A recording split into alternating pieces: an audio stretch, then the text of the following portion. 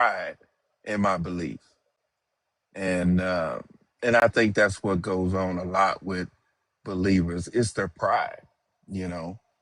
Um, in the back of their mind, they know that shit don't make no sense, but their pride won't allow them to say that, so they're going to be illogical about it. You know, they're not going to use logic. They're not going to, you know, say, well, I need to rethink this, you know, and a lot has to do with just pride. It really does. It had a lot to do with my pride, you know. Which is crazy because they always quoting that scripture, pride goes before destruction, Yeah, yeah. right? What's up, Satan? Was framed how y'all over there in YouTube land? Hey, Brian, say what's up in the chat, y'all. Make sure y'all smash the like button, share the stream out. What's up, Silly Goose? Resist oppression. What's up? Yeah, they're always saying pride goes before destruction. But I do think that it's a lot of pride that goes into it. But like, I think it's pride that stops them from accepting the logic. I think it's fear. And like Universal said, I agree with him that I think they're fighting for their own identity. Like they hear us Hmm. say that we no longer believe in the God that they believe in, and they hear us say, "I don't believe in you," or "I think you're stupid for believing." That's what they hear, Yeah. because it's like saying, "Oh, I think I'm better than you because I don't believe what you believe in." That's not what we're saying at all. We're saying our brains are not convinced of what your brain is convinced of. And they like also we are a society that has been taught that we're supposed to walk alike, talk alike, act alike.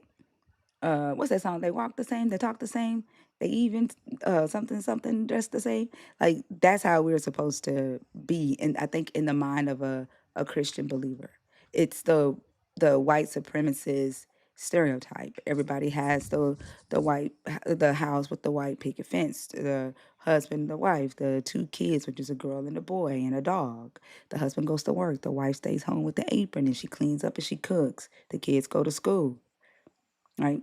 The young boy has a after school job. He plays sports. She's a cheerleader. She's good in school. He struggles. Like it's the same fucking story. They go to church, right? They bang at the same Yeah. thing. Like it's the same story, and everybody's aiming for that same story. And that is, Yeah. if you reach that, that's salvation to the believer. Oh wow, Either look at middle that. that middle age, Mm-hmm. like if you can become a middle income family, if you can become, Mm-hmm. then you've reached some sense of salvation in Jesus, and then you are really blessed in Jesus if you become high income. You get some notoriety, then you're really blessed in Jesus. But if you're below that line, then you're still striving to become righteous and you know saved. And like You know, it's sad. mm, you know, I'll tell you something that really, really touched my heart. I almost brought tears to my eyes. Is when I heard Mother Bash Who the hell is explaining. Mother Bash? Who is Well, Mother Bash? Mama Bash, We ain't Mama in no Bash. church, Nelly. It's just. I've always said that. I I know don't we know ain't why. no church. Mama Bash said it, and it was just you could hear the pain in her voice. Um, that really touched me because I've only heard that once before. Heard what? Like that explaining why she does what she does, why she does her lie. She Oh, wants to try to undo as much as she you know that was an does. accident. Hold on. I accidentally said it. Nelly meant to call her Mother Bash because Nelly is in Sunday school. Nelly is in Sunday morning worship mood. Mine was an accident. it's, it's hard. It's really hard. I mean, me and Mama Bash are not too far from being, the same age. We're not too far from each other. So, it's The just way kind of Nelly even hard. came off, well, listening to Mother Bash, like the way he came off saying it, Nelly was back in Sunday morning worship. But yeah, that touched me though, you know, and I really felt it was a heartfelt moment at that time when I heard her, you know, say that. Now, and I understand, and being as an ex believer, and especially when you push that narrative on people, you feel that way. It really hurts. It really hurts. Y'all do me a favor and check and make sure you're not in the guest box on accident, so that we can bring people up who actually want to be up on stage. Oh, Mother Bass says to say 50 Hail Marys. the Christians in the comments who are afraid to come up, uh like I would like to understand why you come in here with your fear mongering. Like the fear mongering does not work. Like, do y'all think that we went through 20 something years of church and never fucking heard of hell?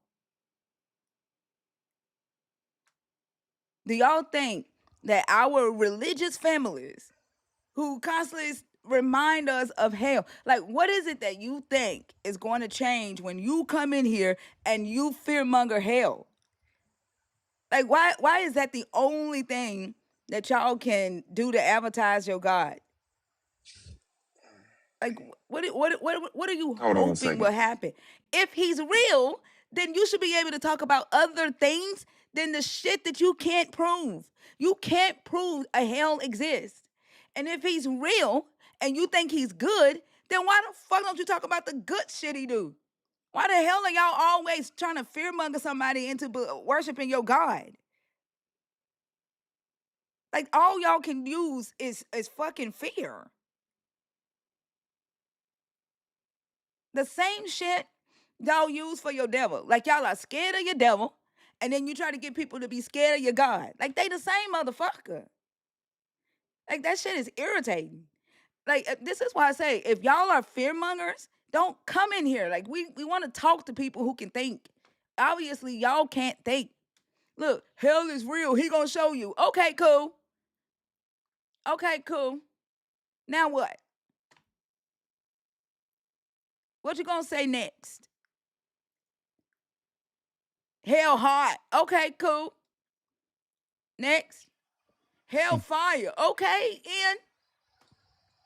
Next. He said hell. He said he gonna show you. He ain't even showed you. So he gonna show me. Right. I'm trying to figure out. Like, next thing they're gonna be like, hell is red, you know. Okay.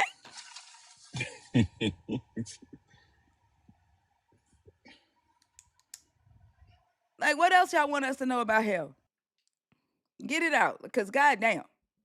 Like, we want to talk to people who think. They don't know. The fact that all they talk about is hell. They don't know hell real, and they know they God ain't good.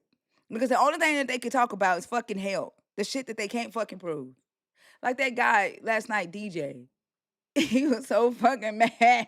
He was so mad that he couldn't fucking manipulate the conversation to get away from the fact that he know damn well that there was nothing that his God could do here in this physical world outside of them claiming that Jesus is the reason you breathe every day. No, motherfucker. I breathe every day because my fucking lungs work. Like just because you want to credit your God for some shit don't mean he doing it. But let's talk about what he actually is doing or can do. And then he ran. Like he ran from that shit. I'm not surprised, really. Because they know he can't do anything outside of a human. Mm-mm. Mm. I'm gonna take you out of the guest box if you're a subscriber and I don't see a nerd, the nerd emoji. Remember, if you are a subscriber and you are trying to come on stage, I need to see the nerd emoticon. If you are a dragon and you're trying to come on stage when there's a guest on stage, the draggy emoji. Um, so the nerd emoticon, not the nerd emoji. So if you're trying to come on stage as a paid subscriber, use our nerd emoticon. If you are a paid subscriber and you want to come on stage, the dragon emoji. Um, yeah. So like you have to be a paid subscriber for that. Um, I don't think anybody's. I think everybody in the guest box is on the wait list. So okay, y'all. The guest box is open if you are a believer in the God of the Bible, deconstructing, or an atheist. Melanated. I don't see a nerd emoticon. I took you out of the guest box, but you're back in. Are you trying to come up on purpose?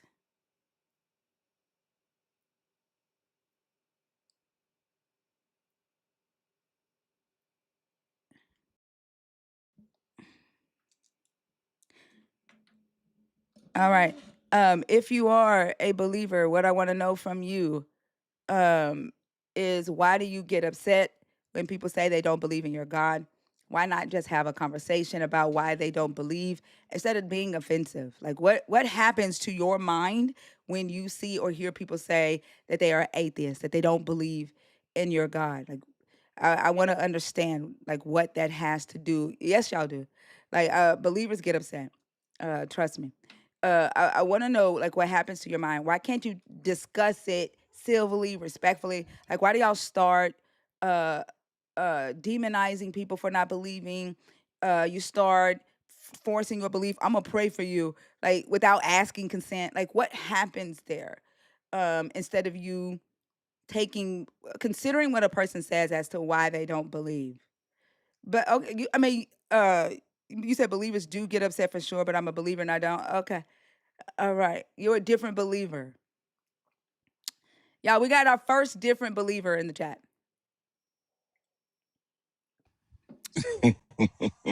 And three, no, the way you are acting like a child. I'm not breaking you up.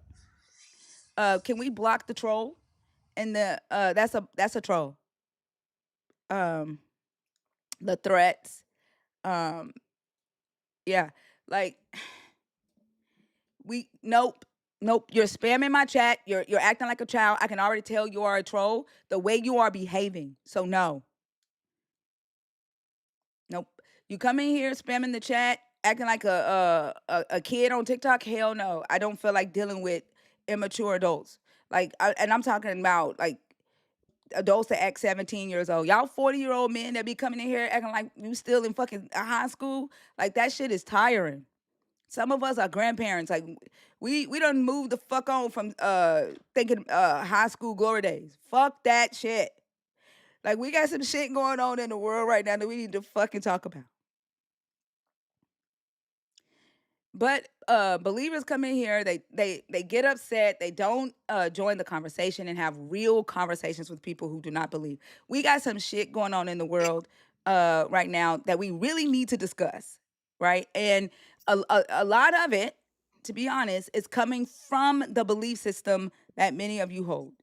And then y'all separate yourselves from people who are within this belief system and say that's not God, that's not what the Bible say, that's not a real Christian, and that's between y'all. But the impact is affecting all of us.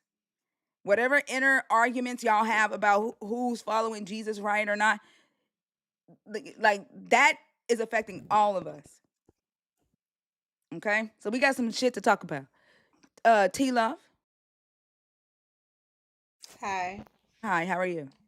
So I want to say I'm that sorry. I'm fine. How How about old are you? yourself? How old are you? 56. All right. Are you a believer in the God of the Bible? Are you deconstructing? Or are you an atheist? I'm a believer. All right. What are your thoughts on the topic here? Well, the thing is that nobody, I mean, being a believer is to understand that we can't judge nobody. And we must remember where we first came from. I was an atheist. So how can I be mad at you for being an atheist? How can, so I can't be mad at you.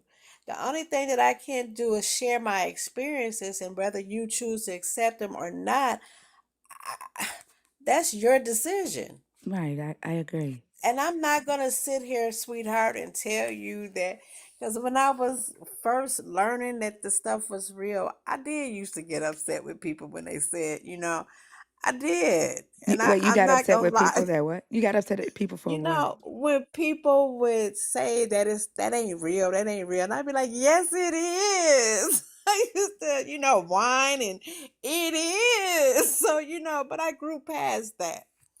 So I'm How not, long you been a believer? I've been a believer now for wow. Uh 13. I was 13 years old when I first heard the voice speak to me. What, you were an atheist from what, 1 to 12 years old? Yeah, because I just believe that I didn't believe in heaven, hell. I didn't believe in God, the devil.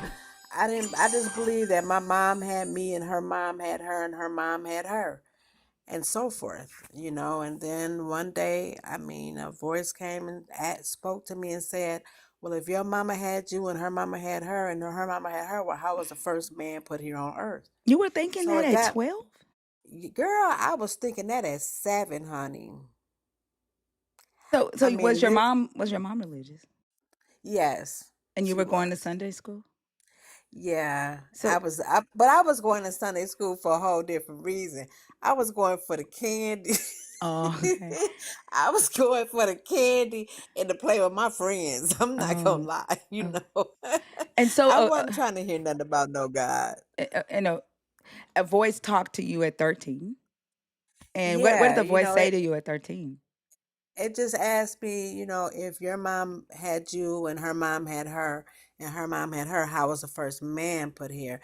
And then my mind just got to ponder and I'm like, and it's just the reality of how did the first human being ever, how did the first human being ever exist if there is not a God? And it just made me start thinking. And then from that moment on,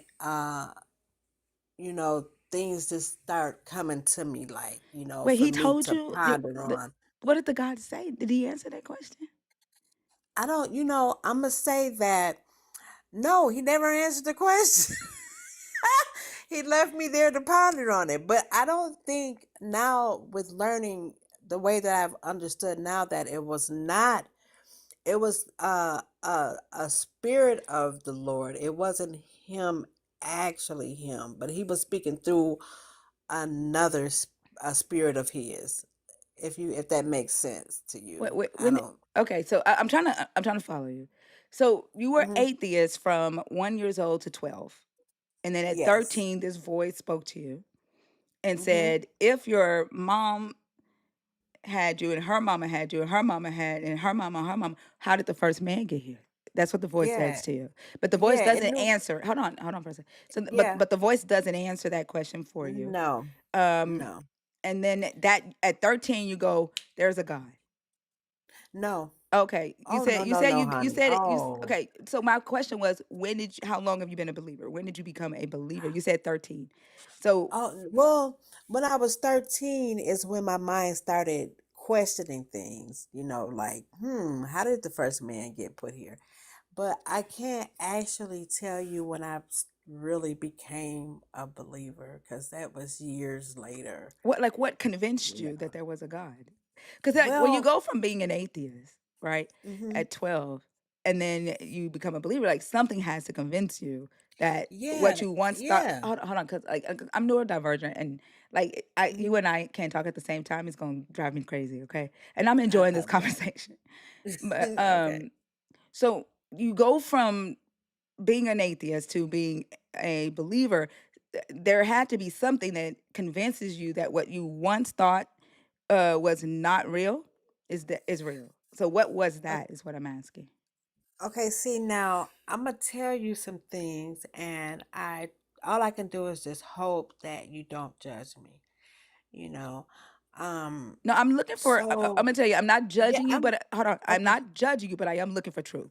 So if I do Oh see yeah, holes in it, I am gonna pick the holes. So I do want I to ain't set that mad at you, girl. expectation. I'm like that too, so Okay, I ain't mad okay, at you. all right. So my boyfriend passed away, and this it was like really weird to me because I was walking down the street and the police officers were like, ma'am, you have to go in the house, we need you in the house. I said, well, I'm just going down a block away. And so they escorted me to the house that I was going to. And so nobody knew anything. I don't know how, but they was like, yeah, that little boy got killed. And I was like, I mean, unalived. I apologize. That little boy got You unalived. can And I say was killed. like, who? You? They was like, that little boy that stuttered? Oh, okay. And then I was like, I said, I said his name. I don't want to say it on here. And I said his name, and it was like, yeah. And so I was crying and doing a lot of crying. And that day, right there, was the first day that I prayed How old were you? and said, I think I was like about 16, maybe. And that was the first time that I actually prayed and said, please don't let this be so, but it was so. And so in our house, it is pitch black. And my niece, she was about, I think she was about 4 years old. And she was real little, very little, tiny little something. And so I was downstairs and I was crying, and then I heard her saying, blood, blood, blood. So I jump up and I run upstairs, and it's pitch black up here. And so, like, I just had to listen to where her voice was coming from, and I grabbed her. And my mom came up after that and turned on the lights. And she was like, oh, this is what she was doing. She was playing in this make this lipstick. Now, mind you, she is shorter than the sink. She had no lipstick on her hands, and it was smeared lipstick on the wall up above the sink, and two H's was written in it. One was a perfectly written H, and one was an H like the horror movie. So I What began to horror movie? step. There's a horror movie You, called H. you, no, you What know you how the mean? horror movies. You know how the horror movies be making their H's, and I don't don't be know. like I it. don't know. It be had the little squiggly line on the edge of How it. old was you talking about a kid that tried to write a H? What?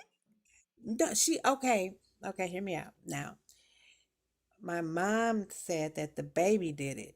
That baby was writing in the lipstick, and that's why she was screaming blood. Mhm.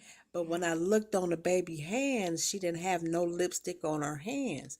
And the lipstick was smeared in on the wall up above the sink where the baby couldn't reach way up there.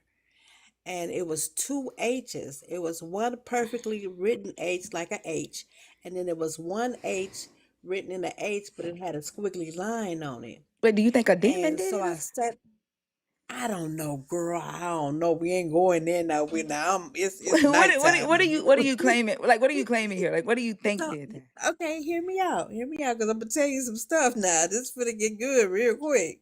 So I sat on the toilet and I started rocking back and forth, crying. So my mom was like, I'm gonna call the ambulance and I'm gonna admit you in the hospital if you don't, calm yourself down. So I calmed down and I went in the room and I got down on my hands and my knees and I was like, I just want to see him again. And a bright light shined through the window and I looked up and he was on the wall and he had on a black cape and a black cape and a black like robe like type of thing. And then a question came in my mind, where do you think he went? To heaven or to hell? So those what represented what the two ages was. And I jumped down them stairs so fast, girl, I never answered the question. And from that moment on, like I had moved in to my own place around about 4 years. I was about 21. So 16, 17, 18, 19, 20, 21. So it was about 5 years later. And I had these guys moving in, and back then we had these big, the floor model TVs that was old, real old time TVs, and I used to smoke cigarettes, and I had smoked a half of a cigarette, and I put it out and set it on top of the TV. Now, on the top of the TV, you can roll a pin across it, and it won't fall off because it had ridges up there. So I set the cigarette on there and I went in the dining room part. So it was two living rooms, but I went in the first living room and I fell asleep. Now, mind you, when I moved in, the landlord told me that he had the front door bolted shut because it was a big hole on the front porch and he didn't want nobody, getting hurt. So he bolted the door shut where we couldn't open that one. So we had to use the side door and the back door. So I fell asleep and the TVs were off and the TVs were off. And in my dreams, I was hearing about this young man that got killed, and I woke up and the TV was off. But I was hearing this in my dream. It was the news. The news was giving the report about a young man that got killed and this and this and that. And it was the same exact way he was. He was shot. So, I woke up and I'm like, oh, shoot, I was dreaming. But now, mind you, let me tell you this part. When I was in the dream, he came to the front door and I opened the front door and he told me to take care of his son. And Wait, now the wait, doctors hold were, on. You were 16. How old was he? mm-hmm, he was 16. He had a son? No, girl, I'm going to tell you this. Okay, the doctors told me I was having a girl, Wait, you were right? pregnant? Yeah, I was pregnant Okay. by this time. I was 21. He was long time passed away Huh? before then. So he was, yeah, he was Wait, long time passed. So it wasn't his it wasn't baby. his. No, it Oh, wasn't his baby. No, no, no. wait, hold on. I'm But confused. Wait a minute. o- How we go from okay, the day he died? Because I'm still trying li- to figure out what. Wait, hold on. I'm still trying to figure out what convinced you this God is real. So we went from the I'm day he about to, died to you I'm being about to pregnant. tell you these are events that was Okay. taking place that was leading me to believe. Okay. Okay. So he said, he came to the door and I opened the door and he was like crystally blue this time. The first time I seen him, he had a black cape on now. Now the second time I seen him, he was crystally like the sky colors. And so he said, he told me he pointed at my stomach and said, take care of my son. Now the doctor said I was having a girl. Take care of my son. And then he said, give me that cigarette. I walked over to the TV and I picked up the cigarette and I gave it to him. And then I went to hug him and he disappeared. Now I woke up Wait, how old are and you I at this sat point? up. I was like 21. So we So talking six. We talking 5 years later. we talking 5 years later, baby. 5 years later. So Wait. I So woke up, hold on, but I hold on, was hold on. I need to know um, something. So okay. at six, okay, 13, you hear the God's voice, and he say, Yes, "How you ma'am. think the first man got here?" And he don't answer Yes. that question. He don't answer it. At 16, you say, "Don't let this be so," and it was so. Hmm. And it Okay. was so. Then he send something to say, "Where you think he went, heaven to hell?" And he don't answer that Yeah. question. He Now, don't answer that. It was a okay, question for me to answer, but I never answered it. okay, Now I didn't answer it. okay. Hmm. But now, Go ahead. 5 years. Are Hmm. you are you a believer at this point? No, You still out of no, all of baby. that, you still wasn't I you. still want to believe, But girl. you I'm said a slow but you said learner. hold on. But you said the voice was God. So at 13, Now, okay, so now that I'm older, I can't say that the voice was God, but it was the but then you Spirit of said the it was Lord God. speaking through. It was the Spirit of the Lord speaking through because it sounded like my voice. No, but hold on. Listen. But at you said at 13 you knew that was God. So even if now that you're Mhm. older, you're saying it's not. It wasn't God. It was His No, no, no, Spirit. no. I'm saying that, that it was God, but it was the Spirit of the No, I Lord. get that. No, I'm You saying I know, get you're saying that mm, now, right? When you got older. right, But you said right. at 13 you knew I that. didn't know better. Hold on, but you knew, but you said, but you called it God at 13, right? Yeah, So because okay, I'm grown. okay, I'm I grown got you. now, I and I'm got thinking you. back. I got you. You know, I got you. okay. Okay, but the fact Yeah. that you called it God at 13 Hmm. means you were already a believer at 13. Right? No, You might no, hold on, honey. hold on, hold on. You might not have Okay. been saved, sanctified, Holy Ghost, filled, fire, baptized, but you were a believer because you identified it. No. Yeah, you were because you called it. Lit- Hold on, hold on. Go ahead. You were a believer because you called it God. And then Hmm. when at 16, and I'm so sorry, that's tragic, right? To have a you know, your first boyfriend pass away like that. Um, but at 16 you prayed to the God. So you were a Hmm. believer, right? Hold on. And Okay, then go ahead. you believed in heaven and hell because you saw that on the wall, and that question, that thought came to your head, did he go to heaven or hell? So you were a believer then. And then now, like, you're here 5 years later and you're saying that you still were not a believer, but you were. Because you Okay. were identifying all of this stuff to a God. Like, my question isn't when did you get saved? No, honey, listen to me. When I was 13, I didn't understand the concept of what it was that was speaking to me. Now that I'm grown and I'm looking backward, I'm saying God spoke to me. Yeah, but you prayed at 16. I did. You were I a believer. did. You were a believer. Like, no, I hold on, T probably, Love. No matter how wow. you want to walk it back. Yeah, Listen, I didn't look at it like that. hold on. Yeah, like, no matter how you want to Mm-hmm. walk it back, right? Like, I sat here, I took notes, Right. actively listening to what you say. Okay, Mm-hmm. you say I was an atheist before, and you say you were an Mm-hmm. atheist from the time you were born to the time you was 12 years old, and that makes sense. Everybody's an Mm-hmm. atheist until they, somebody indoctrinates them with a belief. So you say you were an atheist from 1 years old to 12 years old. Then you heard this voice at 13. You originally said, it was God. Then you say, well, when I got older, I realized it wasn't God, it was the Spirit of God. Now you're saying, well, I didn't know what it was. But regardless, at 13, you hear this voice. And then at 16, you pray to a God. So at 16, at best, you were a believer. At 16, you believed that a God existed enough to pray to it. You believed that a God could answer your prayer at 16. I can't hear you. I didn't I didn't look at it like that. Okay, so what I was saying was when I was 13, now I'm a grown woman telling you the story, right? When I was 13, I didn't comprehend what it was that was speaking to me, but now at being an adult with the learning that I have, now I comprehend that it was God, but it was the spirit of the Lord because he came to me in my voice, sounding like me. No, I get that. I'm not negating any of that. What I'm saying is, the question that I asked was, when did you become a believer? And as far as listening to your story, I can't hear you. Your something's going on with your microphone. Hear me? Yeah, I can hear you now. What what Okay. what I'm saying is, I'm not saying that it was God, that it was a spirit. I'm not saying you knew what voice talked to you. That's not my contention here. The question that I asked, and this is what we're trying to answer, is Hmm. when did you become a believer?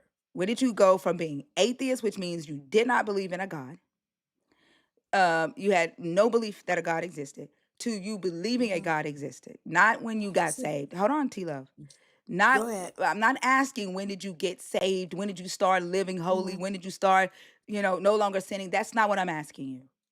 I'm Hmm. asking, when did you go from a lack of a belief that God's existed to a belief that God's existed? And the answer from your story Hmm. is, at best, because I think it was 13, but you've walked it back and erased that.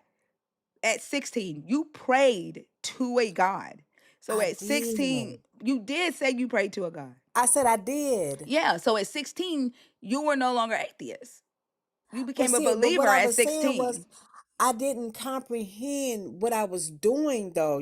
I just got You on didn't my know you were knees. It was praying to a like, God? no, no, no, no. Okay, see, I don't know how to put that. I just got on my knees and said, don't let this be so. I didn't comprehend That's that not what this you was, said. You yeah, said, God, don't let this be so. That's not what you said. right. God, don't let this be So so. you But were I'm praying saying to a I God. didn't comprehend that it was real yet though. I was That just makes no saying the sense, T Love. I know it don't make no sense, baby. I know No, no, it no, don't. like, But let's be real. Like, let's have like an authentic conversation. I I don't. can't help it. I call Hold on. everybody baby. Hold on. That's Yeah, let's it's have an old authentic folk. conversation, right? Like, what is the Yeah. reason that you are trying to identify as being atheist? Like, like, you believed at 16. You believed in heaven and hell. You Okay. believed that in spirits. that all of these visions I that you're was telling me. Hold on, learning. T Love, you and I. It doesn't matter if you were learning. Your mind believed these things existed, Yeah, it right? could So like have. you were a believer. You Yeah. were not atheist. Like what's the reason that you're wanting or saying that you were atheist? Because I didn't believe in heaven or hell at first. That's not what You atheism know, is. There are what people is who believe atheism? atheist means that you do not have a belief in a God. Like there's a lack of belief in a God or gods. That's what an atheist is. You did That's believe. what I was. I No, didn't you believe weren't. in You God. prayed to a God. You Honey, that was at prayed. 16. Yeah. Okay, So at listen. 16 you Hear became a me out. At believer. 16, I did pray and ask God to not let it be so. But here's the thing. I was going off of because my mama read the Bible to me. I was You going off still were of a church believer. services, but I was still not sure that I was actually a believer, but I did pray and ask God not to let it be so. An But atheist does not believe a God exists. So an atheist isn't going to pray to a God, asking a God to do yeah. anything. So well, this is what I'm saying. You were a believer, and we can get on with the rest of Okay. the conversation. And I want to know why Maybe I you're. T was, Love, you and I cannot talk at the same time. Okay. Okay. I was talking to Uh, myself out loud, really. But go ahead. I apologize. Let me mute myself so I can do that. Go ahead. mhm. She wasn't agnostic either. Like she prayed to the God that her parents taught her about. She saw the heaven and hell thing, right? Like she was a believer. But what don't type in caps in my comments. Don't fucking type in caps in my comments, Coolio Fulio. The fuck is wrong with you? The what I want to know though is like we get a lot of believers who come in here and they say I was an atheist before. And usually when I hear their stories, it's not that they were actually an atheist. And I'm what is I would like to understand what is the purpose of trying to identify as an atheist, as a former atheist. We're talking to an atheist because of me saying that I was an ex-believer. I can say that I was a missionary. I preached, I prayed, I fasted. I believed that the God was answering my prayers. Um, I you know everything that I did, I sought this God's guidance and believed that the God and the Holy Ghost was guiding me. Like I was a believer. Like I'm not just saying that I was a believer, right? I talked to this God 24/7. Every like, in my mind, every fucking thing I did was a conversation with this God every day, all day. And so like I was a believer. I don't understand like is do believers who say I was an atheist before, is it to discredit the atheist uh lack of belief? Like or is it to relate? Because I'm not hearing the atheism in your story. Okay, sweetheart. From the time when I was 1 up until 12, I didn't believe in God. I didn't believe in heaven. I didn't believe in hell. I didn't believe in the devil. I didn't believe none of that stuff existed. So that's the part where I considered myself as being an atheist. But Hold on. Listen to the words that you're as I saying. Hold matured, on, T Love. You said from the time you were one. What 1 year well, old is saying? because you God, hold, said hold on. one, because you No, said because one, you so that's did. why I said that. You. When I asked you, From the time, hold on, T Love. When I asked hmm you, when you said I was an atheist before, I said, okay. When did you become a hmm believer? You said about 13 years old. I said 13. I said so you were an that's when I atheist. first heard the Hold on, voice. hold on. That's not what you said at first. Hold on. hmm When I asked, when did you first become a believer? You said, hmm about 13 years old. And I said, oh, okay. So you were atheist from 1 to 12? And you Oh said, yeah, yep. yes. Yep, yep. That's right. That is right. Because well, at the age of 13 is when I first heard the voice speak to me. And I was starting to learn from that moment on, witnessing things to know that it was real. When I was 16 and he passed away, I prayed. I did. I said, God, don't let this be so. And it was.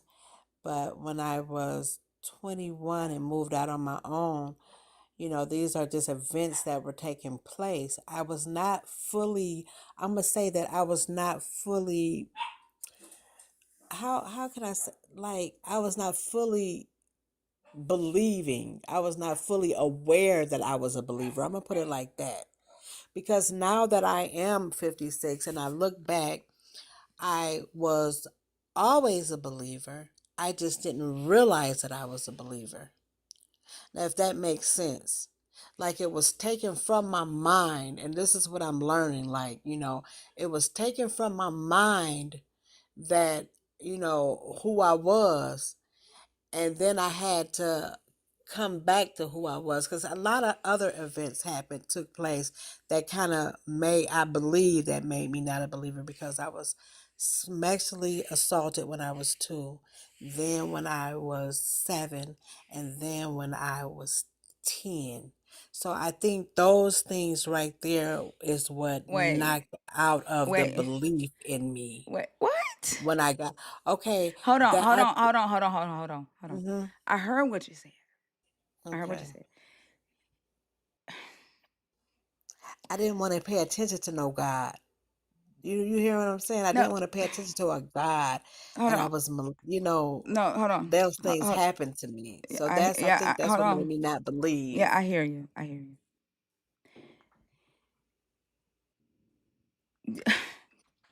What you listen to what you are saying. Okay, I'm wait, wait, hearing it. wait. No, hold on. It's my turn to talk. Tilo. Go ahead, go ahead. Listen to what you are saying. Okay, you are saying that at 2 years old you were essayed by adults, and this God didn't say anything. At 7, and this God said nothing. At 9, and this God said nothing. Then you turn 13, and the God says, "Don't you know, man, who created the first man?" Don't say anything about the harm you went through from 2 to 9. Then your boyfriend dies at 16, and the God shows up again to say, "Where you think he went, heaven or hell?" Still hadn't said nothing about the abuse you endured as a child. Now he's back at 21, fucking with you again to let you know that you having a boy when the doctor said that you having a girl, and still Yeah. hadn't said nothing about the abuse that you endured. Not yet, but he did. He addressed it. Not yet. Mm-mm. Like, Just uh, not yet. the fact that he didn't do anything when it happened. Hmm. He did nothing when it happened. And then even like when you say that the God shows up with his voice, he didn't even say, "I'm God." He just came to say, "Men were created first." Hmm. That makes sense to How was the you? first? No. Yeah, I mean, when it's like a puzzle. I'm gonna say it's like a okay. How the whole like this came to me also. It was like a puzzle, and he's putting the pieces of the puzzle together, and the pieces of the puzzle is not being put in the order that I want them to be put in. They're being put in the order that needs to be put in. Wait, a So God now expected that you, I'm a 2-year-old, to put a 13-year-old to no put no a puzzle no together? no, hear me out. This came to me. It said it's like a puzzle, and it began to put pieces of puzzles together within me where I can visually see it, but it was putting them in place inside of me, and I was witnessing how I can't explain that, but I was witnessing it, and it was speaking to me, telling me, your life is like a puzzle, and I'm putting the pieces in, not as you want, not in the order that you want them to be put in, but in the order that they need to be placed. That doesn't make So any sense because doesn't hold on, it T Love, doesn't hold make on, hold on. sense. You and I can't talk at the same time, okay? I'm like, and I'm trying my best, but I'm telling you, I'm neurodivergent, and I cannot hear two voices at the same time, especially when I'm trying to Amen. actively understand. Like I'm really trying to understand. Okay, Okay, all right. but That nope, nope. It's go my turn. ahead. It's my turn to respond to you. Okay, Hmm. all Hmm. right. It does not make sense for this God to say your life is like a puzzle. And okay,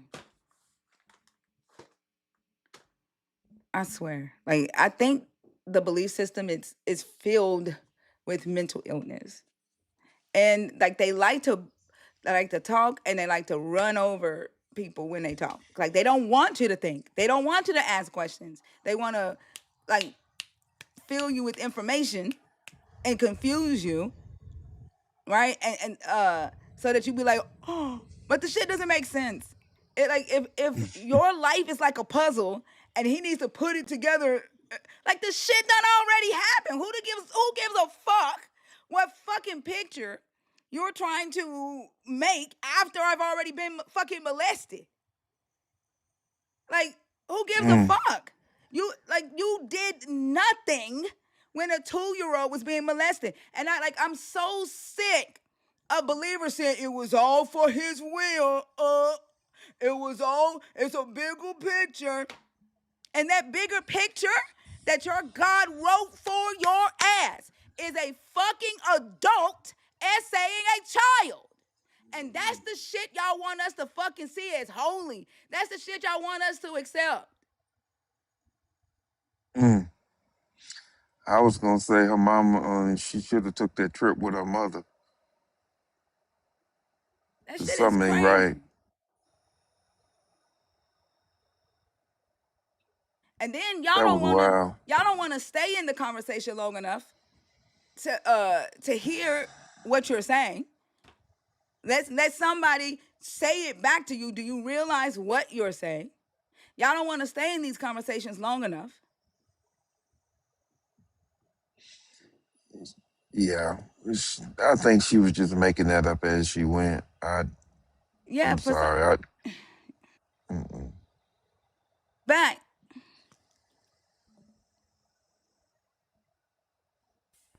My internet is be interrupted. So, I'm on my tablet. So sometimes now it's turned down. Yeah, my internet was interrupted. Sometimes my tablet will just go out, you know. Mhm. Um, Hold on. Let me so I say. have to wait for a minute. But I Hold on. understand. Let me say Hold this, on, Mimi. because you left before I could say what I want to say. Like, I heard you but though. but I it's still can okay. hear But you were you. not here. I Right. like when believers come up here, y'all want to talk and y'all don't want to hear what we have to say. It's like y'all come up here to talk at us. Like it's a conversation, right? And I'm like, if I'm gonna actively listen to you, I'm gonna take notes because I really want to understand why you all get so upset, why y'all say the things that you say Mm-hmm. when we say that we do not believe in this God. And Right. what you just said to me was that this God said to you, your life is like a puzzle and I'm putting the pieces together inside of you. And you may not Mm-hmm. see the entire picture yet. But Yeah. what you don't understand, what we heard was that the puzzle, the final picture that your God created for you included an adult essaying you at 2, Yes. included a 7-year-old being essayed by an adult and nobody Yes. doing anything about it. And then y'all will say, it's all in the will of God. It's all for a greater purpose. Essaying children is in your God's No. will. Hold on. Essaying children is in your God's will too fucking much. Like we keep hearing this shit. And this is why I be going off.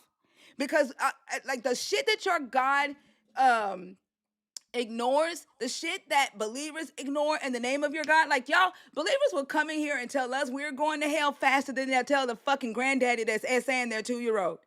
Faster, like, Mm-hmm. and I said this the other day. Somebody's mother disowned them for coming out as an atheist. But a believer will disown their child for coming out as an atheist, but will fucking sit down with the same motherfucker that essayed their child on fucking Easter Sunday. That shit pisses me off. And then I'm supposed to sit here and just be like, yep, it's all in the will of God. It's all God was with the 2-year-old when the man was doing it. Like, what type of shit is that? And then why do y'all expect us to sit here and be like, I believe, yeah, your story is just like, oh my God, it's so good. Now I'm a believer. No, I wouldn't ever try to look. I'm not ever trying to convert you, sweetheart. No, I'm. I'm just sharing my story, and I won't ever sit up here and tell you that you're going to hell because heaven and hell That's is not the not mine to point. Listen, place you're nobody. saying that SA was in your God's will for you. It was not. I never said that it was in You His said it will. was in the That was what is in his sin. puzzle? That was sin's will. No, you said your That was God said that sin. he's putting together the puzzle in you. Yes, you didn't let me That finish. if your It God is didn't have putting this anything. puzzle together, how are It you didn't now have trying to any. say it's sin if you originally said that your God was putting the puzzle together? No, I was telling you that he came to me and told me that he's putting my life together. The pieces to my life Did SA include the is pieces in what your life? it was sin. No, no, no. Did the SA, if your God is putting the pieces of your life together, pieces of your Hmm. life included you being SA'd as a child 3 times? I can't honestly answer that, but that This is it what I'm did talking take place about. in my life. What do you mean you can't You answer know, that? You told us you were SA'd 3 times in your I life. said it did take place in my life, but I can't give you an answer to as to why I didn't ask that why. happened to I didn't me. ask I why. can't I Hold can't on, answer the Tila. question to I no, saying what God's plans no, was or you, what God was Tila. thinking. Y'all, I hold can't on. Will answer you those stop questions. talking while I'm talking? Yes, you can because you already told us that. You already said that he's putting the pieces together up for your life. If your God is putting the pieces together for your life, then your God knew your life included you being SA 3 times. But then y'all will walk Yeah, everything back. I'm Hold on. Y'all will walk everything back that you said because you got to protect your God. And then you start engaging mhm. this like I don't know if you've been engaging honestly from here, but then we can really see the dishonesty because you start protecting your God in the conversation. You're Here's the thing, protecting it's him not right now. I here's the thing. Now I'm gonna keep it 100% real with you, sweetheart. I that's a habit, so you gotta excuse me. I just that's a habit. But I believe that all things happen for a reason. Now, I can't cast a judgment to say why these things had to take place in my life. I can't judge that. But I do know that from those things Wait. took I gotta taking take a deep hold place. on. I gotta take a deep breath because you're saying exactly Okay. what made me go the fuck off. I am so sick of believers saying that child essay and pedophilia is for the bigger purpose. Like I'm fucking sick of it. Like Yeah, I'm and I sick of hearing that from that side, from that fucking side of the yeah. aisle. I'm sick of it. Do you know I how? hear Hold you. on. Do you know how many people come on this stage and Hmm. say those words? I'm sick of it. I am sick of the church allowing people to harm kids and calling it your God's bigger plan. I'm fucking sick of it. I'm sick of talking to victims and how they have been brainwashed and believed that this was like they had to go through it to be used by God, to be crushed by God for his glory. I'm fucking sick of it. And it is weak motherfuckers. It is weak motherfuckers allowing this shit to happen. It is motherfuckers who are doing it, who enjoy the fact that there are weak motherfuckers who won't turn them in, who won't fucking stop them, who will see it as your God's glory. And then Oh, I and don't then see people that as God's protecting the glory. God. I don't see that as God's glory. You literally just said everything happens for a reason. It It's does. It God happens putting for a my life reason. together. You literally said that. It does. Everything does happen for a reason. But I'm not saying that that was God's glory because here's the thing, we're sent here to learn about good and evil. And that was learning about evil right there. Hold on. You're sitting here to learn about good and evil for what? Who sent you here to learn about good and evil? Well, that's what the scripture said, Who? that Who we're sent you sent here here to to learn learn about about good and evil. whose plan is The it? Spirit of the Lord Who? led us here. Your God, right? Yes, He led Okay. us And here. you as a 2-year-old had to learn about evil through SA for what purpose? I don't know. And I'm still dealing with that. So, You literally brought this up to say that your God yeah. told you, like, you N- got to stop. You got to stop. Here's the No, thing, no, no, no. It's and my turn to talk. You keep cutting me No, I'm off. not cutting you off. I asked you a question, you answered it, and now it's my turn to speak. You literally brought this up, and to say that your God is putting your life together like a puzzle, and you said inside of you. You even Yes. said that he said you may not see the puzzle. You may not know how the pieces are put together, but I do. So you when you brought this up, you brought it up to say that your God is in control of the puzzle that is your life. And when I started pointing out that your God, the puzzle that your God is putting together inside of you, included you being essayed at 2 Mm-hmm. and nobody doing anything, at 7 and nobody doing anything, at I 9 never and nobody told doing anything. nobody. Yeah, I never told You, my mom. I but never told no, nobody. stop. Mm-hmm. You who the fuck at 2 years old? It's not your responsibility to tell your mom. Like, why are you sitting here making excuses for this guy? Everything that you're I'm doing right, not. you are. You can't I'm even sit dealing with still. it. You can't even sit still and let me finish saying what I'm saying. Okay, go ahead. You are making excuses right now. Talking about, I didn't tell my mama. But you are here to defend a God. If you believe No, that a that's God, will because you you said stop? nobody did nothing about it. You are claiming that your God spoke to you. You are claiming He that your God, did. well, if he did nothing. If he could come to a 13-year-old and speak to a 13-year-old to tell a 13-year-old that a man was created first, then you have no expectation for this God to have told your mom that somebody was fondling you at 2. I can't judge it. I know I you don't can't because you're know. scared, because your job is to keep the God clean. Your job is to blame you for the God's sins. That's why No, you I can't can't judge blame. it. You have no expectations for this guy, even as an adult. Like, I'm sorry. As a child, you were not supposed to protect yourself. The adults around you were supposed to protect you. Not a God. The humans in your life were supposed to protect you. Get the fuck off my stage, Coolio Fulio. And nobody wants to deal with your stupid bullshit. I'm dealing with serious shit tonight. No human was, no God was supposed to protect you. Humans were supposed to protect you, and they fucking failed. But as an adult now, because of what you have gone through, because you believe in a God, Mhm. you are, right now, what you're doing is you are protecting the God's image. You are protecting what you believe the God to be for you. And in doing so, you have low expectations of this God to do anything for you. You were not supposed to protect yourself. And if you believe this God can come talk to you in your mind to inform you that men were created first, then you should believe that this God should have told your mom that somebody was fondling you as a child. Yeah. I can't explain how it works. I can't judge it. But I'm still dealing with things.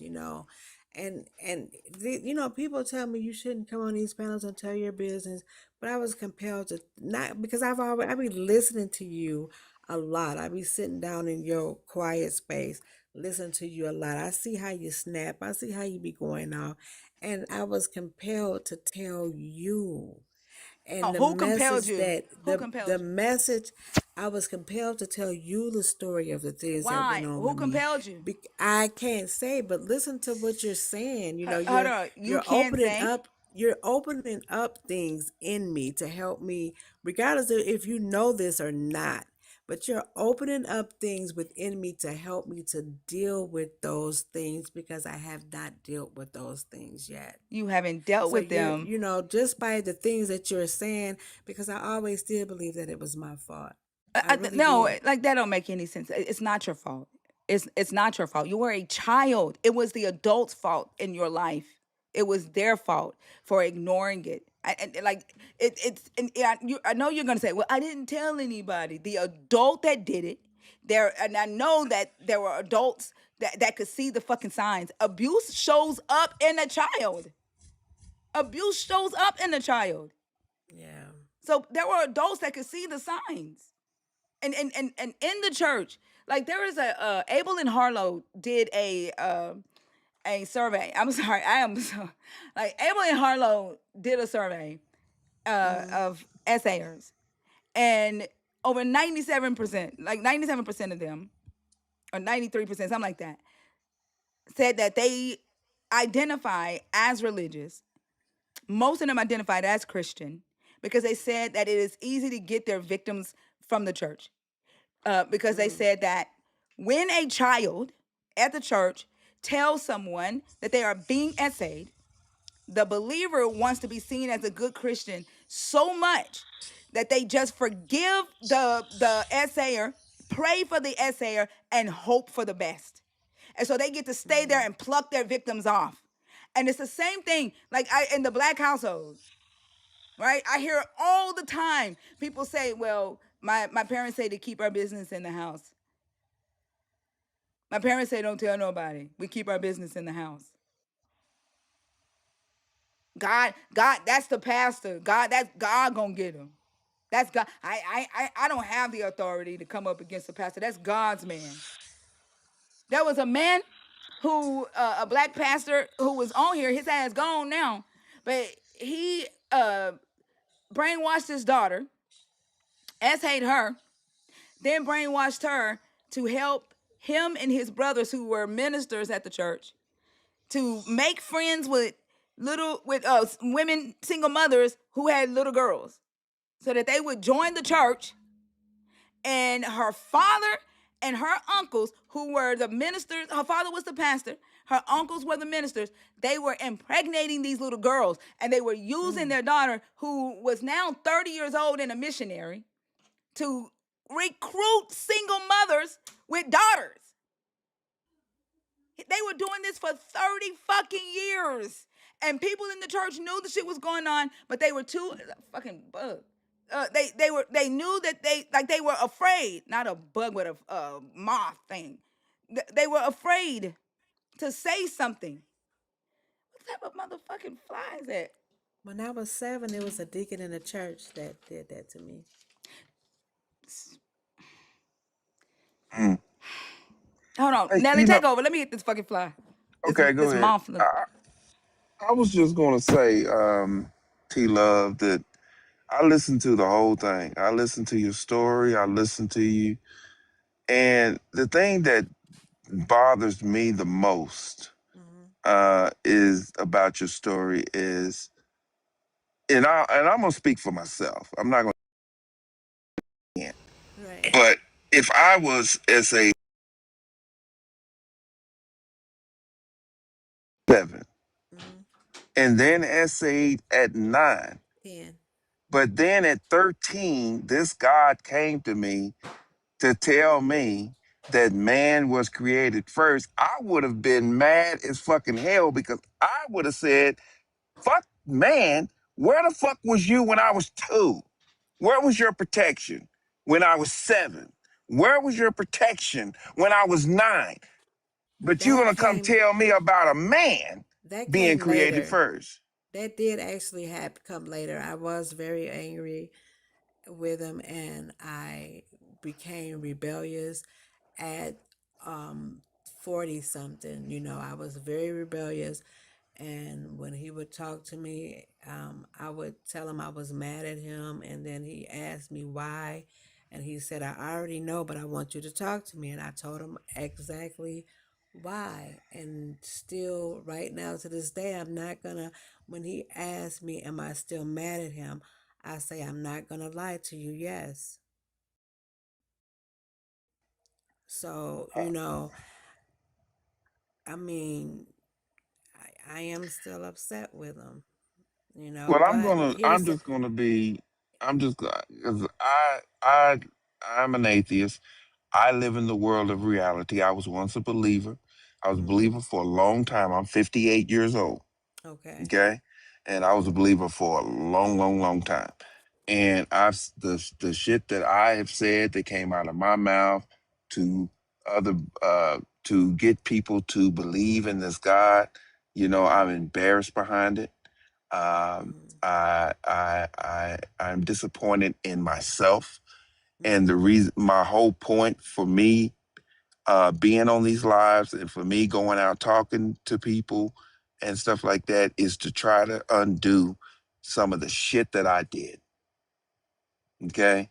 Now, okay, to get back into reality, you know, what you believe is what you believe.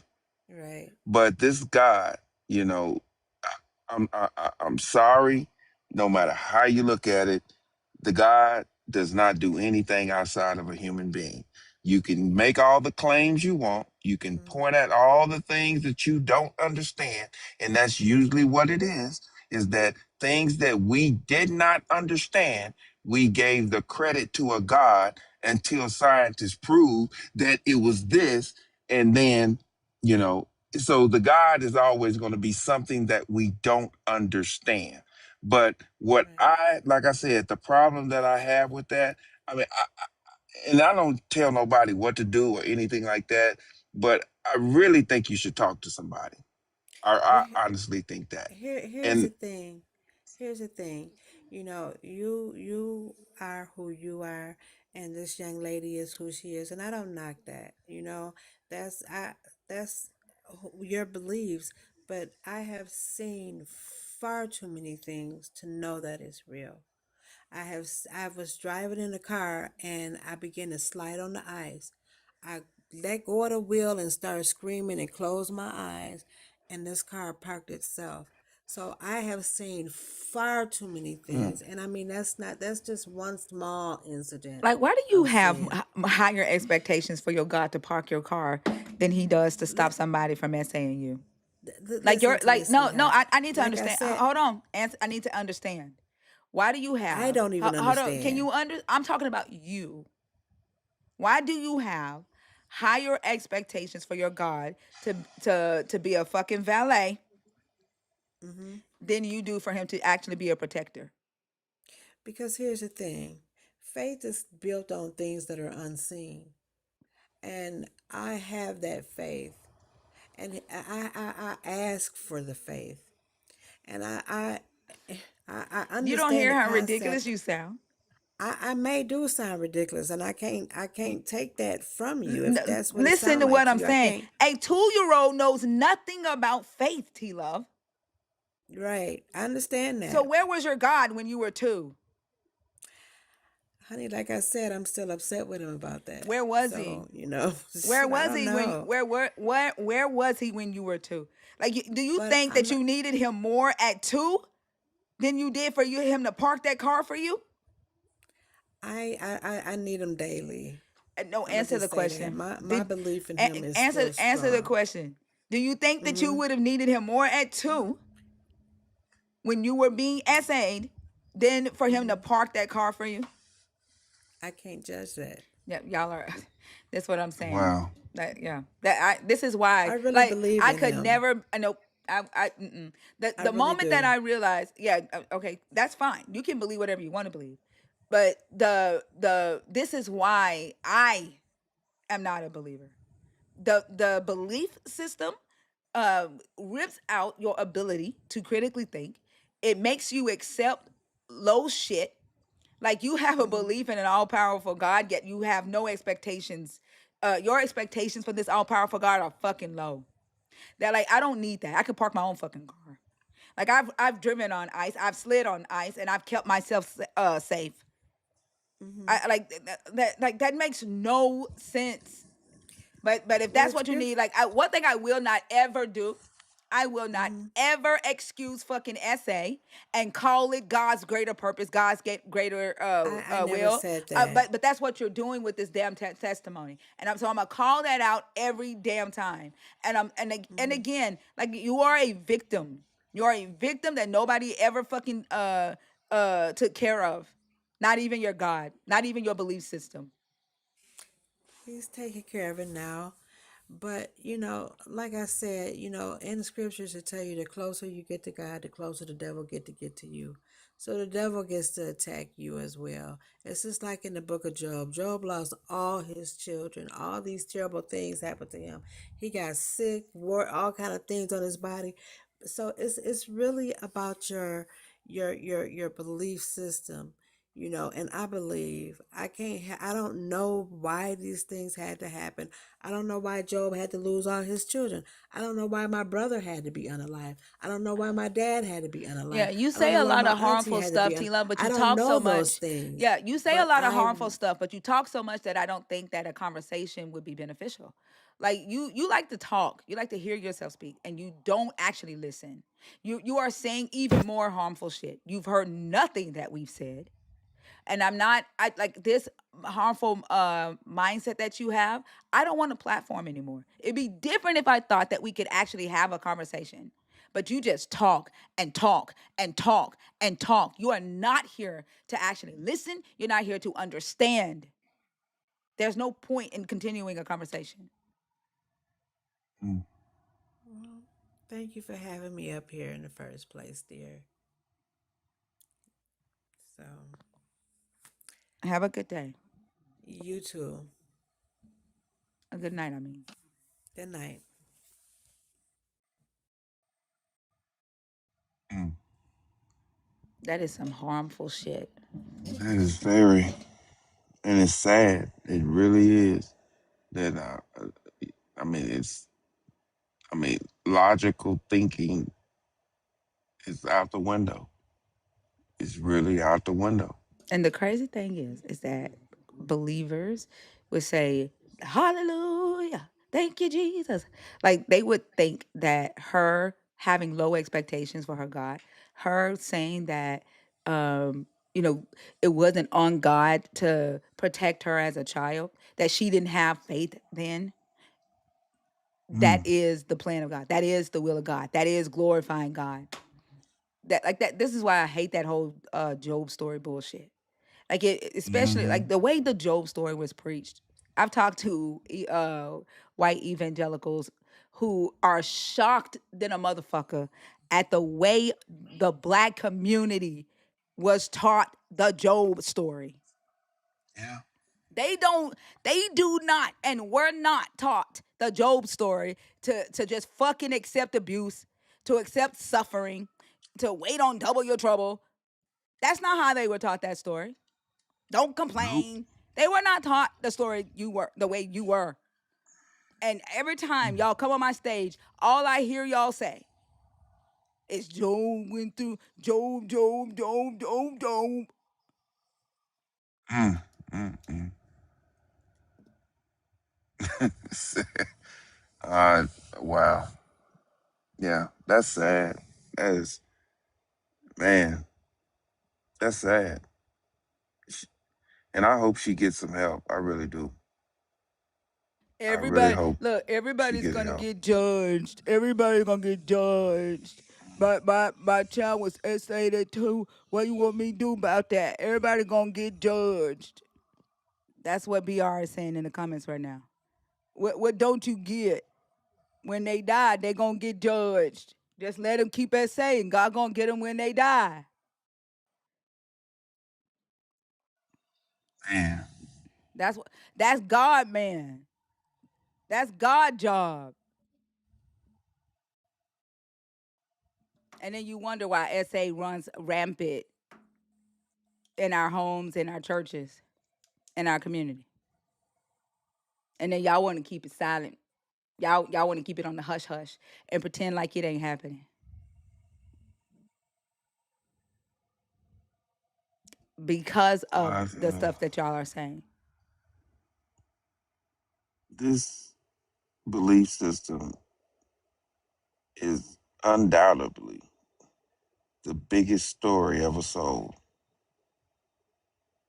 And I mean, it's wow. Bora Bora, I, I know you heard me say in our homes. I know you heard me say that. Sorry, Nelly. no, I was just saying. I mean, the more and more I just think about it, I just,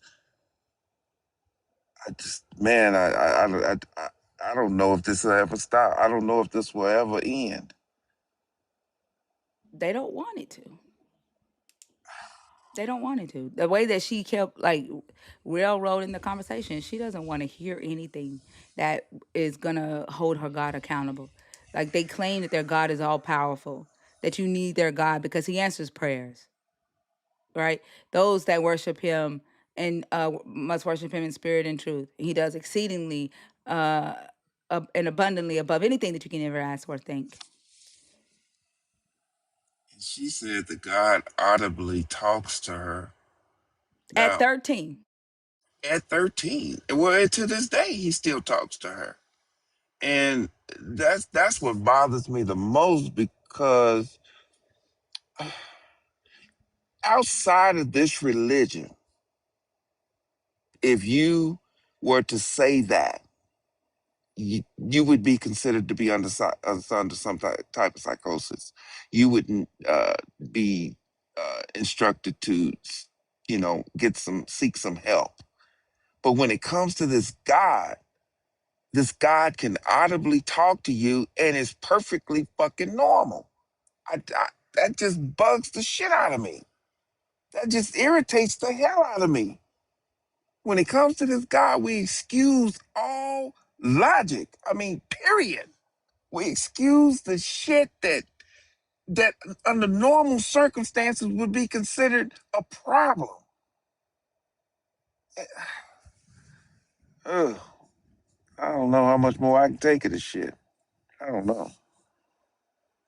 Like, we get people justifying rape,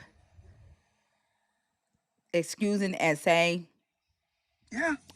racism, genocide. Like, think about it. It's the believers justifying this shit. It's the fucking atheists going the fuck off. Yeah. And it's you know, it's it, it's it makes me feel bad to see I didn't people. say she. Hold on, Nelly. I didn't fucking Uh, say she said it wasn't normal. She said it was a part of a bigger plan. That shit ain't fucking normal. And saying no, that it is a part of a bigger plan is fucking excusing it. Listen when we speak. Stop replying to shit we didn't fucking say. That's irritating. thank you. Like I said, it bothers me, you know, when I see people go through stuff like that and where their mindset is. But it really, really breaks my heart when I see people that look like me. You know, it that really breaks my heart because of the struggle of people that look like me. We done already been through enough, and we still caught up in this shit. I just, You motherfuckers give a more of a fuck about my ass saying fuck than you do about a grown motherfucker touching a child. mm, You want to whine about my motherfucking mouth and will sit here and excuse your God not fucking showing up. Why the fuck your God want to show up when I say fuck, motherfucker? Why the fuck your God want to get up off his throne because I say fuck? mm, mm, mm, Why the fuck does that hurt your motherfucking spirit? Then instead of listening to a woman say that her family let her get essayed at 2, at 7, at 9, why the fuck ain't your motherfucking spirit bothered, bitch?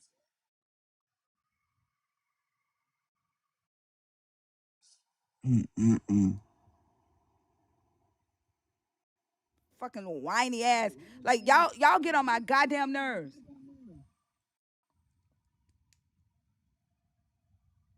mm.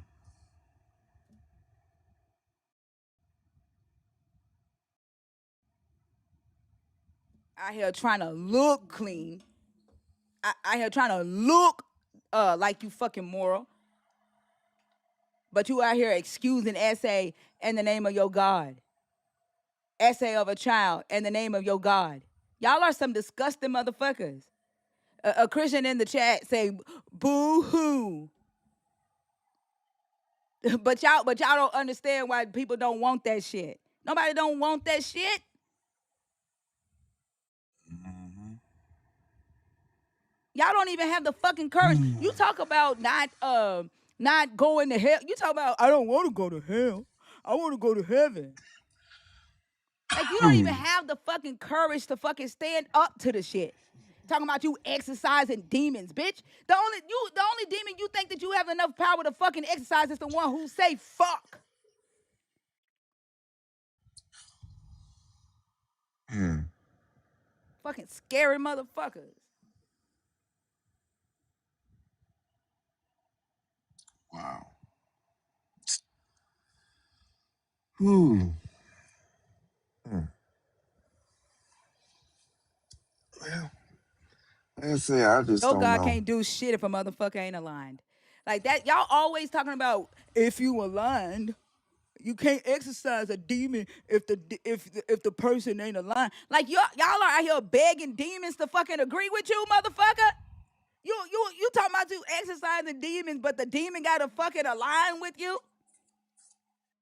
Like, what type of shit is that? You out here asking permission? Make that shit Wow. make sense.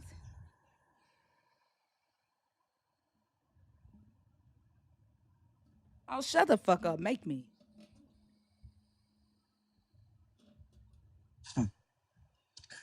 Yeah.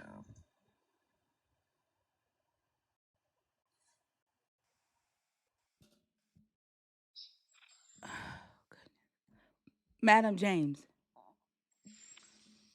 I did not mean to request live to go live, and I tried to end it, but It's it did okay. I'll not. take you I'm down. sorry. No worries. I'll take you down. Have a good one, okay? Thank you.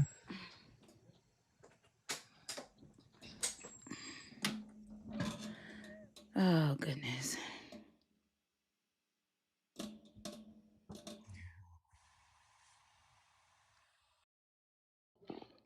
Sharon.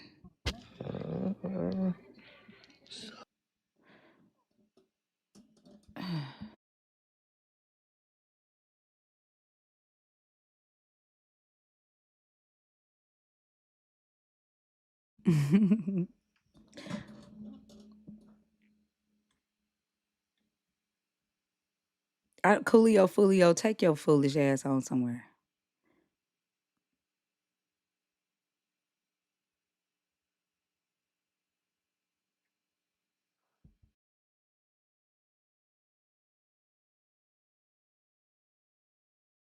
Yeah, like that motherfucker, like he is ignorant as hell. There is no conversation to be had with him. I don't even know why the fuck he keep coming in here.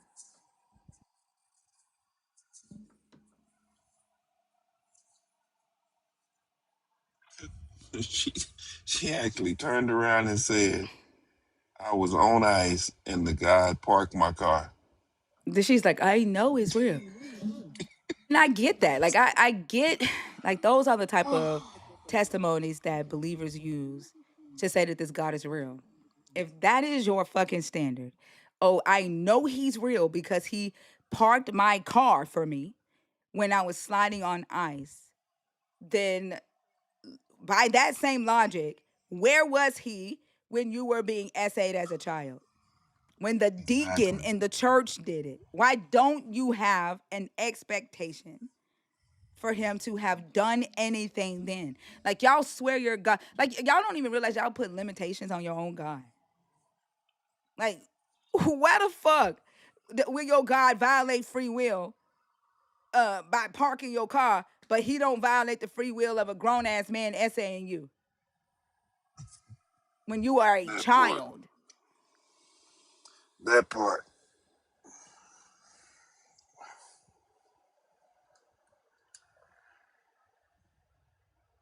Wow, wow, wow. Taxi driver Jesus is crazy anyway. Can somebody get the spammer in the chat, please? I think when believers come in and they type like insensitive shit when we're talking about the things that they go to church and pretend like their God cares about, like I feel like those are the ones that be doing it. And they're mad that we're shining a light on the shit that they've been able to get away with for so long. That is a very, very big possibility there. These are the ones in the family. The ones that type boring in the chat, the ones that type boo hoo in the chat, Like those are the Mm-hmm. ones that have been allowed to get away with touching children in the families, touching children in the churches. Like they swear up and down that like they're soldiers for their Christ because Jesus died for their sins. Jesus died to make the world a better place. Yet these motherfuckers excuse the same shit they swear up and down their Jesus suffered on the cross to get rid of. Mm. Like they believe that their Jesus was so fucking radical in the fucking tabernacle that he flipped over tables. But these motherfuckers, like, because he just hates sin. But these same motherfuckers that approach sin, like, hey, bro, hey, homie.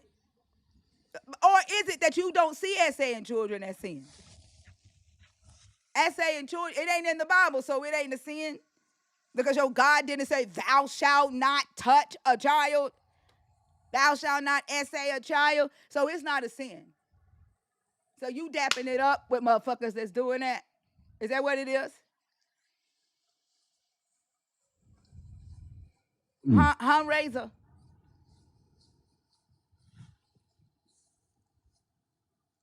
It's just wild. Jesus lets y'all hide behind him. That's what the blood of Jesus is. It covers your sin because it just hides the shit. You covered.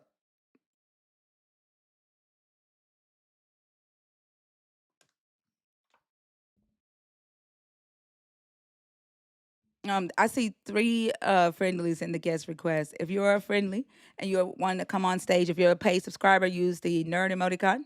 If you are a fan club nerd, use the nerd emoji. And if you're a dragon, use the dragon emojicon.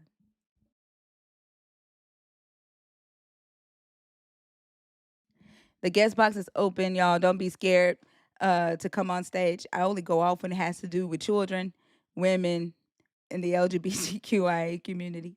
Because especially if you are excusing the shit. If you're not, if I think that you're saying something harmful, I will go the fuck off. And it's not necessarily on you. It's on like I'm attacking the belief, the things that you say, the thing that's in society that's harmful. I don't quite understand why believers ain't angry. Like, why? I don't get it. Why aren't believers angry about the shit that's happening in the world? If you're like, your Jesus was so angry about it that he died for you. That's your belief, that he died because all of this shit was happening in the world. But you just so fucking nonchalant. Make that shit make sense.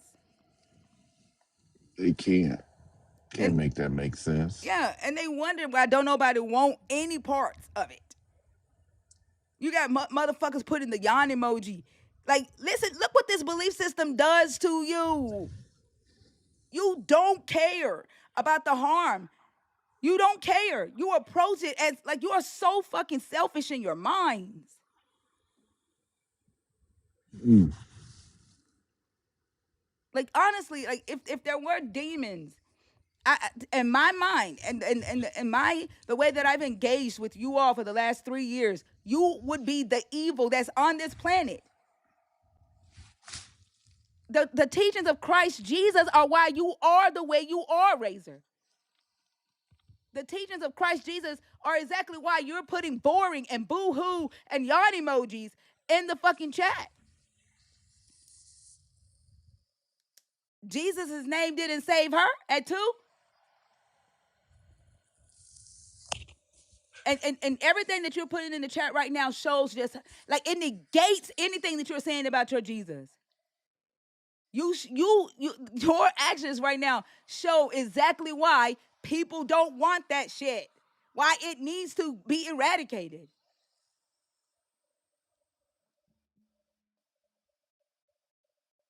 Mm. Your belief system is harmful. System is harmful. Your bad behavior and allows you to forgive your fucking self.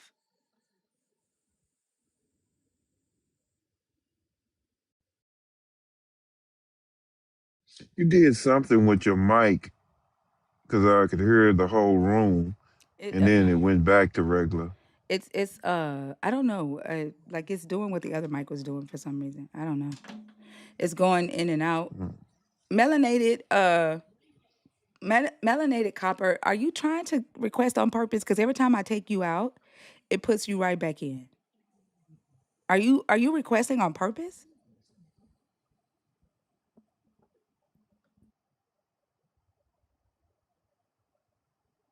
Okay, remember, I was asking for y'all to put the emoticon to let me know that if you're in there on purpose. I would have been done brought you up. Can you hear me now? Yeah, I can hear you. Do you know where the Okay. nerd emoticon is? No, I'm new to this. I Okay. talked to you a couple weeks ago about the Adam and Eve story with Cain and Abel. So I'm new to this. I'm trying to learn it. Okay. Are you deconstructing or an atheist or I'm believer? I'm actually a friendly, Okay. but are you taking Yeah. friendly or you just want? No, yeah, I Okay. am. Yeah. Okay, so as a subscriber, do you see this is how you get up on stage because if I see a Okay. subscriber in there, I'm not going to automatically bring you up unless I cuz TikTok just Okay. throws people in there. So, do you Okay. see what look at the in the comments where hey girl, hey, put the nerdicon emoji in the chat? Do you see that? Hey girl. Hey. Do you see that nerd Okay. emoji? Yeah, I see that. Okay, as a subscriber, if you put that in the chat, that lets me know you're trying to come up on stage. If I don't see that, I won't bring you up. Oh. Does that make sense? Because TikTok just Okay. throws people in there, so I never know when y'all are in there on purpose. I'm gonna say this. I see it now, but next time I might not see it again. So just work with me. Okay. All right. What are your I'm thoughts? my thought is when it comes to all of this is they all agree that he is somebody perfect. Why will why will a perfect being make imperfect creations and then judge them and destroy them for being what they are, imperfect? That's what I don't get when it comes to the whole religion. If you created me to be imperfect, how are you going to judge me for being imperfect? Do you get what I'm saying? No, yeah, I do, but I think they've excused their imperfection. Like Jesus died to give them the excuse to like to excuse their imperfection, right? Like, do you watch Mama Bash's lives? And I watch all y'all lives. Sorry, go ahead. no, that's okay. You know the conversation that Mama Bash is having. Uh, that Jesus died to free you from sin or to make sin free. Hmm. And they all Yes. say that it was to free them from sin. And then by the end of the conversation, they end up switching to make sin free because they still have this expectation that even though Jesus died to free them from sin, it doesn't really mean that they won't sin.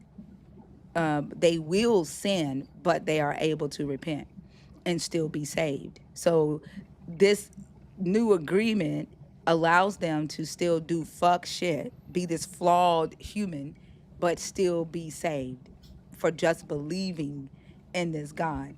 Where the rest of us are flawed humans who don't believe in the God and we're flawed and gets condemned. So there's no expectation of actually not sinning from them, not being flawed from them. Like he in the conversations is okay, he creates flawed humans, but I only want flawed humans who will obey me. Because he needs flawed humans to do his fuck shit, right? He needs flawed humans who will agree to rape a woman. He needs flawed humans who will agree to commit a genocide, right? He just needs flawed, obedient humans. So at what point do you realize that it's all flawed and you're feeding into something that's not? I don't know how to say it, but I listen to, especially you. I listen to everything that be going on, and you be ripping in their ass, and I be like, that's not what she asked. That's not what she said. I get it, but it's like they don't get it. And the whole thing about it is, he's a perfect being. So why would he make imperfect? Why would he make an imperfect creation and expect them to be perfect when that's not how he created them? And they don't seem to get that. So I know I get what you're saying. I just want to get out. I just want to put that out there. I don't think the God's definition of perfect is what we call perfect. Perfect to the God is obedience. Right? Like when Jesus says, "Be ye Okay. perfect, for I am perfect," he's not talking about don't make any mistakes. Being perfect is doing the will of his Father. So obedience, Okay. right, is better than sacrifice. All this God prioritizes is loyalty to it, loyalty to the system, to the cause, right? Obedience to authority within the system, within the cause, right? And that makes you a perfect servant. That makes you a perfect follower. Not doing all the right things, right? Not being moral. This God does not prioritize morality. That's why they I get always that. argue that their God is their moral foundation. Because whatever the God says is good is good. Whatever the God says is evil is evil. It doesn't matter what you think. If he says go and rape these women as a punishment, it don't fucking matter if you think that's immoral. It's good because the God said do it. I get that. But at the same time, when y'all sit up here and y'all point out things and they start backpedaling, trying to correct everything. Why don't you take that moment in time and just say, you know what? Oh shit, hmm, that makes sense. So that's what I mean when I say I get what you're this is saying. a perfect being. Okay, right. Yeah, no, This is I, a I get perfect what you're saying, but they're being. loyal to the God. They're like, you have, in order for somebody to sit back and go, damn, that that makes sense. That is harmful, right? That person Right. has to not want to cause harm more than more than they want to obey their God. Hmm. The person Ah, has, when Jesus says, love the Lord your God with all your heart, soul, and might, that that's what they do.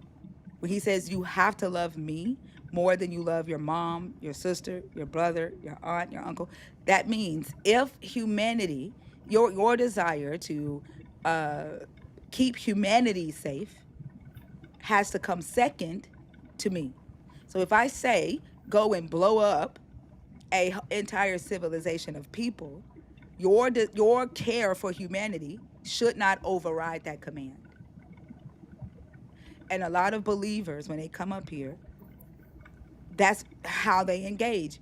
Like they're not able to look at it and go, man, that makes a lot of sense. That is harmful because they've agreed, they've signed that agreement in their hearts and their minds. They've agreed to put their God above themselves and above humanity.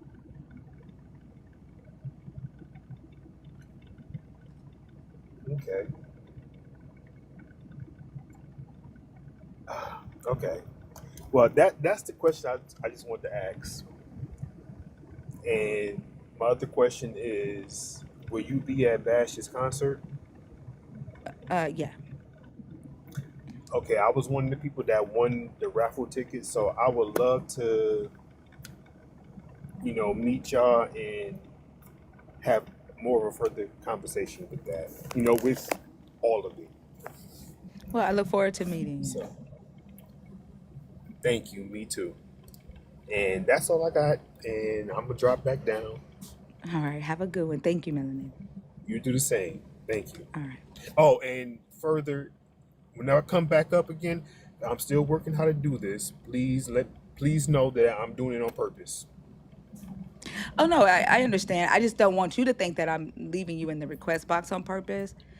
But I just like, since you're new, just showing you like how it works. Because TikTok would throw y'all in there, and I won't know if you're in there on accident or you know requesting on purpose. So that's the system that we're creating to let me know that you really want to come on stage.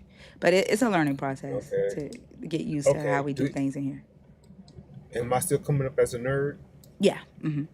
Okay, cool. All right. Thank you. You're welcome. Have a good day. You do the same. All right. Good night.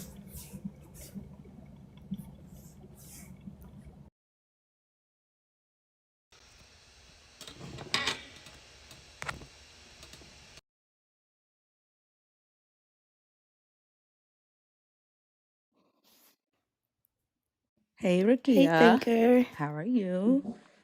How you doing? I'm I'm doing okay. good. And I got hot. All that fucking yelling. I'm sweating like a motherfucker. I wanted to come up that other guest that we had, that conversation, it was a little triggering. Um, and I wanted to share that my biological father passed away last week around this time. And I'm sorry to hear that. I'm Thank you. I'm dealing with that, but also the reality that he was also my abuser. So it's very hard. And to know that this belief had me really wrapped up in trying to um, force a relationship with him for years because was being told that I had to forgive him. That was the only way that I would be forgiven, or um, that that God would hear me. And so it's very really hard when you hear believers say things and make excuses for, as say when you're a child. My father, he was a pedophile. It wasn't just to me; it was to other family members, and um, he was protected. And he always used the forgiveness. I always had to forgive. And my mom had some inkling of that things happened to me when I was younger. And therapy was trying to help me navigate through that over the years. And I always had a blockage. And 2 years ago, there was an incident that came up, and he was angry at me. And he said it was supposed to be a secret. And it triggered the memory of of of him saying that it's supposed to be a secret, and I wasn't supposed to say anything. And even when things happened when I got older, because I lived with my aunt and uncle who raised me, and when I had my son, I went to live with my dad and my stepmom, and he was inappropriate then, but he had learned how to mask by always saying, well, I didn't touch you, but you were inappropriate to the things that you said, the conversations that you had, the things that you would watch in front of me, in dreams. And it was just, and then when I told my stepmom, she had said, well, did he touch you? And I was like, no, but he was inappropriate. And it was like, it was okay. And all of the whole family is Christian, um, believing. And um, when he passed, I found out that it was not just me. Like I said, it was other family members that were in the house, and he did the same thing to them.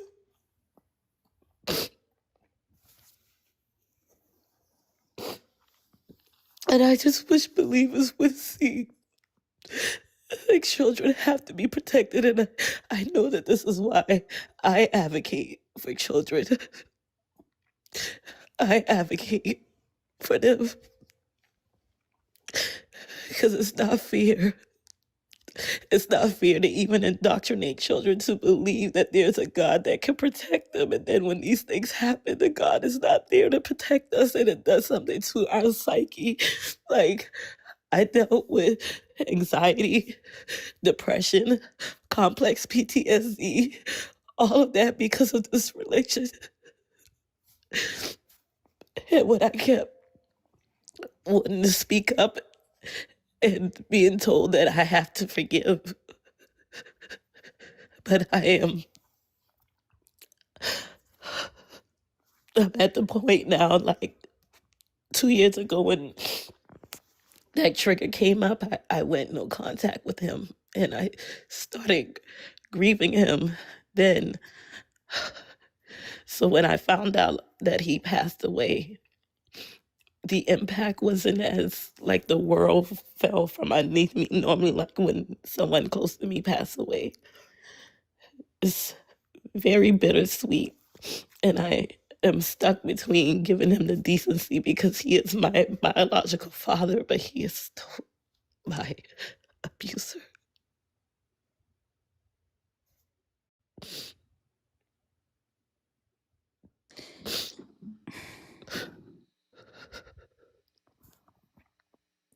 You don't have to hold any feelings for him or his death that you do not want at all. And people cannot guilt you into that.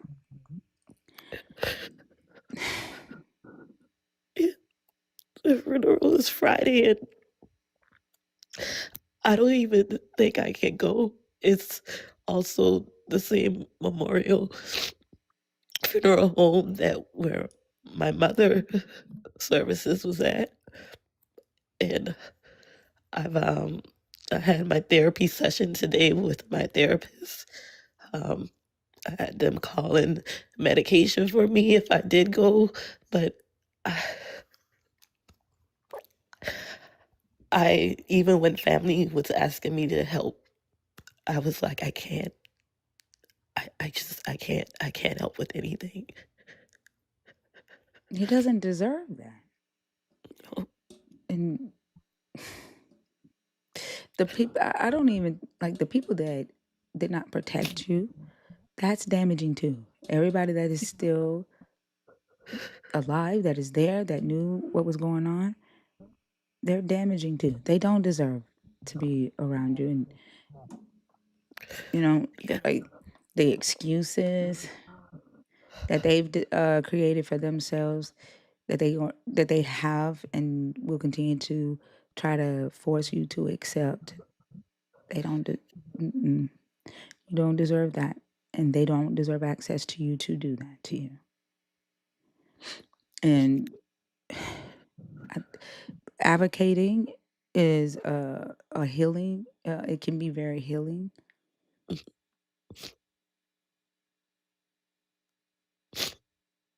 yes, This is exactly why these conversations have to, like the hiding. The hiding has to fucking stop. yeah, The hiding has to stop. The fear mongering of authority, the fucking authoritative systems, the hierarchy systems, using the God, using the Bible, using the pulpit, the titles, the fucking shit has to stop.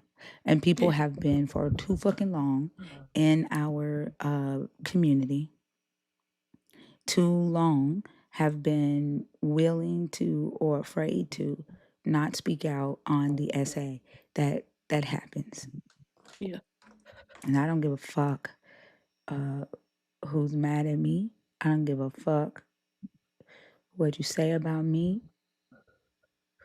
The shit has to come. Like it can't hide any fucking more. no, I can't. And I am seeing it. It seems like more of the younger generation are speaking up. They're not tolerating it, and I'm happy about that.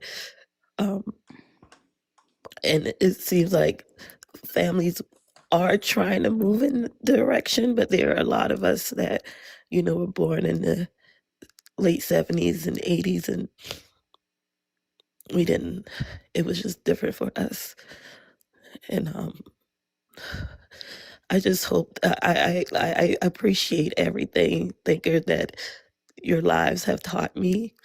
Um, it helped me even make that final decision that I could not truly, authentically walk in loving myself by still being attached to this God that allowed so much suffering in his name that I was taught. It just didn't make sense.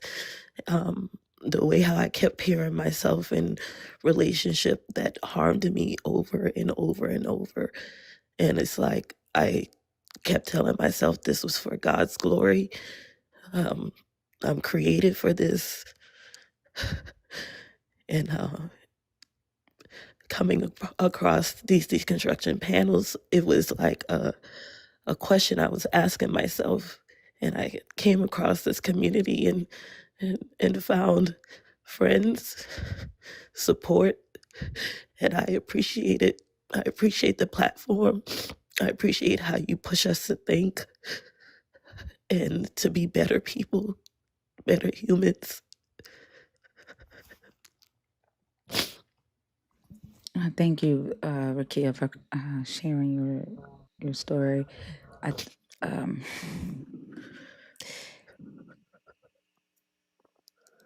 I want to say that you're doing a great job, right? I'm not going to say you are strong. I'm not going to say that. I'm going to say that you are doing a great job. From, I've known you now for probably about a year. I think it's been a year now. It's Almost a I year. think by July, August. Yeah, we're coming up on. Yeah. I've been on your page for like since 2020, but like as far as coming into the lives, yeah. I used to always follow your content because I just loved the way how you thought and would approach, different topics. Yeah. Well, so I'm gonna say it's been a year since we first talked. Yes. Yeah, and I think you're doing a fantastic job. And I didn't know, you know, this part of your story, Yes, um, and the beautiful, vibrant, creative person that I've known on that type of level for the last couple of months. I could just say, "Hey, girl, hey!" I'm like, you're doing a fantastic job, and thank you. continue uh, continue to heal, continue to create those boundaries, Yes. forgive yourself. I'm not talking about forgiving people. Right. Right. Forgive yourself, and find that love for Rakia and understanding of Rakia, knowing what Rakia wants and what Rakia don't want. And if you, however you choose to move with this part of your life, that's your fucking decision. Yes. Yes. Thank you. Thank you so much. You're so welcome. We support you.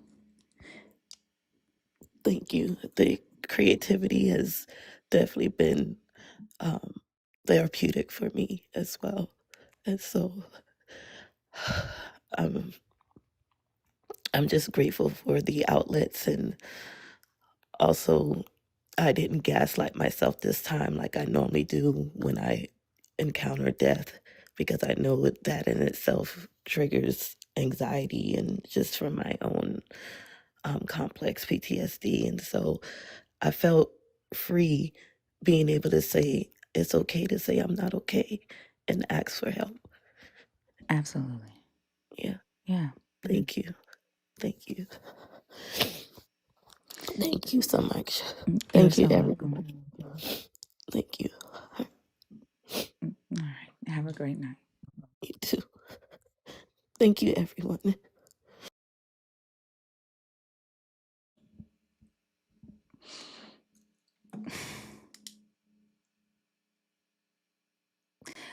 know, like when I will never understand the claim how believers have the claim that they worship what told them to love their neighbor as they love themselves, yet they say the most coldest shit when someone is fucking on stage crying. Y'all do shit for show. If she had been in your fucking church, you motherfuckers would have circled around her. Oh, hallelujah. Come on now, devil. Hallelujah. Let it go, let it go. Blah, blah, blah, blah, blah. Y'all would have done all that shit if she'd have been on your fucking altar, uh, crying, talking about, I need Jesus. But because she's on TikTok and because she's not a believer, y'all in the comments saying some, oh, who cares?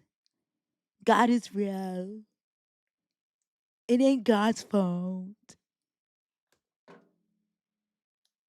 Y'all get on my fucking nerves. And then wonder why I say I'm fucking disappointed and embarrassed that I ever once belonged to your cult. That I ever once thought that peace and love could be found in your cult. I'm fucking ashamed.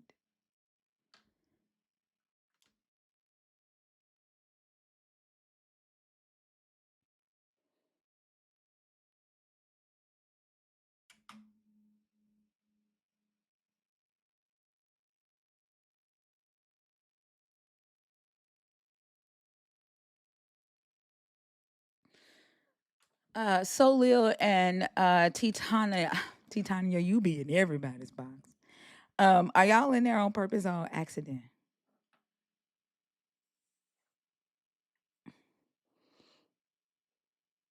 On purpose?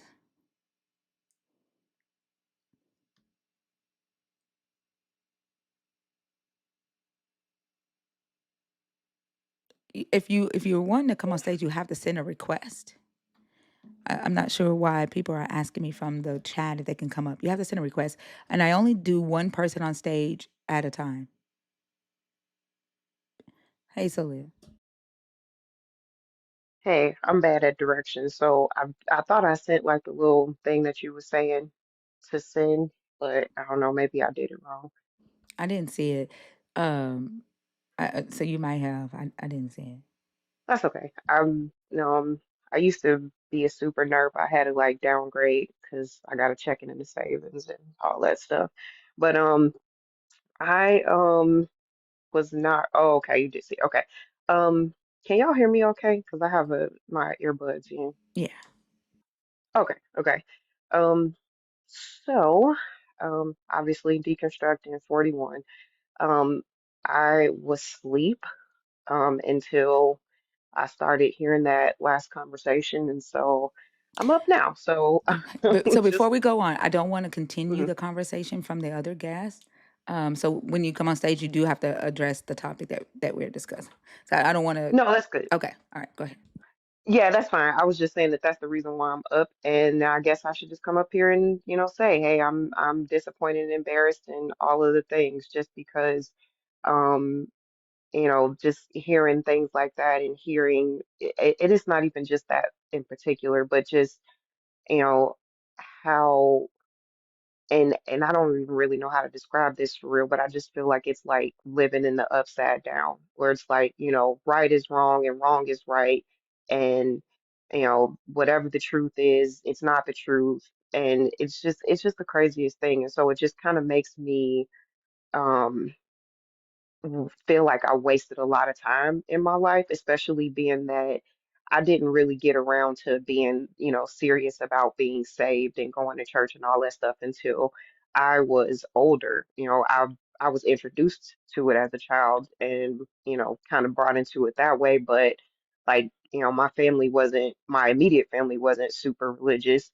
And so I didn't even really get into like going to church for real and dedicating myself to it until I was an adult. And I just feel like all of those years were wasted because it just puts you in this mindset to where it makes you shut yourself out to logic. It makes you shut yourself off to like learning.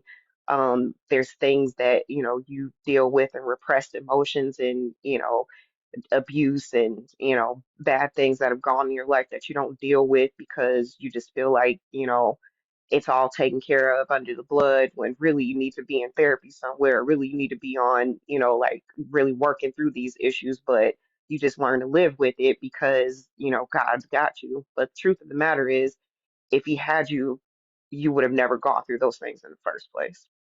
And so I just think about, you know, being somebody who in my late teens up until I was, you know, well, I'm 41 now, so I'll probably say probably about like 1.5, 2 years, like really deconstructing. Like I always had questions and I always doubted things or whatever, but like actually deconstructing, I can say that I probably like within the last year I've been doing that.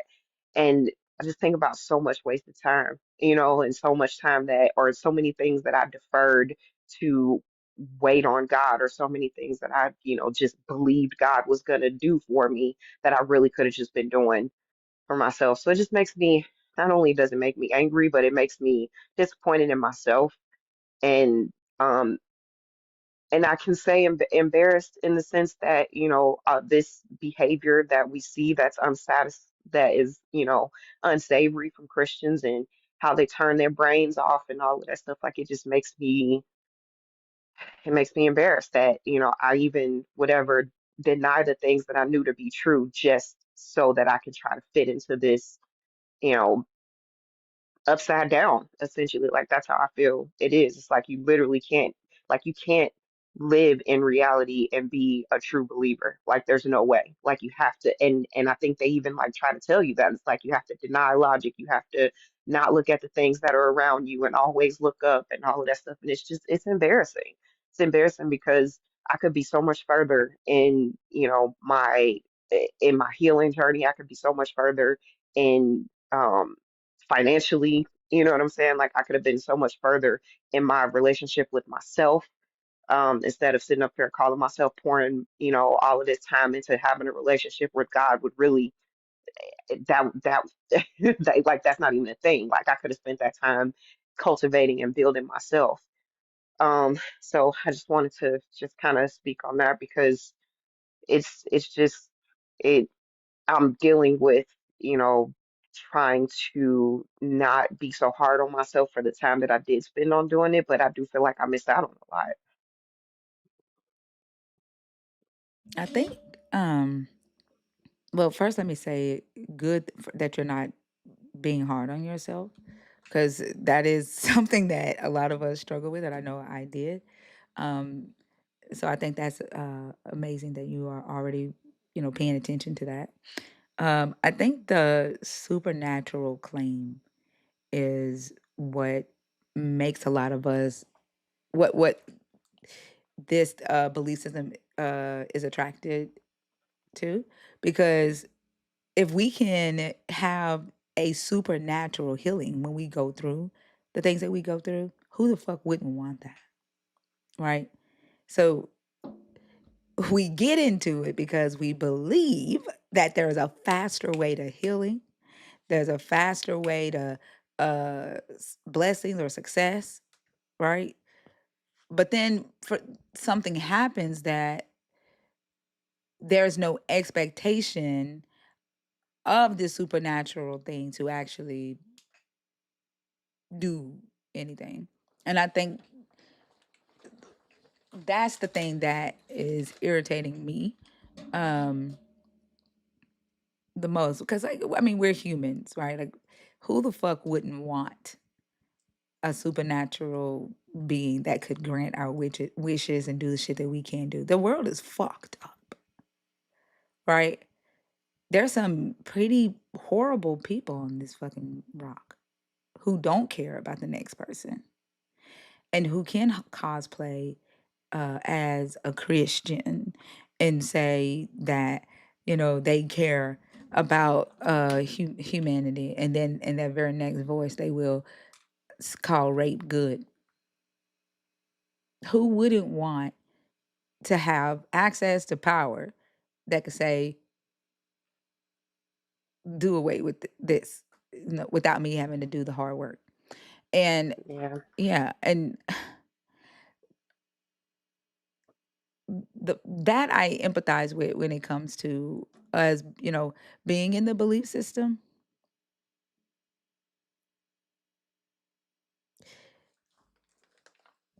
Also, I'm at this point oh, where sorry, go I'm ahead. so fucking confused when it comes to, I don't understand how people can get so fucking selfish. I don't get it. Because we get in it for because we say we want to help the world. We want the world to be a better place. And we're subscribing to this all-powerful God who has the power to do that. And then somehow like what the fuck happens there? Like that's what I'm trying to figure out.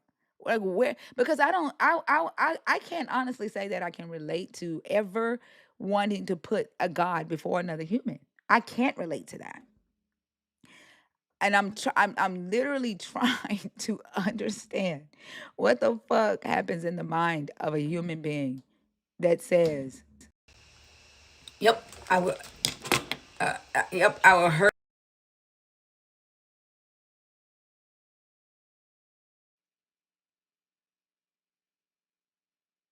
Is it cutting out for everybody or is it just me?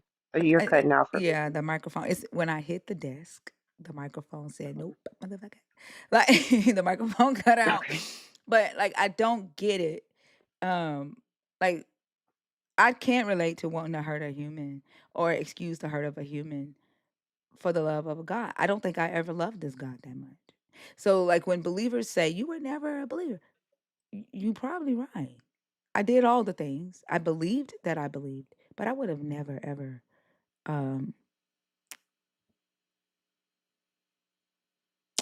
I don't think I ever was.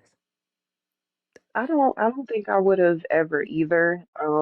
Primarily because like this stuff just really never fully made sense to me. And not to say that because I don't think I ever did it with like half-heartedly or I'm doing it just to be doing it. Like I really thought that the reason why I didn't feel the connection the way that I thought I should, or the way that everybody else had that connection, was because I wasn't doing it well enough. I wasn't giving enough. I wasn't, in my Bible enough. I wasn't in church enough. Like, I always felt like the reason why there was a disconnect was because I wasn't doing it right. The same thing that they always tell you, when you're asking questions or you're, trying to seek God or whatever, and they tell you basically it's your fault. And that's kind of what I always thought as well, and I could just never see myself like putting myself in a position to feel like I'm better than the next person because I have God, or I'm better than, and I think that's kind of where like the like throwing somebody in front of a train, that you see coming just because, because me. Like I feel like that's more so what it is. It's like that supremacy ideal that, I'm better than you because I'm a better Christian than you. And I don't know. I mean, I do. I can't say that I've never been hard on myself about, that situation, but it did actually help me a lot to learn in my later years that I was neurodivergent, which I didn't know that. I didn't growing up know that. Like I had no idea. And it wasn't until I was in my later years and actually somewhat through this like the deconstructing process is when I started to learn those things about myself too. And so that's really the only reason why I'm not hard on myself about it, because I feel like I would be. I feel like I would feel like I didn't do enough and I wasn't good enough. And that was the reason why I wasn't saved enough, or God didn't do the things in my life that He did for other people. Yeah. Mm. But even with that, I just can't see like, and what I don't, and I guess what bothers me the most about the doctrine is that they say that, God is love, Jesus is love, and all that stuff, but everything in the book says the exact opposite. Everything in the people his, the people that serve him, the people who are spreading the message, it says the exact opposite. And I just don't get that part. Like, where do y'all see that God is love?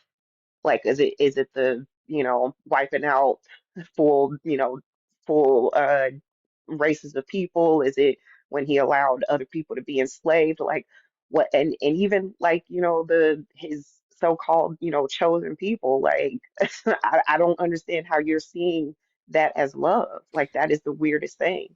And then it just puts people in a position to, you know, excuse abuse and excuse grape and excuse, child SA and all this stuff. It's like, But I don't I think don't they're understand how using. that's love. I don't think they're Yeah. using that. That's the thing that has me confused. Is like to be like let's be real. They're not being preached those things in church. They're being preached from the four gospels and from Paul and from Genesis and Job, right? They're not being preached about the Amalekites and the Canaanites and the Perizzites, and he said to go and annihilate them. They're not being preached that this God, used Saul's wives as a punishment for David. Like the way they're getting it, they're being indoctrinated into this very innocent, clean, loving, peaceful God. And so they're falling in love with that image, right? With that person, with that deity who they believe they're having a relationship with.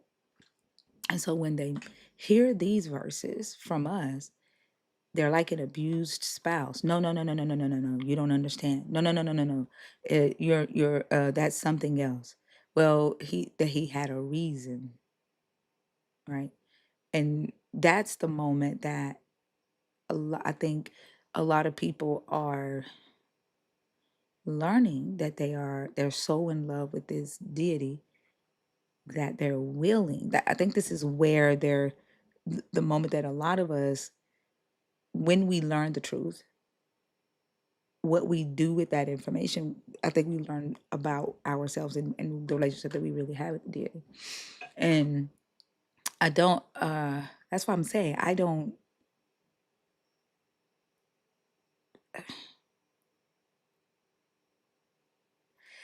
think I ever was not I don't think I know that I was never willing to love Jesus more than my mom, than my dad, my brothers, my sister, and my children. I was never willing to do that.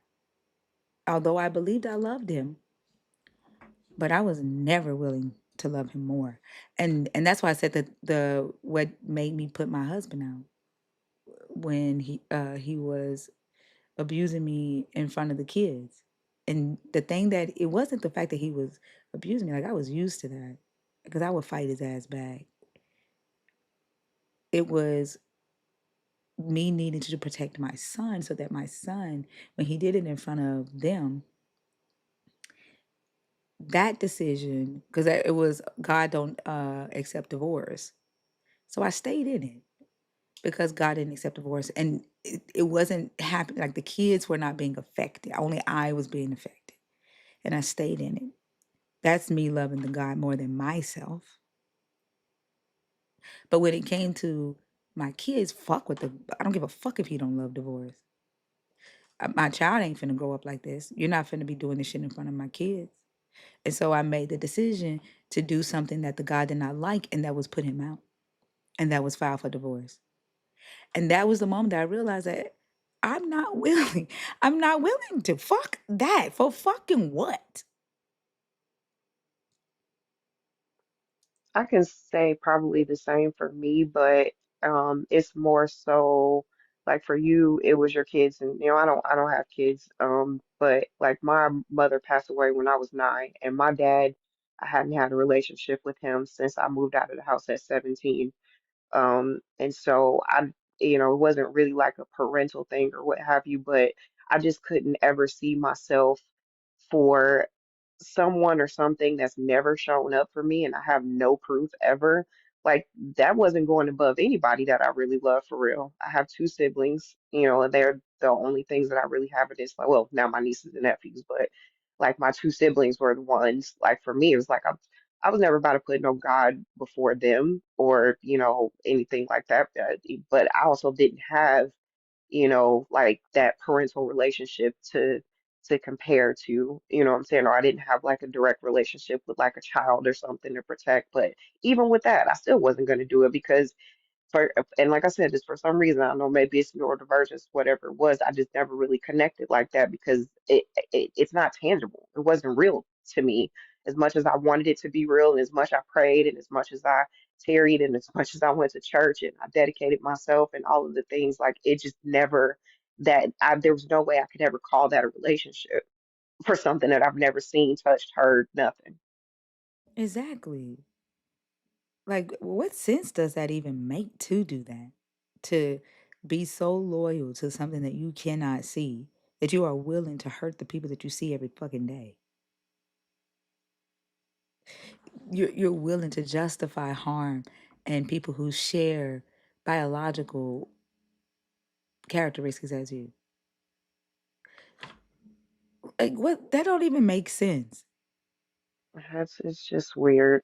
It's just weird. And it's just, some of the things that never really sat well with me that made me, made my deconstructed like just a lot easier.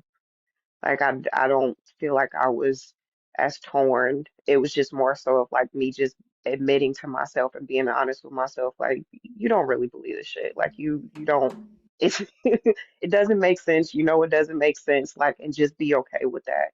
And I think also, me being in a very toxic relationship for a lot of years, and having to deal with being gaslit, having to deal, well, and this crazy part is like, I don't know if it's even really gaslit if you like know that you're being lied to, but I guess, the purpose and intent is still the same. But it's like just like after going through that for so many years and having to deny myself the comfort that I know I deserved and needed and the safety that I know I deserved and I needed. It was like once I got out of that, like there was nothing or no one, God, nothing, none of this shit that could ever, lead me to or let me that I would ever like gaslight myself again. You know what I'm saying? Like I can't do it. Like I can't sit up here and tell myself that something is good when I know it's not. And I guess that may have come from being in a toxic relationship too. Yeah, I agree. But Um, that's it. That's all I got. all right, well, thank you so much for coming up so well. Thank you for speaking with me. I hope you have a good night. Thank you, you too. Bora Bora, you say that being able to be forgiven makes you loyal to the thing that you cannot see over the thing that you can see. What confirmation do you get that you are forgiven, Bora Bora? Like, how do you know that you are not forgiving yourself? Bora Bora, every last one of you motherfuckers claim you've seen this God, yet neither of you have seen the same shit. Your heart has changed, okay? People who don't believe in a God change their heart every fucking day. You ain't seen shit supernaturally, Bora Bora. Like you've been coming in this space for a very long time, and you supernaturally stay in the fucking chat. The whole every like you've been in this space for probably a year and a half, and you've never come on stage. I don't even know why. Like honestly, I have no idea why believers who don't come up to answer any other questions that we have. You like the toxic vibe, but you all subscribe to toxicity. Like there, for some reason, you need chaos. Y'all bring chaos to the space. Y'all feed off of it like fucking piranha. Yet you claim that you are healed. You claim that you have something better. You're fucking toxic. Y'all have no desire whatsoever to fix anything on this fucking planet. Y'all need the harm on this planet because that serves your need for your God, the thing that you cannot see. And the selfishness in that, you cause harm to other people because you need your God so much that you cause harm to other people. Y'all are a whole ass problem. That's you loving your God more than you love human beings. You needing your God. And the sacrifice that you are willing to make, you sacrifice the quality of life of the humans you share this rock with. And that shit pisses me off.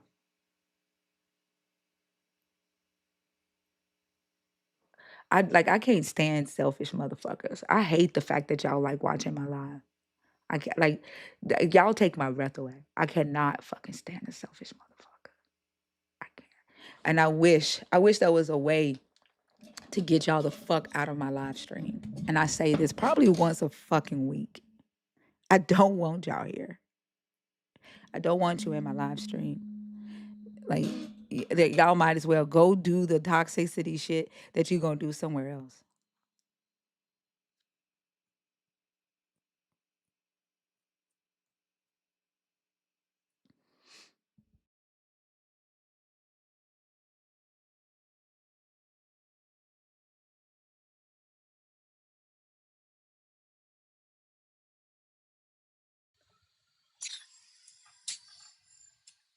Uh Barack.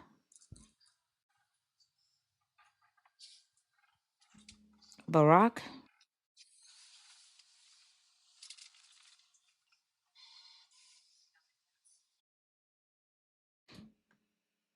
You a fucking lie. My name ain't never been no motherfucking Belinda. Joe lying ass.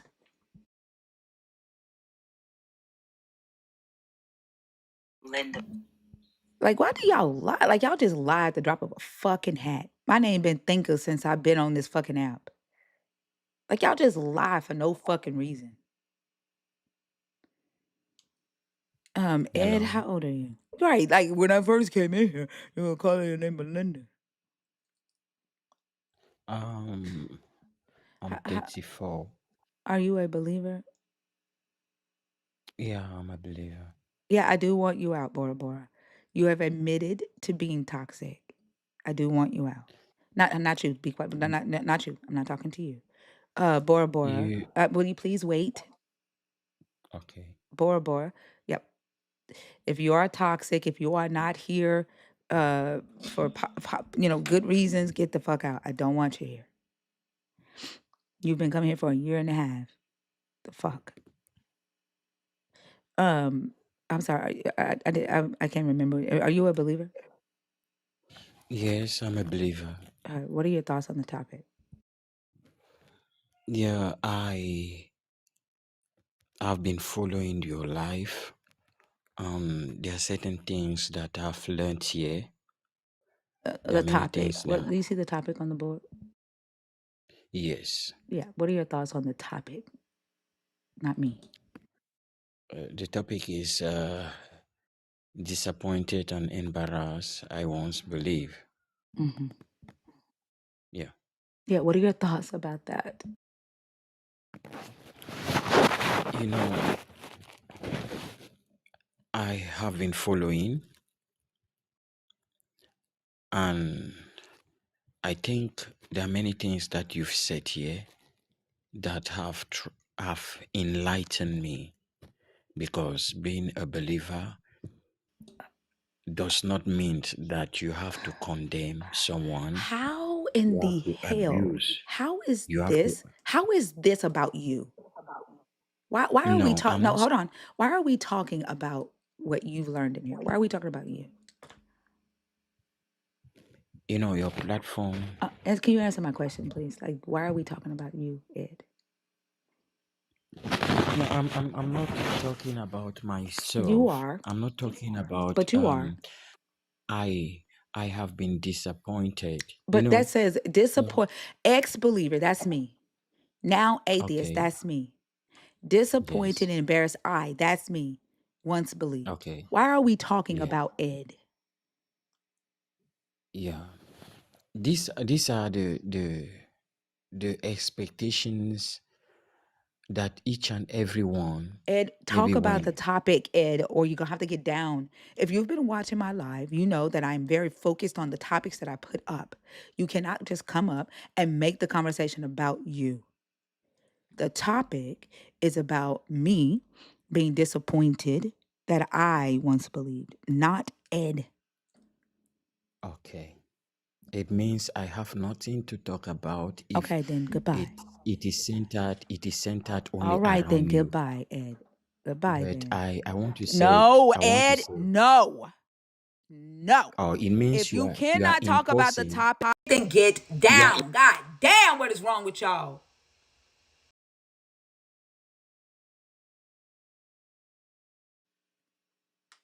What is wrong with y'all?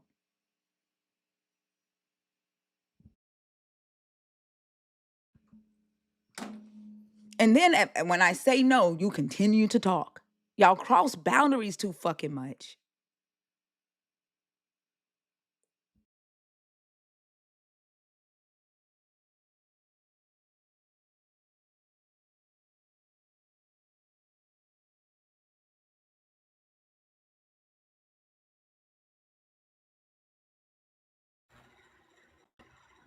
Flower goddess. Flower goddess Jamila. It's I'm okay. so sorry. I'm sleeping. It's I'm okay. I'll so take sorry. I care. love you though. I love you too. Have a good day, okay? Well, good night.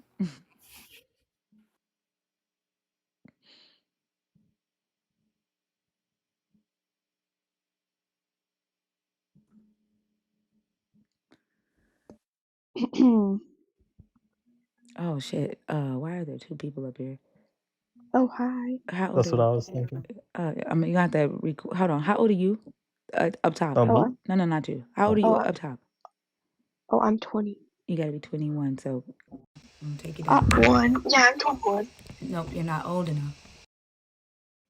Willie, old enough to talk here. how old? 21. Despite what my profile picture would let you believe. Anyway, what am I supposed to ask up here? Am I just like, what are some questions I don't really know. Nope. Nope. Just because you have a phone with a microphone, don't mean I'm gonna talk to you. No.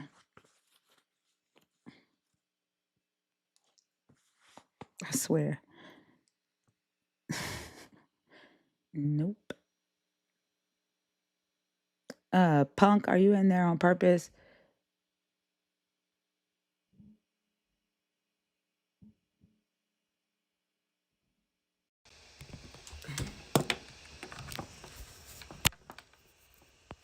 I have no idea what is going on with my microphone.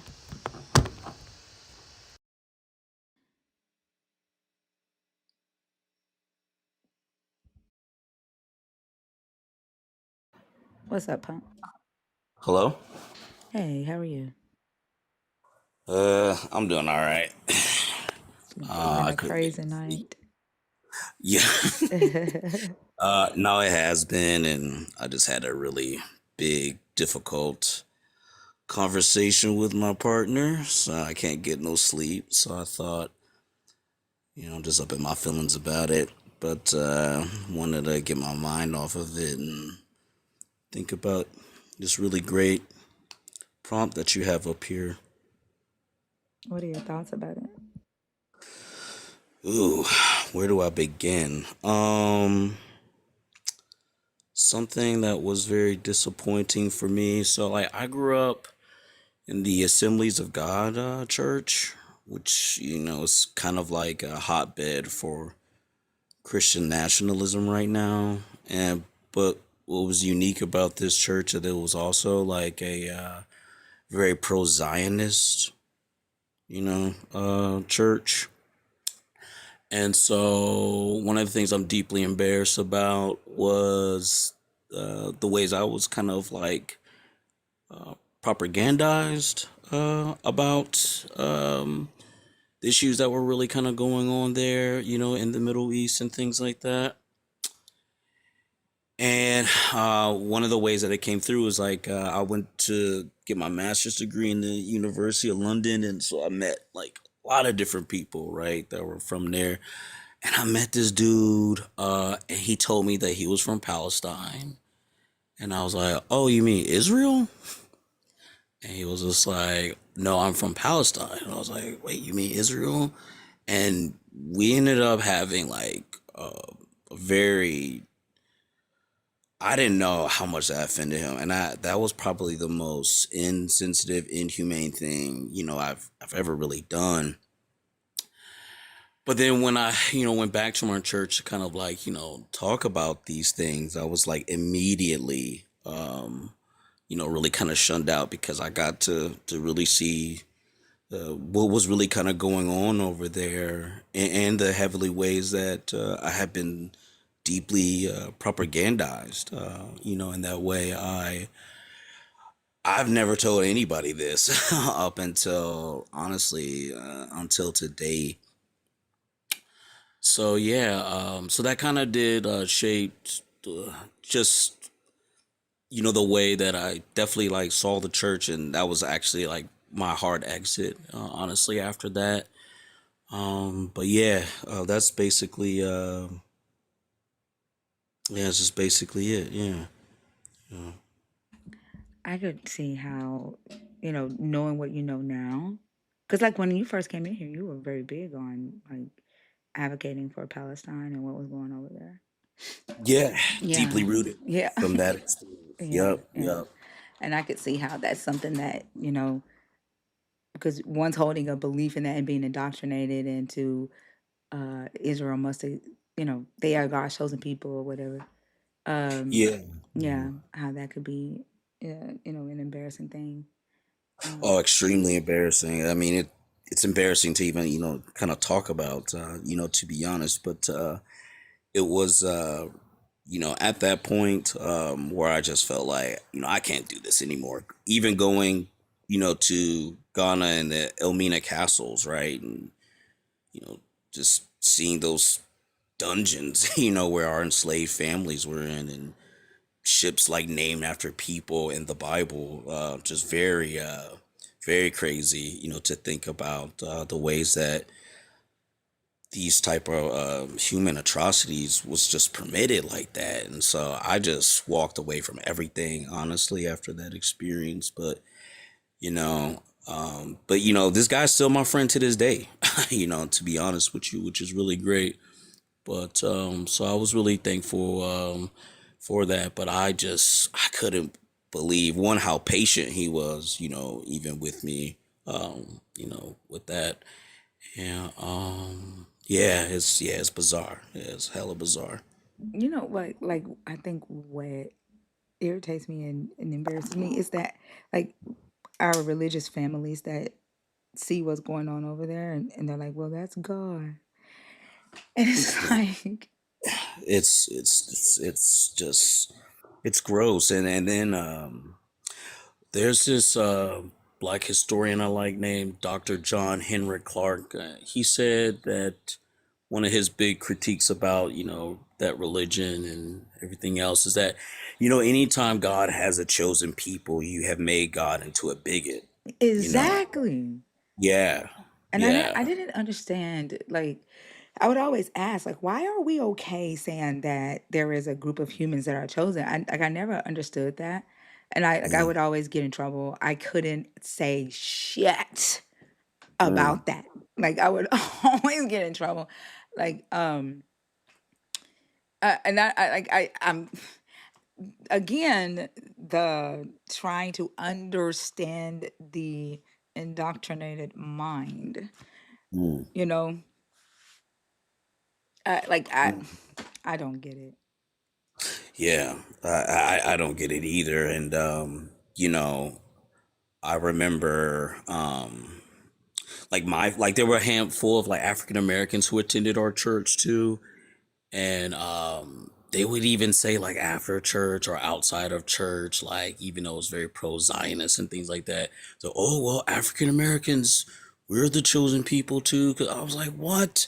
Like, what is going on? Like, like I don't know if you ever seen people in our community that kind of think like that, where they think that like even Black Americans, right, or those in the diaspora, African diaspora, they see themselves as like the original people of the Bible. Like there's even revivals around that happening on the continent, right? Where they're like, no, we are originally the true such and such a people. And it's just like there's no evidence of that.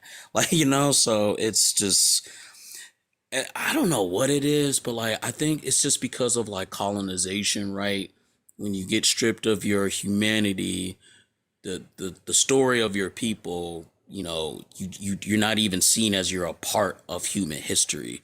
And so you just try to construct your own origin story, but it's coming through this monotheistic lens, whether it be Nation of Islam, whether it be Black Hebrew Israelites, whether it be Christians or whatever. It's still, we're like having this white gaze when we think about our own humanity, and that can't be the reference to my humanity at all.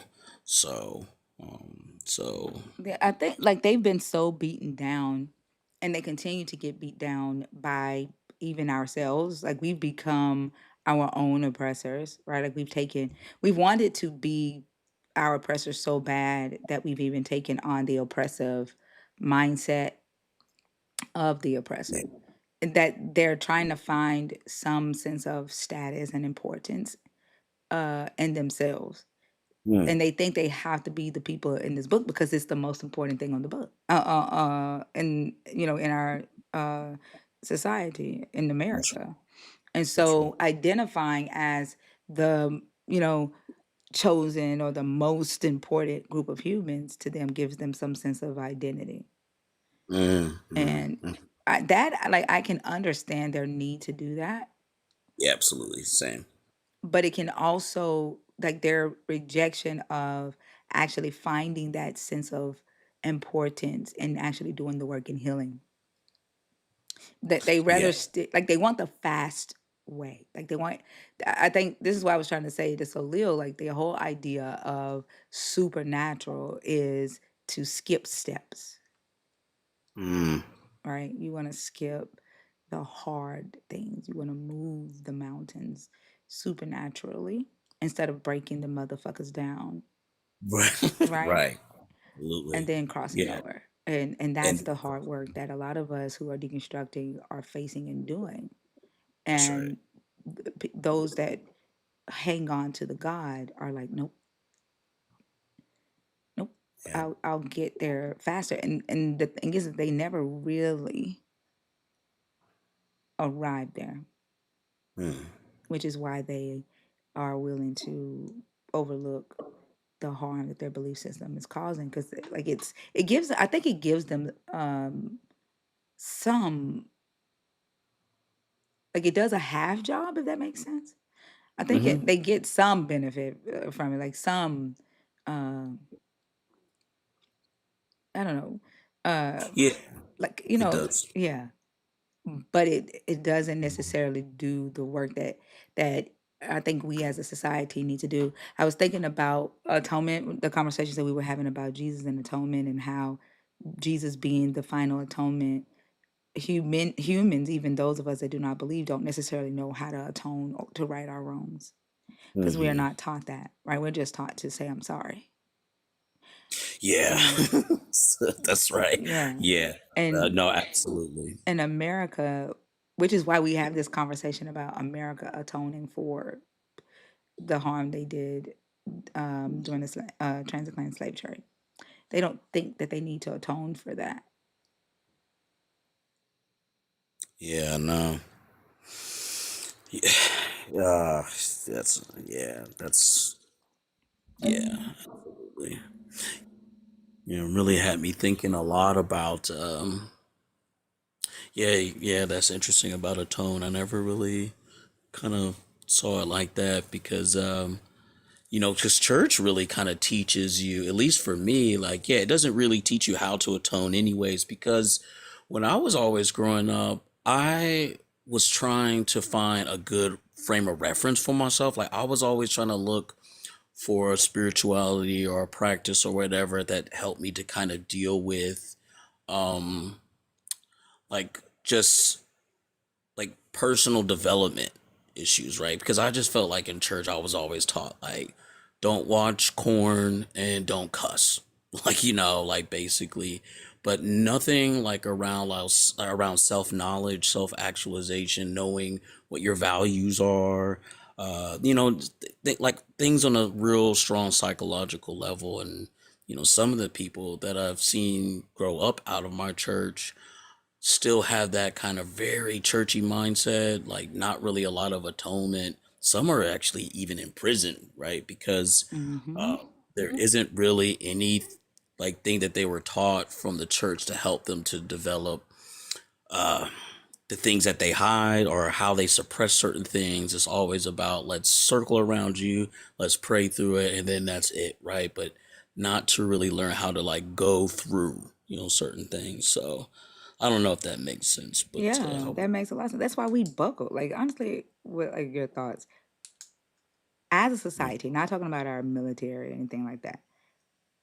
I kind of think that we are very spoiled and weak and entitled. yes. You know what I'm saying? Oh yeah, absolutely. It's part of what I was going through tonight. Yes, absolutely.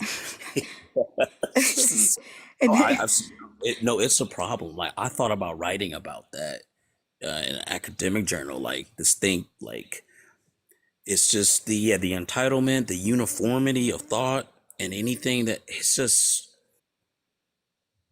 I don't know. It's like now we police each other or something. But I feel like we match what we're seeing mm, uncover itself today. The people that's in the White House, the plans that they're uh, executing hmm as a society, our lack of accountability, our entitlement, our lack of compassion that we have for one another. I feel like we match what's being executed today. The nationalist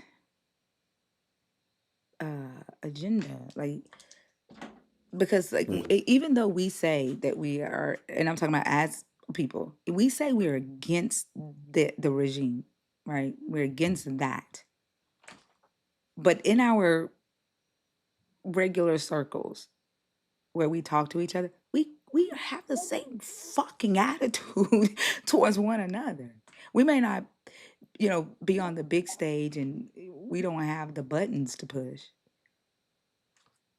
but we match mm, them. mm, mm, Think about how we talk to each other. Like we could be in the store, somebody accidentally, bump into you. Instead of it just being, oh my bad, it's damn motherfucker. You oh know what yeah. I'm saying? Yeah. Yo, yeah. I don't even go to the hood bar no more. Like, yeah, I mean, yes. I mean, like I'm from Cincinnati, and so like on opening day for the Reds game, it was like a small incident, something like that, right? Like, watch out, motherfucker, right?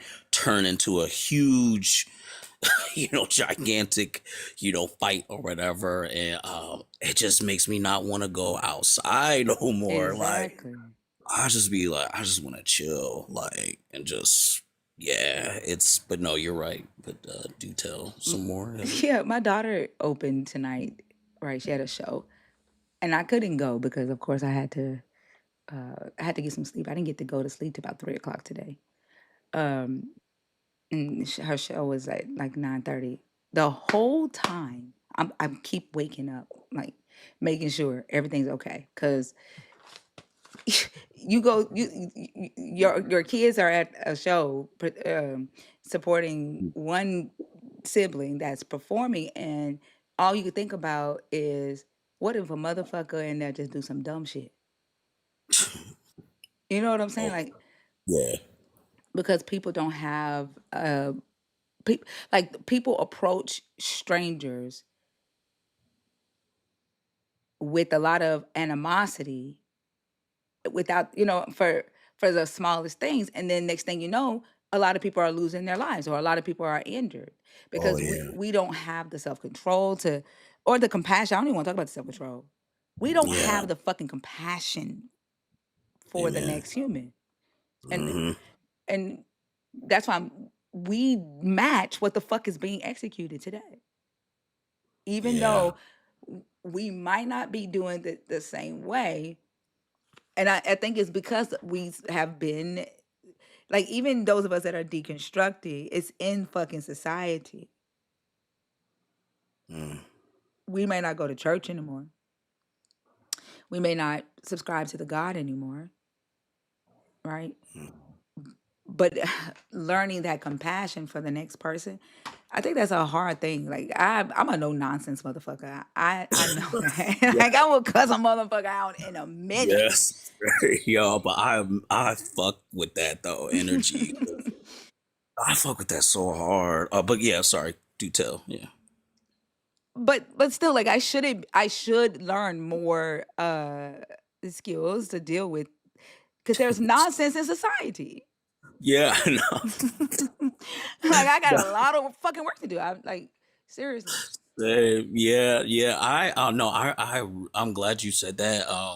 For sure, because I really know. Well, there's two things I wanted to say, like that you brought up. One, especially like when it comes to like black males, like I don't know, like I had to catch myself doing this thing where I would just like randomly mean mug somebody, like for no fucking reason, just be Mhm. like.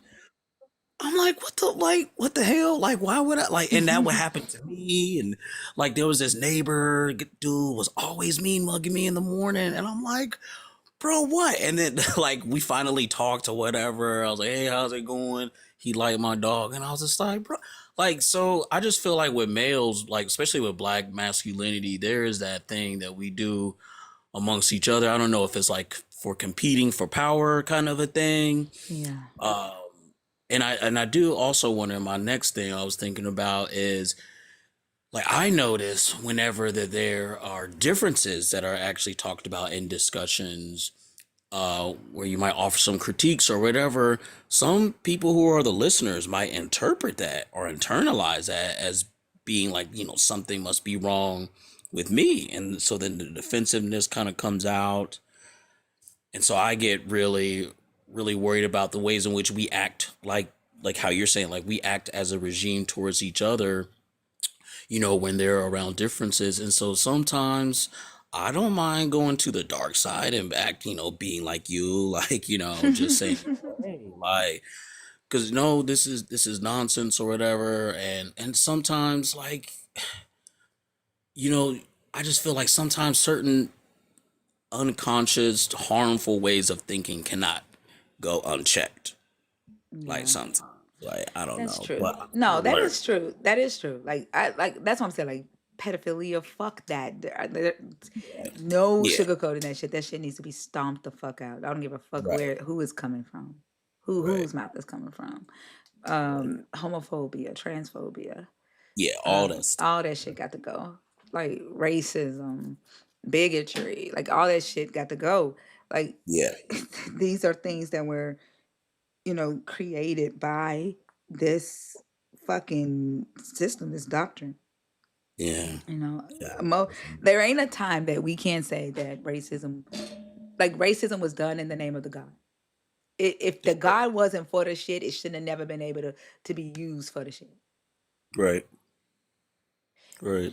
The subjugation of women and children, the God was used to do that. If you know what I'm saying, like all of these behaviors, the God was used to do it, to justify it, and Mm. continues to be used. Like that shit has to be stomped the fuck out.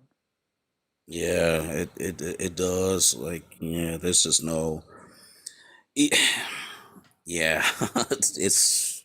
I was just thinking about like my best friend. He a pastor at this like church, and he's kind of like remixing the church, right? Like, but there still is like God is not a God of kingdoms and regimes. He's always been against empire. But I'm like, That's not bro, true. that's what I be thinking when I be at church. I'll be like, thinker she'll tear your ass up, bro.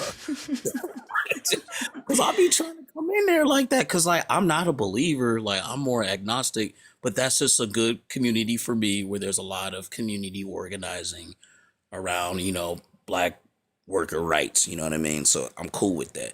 But yo, liberation theology is still trash. Like it still has that, and I respected James Cone and all them folks right there. I get what they was trying to do, but again, that chosen people nationalist ways of thinking, it's still there, and I feel like that should just gotta go. Like, cause I told my partner, like, I'm not a Christian. You can do that stuff, but you can't be mad at me. Like, I can't get with it. So it's just, oh my God. Yeah, it's something else. Yeah. But you're right though. Yeah. Yeah, and I never understand people twisted the word of God. Like when they say stuff like that, Yeah.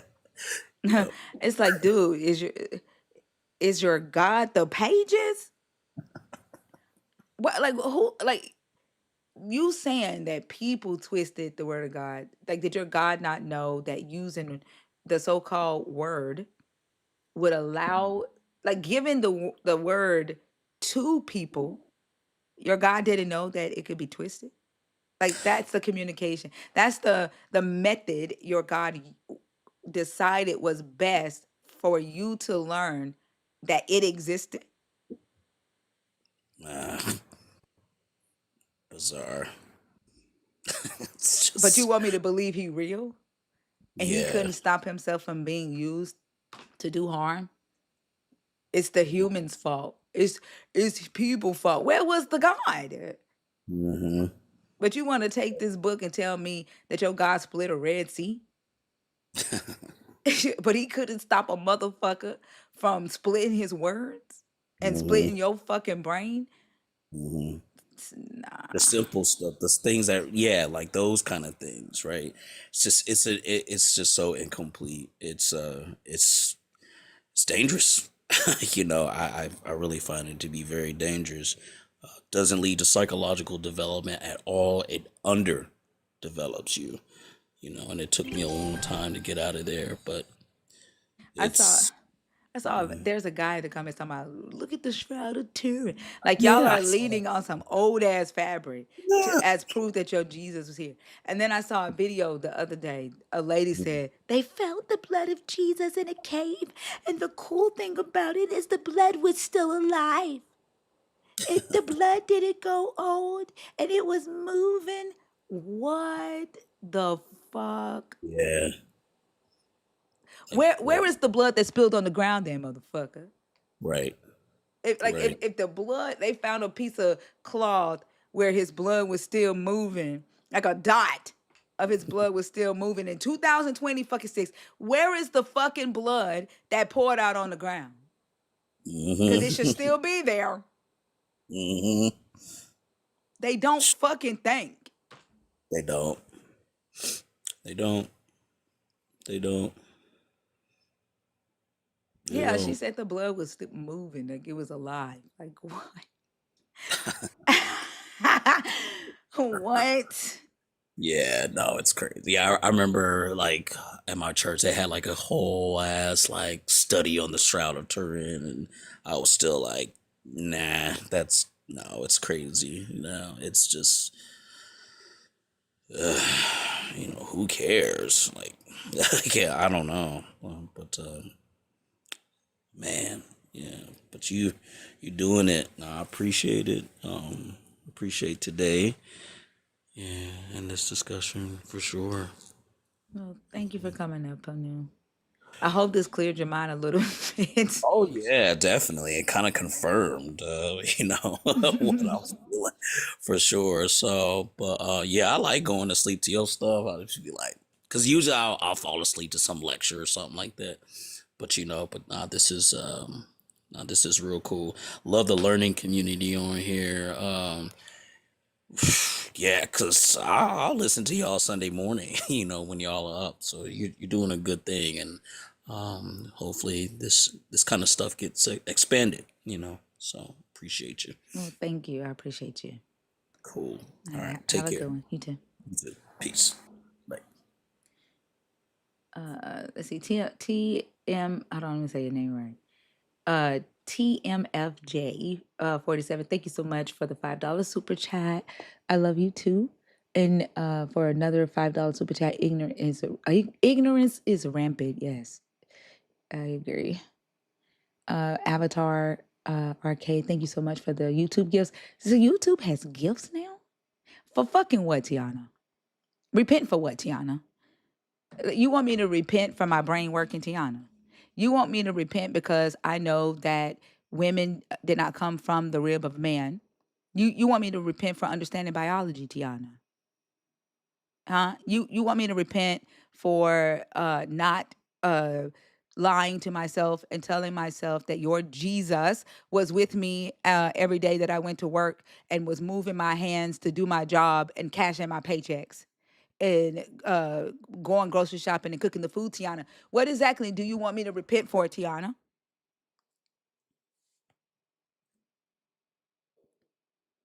Tell me, Tiana, how do I repent for having a fucking brain that works? How do I repent for that, Tiana? How do I get rid of my brain that logically works?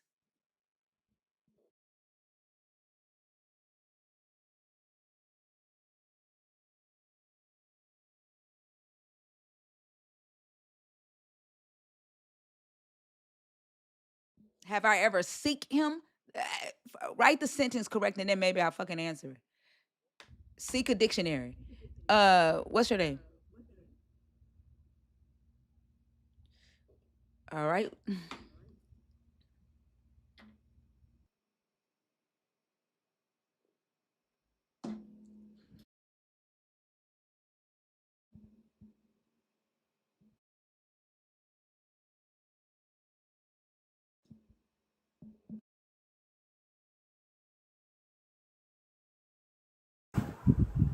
Von Diva. Von Diva.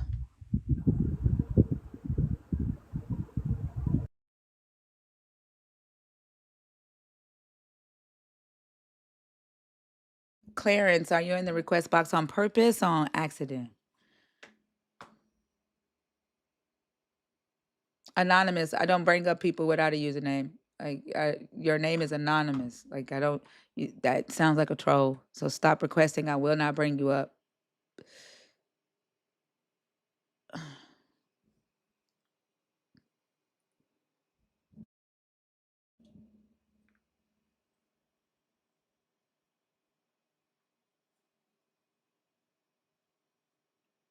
Your name sounds like a troll. If you are serious about having a conversation, change your username and don't make your account look like a troll. I don't feel like going back and forth with immature men who have some insecurities about intelligent women. I don't give a fuck about your insecurities. I don't want to deal with cocky 21-year-olds who haven't lived for shit yet, who don't know shit yet. I don't care. I don't care. If you are someone who is a believer in the God of the Bible, you think I need to repent? Come up here and tell me how I'm supposed to get rid of my logical brain. How the fuck do I repent of that?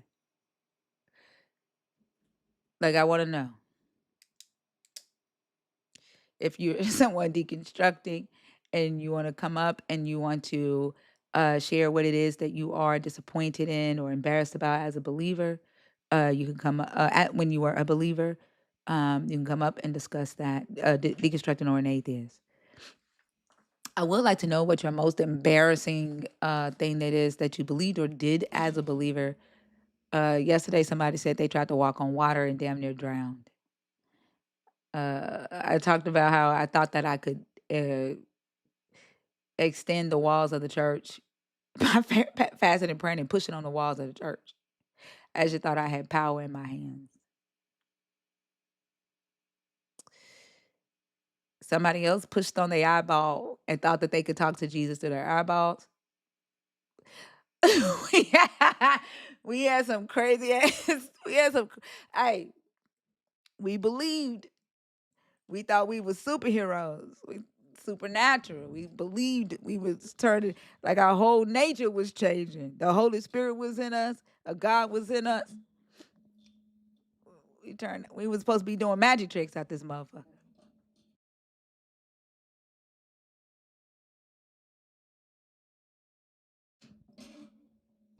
I see Tiana didn't come up and explain to me. Like, you come in here and you tell me to repent. I'm asking you, what must I do to repent of having a logical brain, Tiana? And you have yet to come up here and tell me what I need to do to get rid of my logical brain so that I can be a follower of Jesus Christ, Tiana. So you know what that logically tells me, Tiana? That there is no benefit in repenting. That you just say that shit because you are offended. You saw a post that says ex-believer now atheist, and you responded out of defense. You are offended that there are people who do not believe in your God. And I would like to know why you get offended. Why does it Hello? offend you? How old are you? I'm 21. I assume you are a believer. I am. I just want to kind of understand like I'm why sorry. you I'm sorry. Like, why do y'all come up on people's stages and then try to like control the conversation? Why do y'all do that? Oh, sorry. What do you want to talk about? Sorry about that. So what I was getting ready to say, like when you came up, right? How Hmm. I know that you are a believer. Yeah, how'd you know? Well, one, it's you have the PFP as a cocky 21-year-old. Like most of you all have that same PFP, like just a black PFP. Hmm. In the yeah, you have like the tone of a cocky 21-year-old who thinks that you already know everything that there is to know about life. And you rep this God, right? Most of you have not read the Bible, but you will come up here and you will talk as if you have, like as if you know everything about this book, everything about the history. But for some reason, all of you have that same black PFP for some reason. What does the black PFP represent? I just have it because I don't really have any. I don't take pictures, so I don't really have anything to put with my profile picture. Mm-hmm. Why do believers get offended when people say they don't believe in Jesus or God? Honestly, I don't get offended. Me personally, I honestly, when people say that to me, I like to kind of pick their brain and maybe see if I can plant a couple seeds, maybe things that they can think on later, and maybe they'll change their mind, maybe they won't. But obviously, the Bible says to spread the good news, right? So that's what I'm going to do. I'm going to try and spread the good news. It's your choice if you want to believe it or not. But I do like to pick people's brains to kind of have more knowledge, on other beliefs. That's interesting. So you see the words ex-believer, and you Hmm. came to plant some seeds because maybe I will believe. Like, Well, why? I Hold on, want hold to. on, hold on. Hmm. What is it to you if I believe or not? Like, why do you feel like it is your responsibility to try to change my mind about believing in a God? I just don't want to see people go to hell from. I believe that you go to hell, right? So like, I don't want to see people go there. I But wouldn't want to see my you worst won't see enemy. it. You wouldn't see it. Like, do you think that you would be like, let's say hell is real. Do you think that you will be there when a person dies and gets judged by your God? No, but it Do still you think happens that to you. you no. But you say you don't want to see it. Like, do you think that you will be at my funeral? Do you think you will know the day that I die? I just don't want it to happen to you. No, I don't, doesn't know but to who see are it or you not. to not want that? Who are you to not want that? You don't know me. You don't know anything about me. You don't know if I Hmm. ate today, but you don't want you but you care if I go to hell? Yeah, because I love everyone and I want But everyone to did be I in eat heaven with today? me. Did I have food to eat today? I don't know. That's interesting. You don't care either, do you? I mean, it's ultimately your choice. It's my choice to eat, Hmm. just like it's my choice to go to hell, or it's my choice to Yeah, believe in a God or not. right. But yet you're putting yourself in the second choice and don't give a fuck about the first one. Why is that? No, because there might be a couple of things that maybe you don't understand completely, and like maybe I can kind of. What business is that of yours? Is my question. You're because I gonna want to tell help me people. you want to help me what? Like you don't even care if I eat. And you're gonna tell me that the reason that I need Jesus because Jesus taught you to take care of the poor. Jesus fed the poor. You're gonna tell me shit like that. But yet you don't give a damn if I ate today or not. Because that's and then you said it's my choice. It's my choice whether I eat or not. but Hmm. but also it's my choice whether or not if I believe in your God, whether or not if I go to hell.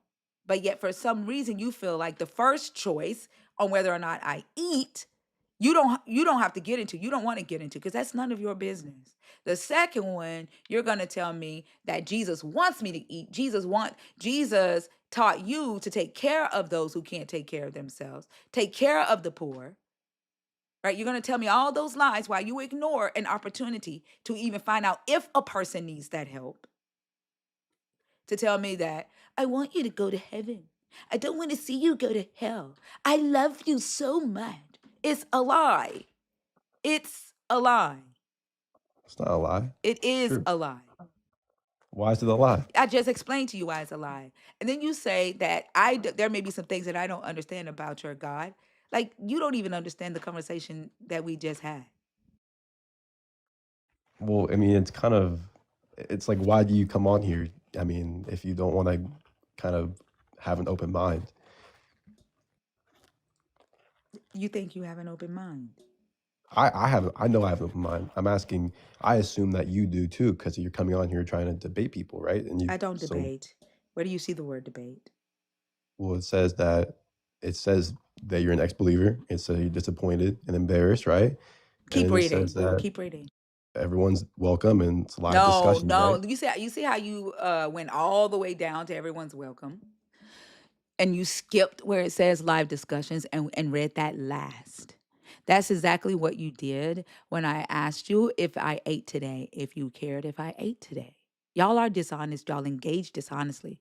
Everything about those of you that claim a belief in this God, y'all all act the same. Like, I don't believe in spirits. I don't believe in souls. I don't believe in demons. I don't believe in devils. But if there was a demon or a devil or a spirit, I would say that you all have the same thing.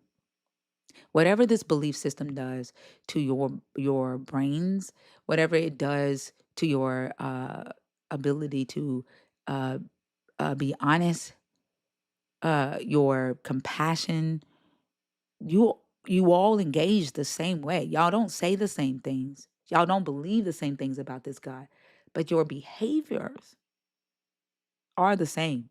And I would say that like if that's what y'all are calling the Holy Spirit, it would be what I would see as your devil. So you're saying that we are evil. I didn't call you evil. Well, you said that we are like the devil, or I I said didn't it really would understand be that. what you all call as your devil. You believe that your devil influences people to not care about other people. Your devil influences people to lie. Your devil influences people to manipulate, right? Your devil influences people to do harmful things, right?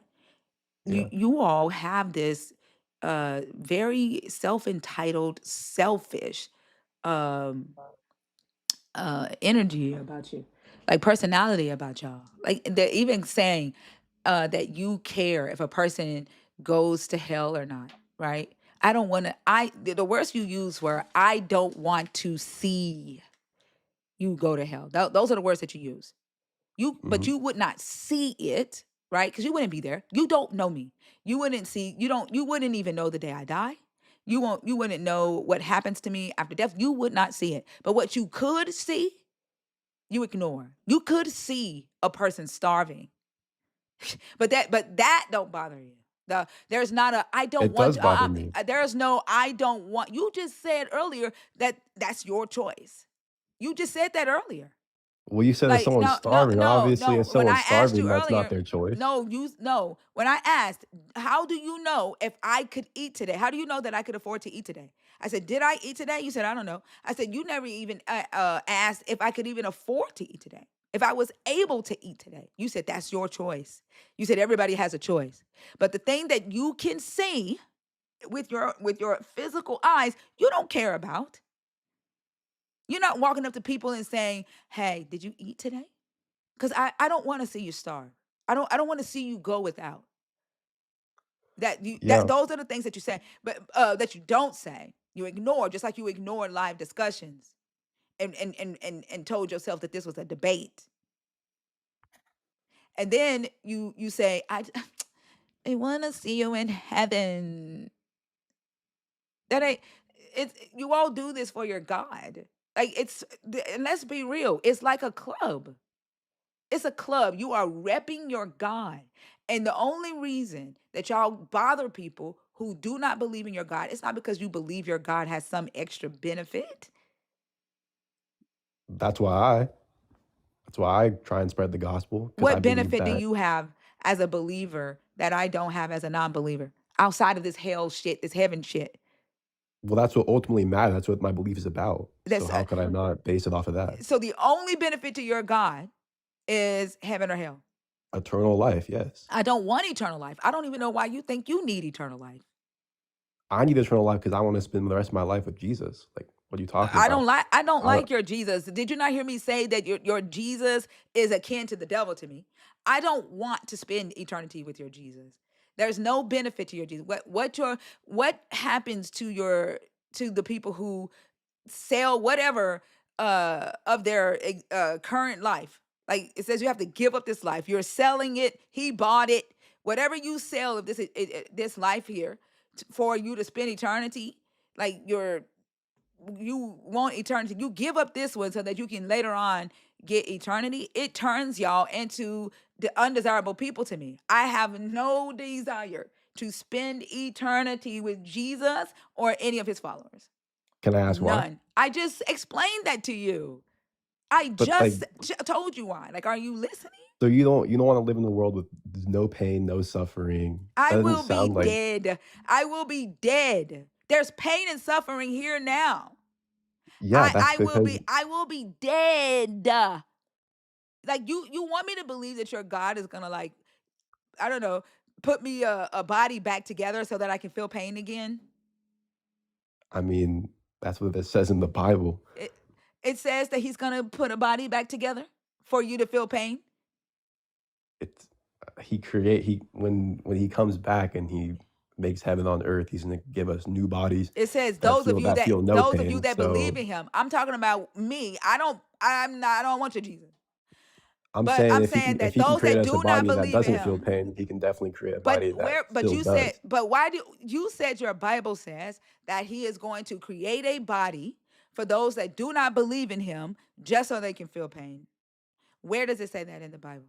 It says in the Bible that in hell you feel pain. So I'm Yeah, taking that and like assuming that what goes to hell? What goes to hell? your soul. Does souls have pain receptors? No, but he can create a new body that does. Okay. And so a sadistic God is going to create every human being a new body. Mind you, he had to allow incest in order to populate the earth. Hmm. Mind you, okay, he had to use the body of a virgin, a little girl virgin, to bring himself here. But he's going to just create bodies for the people who did not believe in him after his chosen stabs them and makes them die. He's going to bring everybody's body from the ocean, those that drowned in the ocean, those that have been dead for 5,000 years, that's dust. Everybody, people whose parents have been divvied up in urns and around their children's necks as jewelry. He's going to somehow bring all of those bodies back together just so that he can throw it in the fire and burn it forever. That's what you're choosing to have happen to you by not. Okay, but listen to what you're saying. That's the sadistic God that you want me to give a fuck about. I mean, okay, so what you're saying is that you're totally rejecting him, which is, I mean, that's your decision, right? Do you see but ex-believer I'm not, now but I'm not, atheist? I've been But I'm not rejected him. saying that, but you can't say that just because of your choice not to spend eternity with him doesn't mean that he's a bad God for putting you in hell because I didn't why say he would was a bad he God. I said he's sadistic. He's sadistic. He's going to create bodies. First off, he won't even grow a fucking limb back. There are people on this earth that believe in him that have been praying for healing. He won't do that. There are people who don't have reproductive organs. He's not just popping reproductive organs in their bodies. There are people who have lost limbs. He's not growing limbs back. Kidneys. He's not even giving people body parts here on this earth. But he's gonna create new bodies so he can burn them the fuck up. That's sadistic. um I mean, but he's inviting you to I said no. I don't want that shit. but then you're choosing the other. Yes, it says ex-believer and now atheist. Yes, I'm choosing that. I don't want to spend eternity with your God. Okay, then I mean I guess there's nothing I could say to maybe change your mind at all. No, like the fact that the only benefit to your God is death. No, and then on top of that, that's fear mongering. Like your God operates in the unknown. This is how you all are indoctrinated into it. No one can prove anything that this book claims about what happens after death. No one can prove these so-called NDEs that people have. Like your God operates in the thing that you don't know, the place that you cannot actually go. Nobody has died and come back and said, "Man, I've been gone for 2 months. Man, hell is hot." I And mean, then there's been like a couple I of don't even stories of understand. people who Hold died on, and came let me back. finish. Let me finish because I'm about to address that shit. I don't understand how those of you who are claiming that these NDEs happen and people go to hell or heaven. There's a guy with a new book coming out talking about he was in heaven for 18 days and there's post offices. The fuck? He said, then the lady that said she went to hell and Biggie Smalls was in a fucking blender being ground up over and over and over again. And y'all believe this shit. But I don't understand how y'all believe this when Jesus says in your Bible that there is a great chasm. There is a chasm there that is fixed to keep the living and the dead from crossing over. When did this chasm get unfixed? Where in this Bible does it say that Jesus took that chasm away? That y'all could just fly back and forth from the living to the dead. Show me where it says that. Because in this book, your Jesus said that can't happen.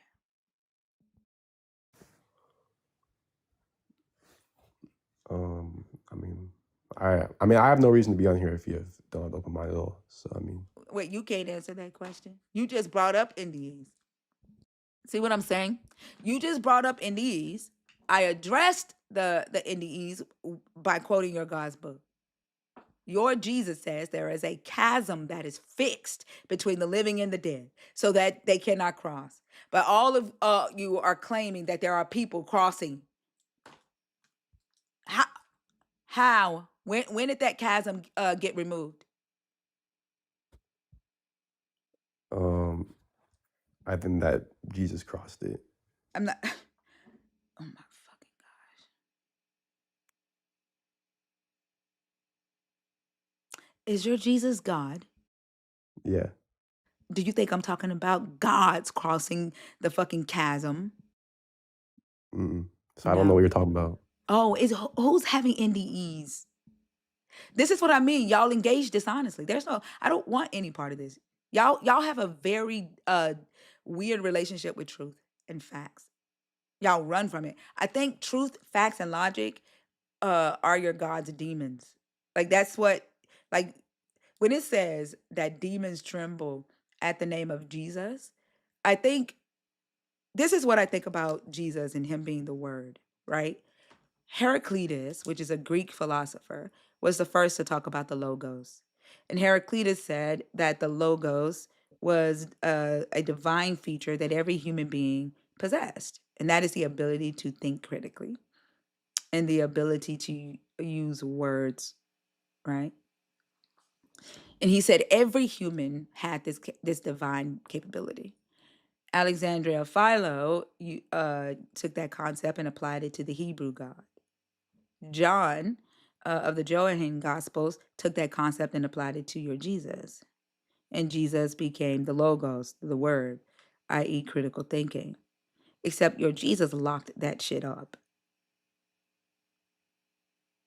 You all are not allowed to think critically about the claims that your Jesus makes. You give your will, your brain, over to the Word, to Jesus. Jesus becomes your Logos. So every thought that you have has to align with the will of your Jesus. And so that causes you all to have a dishonest relationship with critical thinking, a dishonest relationship with facts, with evidence, with logic. And I think that facts, evidence, and logic are the things that your God is afraid of. That actually, like, it threatens the existence of your God. It threatens the faith, I think. Because I asked you, when did your Jesus remove that chasm that he said is fixed for humans not to pass back and forth? And your answer is Jesus passed it.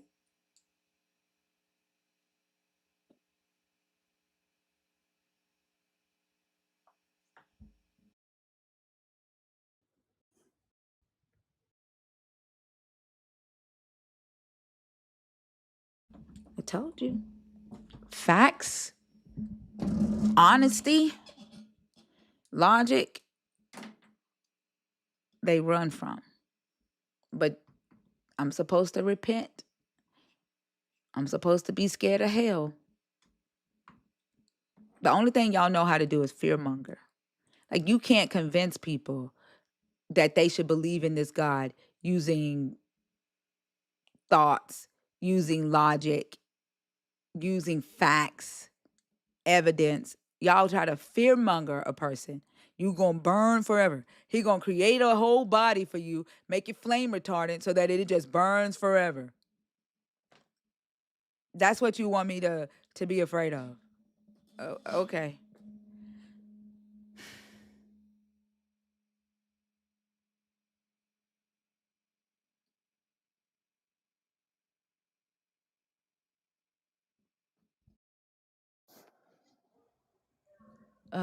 Brand Xavier, how old are you? Yeah.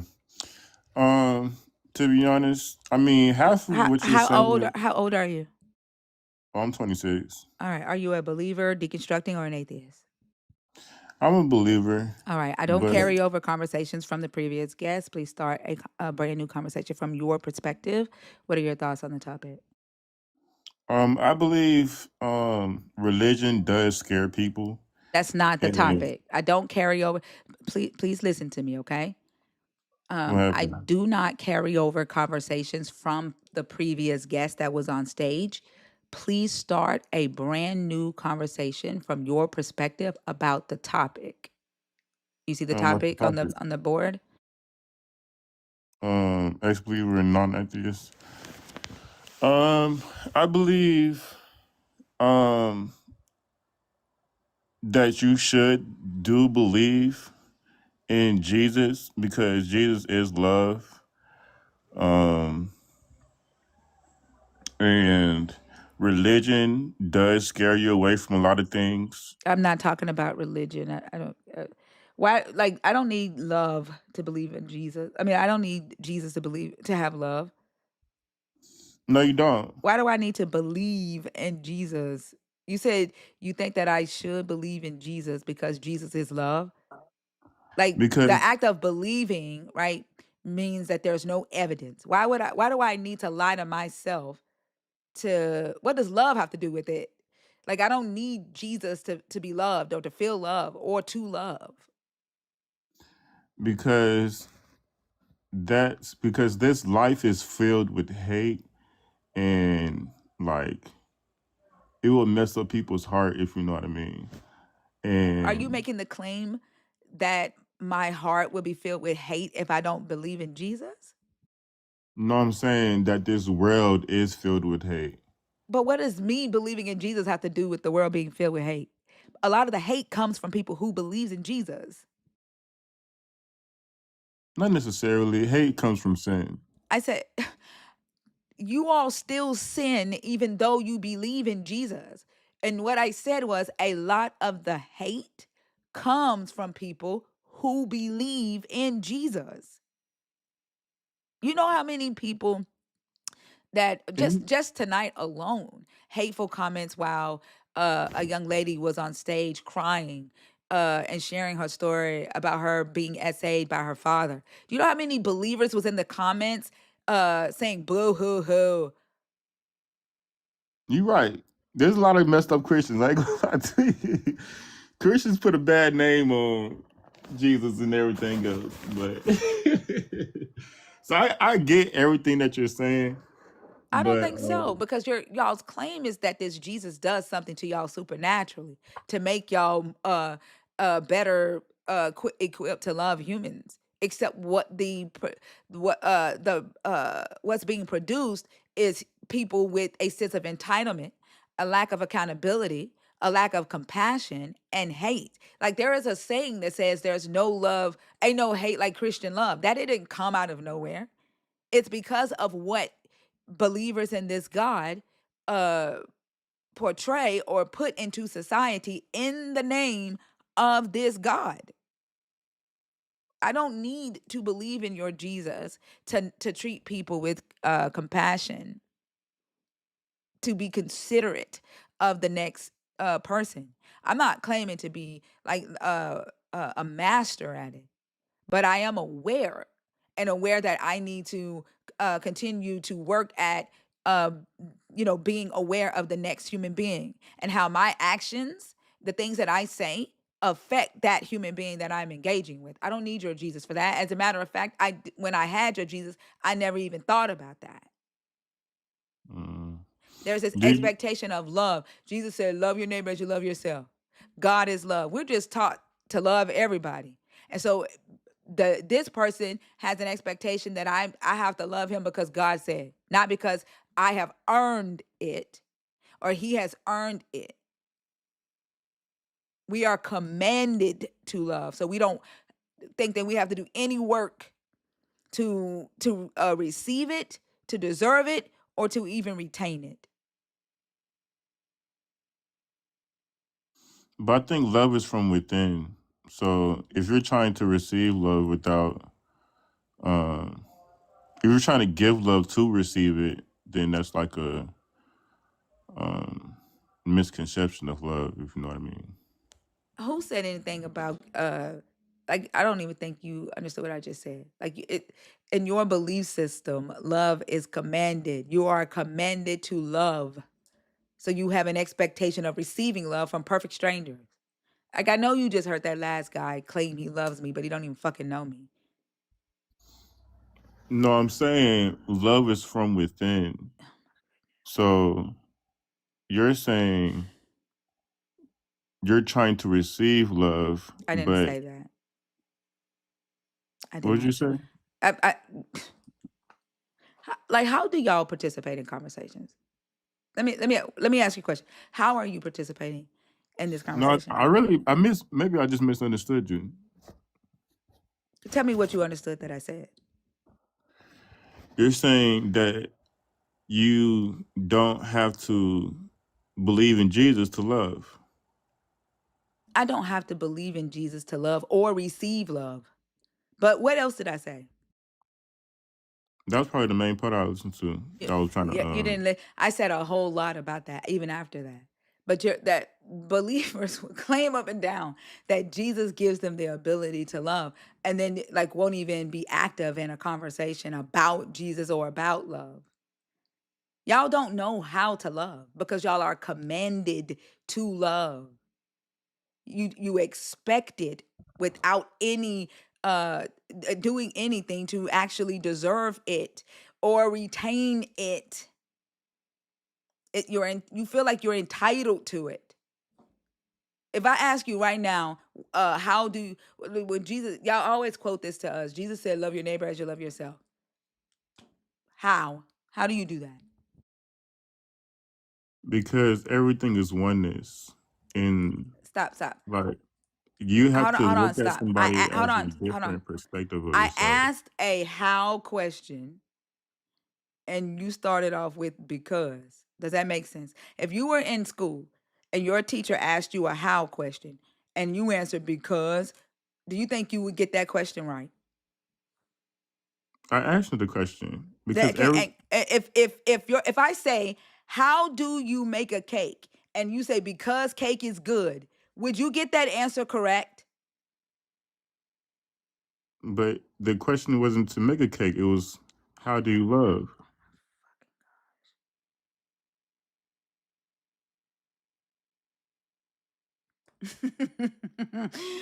What? Xavier, what?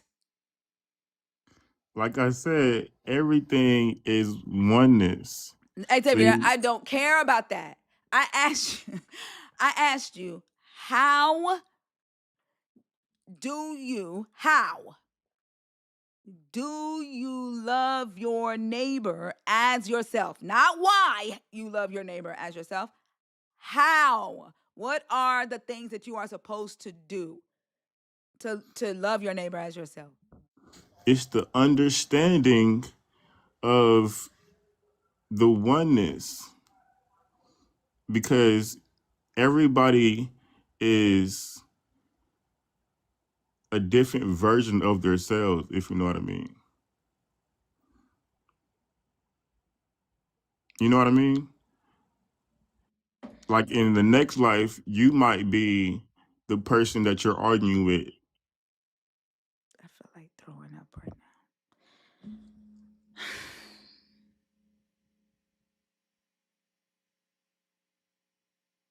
This is sad. You don't get what I'm saying? Xavier, I understand the words that are coming out of your mouth, but they do not answer the question that I asked. And it's hard. It's I not. understand. It's not. It's hard. You are It's not hard. answering the question, Xavier. Just because you say words doesn't mean that they answer a question. It doesn't mean that they are valuable to the conversation that is being had.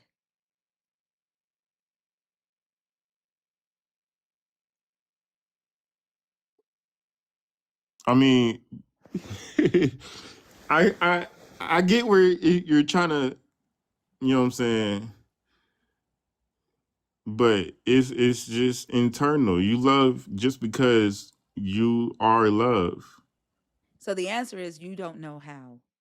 You have this expectation of love. Y'all just like you just fucking use the word like it's I don't know, saying Tuesday. Y'all don't know No, how to because love. You don't know how to love. love is eternal. I didn't ask you what love was. So you A cake automatically is a just cake. love. A chair is a chair. But Exactly. if I ask you how to make a chair, So you're saying how can a cake be sweet? A cake is already sweet. Xavier, get off my stage. I'm done. I'm done. At this point, you're trolling, and you So like you're go saying goodbye, that's why I say love is eternal goodbye, because you goodbye. already are love. You No, you automatically have you love. that last comment. Let me know that you are fucking trolling me. Get down. Goodbye. God bless you. Fuck your God.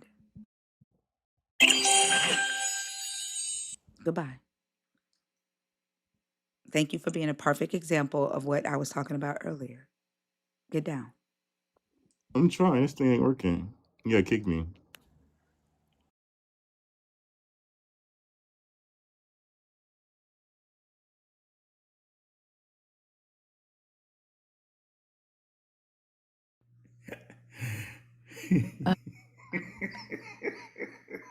How old are you? 100. Woo, boy. How old are Yeah. you for TikTok purposes? I told you, 100. Okay, goodbye.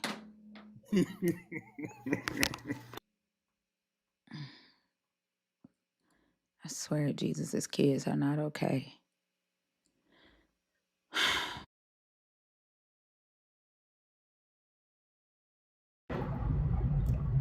JC,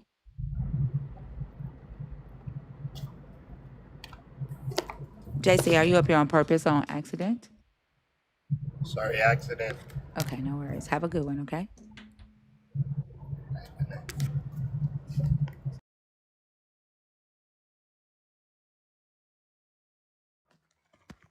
Johnny, Hi, how old are you? 21. Are you you are a believer? I don't believe in Christianity. You believe in the God of Christianity? One God. Is it the God in the Christian book? No, no. Okay, so I'm going to take you down, okay? But I wanted to tell you No, something. no, I wanted to say that. no.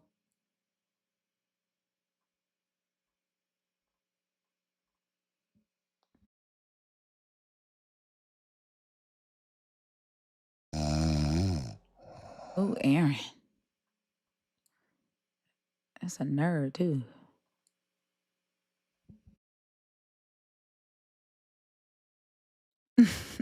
Oh, Hello. say that again. Hello. Is this Can you hear me? no degree required? I'm sorry, did you say no degree required? Yeah, I'm asking, is this no degree required? No, I am not no degree required. I am simply O. Okay.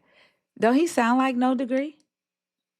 I don't know who that is. Is this do I have a doppelganger? A voice doppelganger, yes. All right. Something I'll have to look into. Hmm. How old are you? I am 35. And you are a believer? Yes, ma'am. Hmm. What are your thoughts on the topic? The topic on the board. Don't refer to another conversation that I had with somebody else, Yes, please. yes, ma'am. Well, I don't mean to be rude, but the topic on the board is simply that you are disappointed and embarrassed that you once believed. Hmm. All right. And so I just think that there's no reason to be embarrassed that you once believed. Well, I am embarrassed because I, one, used to believe that I had power in my hands because that's what I was taught, that I could heal Mm, people uh, with my hands just by believing in Jesus. I believed that I was talking to a deity by speaking in tongues. Uh, I believed in the system, the God that condoned the very system that enslaved my ancestors, and believed that my ancestors were demons and deserved to be enslaved as a punishment, and that this God was the black community's God, and white people stole him. And the more that I talk to believers today, the more I see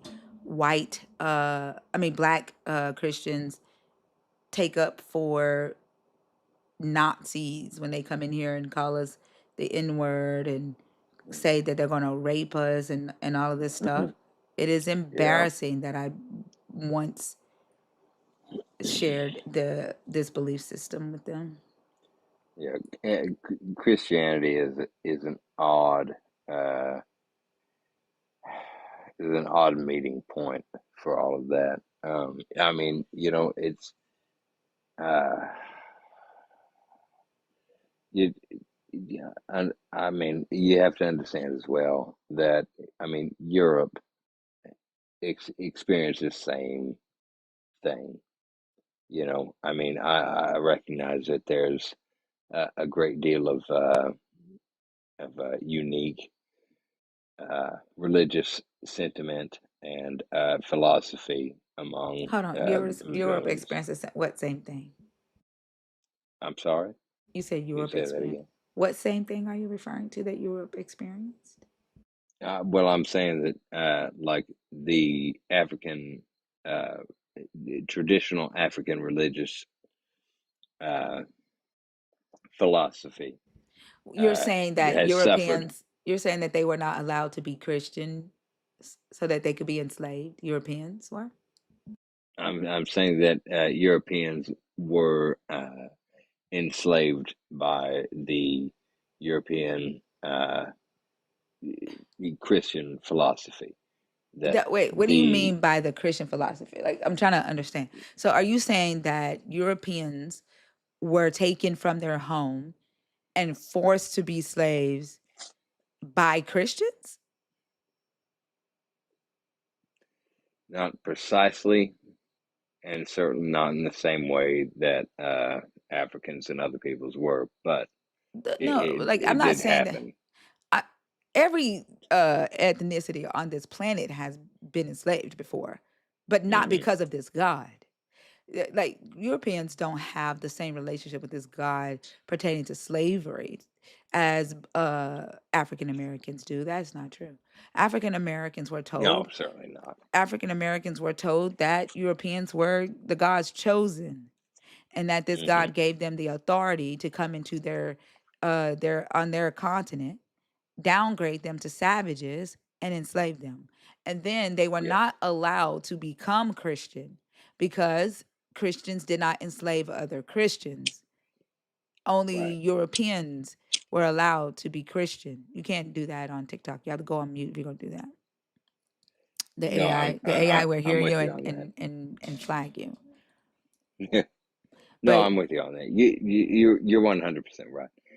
The only point that I'm just saying is that like the concept of a pagan, of like a European who held to a pre-Christian religious orientation. Uh, those are the people who were enslaved by, like, let's say, the Roman oligarchy, right? Who would be, the Holy Roman Empire is essentially, they were not you know what I mean? enslaved because of your God, though. No, I, no, and you're absolutely right. yeah, like And there's no neither reason on to bring along that up. race. Neither No, I'm was just what? saying it's just neither was it along racial lines. It was just something that inclination Yeah, but why are we talking evolved. about this then? Like, I'm not Well, because saying I'm that. saying Hold its on, I'm origin. not saying that no other ethnicity has ever been Mm. enslaved. We're talking about your No, no, God. no, no, no. Hold on, you and I can't Right, talk right, at the right. same time, okay? We're talking about your God. We're talking about the Yes. relationship that the Black community has with this God. How the Black community was introduced to this Hmm. God. Hmm.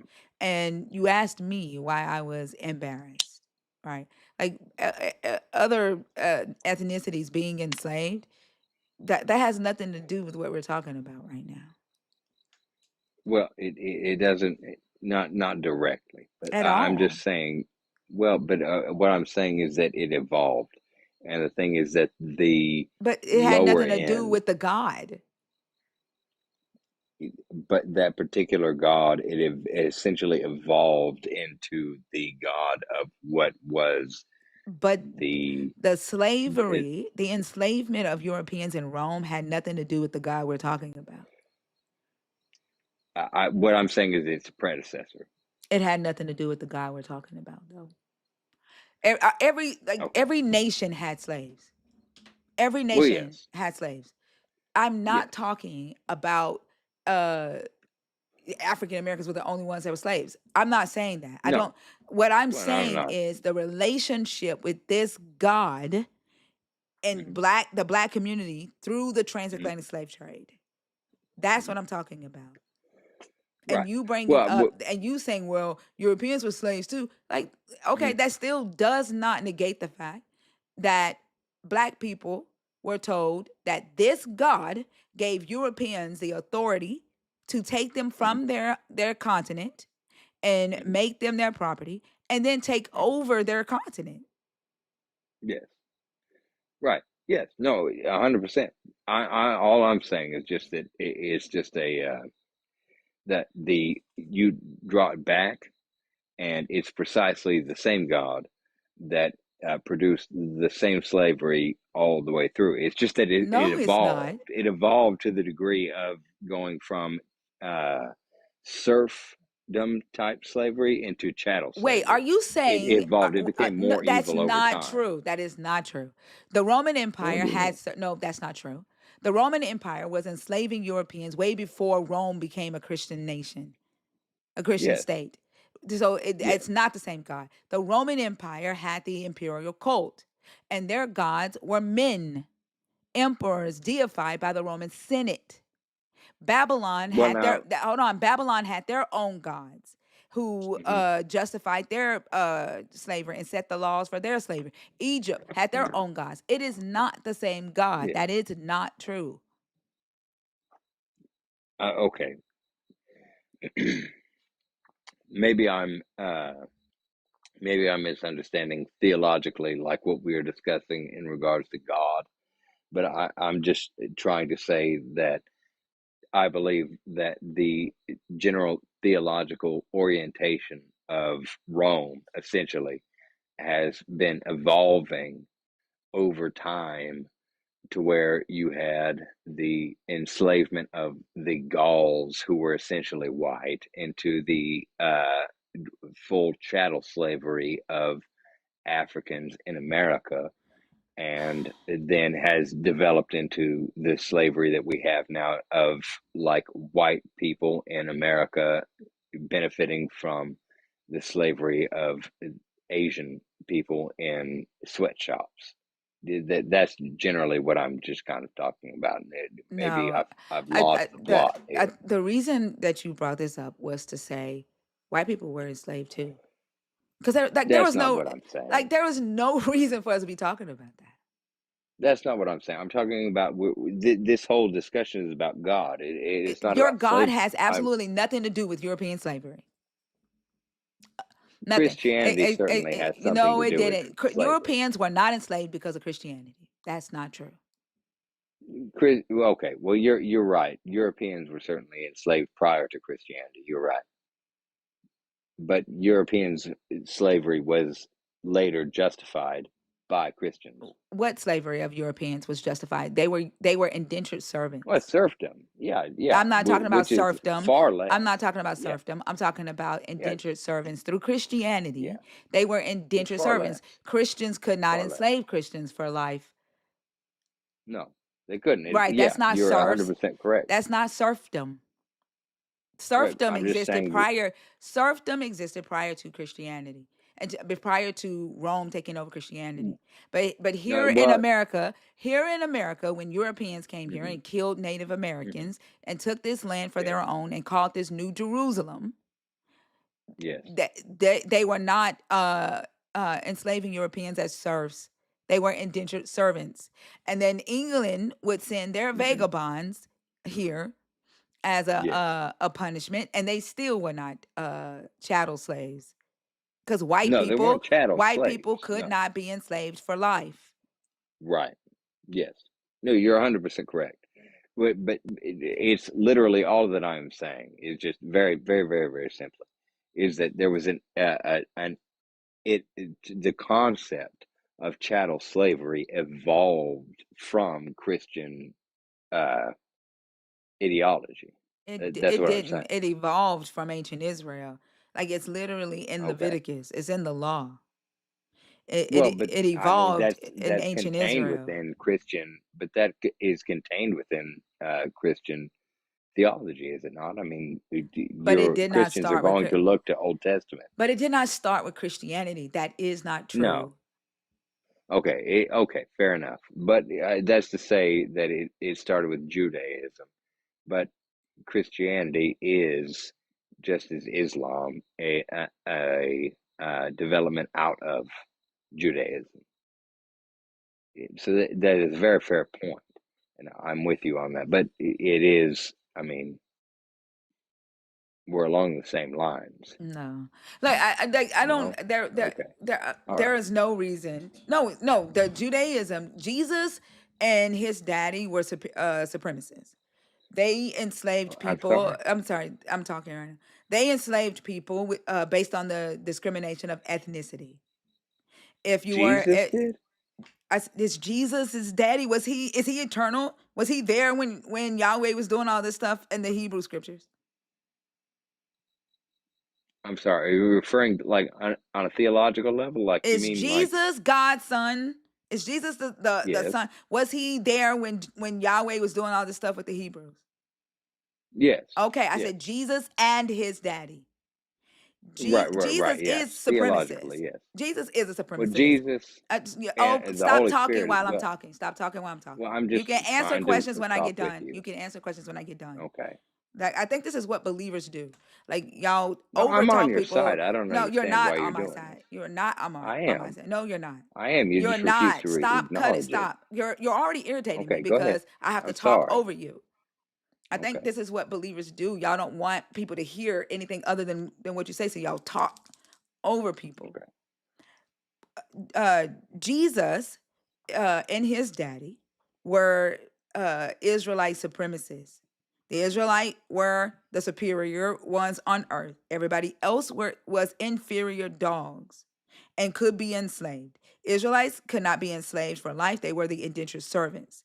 Foreigners were chattel property and could be enslaved for life and passed down as inheritance. They could be treated like slaves. They could be treated harshly, but an Israelite could not be ruled over harshly because they belonged to Yahweh and Jesus. Their ancient slave system was built on the discrimination of ethnicity and religion.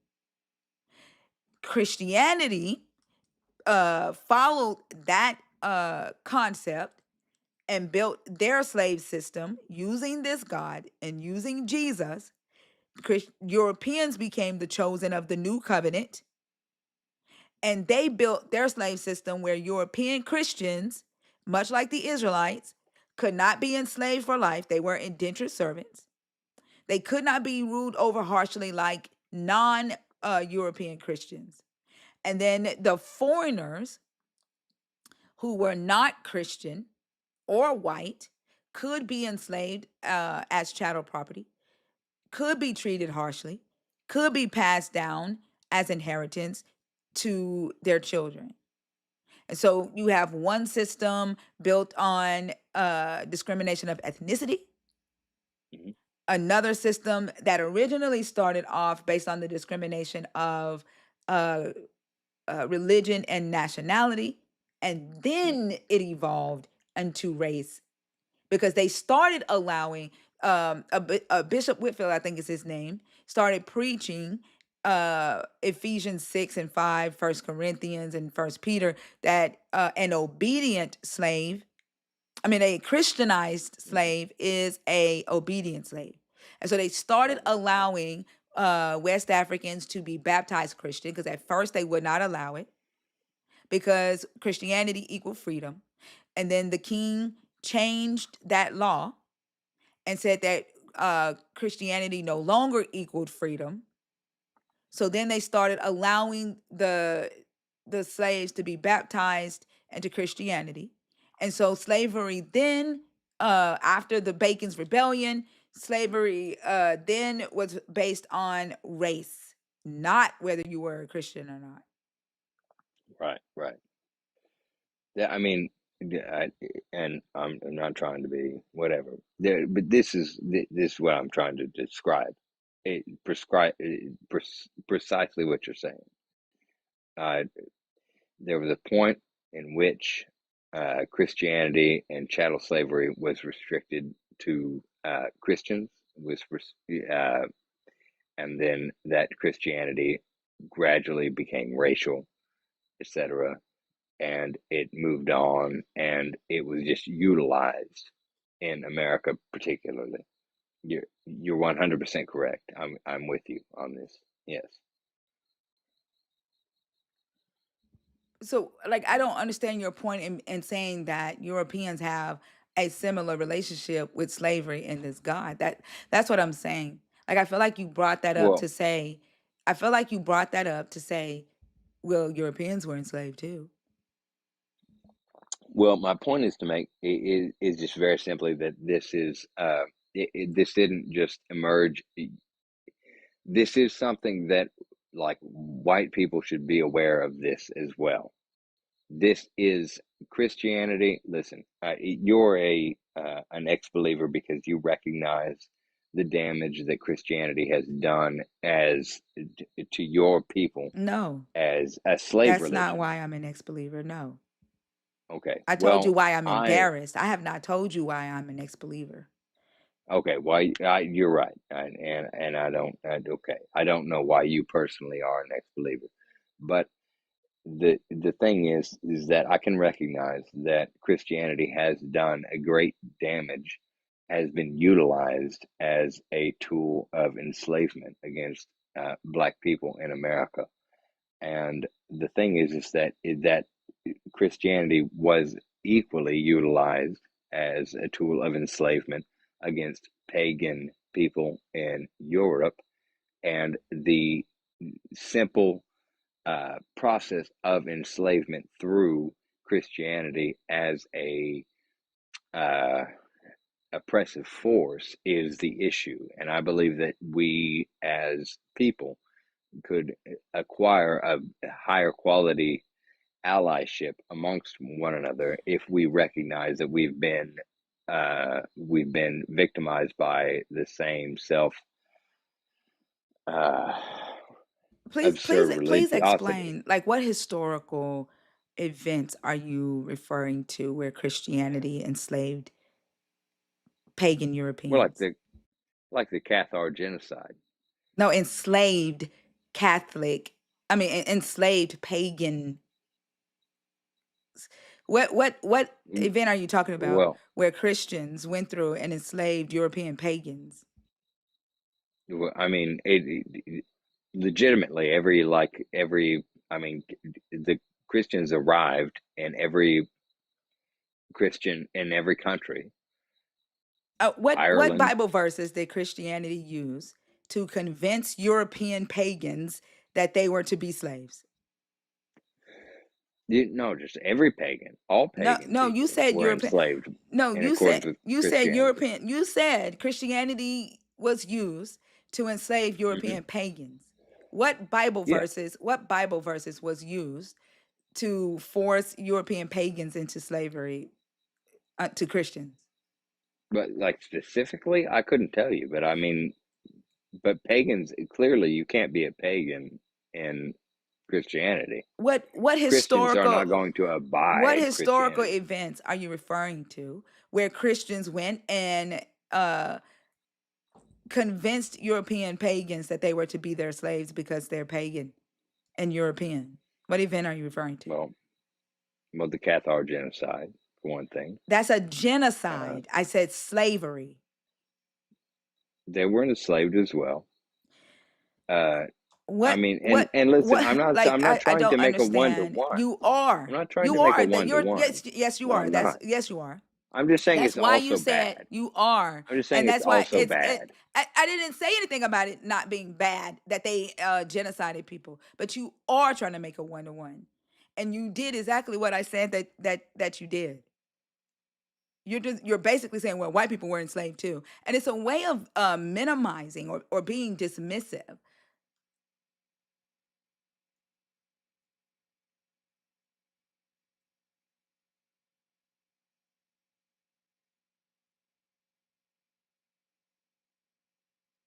I'm telling you, he sounds just like no degree required. This is some shit no degree would say.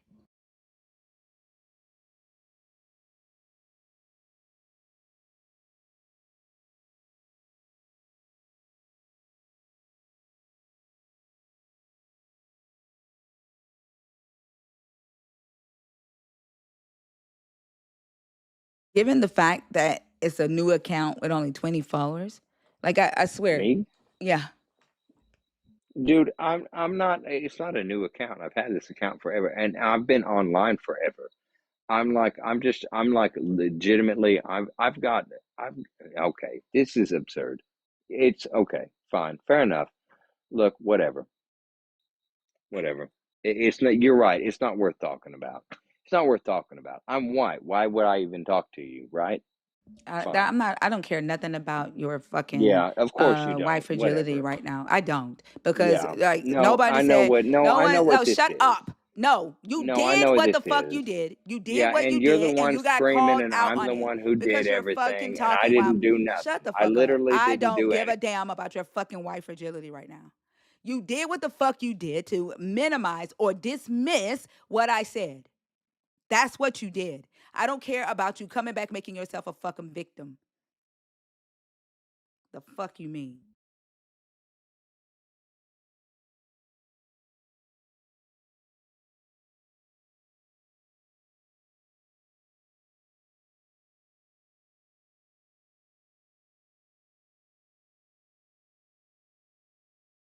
You're on mute. I see your fucking bears. I see you saying my name. I just don't give a fuck. You don't have to spam the shit. Keep spamming, you'll be muted. Oh, you are on mute. You have to come off mute.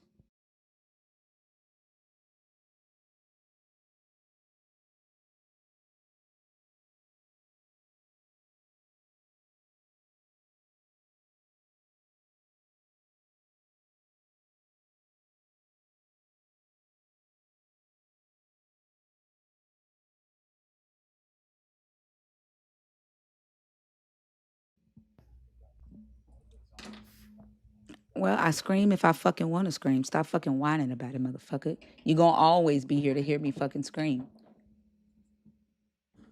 Cry about it.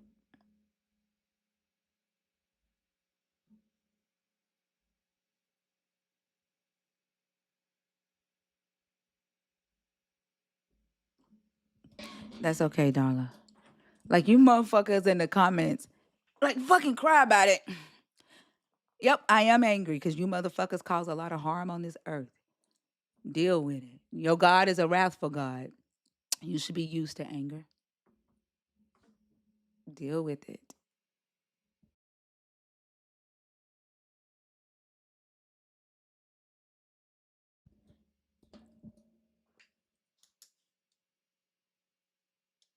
I mean, he sounded just like No Degree Cry. And that fucking self-victimizing bullshit is the same thing No Degree Required would do. Look, I told y'all, look, only you ever suffered. But I'm lying about him trying to say white people were enslaved too. He just mad that I clocked his bullshit. And you motherfuckers in the comments defending that shit. This is exactly why you motherfuckers get got, why y'all get abused. Y'all don't even know how to fucking recognize abuse. You don't know how to recognize motherfucking gaslighters. I'm not talking about y'all, dog. You're typing in all caps because you're offended right now. You don't know how to defend yourself. That's why you're typing in all caps.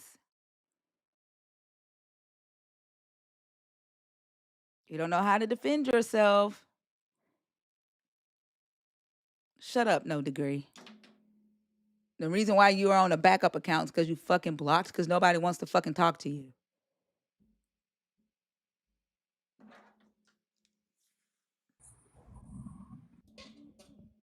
Nick, what's up, Oso? How's it going? You're, How old are you? I'm 23. All right, don't refer to a previous conversation that I had with another guest. Are you a believer? Are you deconstructing? Are you an atheist? Uh, I'm a partial believer. I don't know what that is. Do you believe in the God of the Bible? Are you deconstructing your belief in that God, or are you an atheist? I'm not understand. I'm not understand. I don't understand what deconstructing means. I Decon- believe in God. I just don't believe in like the exact way the Bible was written. Deconstructing means you are questioning your belief. Oh, deconstructing then. Yes. Okay, all right. What are your thoughts on the topic? I think that um I choose the oh it's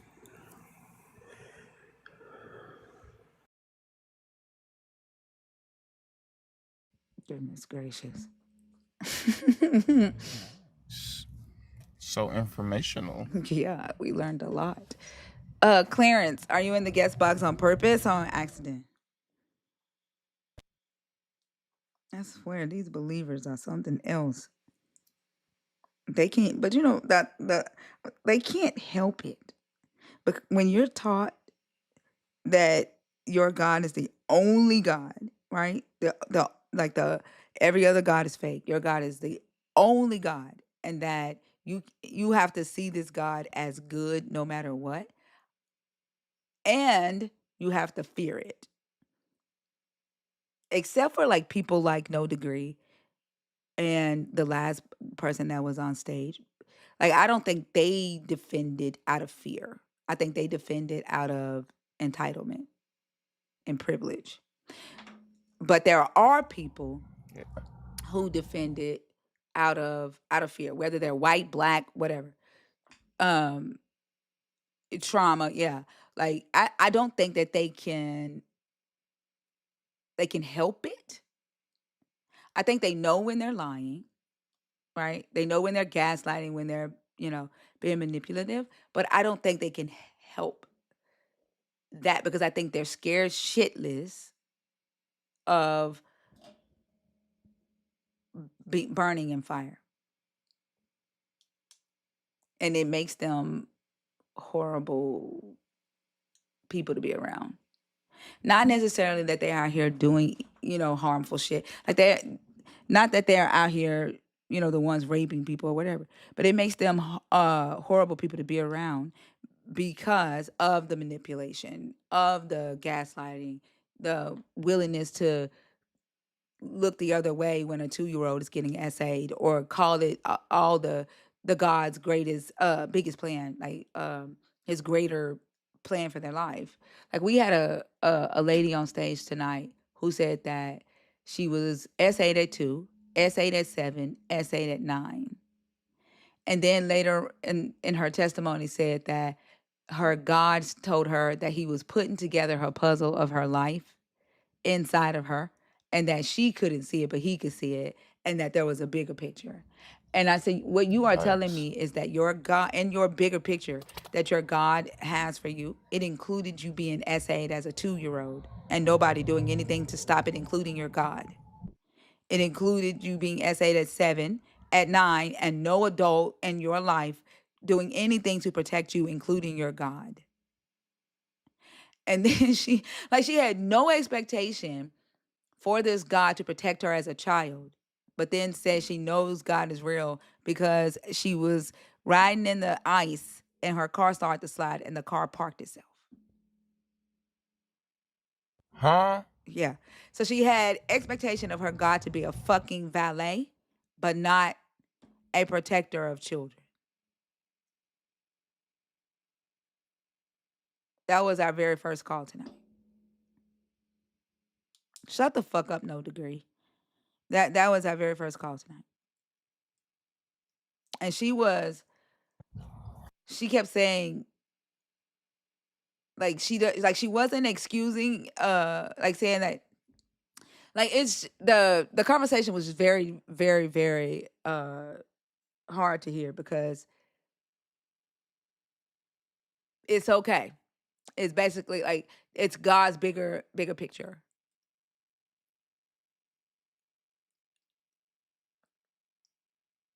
Yeah. And mind I you, don't know. while she was on stage saying this, then a nerd came up to talk about the deacon. I mean, her dad. Well, hold on. The first lady, when she was 7, it was a deacon who essayed her. It was in the church, and nobody did anything. Um, then a nerd came up and shared her story about her father essaying her and other people in her family. And her father just died last week. Believers was in the comments laughing, saying boring, boo-hoo.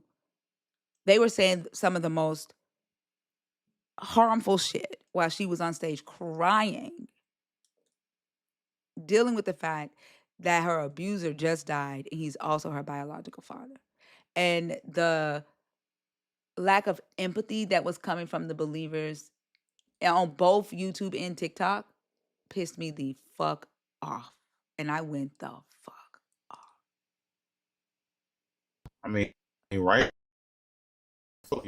So this is supposed to be the like good guys that were doing this, Yep. These are the good guys. Supposed to be the good guys. Yeah. right? And making fun of somebody who went through that situation and is going through that. The ramifications of that, like that's oh okay, that makes sense. Yep. The same people that would gather around her at church and swear up and down God is a healer are the same people that was in my chat laughing at her while she was on stage.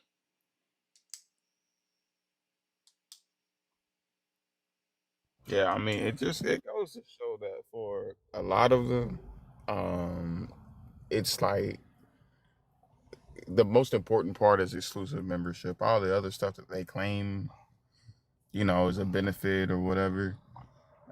They really don't even fucking care. They just like the fact that they feel like they're special, and that's the most important part. Everything else or everyone else be damned. Don't even give a fuck. That's insane.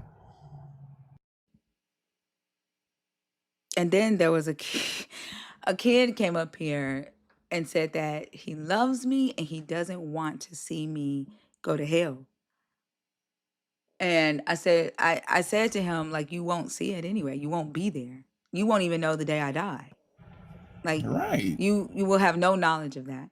I said, but you can see me now. Like, you don't even know if I ate today. You don't even know if I afford to eat today. And he said, that's your choice.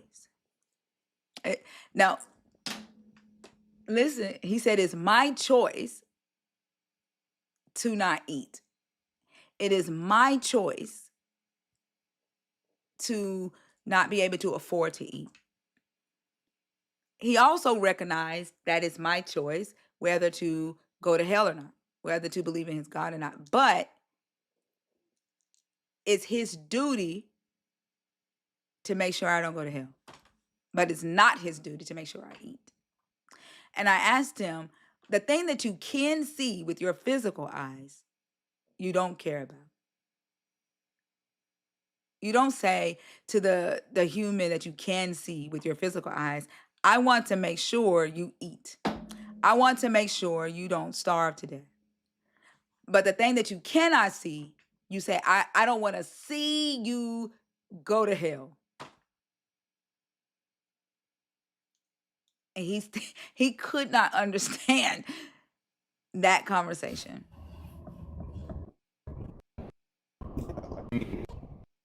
Gonna be kind of I can't in hear the you. judgment room and watching the fuckers get sentenced. Or oh my fault. You hear me now?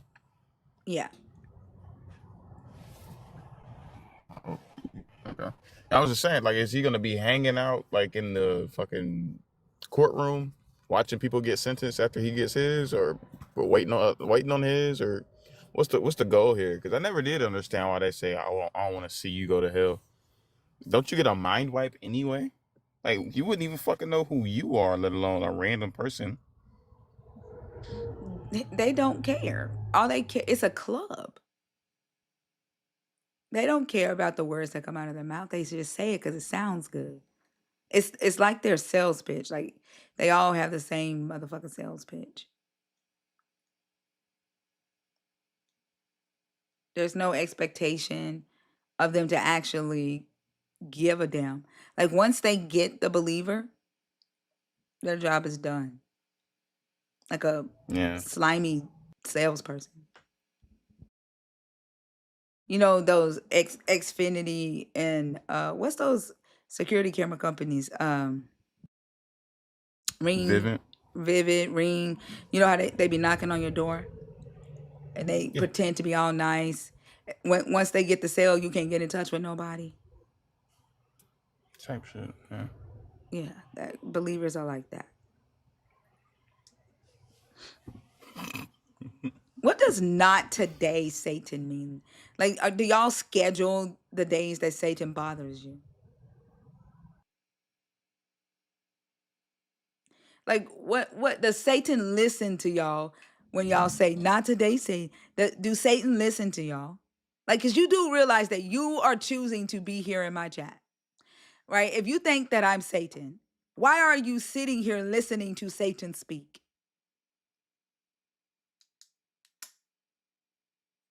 Does that even make any sense?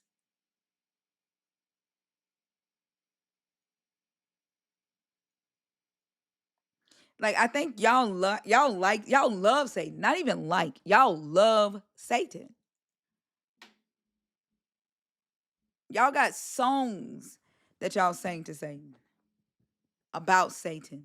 Y'all love that motherfucker. That's and Satan is your enemy about as much as your God is your God. They both belong to you. Y'all are weird people. And then the Bible tells you that Lexo, are you in the box on purpose? The Bible tells you that believers are peculiar people. Y'all are really weird.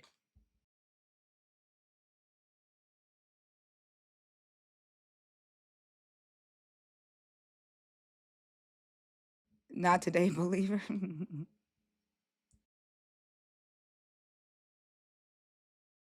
Y'all want me to be Christian. Like I know, like y'all hate the fact that I'm not.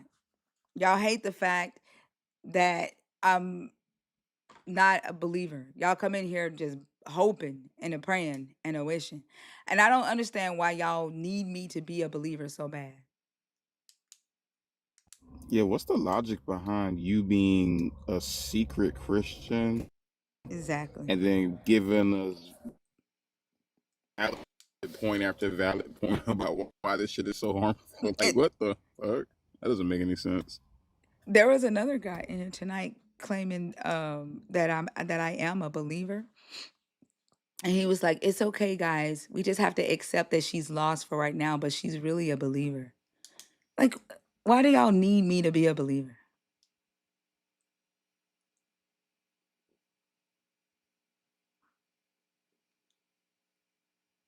And then saying, "It's okay, guys. We just have to accept."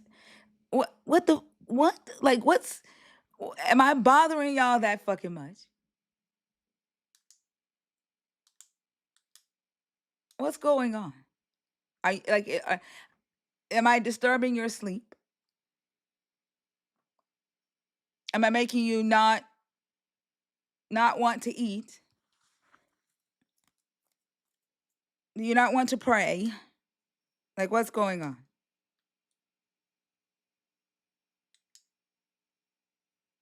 I know some of y'all think that I have the superpowers to tap into your Wi-Fi routers.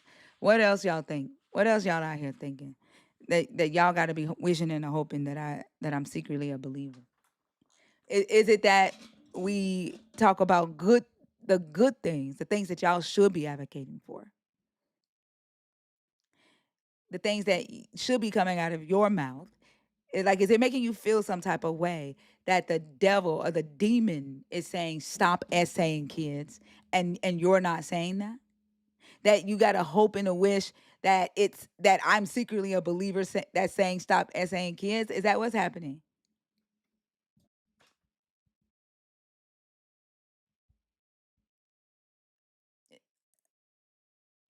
I think that's what's happening. What do you think, also? Like, we're saying the things that believers should be saying. Yeah, I think based off of the reactions from the earlier conversation, and I mean, the comments that I've been seeing since I've arisen to this wonderful day, um, like they're the opposite of good. And I don't know why. I don't know. I guess they feel like they need to add you to the roster to balance out the evil in them, because there's no way that they feel like they're on any kind of like moral superior high ground. Like, there's no logic that you can like try to use to make it sound like they're the good people in this scenario. So I don't know. Maybe they're just trying to be like innocent by association by lumping you in there. I think you're right because they do everything else by association, right? They'll Mm-hmm. say we abolish slavery. They'll say we feed the poor. We build hospitals. We did like they do everything else by association. So if they see somebody doing something good and that person is a Christian, they'll say we did that. While they are still doing their fuck shit, saying their fuck shit, excusing their fuck shit. I'm not gonna answer questions from the chat, Leah. If you want to have a discussion, you can hit request.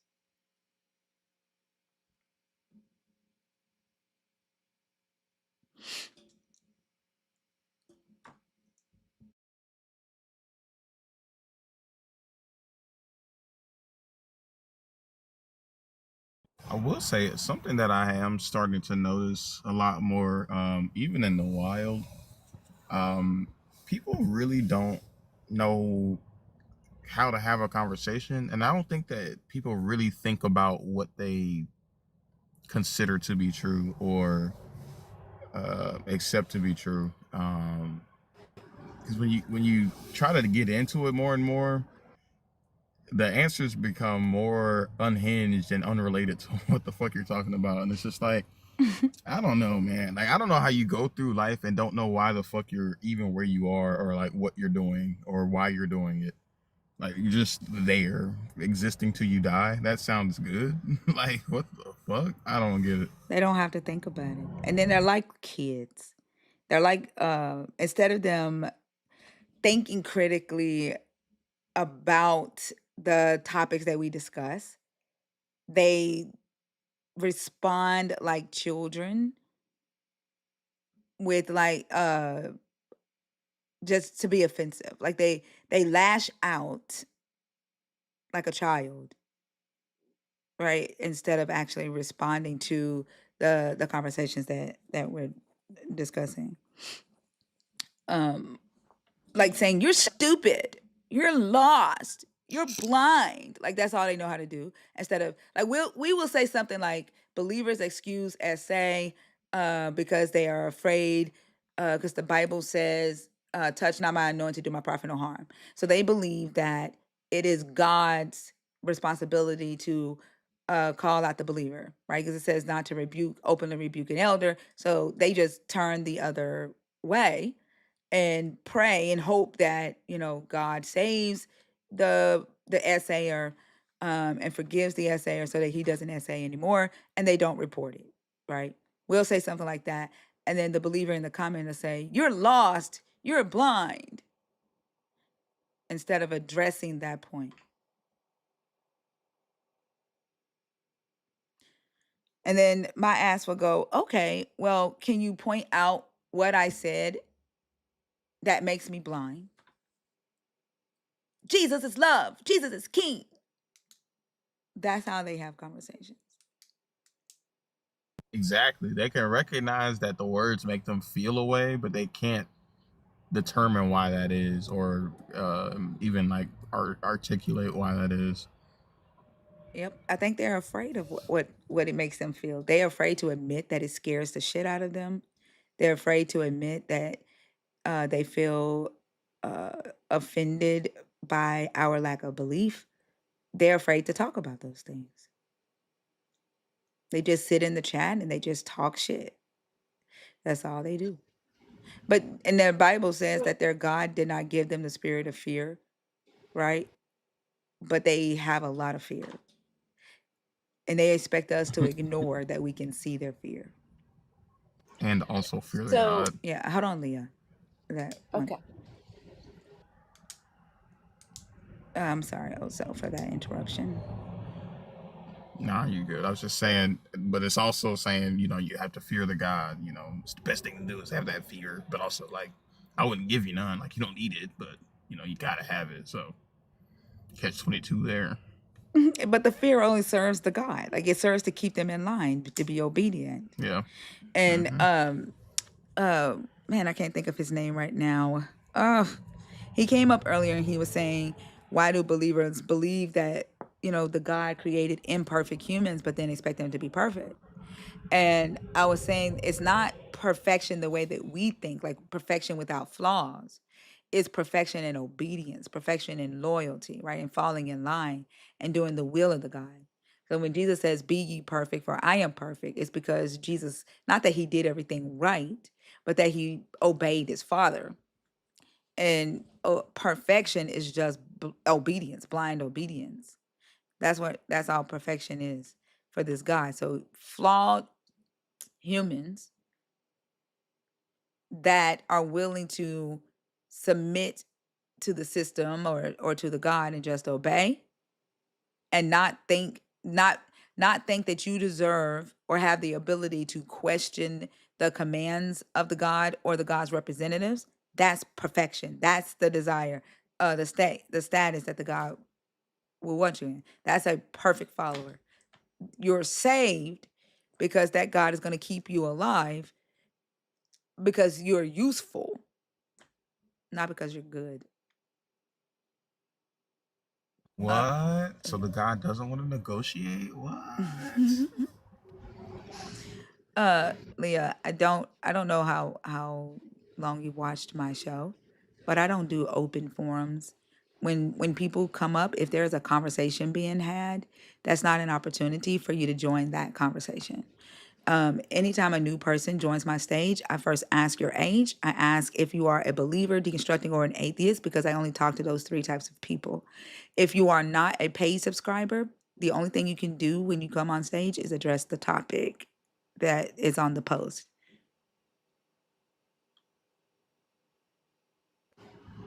Okay.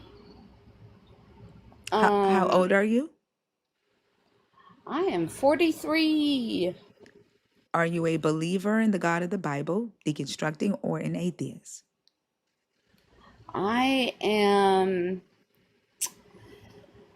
not a believer in the Bible. I am perhaps agnostic. I'm still filling everything out. But I can tell you that I do not believe in the Bible. Okay, so I do not have conversations with people who are agnostic. That means you still have a belief in a God. And so Kinda. yeah, okay. So I only talk to people who currently have a belief in the God we are discussing, people who are currently deconstructing their belief in the God Mhm. we are discussing, or atheists. Now, you can be agnostic atheist, but not just agnostic. Okay. Not that I have anything against you. It's just it doesn't what your current belief system just doesn't fit what we're discussing. And I know everybody has an opinion, but I'm only interested in the opinion of the three types of individuals that I mentioned for this topic. Okay. Well, I'll drop down, but I did want to say that you're doing good work. I like listening to all of this, and it's very thought provoking. So So thank you. thank you. You're welcome. Thank you for coming up, and I hope you have a great rest of the morning. Okay. You too. All right. Bye.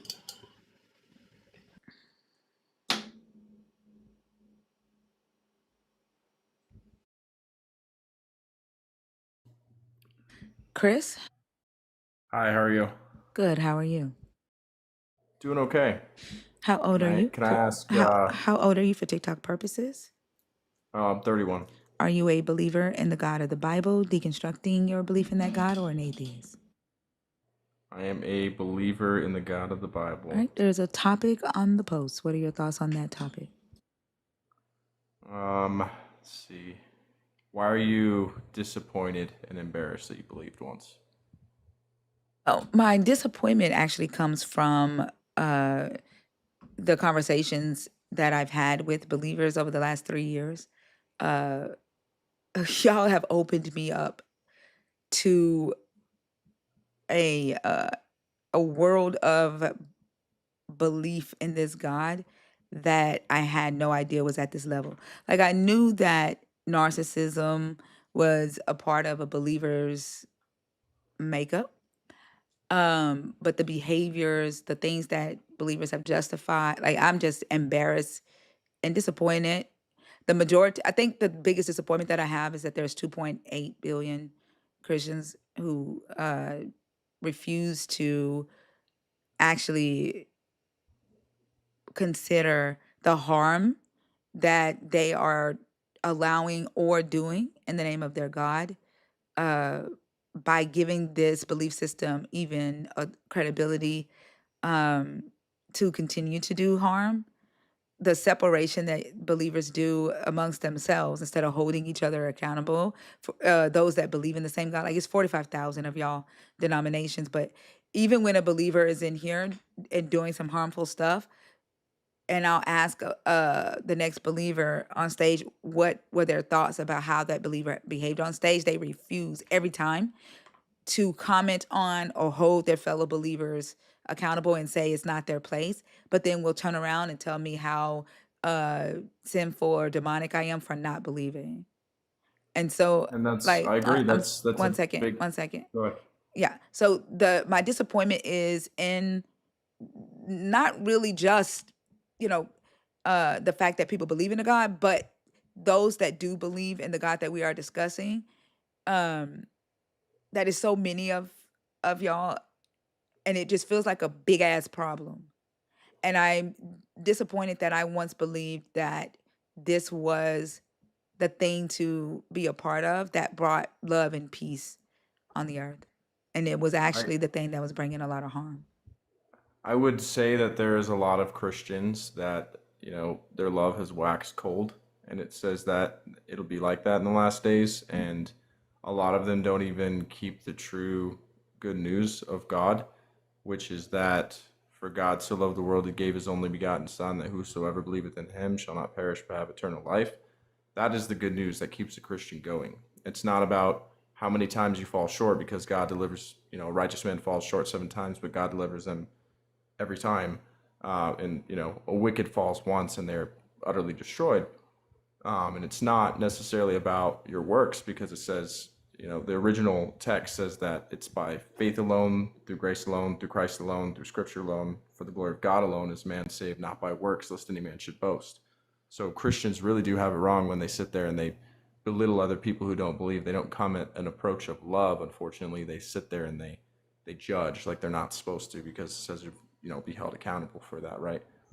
So you're, instead of loving others and loving thy neighbor and loving God with all their heart, soul, and mind, which is the first commandment, and loving your neighbor is your second.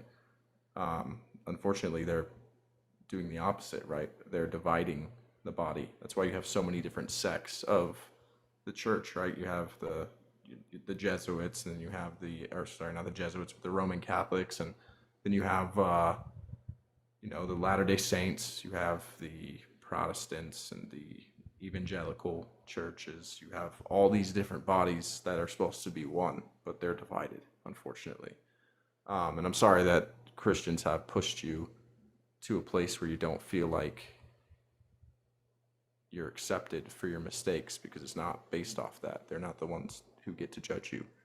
What mistakes It's are you grace. referring to? What mistakes have I made? I didn't list any mistakes. So Hold on. I did not. everybody Wait, makes wait, mistakes in their wait, wait, life, wait, wait, according to the wait. Hello, Bible. do you hear me talking? I do. Why were you still talking?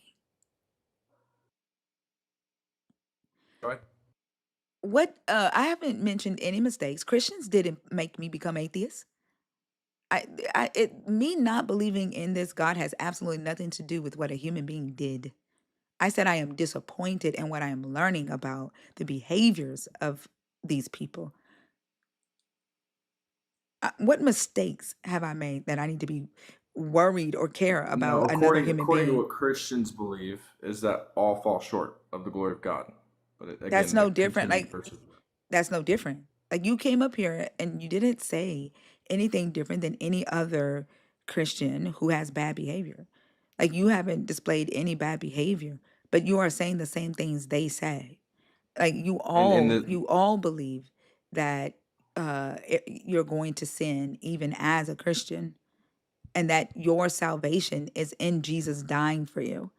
And as it's long as truly you not repent, that as long hard as you to repent, not I'm sin. sorry, What the fuck is wrong with you, man? Wait. you all believe that you will sin as a Christian, that you can repent, and that you will be saved and have eternal life. All of you believe the same thing. all of you quote John 3:16. All of you believe that you are a true Christian when you're on the stage, and every other person is either confused or don't have it right. Like, you all do the same thing, and you didn't address anything that I said. Like, you gave the typical sermon. I'm talking about real life. I'm talking about real impact, real behavior.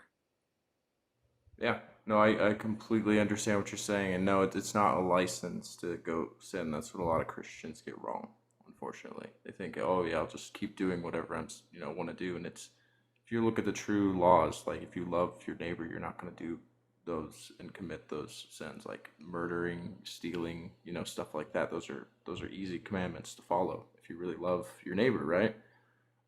But again, yeah, there's a lot of Christians who they believe in the once saved, always saved thing, which is partially true, but it also says that you can't go on sinning and not expect, like purposely sinning. That's like a man saying, oh, I'm saved, but now I'm just going to go on a killing spree after I just got forgiven for murder, right? It's the same concept. So what I'm saying is that if you're trying to stop and you have a specific thing or sin that is holding you back, like let's just say whatever it might be, maybe you're I don't know, you don't get along with your parents or whatever it is, right? Then eventually, if you keep trying to be better, then you'll obviously do it less, and to the point where you're not doing it at all, which is, I don't know. If you look at the world, if you don't have a moral compass, in my opinion, which is what the Ten Commandments are, it teaches you how you should treat other people and how you should live your life. It gives you that basis, right? If you don't have that, then you don't know what's right or wrong. Like they could tell you anything's right or wrong. That's why you have transgenderism and all this other stuff that is not of the natural order. Why do That's y'all do just that? accepted. Why do I'm just y'all being do that? honest. But why Is it are you doing is that? it natural? Why? Is it natural? Yes, it is. Why are you doing that? How? Don't worry about that. But tell me, why do y'all always bring up the LGBTQIA community? Why do y'all do that? Because You sit here the and you Rockefeller say Society. your Jesus You want the died. answer? Hold on. You say your Jesus died. I knew your bad behavior was going to come. You say your Jesus died You're for not having all bad sins. behavior? You say your Jesus died for all sins, but then you go and you point out what you consider to be a sin. Like you say that they're not supposed to do this, but then you do it. Why do y'all do that? Like Rockefeller the Foundation LGBTQIA created community, the the LGBT. LGBTQIA community ain't bothering you. They ain't bothering you. Like you're But like if it's if it ain't bothering you. What does it fucking matter? I'm pretty sure that you like you don't even know what love your neighbor as you love yourself even means. Like you don't know how to do that. You think that the 10 commandments is how you love somebody. Oh, if you don't murder them, that means you love them. Do you know anything about the Rockefeller and I the don't give a fuck foundation about no goddamn they Rockefeller. created? I don't give a fuck They about a fucking created the Rockefeller. I LGBTQ don't give agenda, like and then they literally pushed it there on were everyone. LGBTQ in the fucking Bible. There are No, there were LGBTQ not. in the fucking Talmud. The There, ancient Israel had 7 genders. The fuck you mean? What do you think your Jesus meant when he said there are eunuchs who were born eunuch? What the fuck do you think he was Talmud referring to?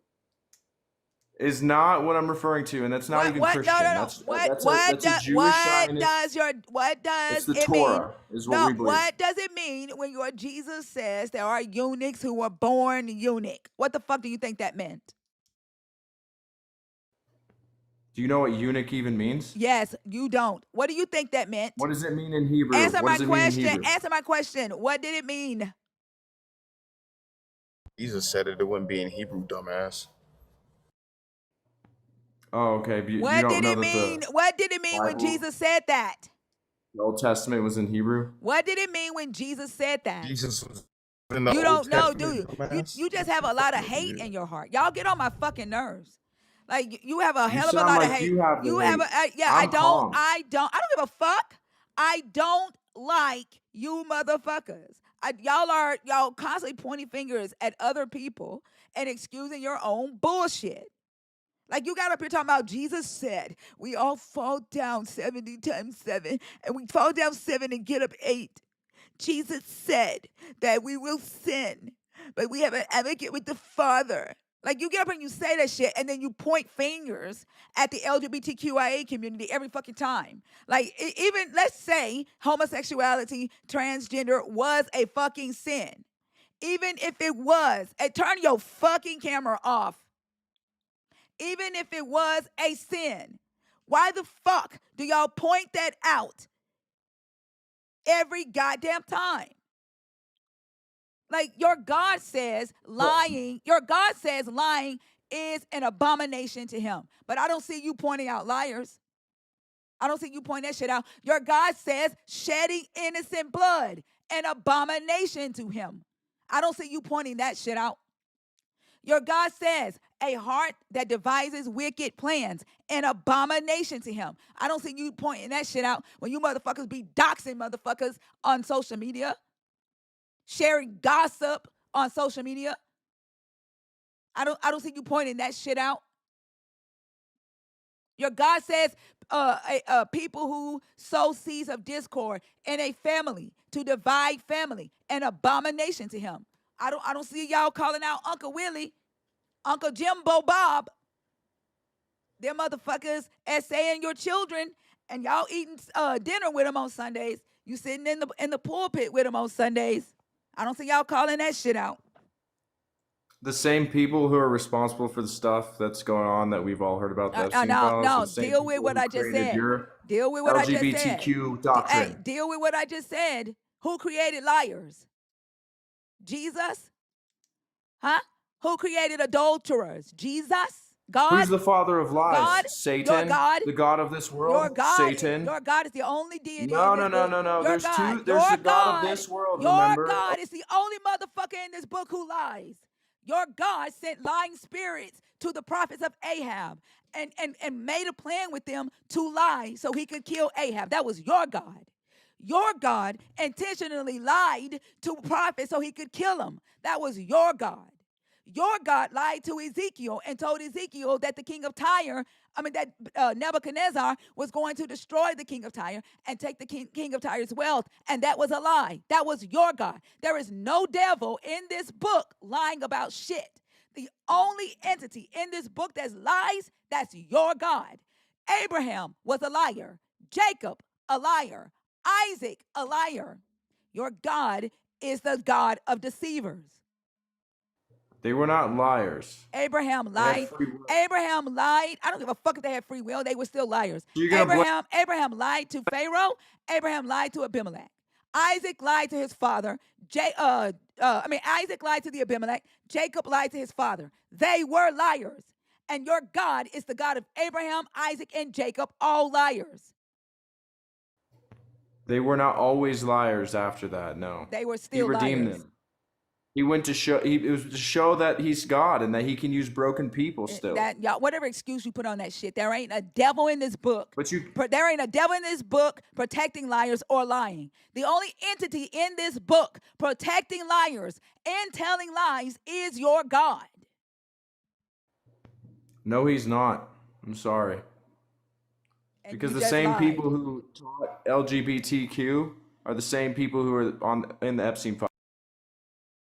Same people. So you tell me you know that. why? You know why? The LGBTQIA are y'all's human shields. Like, y'all use the LGBTQIA community to Look cover it up. It's the Rockefeller. y'all use the LGBTQIA community to cover up your own bullshit. Like the fact that your God got you policing other men's dicks. Your God got you so worried, like you scared that a trans woman is a trans man is gonna take your woman. Like, what the fuck do you give a damn for? Like, what the fuck is what a grown ass person doing with their body, with their life, with their genitals, who is doing it with another consenting adult, have to fucking do with you? How does that stop your fucking life? Lying harms you. It doesn't. Exactly. So what the fuck are you even talking about? The reason why I even care is because maybe God had better plans for them to have maybe a wife. What business is that of yours? What business is that of yours? Tell your God to take care of the fucking kids that he sent here, whose parents aren't taking care of them now.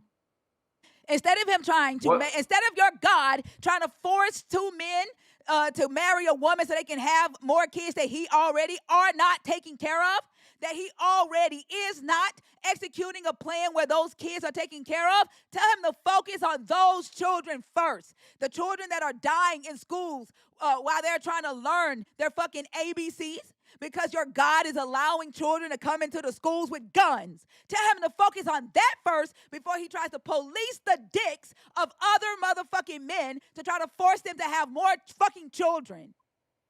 Let me ask you this: if God controlled everything that you did and didn't give you any choice and made you basically like a robot, then fucking tell him to stop trying to control where men it's put their called dicks. free. Then let the Free will. LGBTQIA community use their fucking free will then, motherfucker. Let the transgender people use their fucking free will then, motherfucker. It's always free will until it comes to pride. That's what y'all always gotta fucking say. Is it free will if it's their fucking free will, let them fucking use it. even if it was taught to them and they have a mental disorder because it was their taught free will, motherfucker. Worry about your own even if it was taught to them by people. Worry about your own motherfucking mental illness where you believe you are talking to a fucking ghost. You believe a dead motherfucker got the fuck up and walked into town with a different fucking face and the same fucking body with holes in it. And that is your fucking God. You believe zombies got the fuck up and went and had breakfast the same day. Deal with your own motherfucking mental illness. You believe snakes fucking talk. You believe donkeys talk, motherfucker. Deal with your own motherfucking mental illness before you try to say somebody else has some. The fuck? At least I know where the stuff comes from. And Who gives LGBTQ a damn? Who cares, motherfucker? It comes from the same people in the Epstein files. Your God, because your they're God, manipulating children and changing their. And your God created liars. Your God created cheaters. Your God created rapists. Your God created enslavers. Your God created mankind oppressors. created that your because God they have free will. Created pastors who blame oppressed God. elderly. Your God did worse. Blame God. Your God did worse. Who cares? Blame God for man's choices. That's crazy. Free will. Ah, shut the fuck up. Like the fact that you spend your whole entire existence with your God is you're scared of transgender people. You're scared of transgender people and you're scared of gay men. Like that's fucking sad. No, I'm just sad for them. No, the fuck you're not. I'm sad for them. Fucking bigot. I'm not like most Christians. You're a bigot. You have no idea. I actually feel bad. Jesus made you a bigot. Jesus made you a bigot. That is the renewing of your mind. You were not born a bigot. You were not born a bigot. You became a bigot when you fell in love with the blood of Jesus Christ. Never know who you're talking to. You are a fucking bigot. How the fuck you gonna preach free will when it comes to a motherfucking raping a child, but then want to be all up in a motherfucker's asshole in his private bedroom? The fuck out of here. It makes me think that that's personal to you. It's personal to me because they are fucking humans and they don't deserve for you dumb motherfuckers to be all up in their goddamn business. Yes, you're it's right, personal but they to me. also don't deserve as children to be indoctrinated. Ain't nobody indoctrinating your kids, motherfucker. Yeah. Are you kidding me? Have you seen TV nowadays? Ain't nobody indoctrinating They're your putting two men in a cartoon and stuff, kissing and girls. How many children you got? Subliminal messages. How many children? All from the Rockefeller Foundation. How many children do you have? I got 4, and none of them are fucking trans. And they watch every motherfucking thing I watch. How many children do you have? It doesn't even matter. You don't have any, do you, Chris? None. None. You are repeating and regurgitating bigotry. Don't make no fucking sense. Trans people have existed from the beginning of fucking time. Hell, your God sent 3 dicks here and 1 motherfucking pussy. Who do you think Cain and Abel would have been fucking the moment they got the fucking urge? If your God was so like y'all are okay with fucking incest. Your God had to start the world with fucking incest. And you don't know the whole story. Of fucking gay people. Shut the fuck up. You really don't know the whole story, obviously. It's interesting that he wants to defend the incest part. Shit is crazy. It's not even about the incest.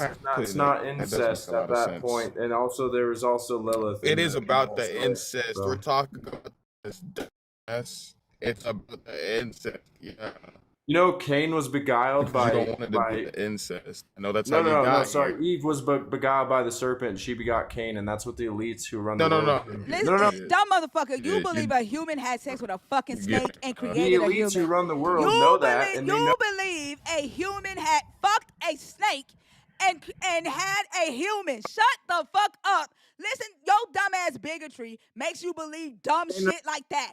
The Canaanites, Snakes don't fuck they know, humans. they know they come from Satan, the Canaanites, and they run the world, and they also taught the Shut your LGBTQ racist ass whatever. up. Shut your bigoted I'm ass not up. racist. I'm You just are telling you the you truth. are a Sorry you don't fucking like fool. it. You are a fucking I'm fool. sorry you don't like it. Everybody, They know that they descend from. They know they descend from Satan, and they everybody, believe it. Bro, no one gives a everybody. fuck about the Hold on. rant that you're on. Shut the fuck up. Everybody, stop being gay and start fucking snakes. Let's fuck snakes because Chris said that we should, and that we can have snake babies. Let's have snake Cain basically babies. was the seed of Adam, I and named my had child Abel. And Steven. why do you think Cain killed him? And it says, "I'll put We're all gonna enmity have between snake your babies. seed and the seed of the woman." Drop a snake in the fucking chat. Let's So that all have means snake every babies. person is a snake baby then. No, every Canaanite Every is a single snake. human on earth is a snake baby then. No, every No, Canaanite, every fucking everyone who person. descends from Cain. I'm sorry. If Seed everybody's a war. fucking snake person, fuck it. No, Everybody's mixed with seed everything, war. right? There's Adam's seed, which are the wheat, and the tares are the Canaanites. This is racist You don't know your truth. theology. Racist theology. You are a fucking bigot. You're No, a I'm fucking telling you the bigot. truth. You Jesus just don't made like it you because a you're born bigot. into darkness. You Thank love the you. I darkness. would rather be in the darkness than in your Jesus bigotry. Give me all the fucking darkness. Fuck your bigoted ass Jesus.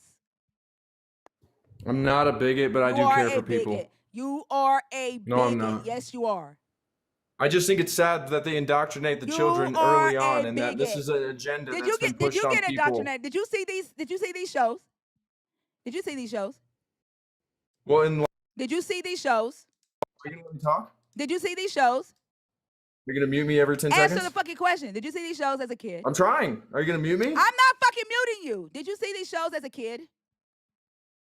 I saw Disney movies and all that had subliminal messages in it, and so does TV Are you gay now? Are you gay now? Nope. So the indoctrination doesn't work. Look at the generation now though.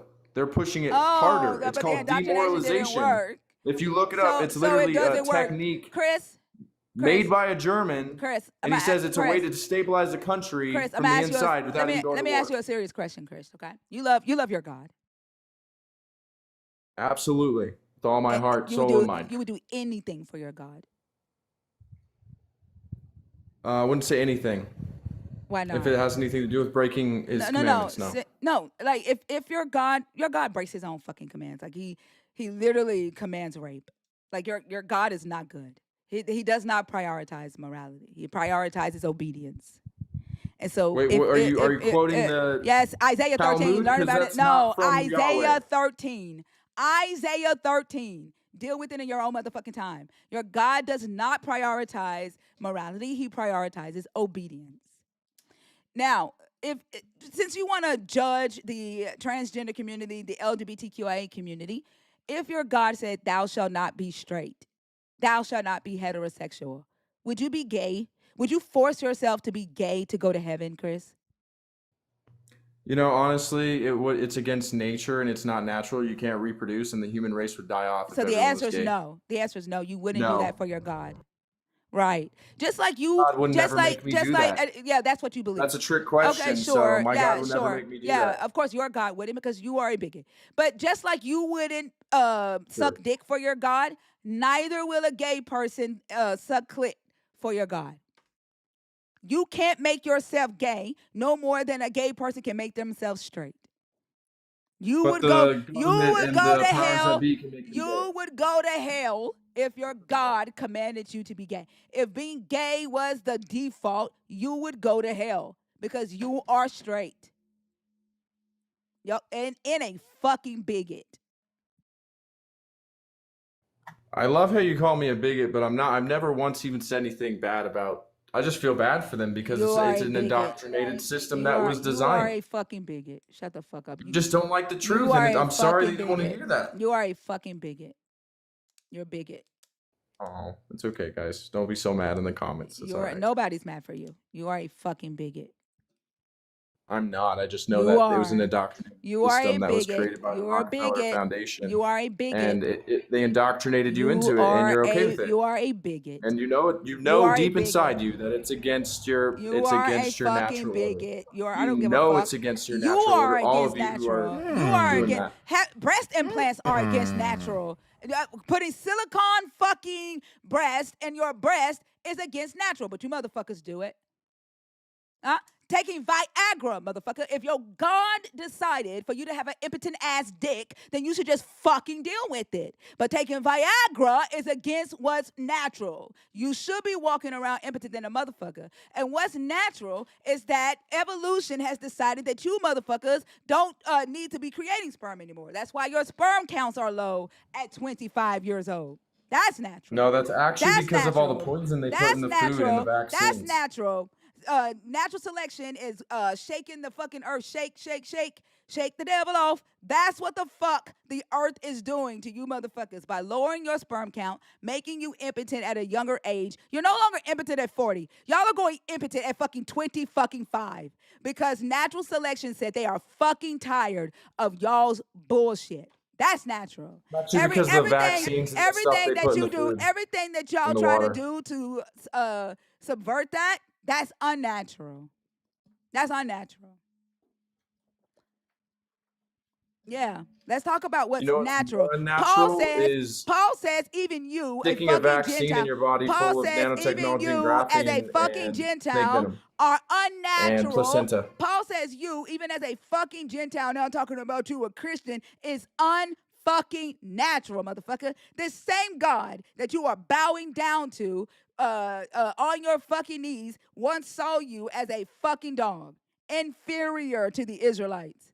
Unfucking natural. This same motherfucking God. You were the unnatural thing. And Paul even says it. This same motherfucking word that y'all are using for unnatural, Paul uses it when he says that y'all are not the natural branches to the Israelite tree. And he tells you not to fucking boast. Don't think that you better than the chosen, because you not, motherfucker. Like literally, Paul tells y'all that y'all are God's side chick. Y'all are the side chick while Israel is the wife. And he's using you. He's only fucking you to make Israel jealous. That's what Paul says in this Bible. Those That who he humble is themselves. using the Gentiles to make Israel jealous so he can get his first wife back. That's what Paul says in this book. Actually, everybody can be a child of God if they choose to believe in the truth. Anybody can and be a repent. side chick. That's right. Anybody You're not can a be a side side chick. chick. You literally get to rule in the kingdom. What are you Anybody? talking No, about? actually, this Bible says, like, hold on. If all of y'all are rulers in the kingdom, who the fuck are y'all ruling? If everybody's a ruler, who's being ruled? Those outside the city. Those outside the city go to hell, correct? There are some. I mean, some are outside the gates with the dogs. It Oh, says. so the Yeah. dogs I mean, the but that's dogs are not. the Gentiles. The dogs are the Gentiles who don't worship Jesus. Like your Jesus is very clear that Gentiles are dogs to him. But No, the hold on. unbelievers. Yeah, the Gentile unbelievers, motherfucker. The Israelites will be saved. The Gentile unbelievers are the dogs outside the gate. He has his remnant of Gentile dogs that will attach themselves to the house of Israel.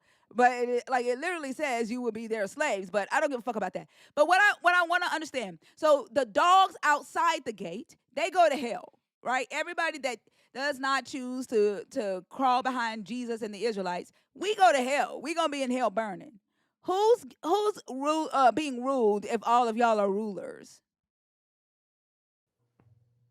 There's a 1,000-year reign, and it doesn't say. If you read the Bible, it literally talks about how New Jerusalem comes down from heaven after the battle, right? And then it says that Yep. there are still people here that are left over. Not everybody's thrown into hell. Not going to hell until after the 1,000 years, and then after the battle of Armageddon. After the 1,000 years, then what's going on in heaven? Are you ruling in heaven?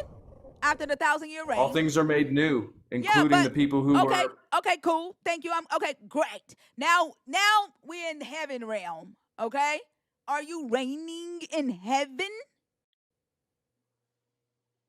Am I reigning in heaven? Yes. I mean, Oh, it's a okay. new All heaven right, and all earth. right, all There's a new right. heaven and earth. Okay, so in this new heaven and in this new earth, if everybody's fucking reigning and ruling, who is being ruled? Well, not after the new heaven and earth. There's only one king of the city, but it says that there's no more sun or moon, for the light is the sun, and he gives light to all. And there's no more mourning or crying or death or sorrow, and all things have passed away. Behold, all things are made new. So it's not like it's a bad ending to the story. It's just minus Satan, the one who deceived everyone, including the people who. I mean, they're the same people. Satan's the one who deceived the people who got the doctrine for the Rockefellers to teach them this way to live. We won't be rulers. We won't be ruling anyone that wants to rule over. Everybody will be. Also, we can't hear you. Yeah, I'm just. Here we go. Yeah, I really would like an answer to the question, because you said you could be rulers, and then when we ask you about who the fuck is going to be ruled, all you're saying is other dumb shit, going back to the script of dumb bullshit that you looked up on Google Because one time. we'll even judge angels. So I mean, we're ruling over the earth at that time. Oh, okay. So people will be ruling over angels. The lake of fire and all that doesn't happen until after the 1,000-year reign. That doesn't happen until the battle of Armageddon. Yeah, You have a choice go to during Matthew. that time Let's go to Matthew 19. Let's go to Matthew 19. We're going to start at verse 23. Then Jesus said to his disciples, "Truly I tell you, it will be hard for a rich person to enter the kingdom of heaven. Again, I tell you, it is easier for a camel to go through the eye of a needle than for someone who is rich to enter the kingdom of God." When the disciples heard this, they were greatly astounded and said, "Then who can be saved?" But Jesus looked at them and said, "For mortals it is impossible, but for God all things are possible." Then Peter said in reply, "Look, we have left everything and followed you. What then will we have?" Jesus said to them, "Truly, I tell you, at the renewal of all things, when the Son of Man is seated on the throne of his glory, you who have followed me will also sit on 12 thrones, judging the 12 tribes of Israel. And everyone who has left houses or brothers or sisters or father or mother or wife or children or fields for my name's sake will receive 100-fold and will inherit eternal life. So, 12 thrones are 12 Israelite judges, not Gentiles. Those of You're you, right, but those that of is you, also those of a you, different I'm time. talking, no, this is when at the renewal of all things, you liar. This That's is when when, things are made new. this is it, right, this is New Jerusalem. Your reign. This is New Jerusalem. You are being ruled by Israelites. You are being ruled by the 12 tribes. You are a Gentile. What do you think renewal of all chick. things means, You though? are a I'm just side curious. chick. The old is passed away. The fuck you mean? The old is gone. You are on the new earth, the new heaven, the new earth, new. Yes, The I'm old talking is about during gone. the 1,000-year reign, they get to judge angels, and they get to reign with Christ. The 12 tribes are sitting on the throne. The 12 tribes are sitting on the throne. You are a Gentile. You will not be ruling shit. You will be what is getting ruled. That is One at of the the very tribes end. is the Rockefellers. That's at the very end of everything. I'm talking about the 1,000-year reign, totally different time period.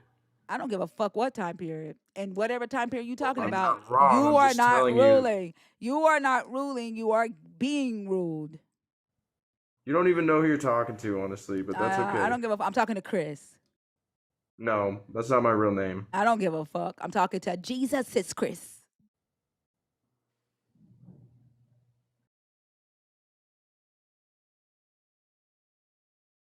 Matthew 19, 23 through 30.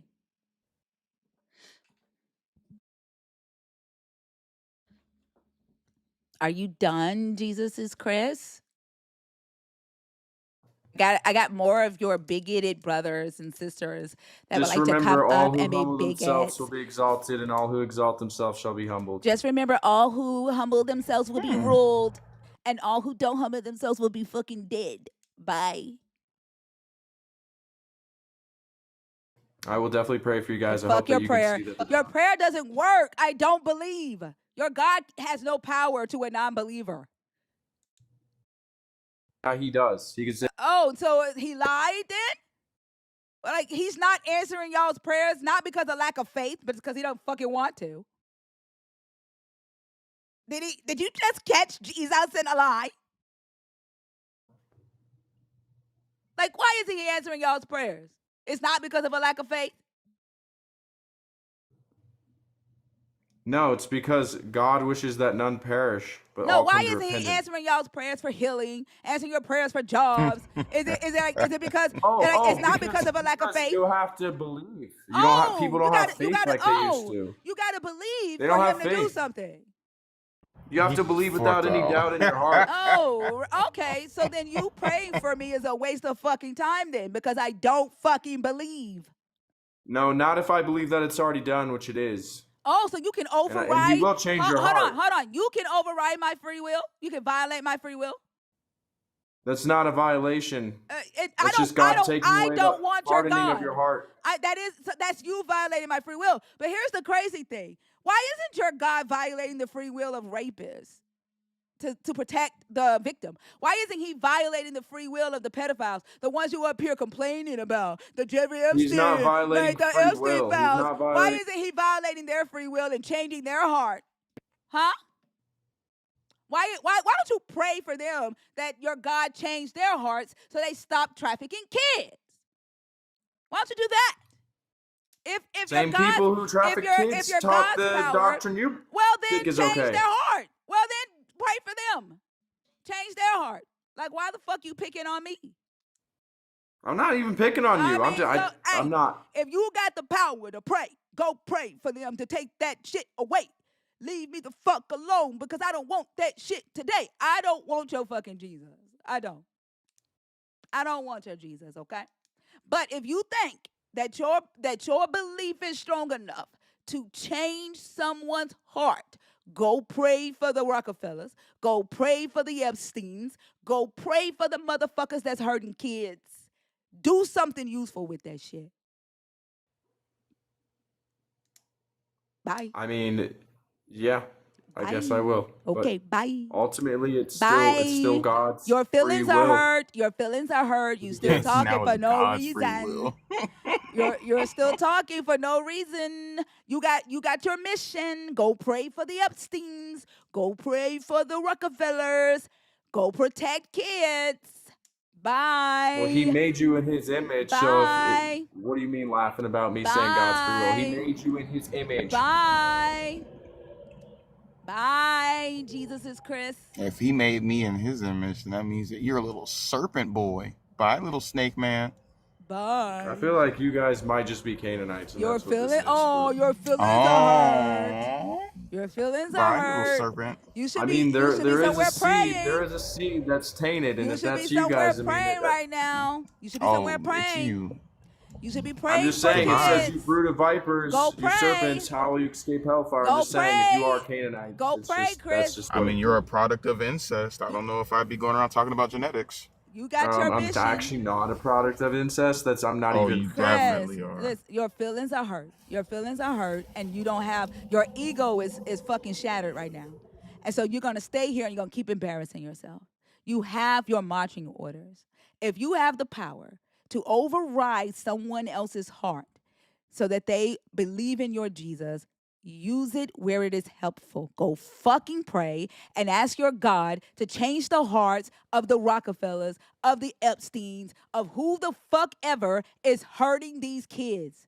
Get the fuck off my stage and get on your knees and pray. You realize that is literally. Get off my stage and get on your knees and pray. There's nothing else to say. I'm not gonna pray for Canaanites. Sorry. Okay, bye. Don't pray for your parents. Children of the devil. Goodbye. Okay, so They're I'm not still gonna. related. Goodbye. They're still related. God damn. They're not related. Go use your Holy Ghost Your parents power. are cousins. Hold on. So don't say anything else to Doesn't him. matter. Go use your Holy Ghost power. Go. We'll pray for you. It's been a good talk, though. I appreciate your time. Bye. And I'll pray for everybody in the comments who's sitting there just your prayers are worthless, so and lost, you're showing us that. You're offended. You're embarrassed. Go. I'm really not. Yes, I just feel bad for you because that's why you're still just here, because you are embarrassed. Now go. I'm not embarrassed. Don't tell me to you go are. like you're my master. I am your You don't even master, know who I motherfucker. am. Get the fuck off the stage. No, you're not. I'm yours. The Sorry. devil is the ruler of the world. Get the fuck off the stage, motherfucker. Bye. I feel like you're possessed, and I rebuke whatever spirits within you in Jesus' name. And everybody listening, I cast you out in the name of Yeshua. I don't want to Over go. the Father, Son, and Holy Spirit. I don't want to I go. cast I you don't want to out. go. Now go. You've had your demon show. Get out. Bye. Bye. God Cast you damn. all out. Legion.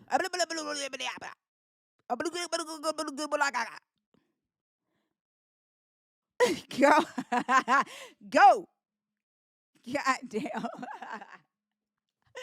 Get off the stage. God damn. I think it's a he or a her. I can't tell. Your ego is Try to take shot. a stab at it. Talk about some Legion.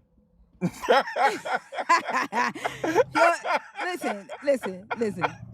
Your ego is shot. I get that. Okay, go pray. Go. No, I'm gonna go when I want to go. I'm not gonna listen to you. I don't take commands Y'all always from do fucking that. Like it's people who y'all's are egos are so demonically fucking influenced big. by the world. Like your ego is so fucking big. Like It's you not stay my here, ego. If my it ego is. was big, It's you your wouldn't even be ego. here anymore. It's your Sorry, ego. you don't even know it's who your, I am. It's your. I don't give a fuck who you are. It is Well, your ego. You will. I don't You give a will fuck. one You day. don't scare I me. promise you. You don't like scare a thief me. in the night, sweetheart. You don't scare me. You think you Jesus or something. You don't fucking scare me. What? Why would she know who you are like a thief in the night? What the fuck is that supposed to mean? Because they always get to fucking threats. Like this shit has y'all fucked up in the fucking head. Like, god damn, what is wrong with y'all?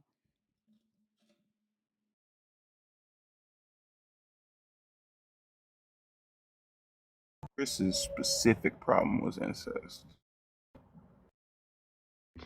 Hey, how the fuck you gonna say free will when it comes to essaying a child, but you all up in the motherfucker's bed in their personal bedroom, two consenting adults, motherfucker? Juan. What's up? How old are you? I'll be 48 in November. All right. You're a believer, aren't you?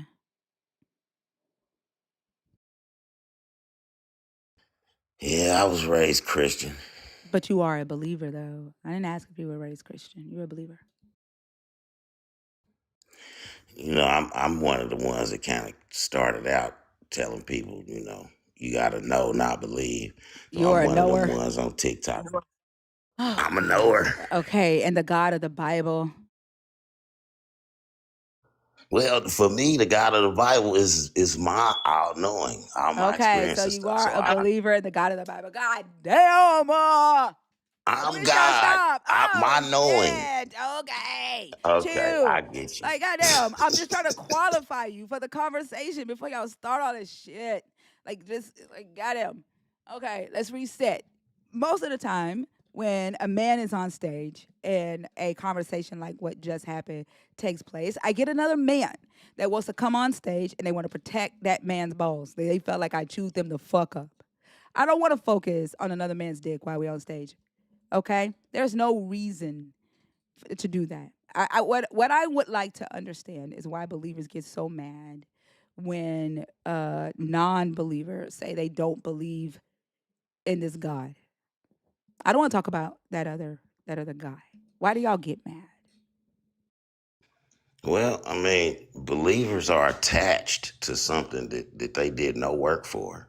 So they just adopting a belief that was either taught to them or something that they heard, never experienced, and for some reason their ego won't give it up. So when you believe, you tend to allow yourself to be controlled by outside sources other than life's experiences or even what you know. But you've moved beyond belief to knowing. Like you know that you are this God. Like, what do you mean believers get attached? Like you're beyond attached though. Well, it's kind of like seeing everything as a mirror. I quit looking at everything as a problem or circumstance. So it's a part of me. If it's broken, I need to fix it. I can't wait on something to come and change my situation. Like we've been waiting 400 years. At this point, I choose to be the operator. So I just wore the skin, the flesh of Jesus. If there's going to be a Jesus, Jesus is my flesh. My flesh is my Lord and Savior because that's what I get up every day. I wash it, I clean it. I don't feed it meat no more. Like when you take care of yourself, you move different. I even wake up at 3:30 without even trying. But I go to sleep around 8 or 9 now. But I'm saying I'm at an age now with kids that's in high school. My son's getting ready to go to college next year. Uh, Man, look, uh, I need peace of mind. That's something we were never taught. You know what I'm saying? They talk about balancing a checkbook, but nobody ever taught us peace of mind. So if we don't know how to find it for ourselves, that's that narrow path. It's all you. It was always you. So when we learn to look at ourselves and like our emotions, we're not our emotions. When we sit up and argue with people, man, you gotta let people have their mind. I I don't rather have to let people have shit. And when I argue with people, I'm arguing with people that harm children. I argue with people that harm other humans. I don't have to sit back. I don't give a fuck about all of this peace shit. That's been the fucking problem. And to me, it's very selfish for a person to be like, you just gotta ignore it. You just gotta ignore it and go within and pretend like you don't see it. That's selfish as fuck. Because you wouldn't want anybody to just ignore your daughter being raped on the fucking side of the street. You wouldn't want anybody to ignore a family member essaying your child. That's bullshit.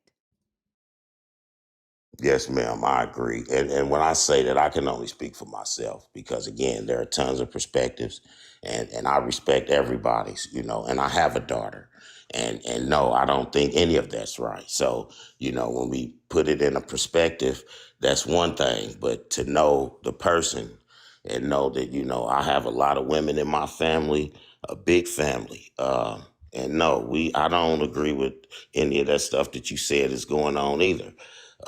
But since the beginning of time, again, we know all of this has been going on for generations. Like we just now really tapping in to, questioning stuff. We all were believers.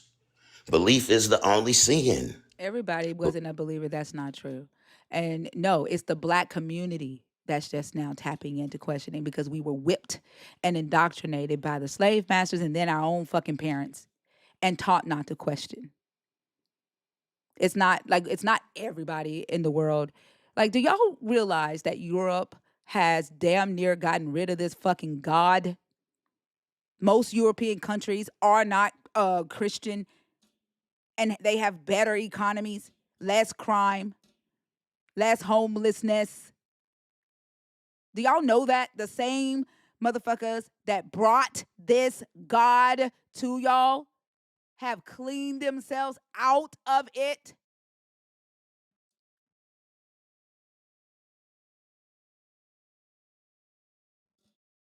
Well, I mean, you got to think they the ones that gave, like you said, they gave you this Bible, and it's written in a language that is not Juan, indigenous you to put it us. on your skin. Ron, I read Hebrew. It doesn't like the y'all talking about languages, and you literally are claiming that you put this on your, like, you put on the skin of Jesus. You went beyond belief to saying that you are this deity. Well, I mean, at least somebody got to do it. Again, I could be like, Somebody got to do RJ. what? I mean, somebody has to be the bigger one and to say, okay, well, if Jesus did this, then I'm gonna do this. If they want to say it again, uh, James 1:22 says, be doers of the word, not just hearers and doing nothing. Like, why are So you quoting this shit to me? I'm literally talking about the fact, like, is it going in one ear and not the other? Like, why are you quoting this shit to me? This is the very thing that I am saying to you is the thing that is harming our community. It is the thing that we were whooped by our parents, by the slave masters to not question. That made us obedient. That made us not be curious. Why are you quoting it to me? yes, ma'am. And again, I can only speak for myself. And so again, there are tons of perspectives. And like you said, our parents, our grandparents, they gave this to us. So yes, we all have been taught belief. We all have Santa Claus, Christmas. We all had different traditions that we've all played in for decades. Did you And wear Santa Claus's skin? Did you believe in absolutely Santa Claus not. so much that you said I'm gonna be Santa Claus? As a kid, maybe. I No, don't you know. did not. I liked presents and That stuff. you did not. That is not true. You did not become Santa Claus as a kid because of your No, beliefs. ma'am. Yeah, again, no, I'm just entertaining the conversation. But again, I believed in Santa Claus at one time. And so if Santa And Claus can be when you believed, became when you became old enough to recognize the illogicalness, the lies, Second you Corinthians stopped 13 believing. Stop 11. quoting that shit to me. I'm talking to you I'm about real just shit. saying, Like, you you are not. just said Stop. it. I did not. You said when you became old I enough. That's stopped when I was a it. God yes, ma'am. damn. Yes, Like, ma'am. no one can have real like conversations about the physical world with y'all. Damn. This is why y'all ignore the harm your belief system is causing. Y'all are fucking in a fucking fairy tale land. You have made an agreement with yourself that you will ignore the damage that is all around you. Yes, ma'am. That's why I choose not to let my emotions speak. And when whatever your mind or your emotions feel right now Well, is perfectly relevant. I hope no one takes that approach if something happens to one of your children. I hope that there are Well, I people like mean, me. we Shut up not while gonna I'm talk talking. about something happening Stop, because stop. again, I No, don't want nothing to no, happen to no. any I don't, children. no, but This what you you are saying is ignore what's happening to children. Ignore it so that you can live in this fairy tale world of yours. I hope that someone like me is around if your children are ever in danger, and that they speak the fuck up, and that they do not take the approach that you are taking. A very real danger, very real harm is happening right now. And it's happening from people who share your belief. well, you said ignore. I didn't say ignore. I said to know. You said So ignore again, your emotions. You I'm said to not ignore ignoring. your emotions. That's what you said. No, man. I mean, yeah, it's not ignore them. It's know them. That's not what you They're not said. you, That's but not, you that they're. isn't what you said. Well, I mean, I was trying to get there, but You again, said the words ignore your emotions. You Wrong. said we are not our emotions. Ignore them. That's why I said what I said. Y'all have ignored shit for too fucking long. Like, do you realize how many elderly people are in the church on SSI that are tricked by these faux pastors to give their SSI, and they can barely eat, barely pay their bills? They're scared that a God will lock their children up or kill one of their kids because a pastor plays on that fear. Do you know how long y'all have stayed silent on that shit? How long y'all have played in your little fairy tales on that shit? Like, do y'all even care about your grandmothers and your grandfathers that are being taken advantage of by these fucking so-called leaders? Do y'all care? Somebody joined the stage the other day, yesterday, said when their father passed away, they were going over their father's books, and the church was stealing $400 a month from their elderly father. And that person called the church and cussed them the fuck out. Like, do y'all care? Well, if we not being a part of their life, then at least the church is, and you know that he knew that was coming out of there from the church. But again, we have our own opinions. There are tons Juan, of get off my perspectives. stage. There's nothing there. What? Get off my stage. I'm done. I can't. You too You selfish. too damn You too old to be selfish. this dumb. You're too selfish. I mean, name calling. No, I'm dumb now. I'm I didn't call respectful. you dumb. I know, but your partner over here, he can be a little more respectful too, He don't because owe I'm you gonna be any respectful. respect. He don't I owe mean, you I any mean, fucking I, respect. I'm But not, I'm I'm not not. coming on here demanding it. I'm just trying to reciprocate, is all. You're too self-involved. You have become your God, like you said. There's nothing, no conversation to be had here. Go ahead. Yes, ma'am. Thank you Bye. for having me up, host. Yes, ma'am. Bye. I put on Jesus' skin so I can lay on my stomach while life fucks me. That shit is crazy. He said he knew it was coming. Like, what the fuck? What is wrong with y'all? What is the purpose of you having a God if all you gonna do is just excuse fucking harm? Like, god damn.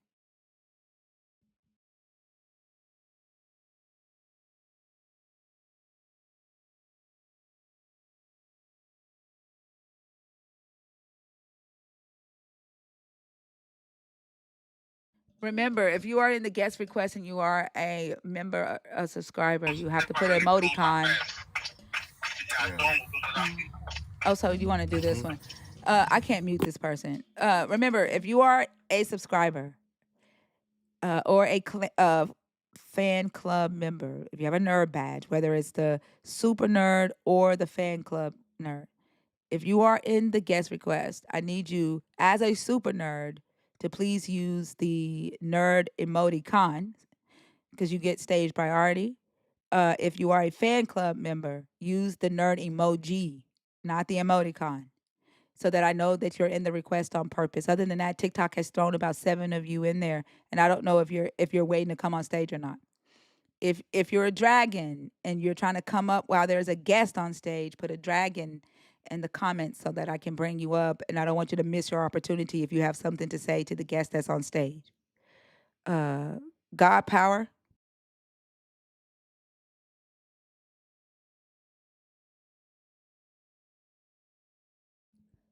God power, are you there?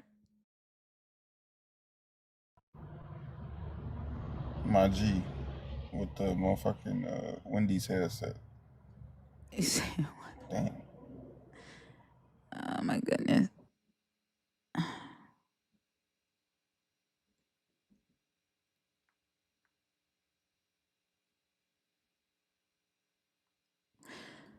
I think everybody's on this fucking wait list.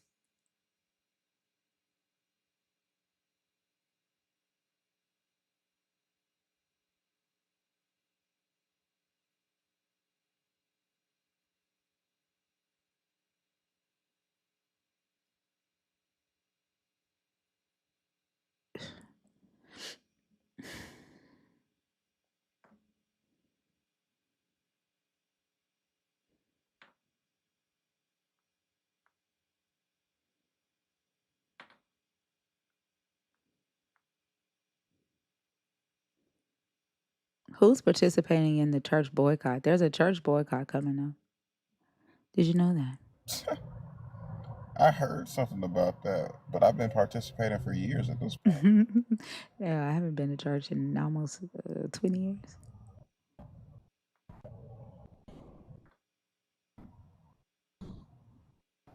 Almost 20.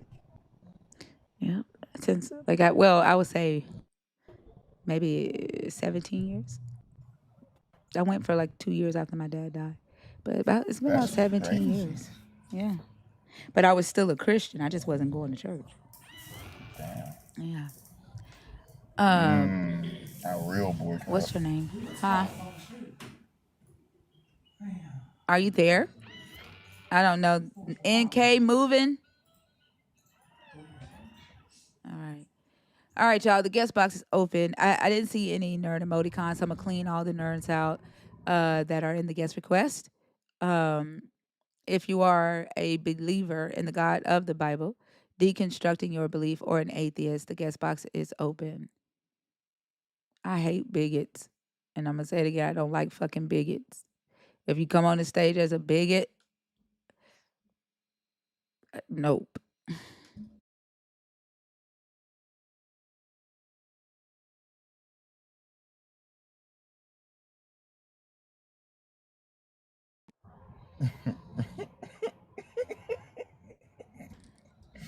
Bro, I don't know what the fuck homie think he doing in the comments, but that shit is too funny. Like, I don't, like, what is that? Like, what does this belief system do that makes motherfuckers, especially black people, scared of their emotions or deny their emotions? Like, what is that? Do they think it makes them more impactful or better people if they deny their emotion? Like, emotional intelligence is you being angry and knowing exactly why you're angry. That's emotional intelligence. Or even allowing yourself to be angry, right? That's emotional intelligence. Pretending like you don't have emotions, that's not emotional intelligence at all.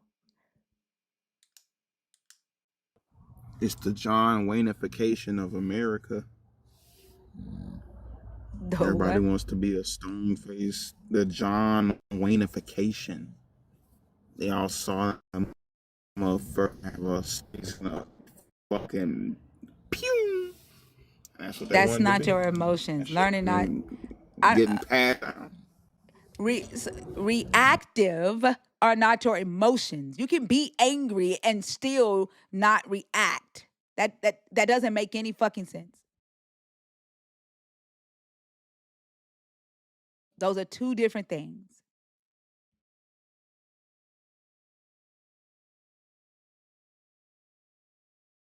You don't know how to respect constructive criticism. You started whining when Oso said that you're too old to be this dumb.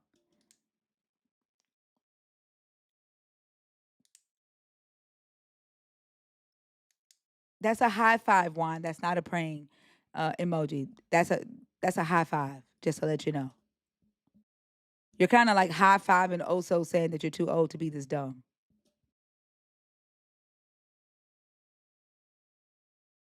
The greatest part about that statement is it does work in reverse.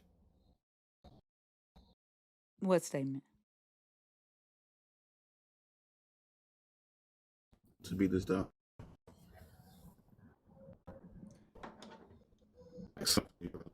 Like, how the fuck are you still alive, bro? Like, you too dumb to be this old.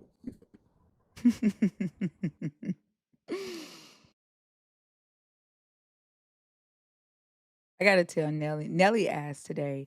He said, "Is it true that what we've been using as the praying emoji is really a two hands high five?" And I said, "Yes." And he started laughing. He's like, "I got to make a video about that." He's like, "I thought that was praying hands."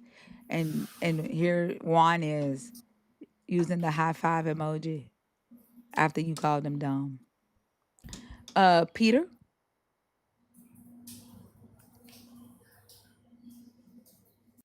and he says that you have to be respectful of constructive criticism.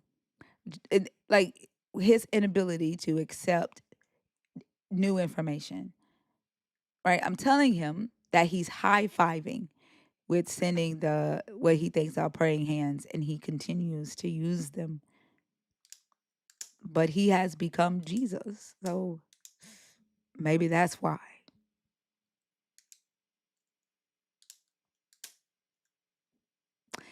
Like, what do you think is different between you and your ego, Juan, and the last guest that was on stage?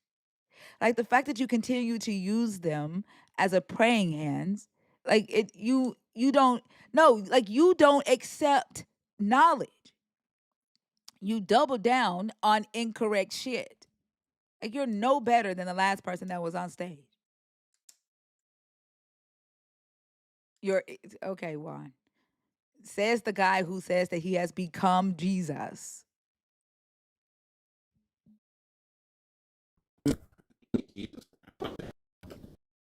Also, where are you? You're I'm far. your Lord and Savior. We can't hear you, friend. I think it's the angle. Whenever I like look toward my knee, you can't hear me. But if I look up, it's different. I don't know why that is such a huge factor, but it is. Do you have headphones on? I do. Oh, it does sound like he's going through a tunnel. But I hear pressure. Is pressure in the car? Oh, we're at a place by the highway, Oh, okay. so you're hearing like cars and stuff in the background. Oh, Maybe.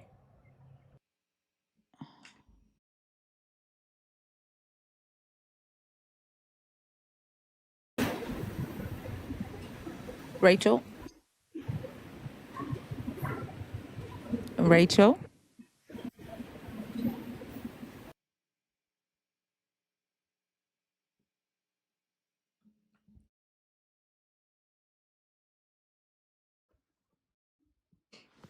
Ron.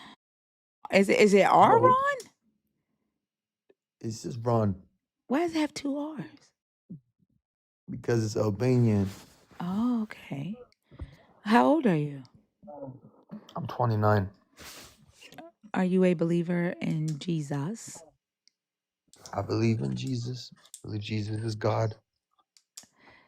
I don't think Oso is in a place where he can have the conversation. Oso, are you able to have the conversation? So I can fix some coffee and use the restroom. If Give not, me I can wait. 10 minutes. I got you. Okay.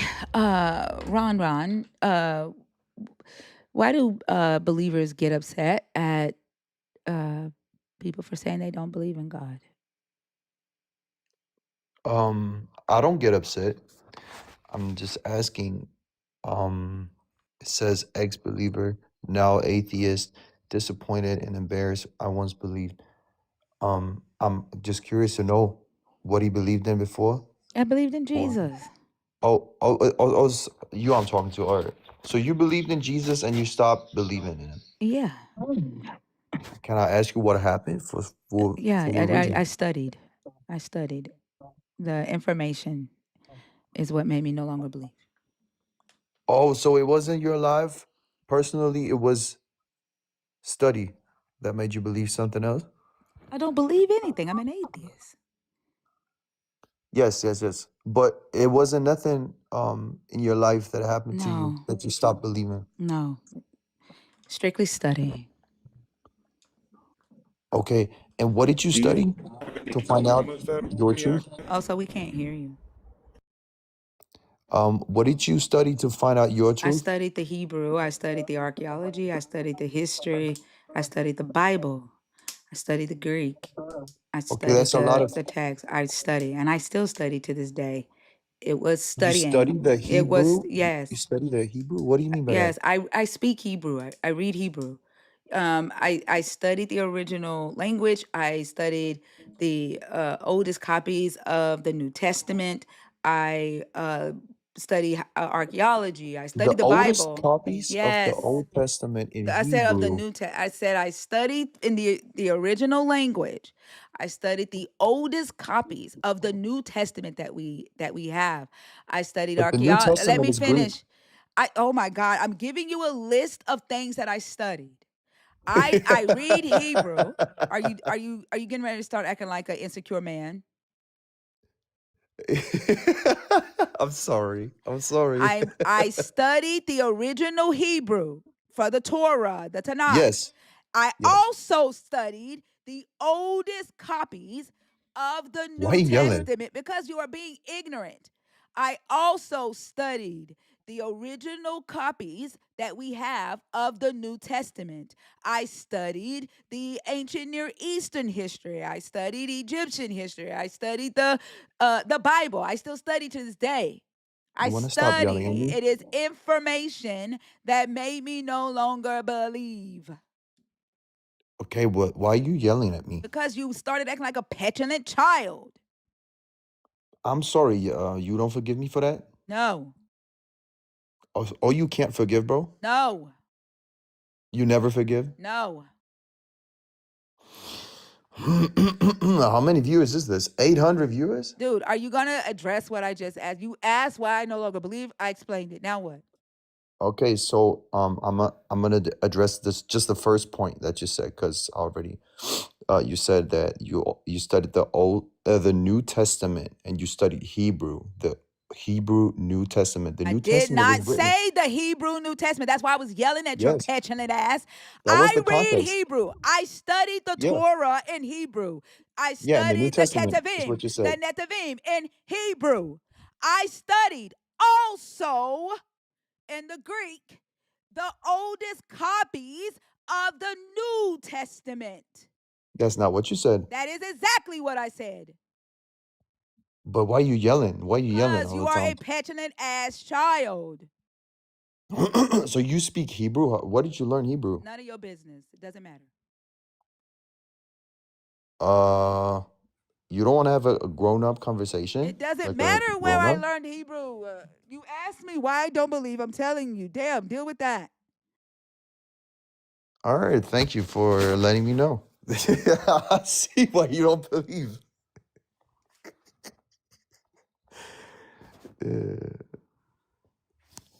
Are you done, I guess? Yeah, I'm done. I'm out of here. God bless you. Jesus loves you. Well, fuck your Jesus and your God. Like I told y'all, information scares them. Like when you don't say that the reason you Scared? don't believe, when you're not saying that the reason you don't believe is because the God didn't answer a prayer, they don't have anything against you. When you say the reason you don't believe is because the information doesn't line up, the information is illogical, they don't have anything against you. They turn into petulant as children, especially men. Like me being a woman, especially a black woman, saying that I learned Hebrew and I studied the Torah in Hebrew, he don't have anything to say against that because he didn't care enough to actually learn Hebrew, to study, to make sure that what he was believing was correct. So now he has to laugh and joke and turn into a petulant ass child.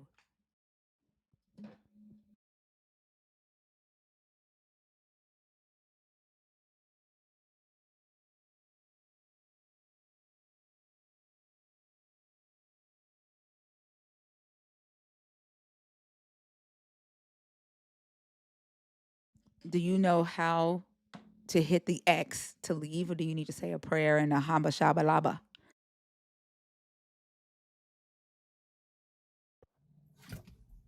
I guess my Does this tongue sound still better? work. Huh? Does this sound better? Yeah. Bet.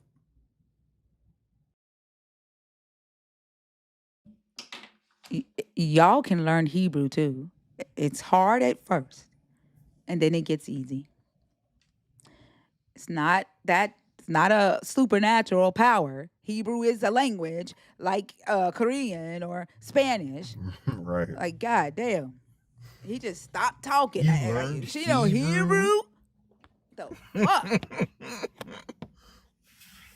Yeah, motherfucker, it's a language. What?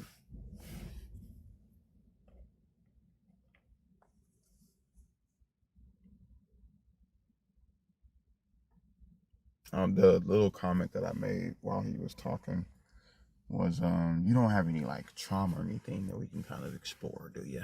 That's what they look for, trauma that they can. They like. I'm telling you, they're like piranha. Mm-hmm. That's why they be like, "Who hurt you? You got church hurt."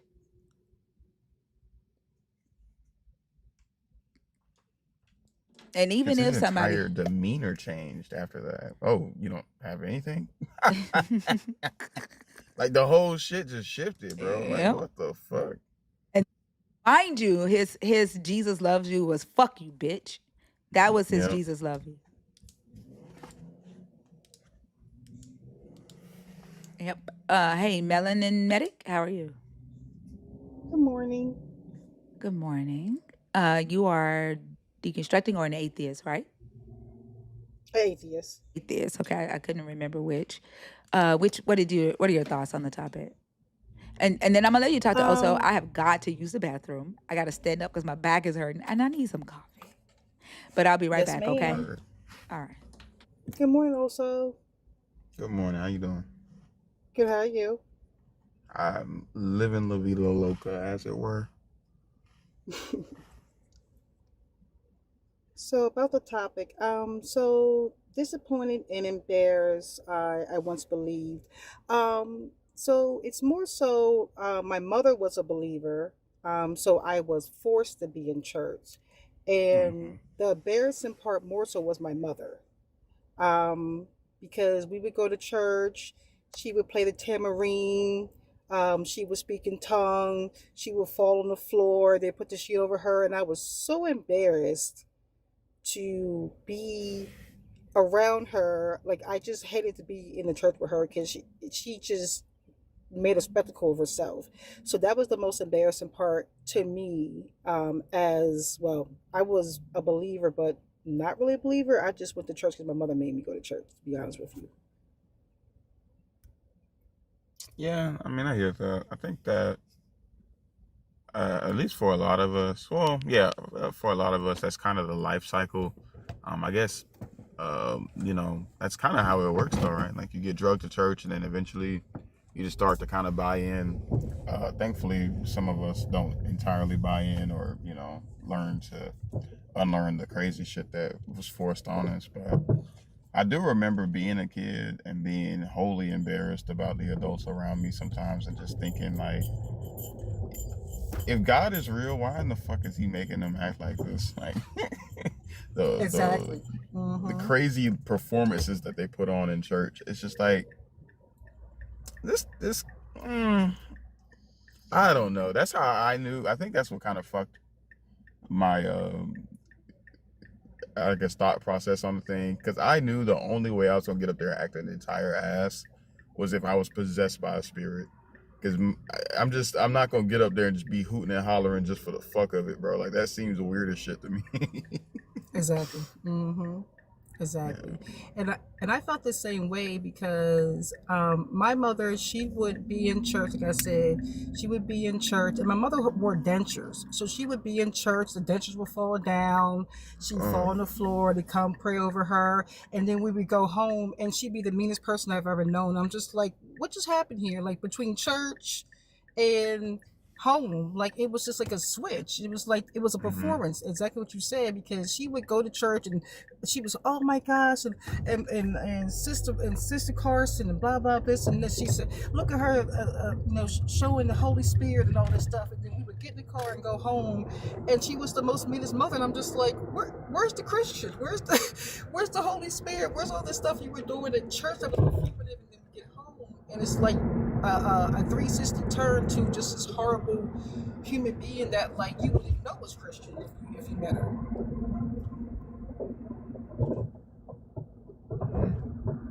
Yeah, I mean, I really do think that um, at least a significant portion of them act that way as a way to like kind of like shirk the guilt that they feel off, or maybe even like as a way to like distance themselves from their actions. You know what I mean? Because at the end of it, they feel like they gave it all to God, so they ain't got shit else to do with that. While also knowing that they're going to continue the behavior, um, eh, and I think it's like a way to like I said, like remove themselves from their actions and just be like, hey man, I gave it all up. You know what I mean? But I don't think that they really recognize the fact that like if you're it's really just an act to like self-soothe the guilt away without actually doing anything to address the problem. Exactly, because my mother was not, she was poor. Like, let's just say we were poor, and we would go to church, and people knew we were poor, and it was crazy because we would go to church. She would tithe. People knew we were poor, and we would go to church and make this give this false illusion that we weren't struggling.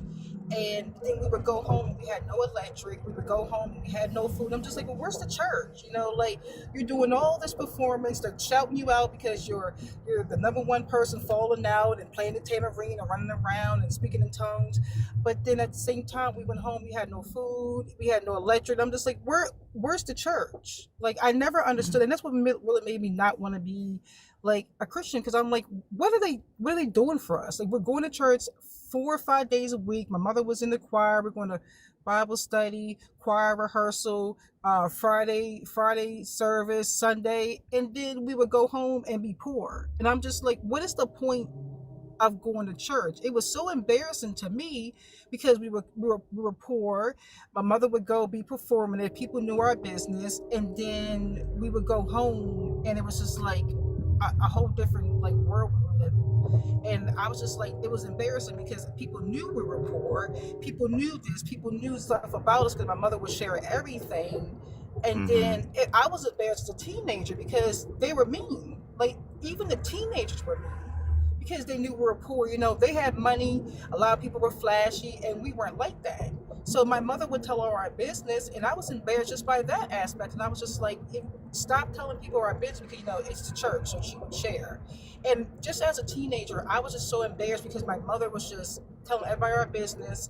We were poor, and then she would go and be performative, and then go home and just be like, I just the most horrible person like I've ever known. So yeah, I mean, that's why I am not a believer. I was only in Christianity because I was put into Christianity, but my son doesn't follow it. I don't follow it, and my mother is still in it to today. She's still hooping and hollering. People still say, "Oh, that's your mom. You should talk to her." I disconnected from her. I have no contact. I cut her off years ago. She's just like a cancer to me, and the embarrassment's gone now. But my other brothers and sisters, they deal with it. My mother's still in the church. She's probably still being embarrassing, but I just, you know, like separated myself from that atmosphere because I just didn't want to be anymore. Like I didn't want to be embarrassed anymore by it. So Yeah, I mean, I get that. I don't know. I think there are a lot of experiences that um, we have that really like shape us into the adults that we become. You know, a lot of those happen in our formative years, and especially related to our parents. And I think the thing that I wish, I don't know, I wish that more people would have the opportunity to do is to be able to really break these things down. Because the unfortunate part is most of the time they either intentionally misrepresent or misremember the events that, you know, are so pivotal in your life that like stick in your head every single day. And it's like they're oblivious to it, like they're living in their whole entire own world aside from that. You know, I do hope that you can get some kind of a resolution or a come to, you know, with your mom. You know, maybe one day she kind of gets a little clarity and you guys can be able to hash that thing out and, you know, get some closure on that. But you know, I'm happy that you're at a place now where, you know, you can kind of move on, you know, without having to deal with that kind of shit, because it really is a torturous thing to sit there and watch the people that you know, like for a fact, know are not what they present, and just see them do it repeatedly to the point where it's just like, dude, am I the one that's crazy? exactly, and not only that, but it's like they don't either don't respect or understand like how much trauma that is, especially when you're like a teenager, like you're, because I was trying to fit in, like I said, we were poor. I was trying to fit in. Everybody in the church were not, you know, they had money, so it was embarrassing, and I would tell her, and she just didn't care, and it's just like it was traumatizing. As a teenager, I would just leave church and go to McDonald's and sit there because I didn't want to be there. I felt uncomfortable and I was embarrassed, and I would share that with my mom, and she just didn't care. And it just really did like traumatize me to not want to go to church anymore because I'm just like, I felt bullied. I felt like I was being judged, even in the church. And I think the only way that me and my mother can have a resolution is if she has to leave the church because she's so judgmental. And I just looked at her like, why are you judgmental but people are judging us. Like people were judging us. Like the teenagers were judging me for being poor. They were judging me for not having like the nice church clothes, the nice church Mm-hmm. shoes. Like we were just coming to wear anything. And sharing it with her, like, hey, I don't want to be here. It's not comfortable. I'm embarrassed. It was just like, oh, don't worry about it. We're here for the Lord. I'm just like, what about me? You know what I'm saying? What about how I'm feeling? Like I'm not comfortable here. And it was all about what's for the Lord. It's for Jesus. You didn't come here for a fashion show. And it's just like my feelings of being embarrassed was dismissed. So I just completely just gave it up altogether. So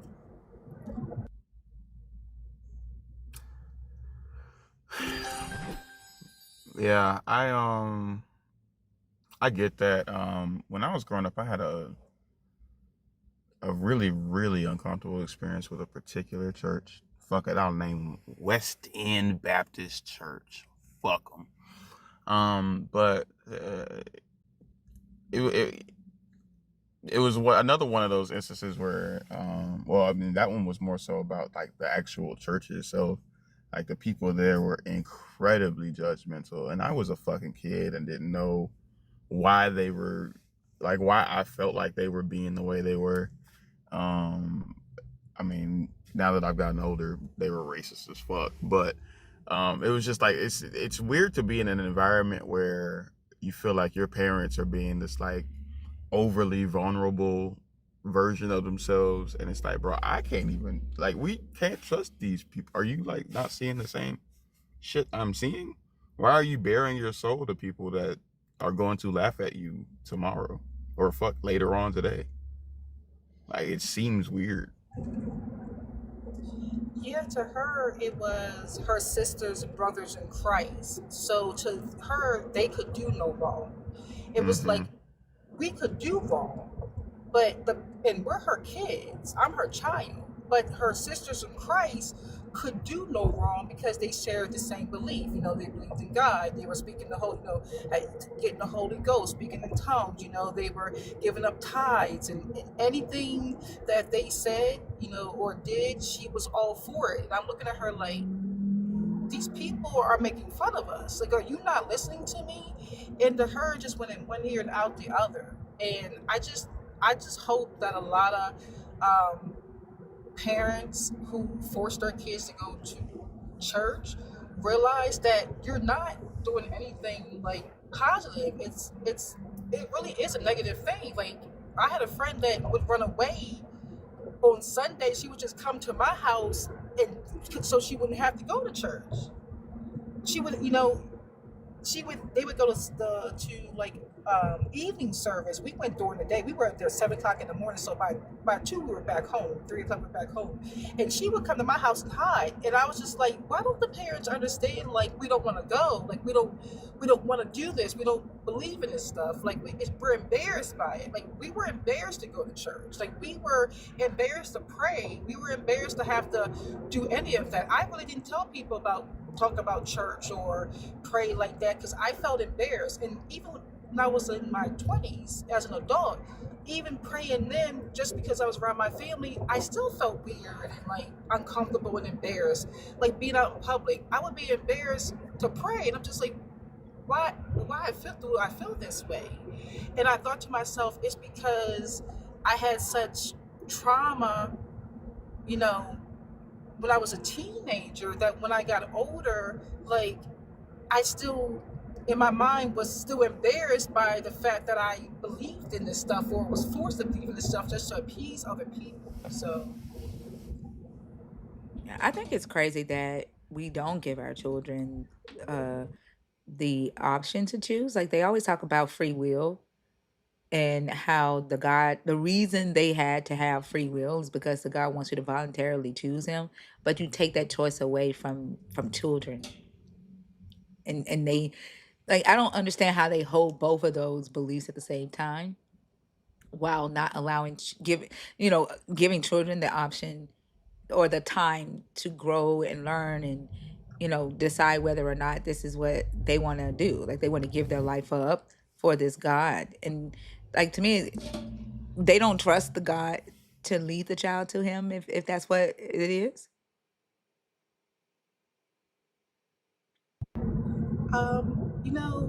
Thinker, I'm not for sure.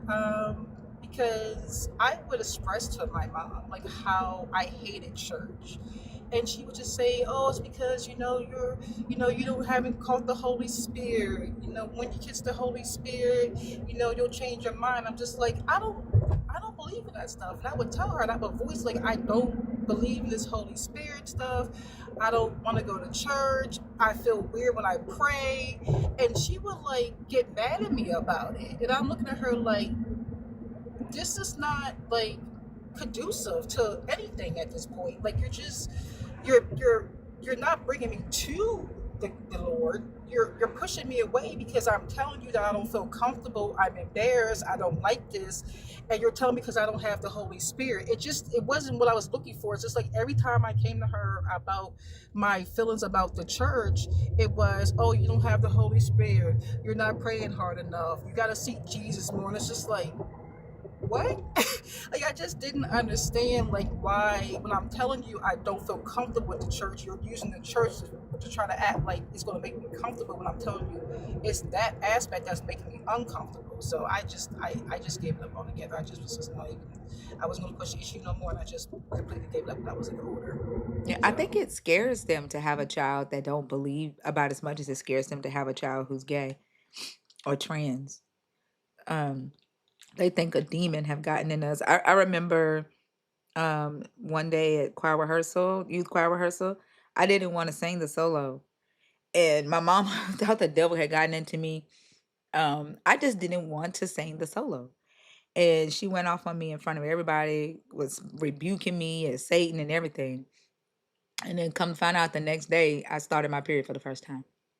And it was hormones, right? My body was going through a change. And I didn't know why. I didn't feel like, being bothered. But that's why. And she was so mad and still believed that I had a demon that she just threw a pad in the bathroom and was like, when I told her, I was like, I went to her room and told her, what had happened. She said, go in the bathroom. And then she came, opened the bathroom door, threw a pad at me and said, here, put this on, and shut the door. Like, she was that mad, like, and believed that I had a demon because I didn't want to sing the solo.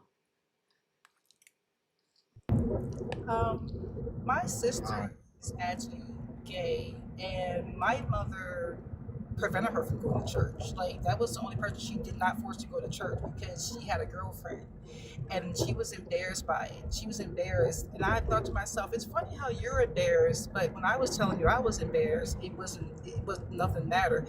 But my sister came out and told her, I think I'm gay, and she, oh no, I think you're confused. You're still young. She was probably a teenager. Probably my sister was probably like 14 when she came out and told my mother that she was gay, and my mother made excuses. Oh no, it's just a phase. You don't know. You're still young. But the one thing she didn't do was force my sister to go to church. Like, that was the only thing she didn't do. She forced me, my brother, but when my sister came out as being gay, she left her home. She did not want her in church, and I You didn't think know it if was for she was scared to being judged by the other people at church? She didn't want them to uh-huh, see her? yes. Yeah. Yes, I think Mm-hmm. that's what it was, because the rest of us went to church, and myself, I'm bisexual. My mother doesn't really know that. I don't talk to my mother anymore, so she doesn't know that. But my sister is like full out gay, like there's no bisexual, and she knew that at a young age. And I thought to myself, it's awful funny how, like, that that's something that no one else knows but my mother and us, is embarrassing to her, to the point where she wanted my sister to stay home. But when I said to her, I'm embarrassed by your actions, or I'm embarrassed by being poor and going to church and them knowing and they're making fun of me, it was, get over it. So it's like her feelings mattered, because she didn't want it to be looked at by her, her brothers and sisters in a weird way. But it was okay for me to experience that bulliness and that discomfort. That was fine though, because it was all about her and her sisters and brothers in Christ. And then we try, like, we go through all of that and we try to be what they want us to be because we think that's gonna make them see us like they see the others and love us. But like, eventually we end up still being who we are. Like I am grateful that my mom and I are able to have a relationship now. But I will say that a lot of uh growing up, I kept trying to be that, Christian uh little girl that she wanted me to be. Um and I just it never was like, I always had questions. We were always arguing even when I was a believer, like when I was in it. We still would argue because I would interpret things differently than, the church would. And but now, we're able to have a relationship. She, accepts, not respect, but she accepts the fact that I'm an atheist. She knows that I do these lives and stuff, and we're able to, you know, talk about other things. And I had to tell her, like, every time I call you, you talk about God or Jesus, and I don't know what to talk to you about. Right? So she had to find other stuff to talk about. But it did have a lot. It her constantly calling me demon and devil anytime I didn't want to participate in something or do something. It did make me want to be a Christian just for her. And I think a lot of children do that. That's how, when it came to like having friends, I was even embarrassed to bring them home because my mother would blast Christian music 24/7. I wasn't allowed to listen to, she would call it secular music, worldly music. She just got saved one day in her car, came in and just started just on a rampage, threw away all these movies, Boys in the Hood, everything was worldly. Everything to her was worldly. And when it came to bringing friends home, I was embarrassed because we couldn't do anything because everything was the devil, everything was worldly, the sin of the world. And I'm just like, just a week ago we were watching these movies. Just a week ago I was listening to my music, but now it was a nope. Now all of a sudden everything's worldly.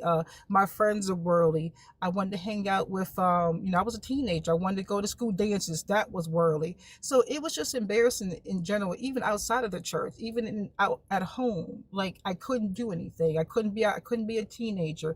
I couldn't go to school dances, football games, homecoming, prom, because to her everything was worldly.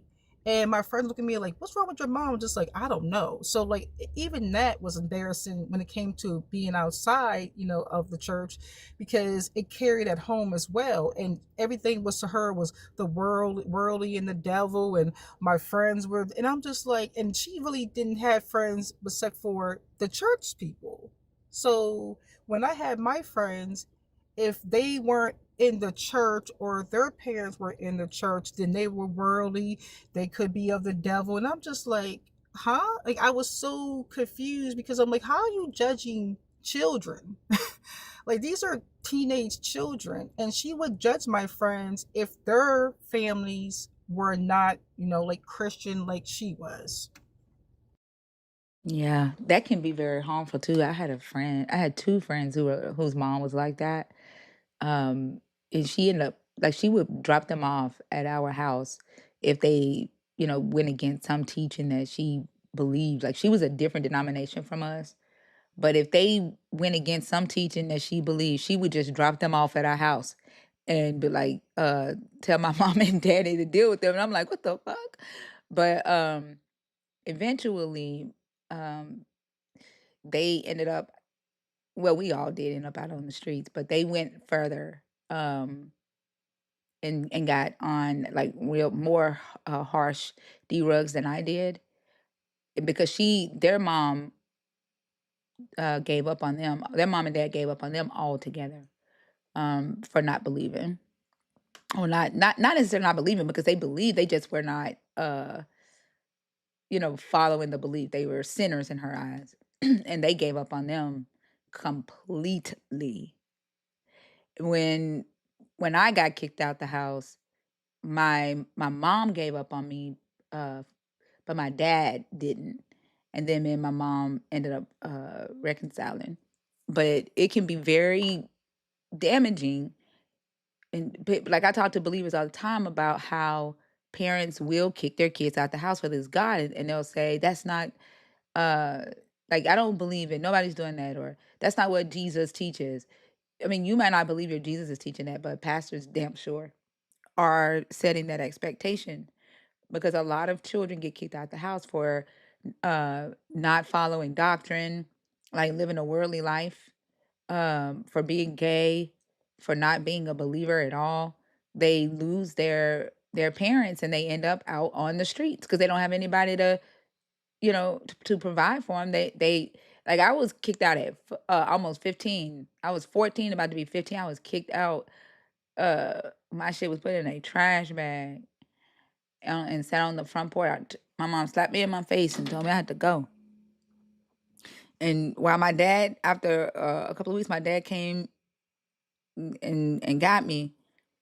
And I went back home.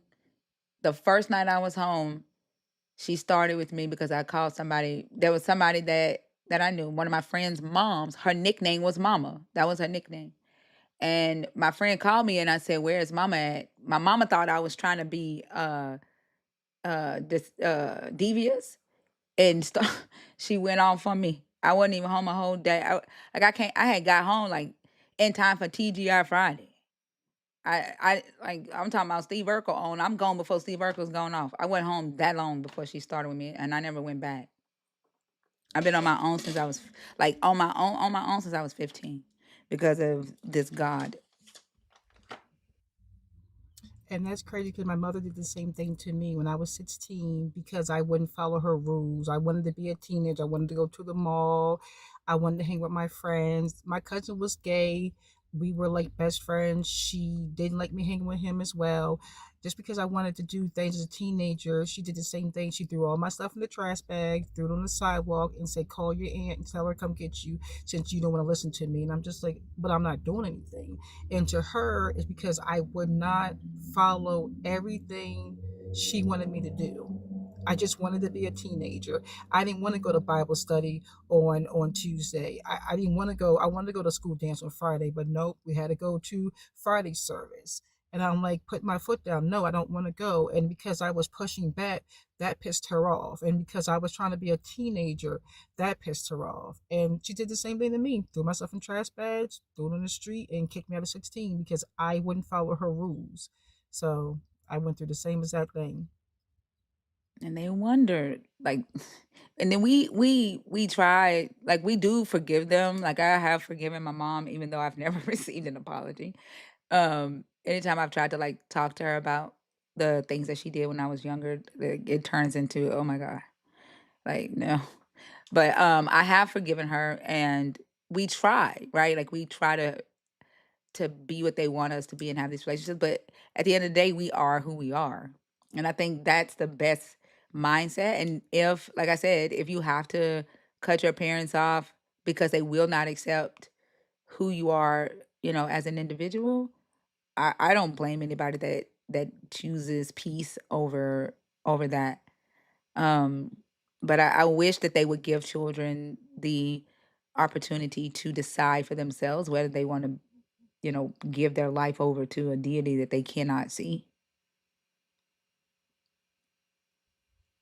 And the crazy part is that when I was in my late 20s, my mother was had a gambling addiction, and she was using the church to hide it from us. Eventually, we found out because it got so bad she was not paying rent and she got evicted. And that's how we found out. But she was telling us she was going to church on Saturdays. And we're like, from 9 a.m. to 9 p.m. at night, you're going to church? Oh, yeah, I'm going to church. And the whole time we discovered she was gambling. She had a gambling addiction. And to her, that wasn't wrong. To her, like, you know what I'm saying? And I said, here we go, another aspect of embarrassment. Because we're out here thinking she's in church, and whole time she's out here gambling, not paying the bills, they're getting evicted. We scrambling to, take care of our brothers and sisters. And I'm looking at my brother like, here we go again. More embarrassment. And to her it's just like, oh well, like, who cares? And still to this day, like, I don't talk to her at all. And our last conversation was, you need to apologize for something. She said, I have nothing to apologize for. And I said, and there's the issue right there. And I just cut her off because my thing is, you've been embarrassing your children, especially I'm the oldest, since I was a teenager. And then up to when I was in my late 20s, almost my 30s, I have five other siblings, and I'm the oldest. You've been embarrassing them too, but because they've been young and they grew up with her, to them it was normal. But to me, I'm just like, y'all not embarrassed by this? Like, you're not embarrassed by the fact that she was telling us that she was going to church and the whole time she was at the casino gambling. Like, it got to a point, it was so bad that we had to go look for her when she was there for 5 days straight, slept in the parking lot. Like, Damn. we had to go look for her, and I'm just like, again, more embarrassment. And I'm looking at my brother like, when are we just going to be like, you're an embarrassment? Like, we like, y'all have to start saying stuff. No, we can't say that because that's our mom. I said, well, then y'all deal with it. But I've done with enough embarrassment. I've been dealing with this since I was a teenager when it came first to the church. And then she switched over to started using the church as a way to gamble. And now again, to make her image better again, now she went back into the church. Like, has nothing. It's like you just act like none of this ever happened. Like, you didn't get evicted. You didn't put my brother and sisters, livelihood in jeopardy because now they're in the shelter. And now I gotta take them in. And I didn't understand it. And then, like, but and what she say, well, God's going to deliver me. And I'm like, are you serious? Like, everything was God. Well, I fell short. We all fall. And it's just like, when do you also take responsibility and accountability for your actions? And it's like, no, like you always say, it's like, no, God got me. He know I slipped. The devil probably, I fell. The devil was trying to, and I'm like, no, it's you. Like, and my mother That's never. abusive.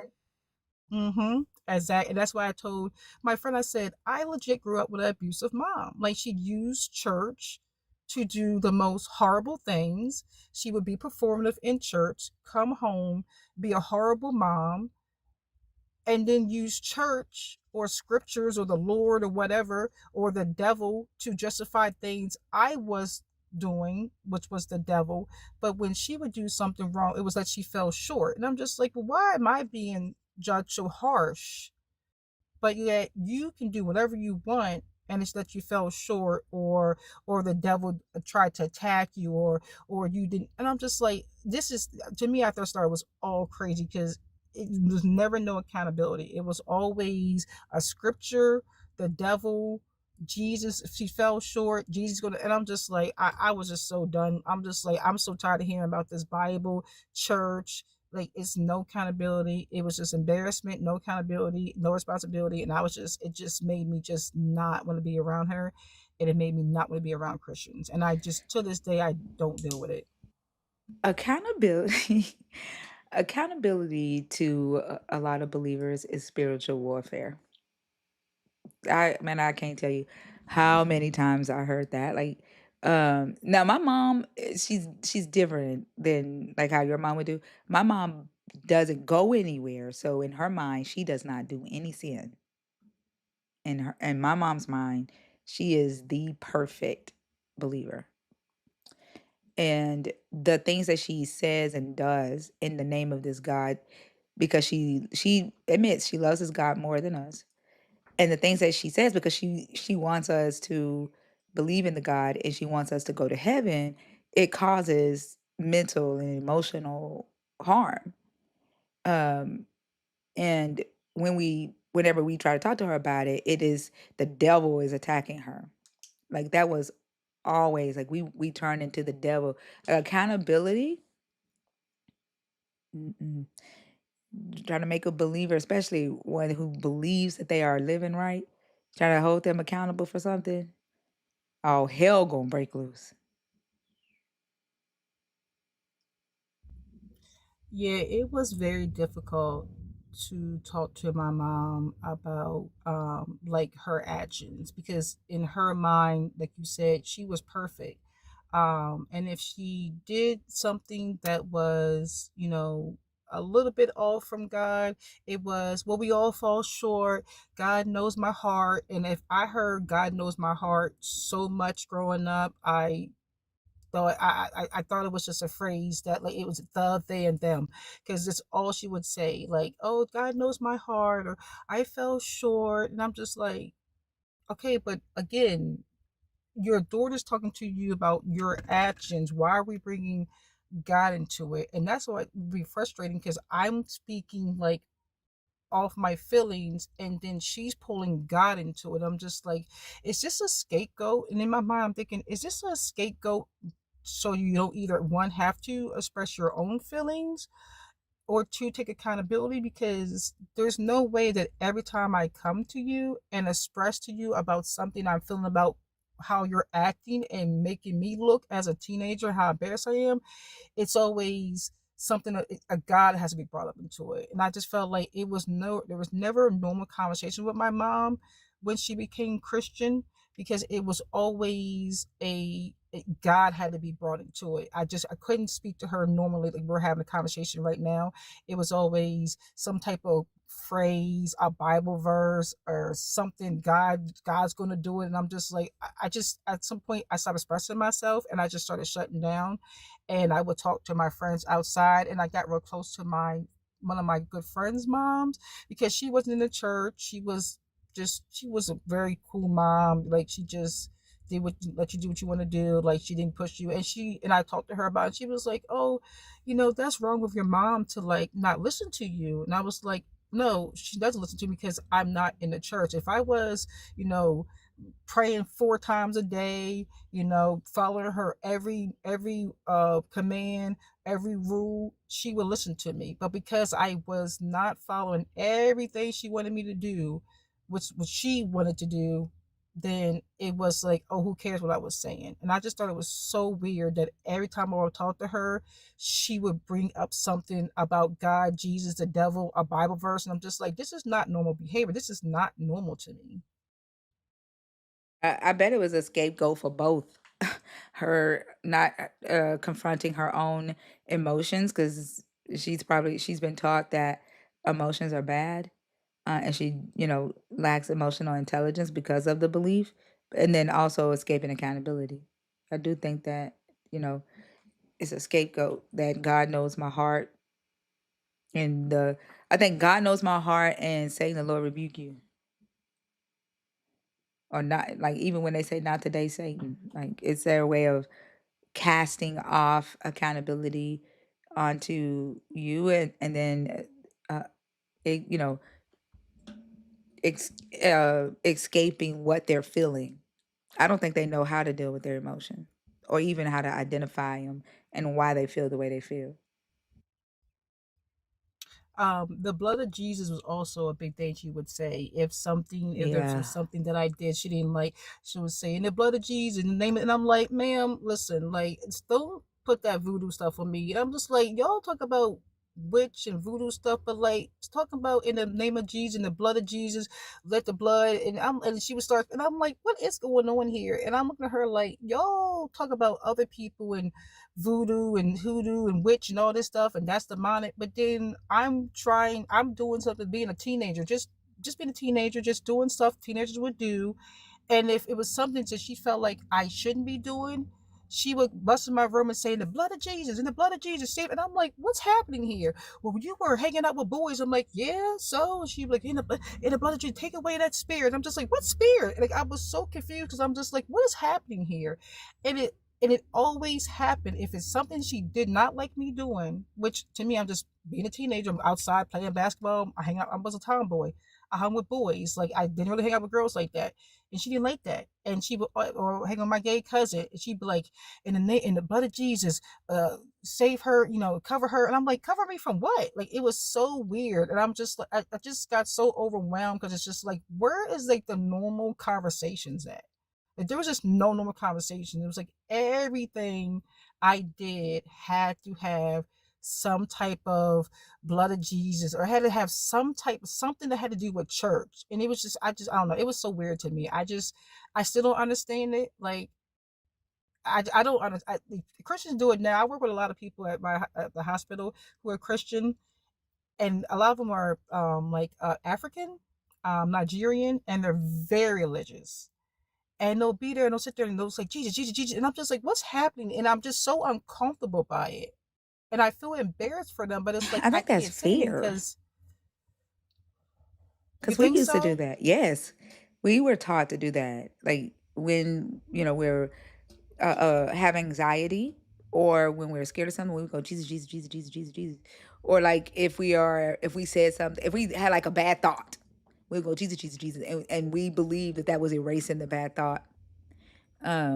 Yeah, like uh, it's some type of, it's a mechanism for dealing with anxiety, doubt, bad thoughts, or intrusive thoughts, and fear, because we were taught that there was power in the name of Jesus. So it was like our way of, you know, protecting ourselves, what we believed.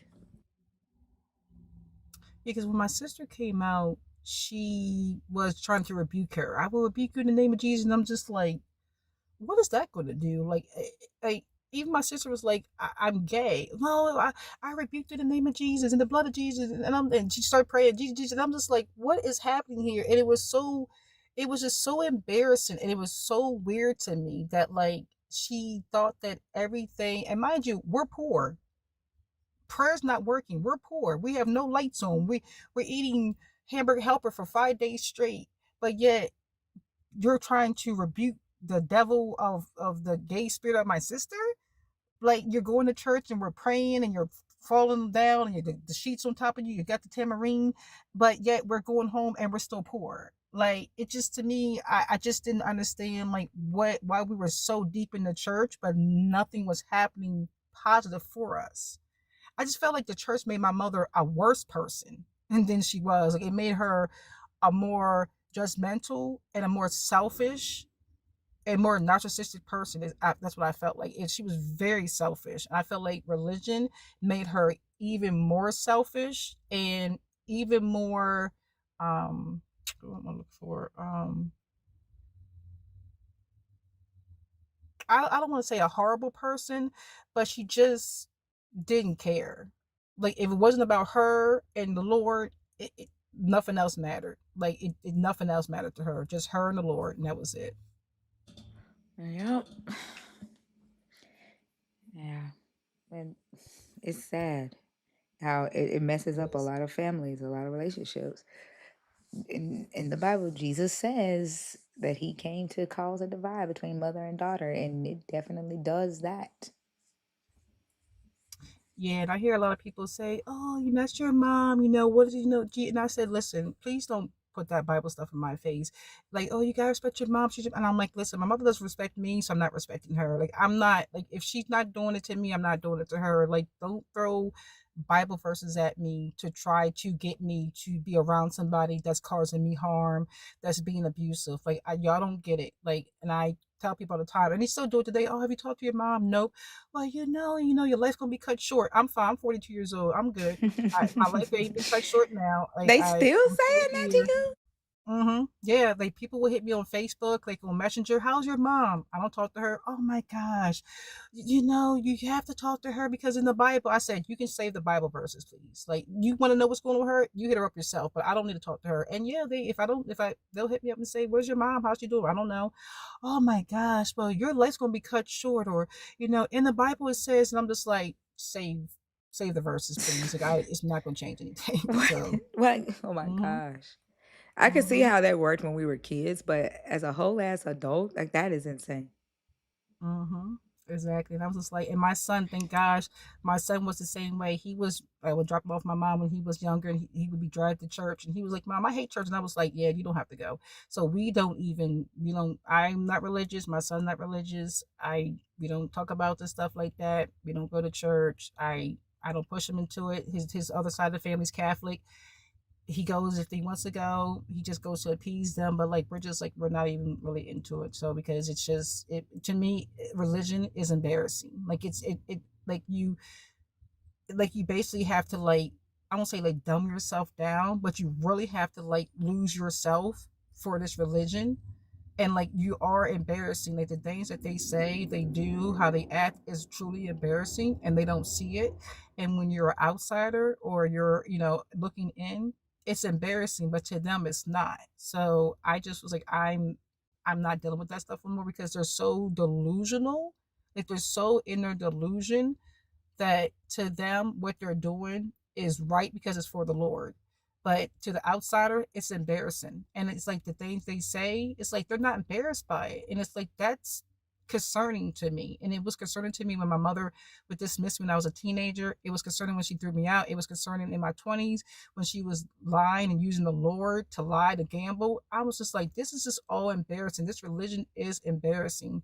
And that's why I just became an atheist and cut it all, just completely cut it off and cut my mother off because she's still in the church. And I don't know if I can, I'm so far gone from religion. I don't even know if we could have a conversation because it's probably going to come up with Jesus and Lord. And because I don't think she has matured enough to have a conversation like we're having. I think it's going to be all Bible verses again and blood of Jesus and all that stuff. And I just don't want to hear that. I just want to have a conversation to let her know, like, if you want to have me and your grandchild, this is what you have to do. But I just feel like she's just too far gone. It's just not going to change. So I just rather just cut ties and go my separate ways and then have to deal with, having to hear that embarrassing stuff that to me is embarrassing. Like they don't think it's embarrassing, but I do think it's embarrassing. And then when I watch your live and hear people come up and say the worstest things, I'm like, they're not embarrassed by what they're saying,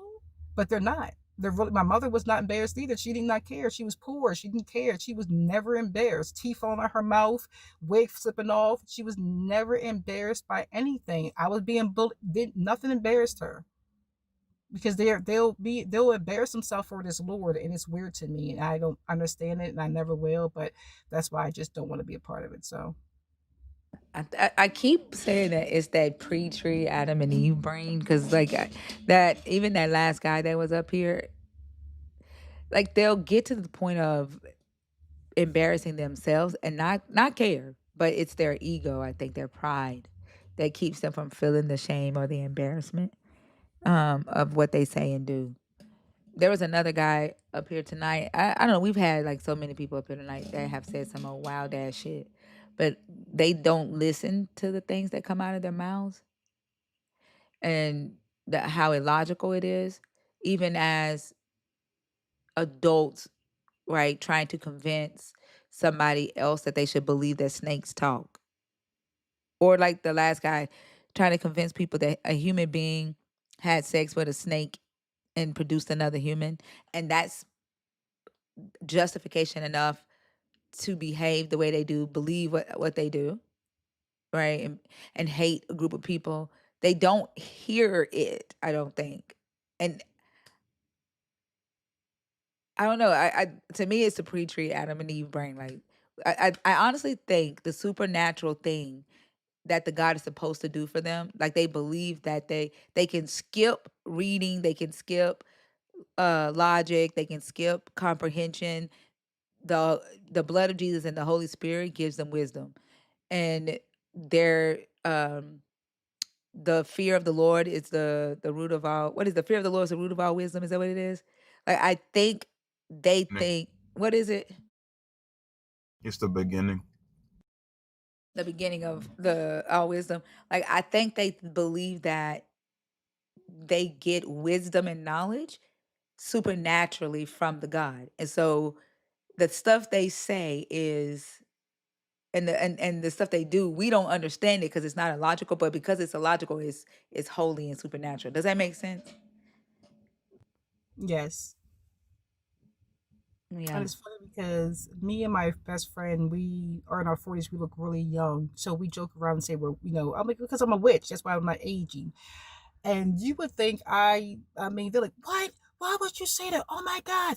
And I'm like, but y'all can say that God talked to you yesterday? Like God told you? Like y'all can say that, but I say I'm a witch because I'm joking around because I'm not aging. Like I look super young. And that's black. That's the devil. That's the devil saying that. Don't you say that? That's devil. And I'm like, but y'all can sit there and say that y'all talked to God and He told y'all to do this, and this, and He told you to reach out. Like, but y'all can say that, but I can't say this. But y'all can say y'all talking to God. Like, what's the difference here? Like, it's Mhm. like it's hypocritical because like y'all, it, it's that's embarrassing to say. And why would you say that? That's of the devil. That's this. Don't. Why would you want to be a witch? I'm like, why are you freaked out by it? But you want me to sit there and listen to y'all say that y'all are talking to God. Jesus came in dreams and told y'all, lottery numbers. Like, you want me to believe that though, but I'm joking around saying, "Oh, I'm not Asian because I'm a witch," and you would think I grew devil horns the way people react when I say that, especially the Christians. They act like I'm just, like I turned into a witch. And I'm just joking about it because I'm not Asian. Me and my best friend are not Asian. We are still look very young, and that's what we joke about. Well, why? Because we're witches. And you would think I'm saying like I'm Satan's daughter because they start freaking out. But then they want me to listen to them talk about how the Lord told them to. And I'm just looking at them like, but you want me to hear this imaginary fairy tale? Like, I don't understand that at all. So What denomination were you? we were Pentecostal. Okay. Mm-hmm. It make We me went to think church five about days a week. 5 days a week. 5 days a week. Yeah, Mm-hmm. that's what we did. We were Kojic. Um, but it made me think about the J Dubs running away when that lady said she was atheist. It's hilarious. Vibrant's got they knocked on Vibrant's door. She videotaped it and she told them she was atheist. They ran for their lives.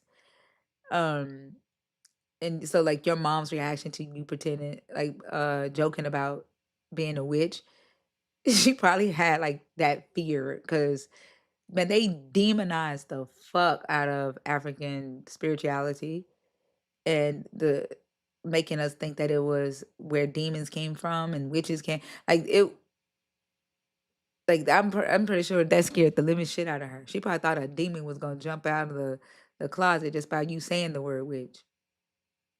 One lady said that she would faint at just the Mormon Bible being left on her front porch.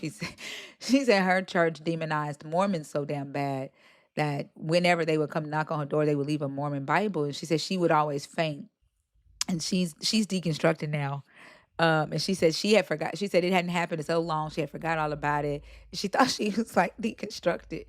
And she said her daughter had picked up the Bible, like the Mormon had left it on the front porch, picked it up. She said she walked in from grocery shopping or something, and the Mormon Bible was sitting on the coffee table. She said she just fainted. And she said, I thought I was over that. Like she just fainted. Like she still had that fear of Mormons. Yeah, the movie. I've never ever seen the movie The Craft when you have the girls that were in high school and they were like doing witchcraft. I love that movie, and my mother was so freaked out. But why are you watching that? That's of the devil. You're going to release spirits. I'm just like, huh? Like, it's just a movie. She's like, no, it's not. That's real. The entities can come in and possess you. And I'm just like, what? I'm like, well, she's like, are you trying to be a witch? I'm like, maybe I am a witch. And she was so pissed off at me for watching that movie. Like, you would think it was like, I don't know. I don't know what she thought, but she was so upset about that movie. It's demonic. I'm like, releasing what spirits? I mean, everything about that movie she hated, and she threw it. She made me throw it away, and she was like, "You cannot watch that movie in here. It's gonna release demons, demonic spirits. Watch tonight. You'll see spirits." And I'm like, I've never seen spirits. I've never seen that stuff ever in my life. So I was like, what?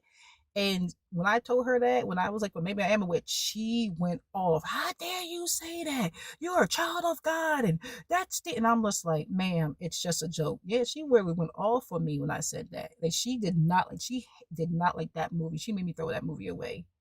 I could not watch it in the house when she became a Christian. Mind you, I watched it before she became a Christian. It was fine.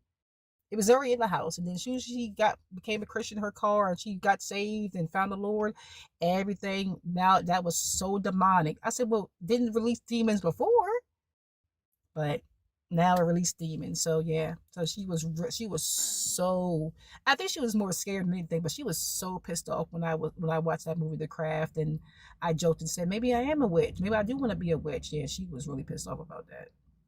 Why don't she think there's demons in the casino? Like, ain't that where the spirits are? Like the drinks and the smoking, the sex. Like, why don't she think there's demons or in the casino? That's weird. But you have a but and that's why I said, but you have a gambling addiction. Ain't that a spirit? Like, Right. ain't that supposed to be a spirit? But to her, it was like, well, I fell short. She fell short. That's what she said. I fell short. Sometimes we fall short. Sometimes the devil gets us when we fall short. And I'm like, ma'am, you've been gambling for years. Like this is not new. You've been My mother used to gamble when I was young. When I was like a young girl, they would play spades and tonk and pinochle and Those all my that, all fucking for money. games. What? Yeah, so she was been that's been in her spirit, as I call it. So it's not nothing new. It's just as she got older, it went to the casino. We played bingo when I was a teenager for money. Like everything was about money to her, gambling. So she's always carried that spirit. That's never went away. Even when she got saved, she tried to suppress it probably, but yeah, that's why I said, I was like, so the casino, well, I fell short. I'm like, okay, you fell short, got it. Like it was like the casino wasn't demonic, it's that she fell short. That's what it was. So mhm. She fell Interesting. into the roulette table. That's not falling short. That's deciding to go gamble. Like they have such a different perspective of the shit that they do. That's just But I think, nigga, you said it like when you said that earlier. I'm like, shit, spiritual warfare is accountability because they feel attacked when you start talking to them about their behavior, their choices, and their like in unequal perspective of what people do.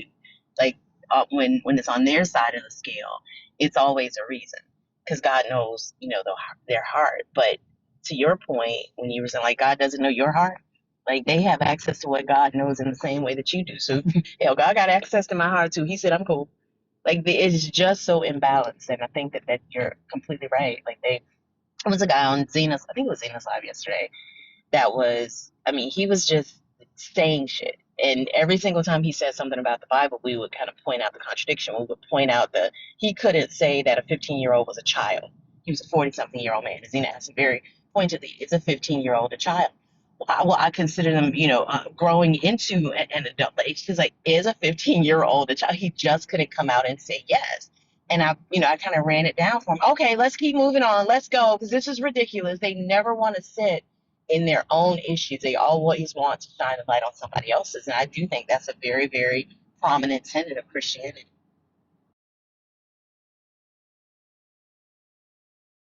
Yeah. Yeah, my mother, she was the same way. I felt like she act like I wasn't a teenager because she would want me to act like her, and I'm just like, but you're an adult. Like I'm a teenager. I want to do teenage things. And to her, it's like because we were in the church, I shouldn't want to do that. I'm like, but what do you want me to do as a teenager? Just read the Bible and like pray? Like what should I be doing at the age of 15 and 16 years old, like outside playing basketball, running around, being my friends, going to the mall, school dances? And to her, it was like, no, like that's what I should be doing. And I'm like, so what should I be doing? It's like she wanted me to be an adult because we Yeah. were in the church. And I'm like, but I'm not an adult. I'm 15, 16 years old. My mom, I think my mom's uh indoctrination or behavior came from what happened to her when she was younger. She said like it was the 4th of July and they were all out popping fireworks.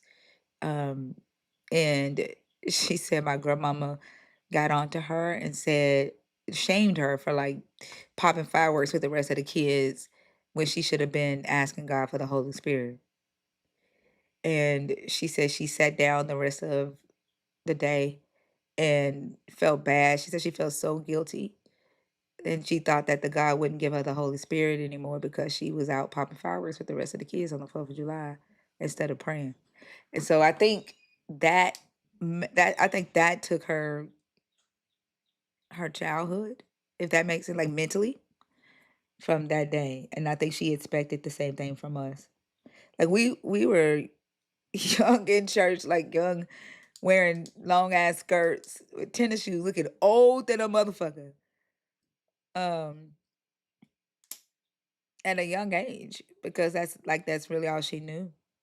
And I had to realize that she didn't know anything else. Like she told me she went from her parents to my dad, and that's all she knew. She didn't know anything but God and the church and being a wife. And that helped me understand her more, if that makes sense. But yeah, like that shit would tear a child's mind up, it'll rob a child of their whole entire childhood. I have some pictures of me in long as a missionary in the long ass skirts and tennis shoes, the big purple, the big flashy suits during convocation. I got all that shit. Yeah, that's how I feel. I feel like I've missed some of my childhood because my mother would get mad if I just wanted to do the simplest thing, like go to the mall with my friends. Like in her mind, I was going to do worldly stuff. I'm just like, what is worldly? It was never a definition of what worldly stuff was. It was just stuff she didn't want me to do was worldly. Because whatever she wanted me to do, it was never worldly. But if I wanted to do something that was worldly, I'm like, what is worldly stuff? Like now, stuff is everything is worldly. We did the same thing 2 months ago when you weren't saved, and now that you're saved, now it's worldly. I just was so confused by it. I'm just like, what changed? What changed from January to March now? Like nothing. The only thing that changed that you got saved, but wouldn't it be worldly then it's worldly now. I don't know, it was just I felt the same, but I felt like not being able to like just be a teenager, just being able to just function as a teenager really did rob me a little bit of me being. And once I got kicked out, went to my aunt's, I was more free to do stuff, and she still didn't like that because my aunt was not in the church. My aunt was just a very loving person. She wasn't very Christian, but she was just a very loving person. My grandmother was very religious. You know, she was into to the church, but my grandmother didn't push me into it. But my aunt wasn't like that, and my mom didn't like the fact that my aunt wasn't structured like she was structured. But you kicked me out, like you pushed me to my aunt, so now you're mad that my aunt's not for. It's like she was mad that my aunt wasn't forcing me to go to church. My aunt wasn't forcing me to read the Bible and do the things she would do. But it's like, but you kicked me out, so now what does it matter what I'm doing? You didn't want me in the house, so now that I'm out, you're still mad. So it's like whatever I did, she didn't like, and I just felt like I don't know. At some point, I just started thinking maybe she doesn't like me, and because I'm not one of her sisters in Christ, even though I'm her daughter, I was no longer her family. Her family was her brothers and sisters in Christ, and that's how I started to feel. So Yeah, that makes sense. She probably did look at you like that. You probably looked at the other kids but like these are the good kids because they love Jesus. yep, and they still to this day they'll say to me, "Why don't you like mom?" I'm just like, we had two different. We weren't brought up the same, and I try to tell my brothers and sisters that we weren't brought up the same. Like you weren't brought up like I was brought up, so we don't have the same. They started out young in the church. I didn't start out young in the church. I didn't start going to church until I was with my mom as a teenager.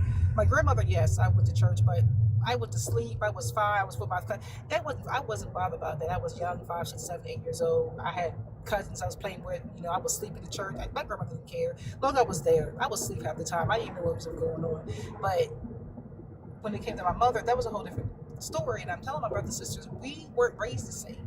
So I have a different perspective of my mother than y'all do. And I even have a disconnection with my brothers and sisters because of that, because they're on my mom's side and against me. Because they're like, well, you shouldn't. I'm like, no, you can deal with that stuff. I'm not dealing with it because I seen how she was. I know this person, and to me, it's a front. And if y'all want to deal with that, then y'all deal with that. But I'm not, and they still deal with that. She's still embarrassing, and they deal with it. And I don't. So it's like, if you want to be embarrassed, have fun. But I'm done with the embarrassment, so I wash my hands with my brothers and sisters now. So I had that same conversation with my siblings because again, I didn't grow up in the church. I mean, in the house with them after I got kicked out, and so they have a different childhood than I have as well. And my sister has a different relationship with my mom than I do, and she's closer with my mom than I ever have been. And so I had to have that same conversation with them. And then before I started telling my story, I talked to them and I asked them how would they feel if I did, and they was like, "It's your story." They was like, it's your story, it's the truth." And they was like, "Do what you got to do," because I didn't want to embarrass them or bring any shame or anything. And they know I love my mom. I've tried to talk to her about some of these things, but I wanted to not do something that would make them feel uncomfortable. But I had that same conversation with my siblings as well. Oh, so you are a trip. Yeah, I was Huh. raised with those also. Yeah, I was raised by my grandmother and my aunt. My grandmother was in the church, my grandfather was in the church, but I wasn't. They didn't really care about what I was doing in church, and I didn't get to be with my mother until I was 13, and then I became 13. When I moved with my mom about 13, and that's when I got into this rural religious household, all these restrictions, and I was blindsided by it because I didn't grow up like that. My grandmother was in the church, but she wasn't very strict. I pierced my nose at 10 years old. She was like, okay, whatever. Like if my grandmother didn't care. As long as I went to church, she didn't care if I slept, whatever. I was just there, and as long as I was being a good kid, she didn't care what I was doing. As long as I wasn't doing stuff that was harming myself. And my mother, she was just the opposite. So like it was so different growing up with my grandmother who was in the church and growing up with my mother who was in the church, because it was just like a really, like, I feel like my mother was more of like a power trip, and my grandmother was just like, whatever, do what you want to do. You love the Lord, you don't, like, it's what it is. So yeah, I mean, I had the different aspects of of both sides of religion. And my grandmother, they were Methodists. So I grew up Methodist with my grandmother. My mom was Pentecostal. So to me, I feel like it was actually two different types of church. Like Methodist was very calm. It wasn't much running around, falling out. It wasn't. We were doing it just for prayer. We passed a collection plate, go downstairs and eat, go outside with my cousins, play around, go home. But in Pentecostal, it was like three collection plate passing by, people falling around, the sheets coming, people come to the altar, putting sheets. And I was like, what is happening here? I didn't grow up like that in church. So I was just like surprised how they acted. So I do respect the fact that I was able to see the two different, ways how religion is handled. But yeah, that the one that really threw me off was the one with my mother. So Well, I definitely thank you for coming up. It was a good conversation. Did you have anything that you wanted to share before we move on to the next guest? no, I just thank God for your platform. I have to go and take care of my uncle anyway, but I thank you for your platform. I thought I was, crazy by myself being an atheist, but then I found everybody, you, Rhea, Zena Mae, Mama Bash, everybody, Oso, and Mac. I'm like, oh shoot, there's a whole community for us. So I'm just happy for this platform, and because I'm an atheist by myself. A lot of my family's religious, so I don't really have people to talk to. So I do appreciate this platform and being able to talk and be able to listen and feel how I feel about the Christians and know that other people feel the same way about them. Like, oh, these people are embarrassing and crazy. And it's just not me. We all feel that way about them. So I do appreciate y'all what y'all doing. So thank you for letting me up. You're so welcome. Have a great rest of the day. Thank you. Have a good day. Can you let me down? Because I don't know how. This is my first time being on live. So I don't know how to get that. Yeah, I got you. Thank you. Have a good day, Fee and Oso. Have a good one. Thank you.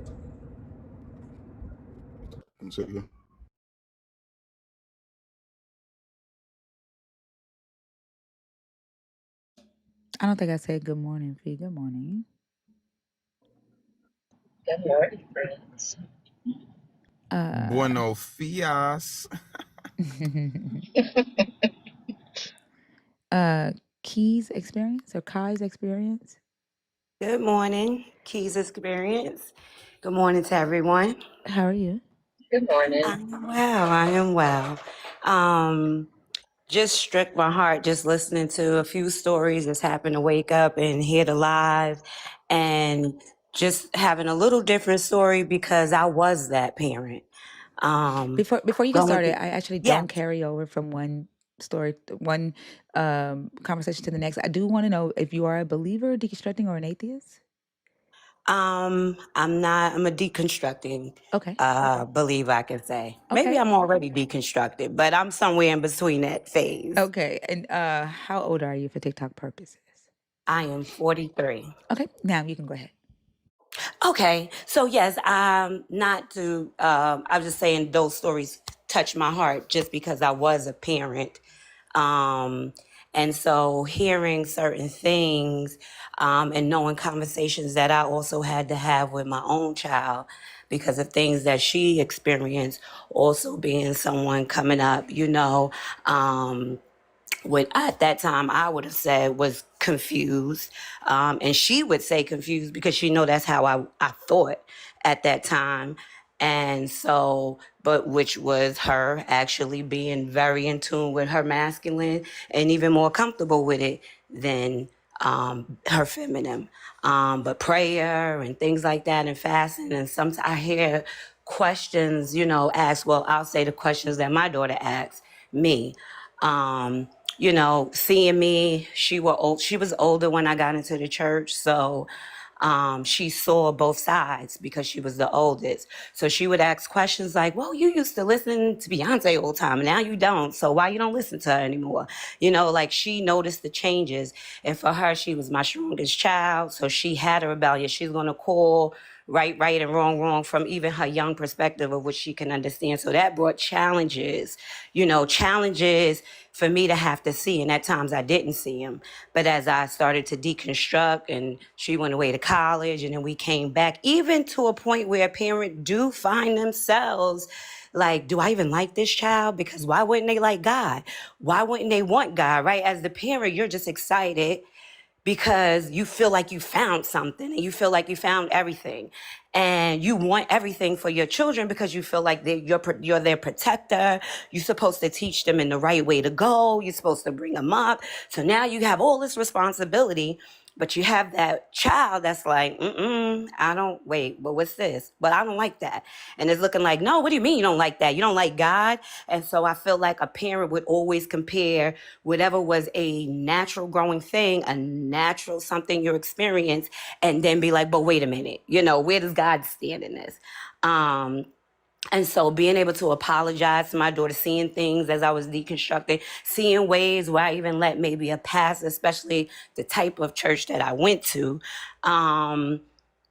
have certain controls in my life that she shouldn't have never had. So, of course, as I gained my power back and realized what I yielded over, when you're in it, a lot of times you do not recognize it. But it is a challenge to come out of it, because if you've been teaching something and telling people something and saying, this is it, and this is it, and then you get a shock to your soul that says, maybe this is not it. Maybe the things I was teaching, that they have to want to do the work. They have to want to reject. And that means they would have to reject so much. And some people are just not willing to do it. They're not willing to challenge a pastor, their grandmother, the great grandmother. They're not willing to challenge and learn more. They only become a defender of the faith because that's what they was taught. Just defend it, and people don't recognize the psychological damage that is done when you do that. You think you're doing justice. If you ever watched any of the movies like Robin Hood or something, like the people who were the religious did the same things that the so-called heathens did, but it was okay for them because they did it in the name of God. And it just come down and trickles down into local churches and different branches, the same kind of control and manipulation. But it is when you feel like you're doing justice and you're doing what's right, you feel a push like, oh yeah, I got this. I'm doing what's right. I'm teaching my children what's right, and they're gonna learn it because I'm their parent, and they have to, an authoritative type of thing. And even that comes down using religion, using God to have authority and control over somebody's life. So I, as a parent, anybody who maybe didn't get that apology, being that parent, if it does any consolation, I give an apology in that area. Just because I know both sides, I know what it is. I know what it is to deconstruct and know what's inside of you and begin to hear that. And that was my challenge on deconstructing. I heard within me to do something. It was challenged by the church, and it's what drew me out, because I'm like, you can't tell me what I'm hearing and what I'm knowing is not right, because you wasn't there during the conversation. So I just commend all of y'all for, wherever you've gone. I commend myself. I commend my daughter, because she's come a long way. Our relationship is Trump tight, but it's because we can talk. And I don't get offended. If she brings a story up of something that really hurt her, I feel her hurt. I feel her pain. I go back to it and I share where my mind was at that time, where my mind is now, and we have consolation about it. So there's hope sometimes that somebody would gain up the power to just go forth and break free. That's all. Yeah, so I'm your story. I thank you so much for sharing that. Like, I think a lot of parents need to hear that. Even just the fact of you apologizing. Like, we have a lot of conversations in here about how we raised our children and the approach and the mistakes that we made, and it's just refreshing to hear, another parent. Um, Recognize that their children deserve, even when we mess up, they deserve to hear us say, I'm sorry, I thought I was doing the right thing. Or even, I'm sorry, I was just flat out wrong. Yes. And asking for our children's forgiveness. It reminds, it makes them feel like they matter, like they're human, not some property of ours. And it reminds us that they are human, and they have autonomy and emotions and thoughts and all of that as well. So thank you so much for sharing that. Also, you talked about being a challenger versus a defender. It ain't easy, but I'm glad to It hear that ain't there's more easy. people that are like, hey, like It ain't I see some easy. shit, it ain't right. Yo. Like, yeah, Ooh, the yeah. rabbit hole runs deep. It runs really deep, but I'm glad to have traveled. I'm glad that I'm not where I was. And the things that I see today and things I am so appreciative that I just went ahead and began to see for real and think for real, not tainted by anything else around me, read for real. And it's not that I didn't read and I didn't study, but there was still a cap on it because of whatever you subject your ears to and your mind to on a constant basis, which is why you probably find people going to church 2, 3, 4 times a day, because it keeps you in that frequency and in that tune. And when you're in that and something comes against it, your frequency is going to definitely, well, I'm stronger. I got the blood. I got Jesus. I got, you can't come against me, so I'm come against you. And it goes on. But to be here and to be able to hear people's story and not have that judgmental or taking it straight to a certain scripture, because they don't take it straight to all the Bible. They just take it to a scripture and they're gonna drill you right there. So Yeah. taking the journey is worth it. My daughter could think now for herself. She has a free mind. She knows that she has worth, and it's okay to not agree with something. It's okay. Like, it's okay. You don't have to agree with everything. And she had to learn too that all the times that I had her suppress herself and have things in her subconscious, a lot of the shadows we fighting is shadows of ourselves that we've been taught not to like and not to deal with. And so I'm thankful that we can deal with those things together with an open mind. Absolutely. That's what this community is for. And I absolutely I had love to it. find it. I just happened to wake up and I just, I don't even usually go to TikTok. But I'm like, oh, I'm going to hit it. And then this live was straight on. And I just was listening. And I'm listening more. And then my heart just kept getting pierced. And I'm like, no, you got to say something. I don't even know how to go on the live or nothing, but I pushed the button. And I said, oh, I'm going on the live. Okay. But I appreciate you and I appreciate this platform and everybody on it. Yeah, you're so welcome. Now, you made this your first time here. You may pull up on me cussing the motherfucker out, because I will go off if Listen, it takes that sometimes. I get it. I mean, I ain't always on the soft side either. Just okay. you got to give what's needed when it's needed, because some people gonna try it. They gonna do it. They gonna make you have to do it. So I Yeah. understand. I'm coming back though. All right. Well, it was a pleasure meeting you. I'm glad you came up, It and I was a hope you have a great pleasure. great rest of the day. Thank you. Thank You you. too. Oh, go ahead. Fee wants to say something. Okay. I just wanted to say one more thing Yeah. before you left. Thank you. You know how the other day you were talking about how you don't believe in spirit, but sometimes you like these believers have a spirit in them. I don't Yeah. believe in curses, but I think that what we're talking about right now is breaking generational curses. Yeah. Not a sentence that was handed down from a deity, but Right. practices that were done before us that unconsciously or maybe even consciously our parents just perpetuated. But the way we're breaking them is through personal accountability and Right. realizing that there's not a damn thing anyone can shame or embarrass you for if you've held yourself Nothing. accountable and if you've made recompense for it. There's no shame when you've done that. It's just lessons. And I think by having these conversations and talking through what we've either experienced as children or what we did as parents in the early stages or what we're trying to stop doing as parents currently. I think that's what breaking generational curses look like, because I think most parents that are in their right mind, they want what's best for their children.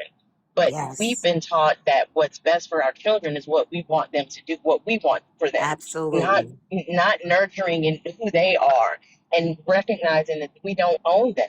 I That's don't get right. to tell my son who he is or who he loves or any of those things. That's So I think right. that what we're doing right now in these conversations is breaking those curses that for some reason these religious people think God put on us. No, the No. customs and colonization and white supremacy and patriarchy, all of that built these quote unquote curses. But we're breaking them like one choice at a time. And I think I agree with you. Kudos to all of us for that. Yeah, and if we don't want to say spirit or curse, we could just say the frequencies and the energies that has been passed down for one. Because if you're developed around a certain kind of energy, you get used to that energy, or you relate to that energy in some kind of way, and you take it out and you take it forward, even when it comes to your children. Which is why sometimes people find themselves maybe not doing everything they parent do, but some of those things, because it was the energy and the things around you that shaped you, and a lot of it is passed down. So sometimes it's stronger. The longer it's been standing, the stronger it will be. And the longer you haven't had somebody in between either healing or breaking or changing that frequency or energy, it is much more stronger and much more people are affected, which is why you get the people solitude. I don't have nobody in my family I can deal with them. You know what I mean? Because they all now on another energy frequency that's the stronger one. And now you are the rebellious one or the black sheep because your energy and your frequency is not vibing with ours. Yeah, and a guy came up on Mama Bash's live a few weeks ago. I don't normally use language like energy and frequency, but that's just me. You can call it Right. Star Wars Force if you want to, as long as you're breaking the shit. Like Whatever you call call it it, right. I'm down whatever with you whatever call it. anybody Just want to call it. exactly identify it and break it. I don't use that terminology because I think it makes it more nebulous, and it is about actions. It is about thinking Absolutely. through how you make a choice. Like I was talking to my sister the other day. We were talking about emotional regulation. And I'm like, I think that's, to me, it seems like the lack of emotional regulation and the lack of emotional maturity is that curse that keeps getting passed on, or is that frequency that keeps getting passed on. But it's just a lack. It's a lack of a skill set that is not taught anywhere in Western society for sure. And that skill set, in my opinion, is being able to recognize when you are feeling something, not on the roller coaster, like feeling those dips and those peaks, but kind of mentally stepping off that roller coaster. Oh, that's jealousy. Why am I feeling jealous in this moment? Why am I getting angry in this moment? And being able to recognize that and do that introspection through metacognition, I think it's all the same thing. Like people Yeah. call it different things, They but call, in order yeah. to but in order to resolve it and in order to address it, you've got to identify what it is. And it starts with a choice. So I think Yeah. by calling it and internalizing it. No, this is within my power. Yeah, a frequency is outside of me.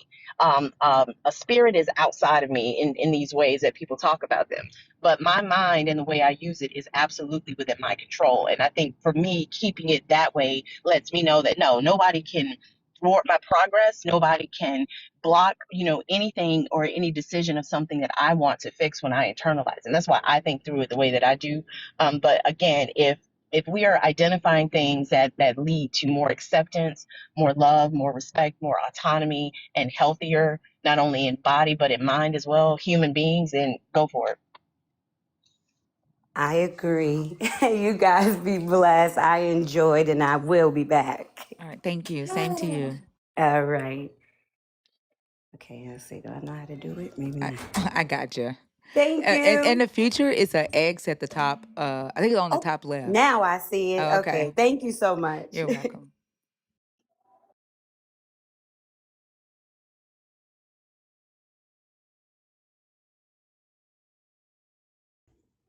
Jada? Can you hear me? Is it Jada? Yes, Jado. Hi, how are you? I'm good. How are you doing? I'm doing good. Can I get your age and let me know if you are a believer in the God of the Bible, deconstructing your belief in that God, or an atheist? Yeah, sure. I'm 27 and I am a believer. Okay. The topic on the board is ex-believer, now atheist. disappointed that and embarrassed that I once believed. What I am asking believers is why do what when you hear me say that I do not believe in Jesus or Yahweh, what is your first thought? Like, so I've been following you for a while. So I forgot why I originally started following you. I don't know. I thought your page was a believer page. Cause like I will wake up to like TikTok just playing. And when you say that, I was like curious. That's why I've been like on here for an hour just hearing everybody's like side.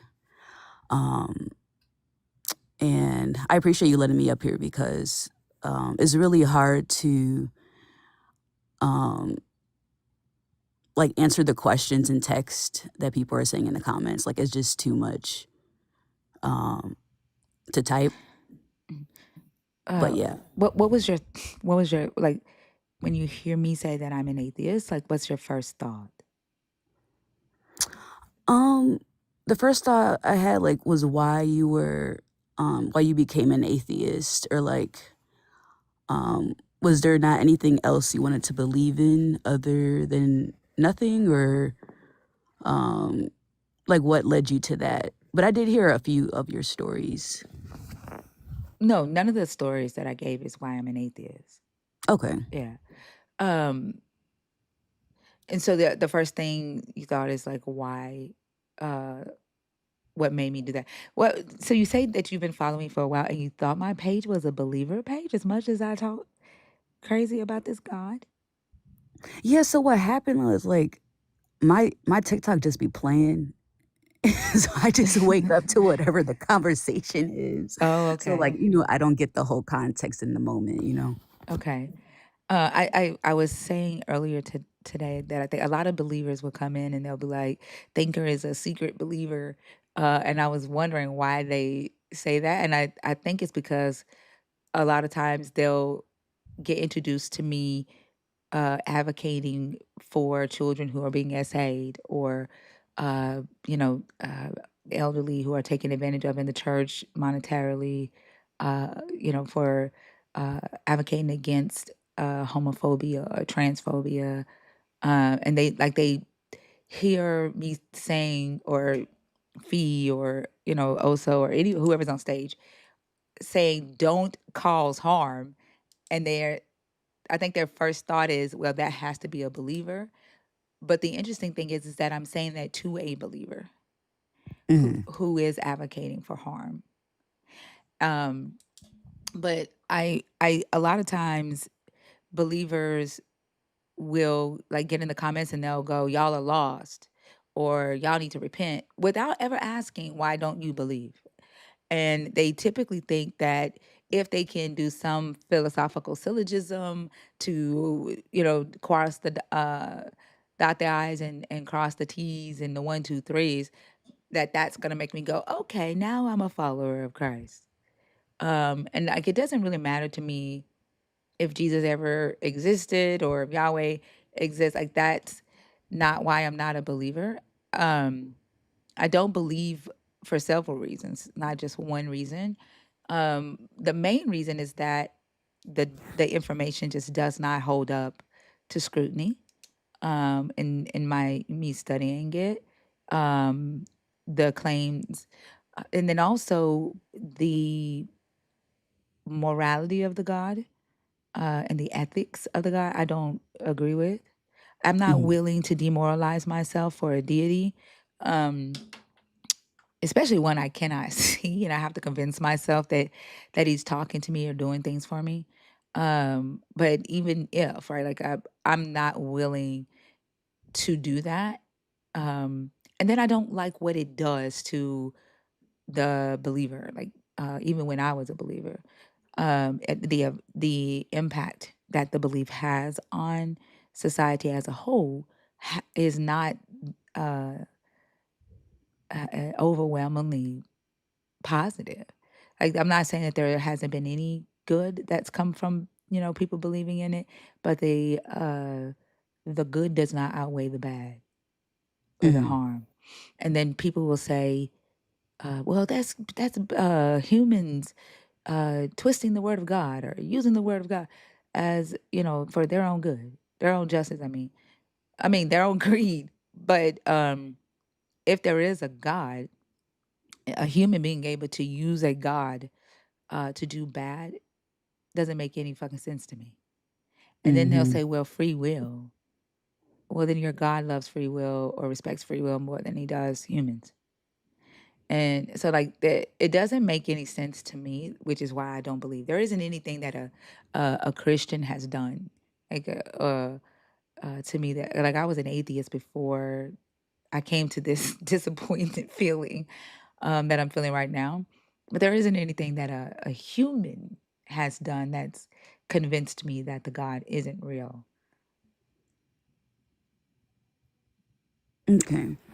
Yeah, I definitely like I can see why people would turn atheist. I was trying to explain it in the chat. Even though I am a Christian, I believe in God. Definitely, I grew up in the church Pentecostal, and I had a lot of questions growing up as a kid, and it was very irritating because when you would question things, like how you're basically questioning and came to your own conclusion, they would like be so upset um, with critical thinking, and it's like you couldn't have your own mind, which was also against the free will thing that people speak on, which is very confusing and hypocritical. And I forgot what I was going with this, but I can see why people don't want to believe in God from all the bad things that has happened. I have seen a lot of people use God to justify certain horrible actions. I'm actually watching a cult documentary on Netflix right now, and those dudes from the LDS, Which one are you they watching? Trust Me, or which one is it that you're the watching? one it's new. It just came out. It's I like think it's top called 10. Trust Me. Are they in red dresses? Yeah, because I Yeah. think there was another one. It's like expanding on the rest of it. Yeah. And they were like using God to go through their sick fantasies, and I definitely know people do that. Like I definitely feel it depends who's wielding it, but at the same time, I'm gonna be honest, I haven't read the full Bible. People were telling me to read the Bible, and I don't know nothing, which I'm not gonna act like I know everything because I don't. The Bible is very hard to digest. It's very dense, and I'm pretty sure most people can understand that. Like it really takes some grit to get through it. Um, but yeah, I'm definitely gonna read it a little by Dense in little. what? Dense in what way? Like it's so the letters are so tiny, and it's old English. Like a lot of people's reading levels aren't that great. That's what I'm saying. Well, So you do know that there are modernized Bibles, though, right? Like in our current vernacular. yeah. So I definitely need to get that. And that's another reason why I don't go to church anymore. Because there's always like the pastor is basically telling you what to believe, but if you don't read the Bible, then it's like you don't really know exactly what he's saying is truth, I guess, quote unquote.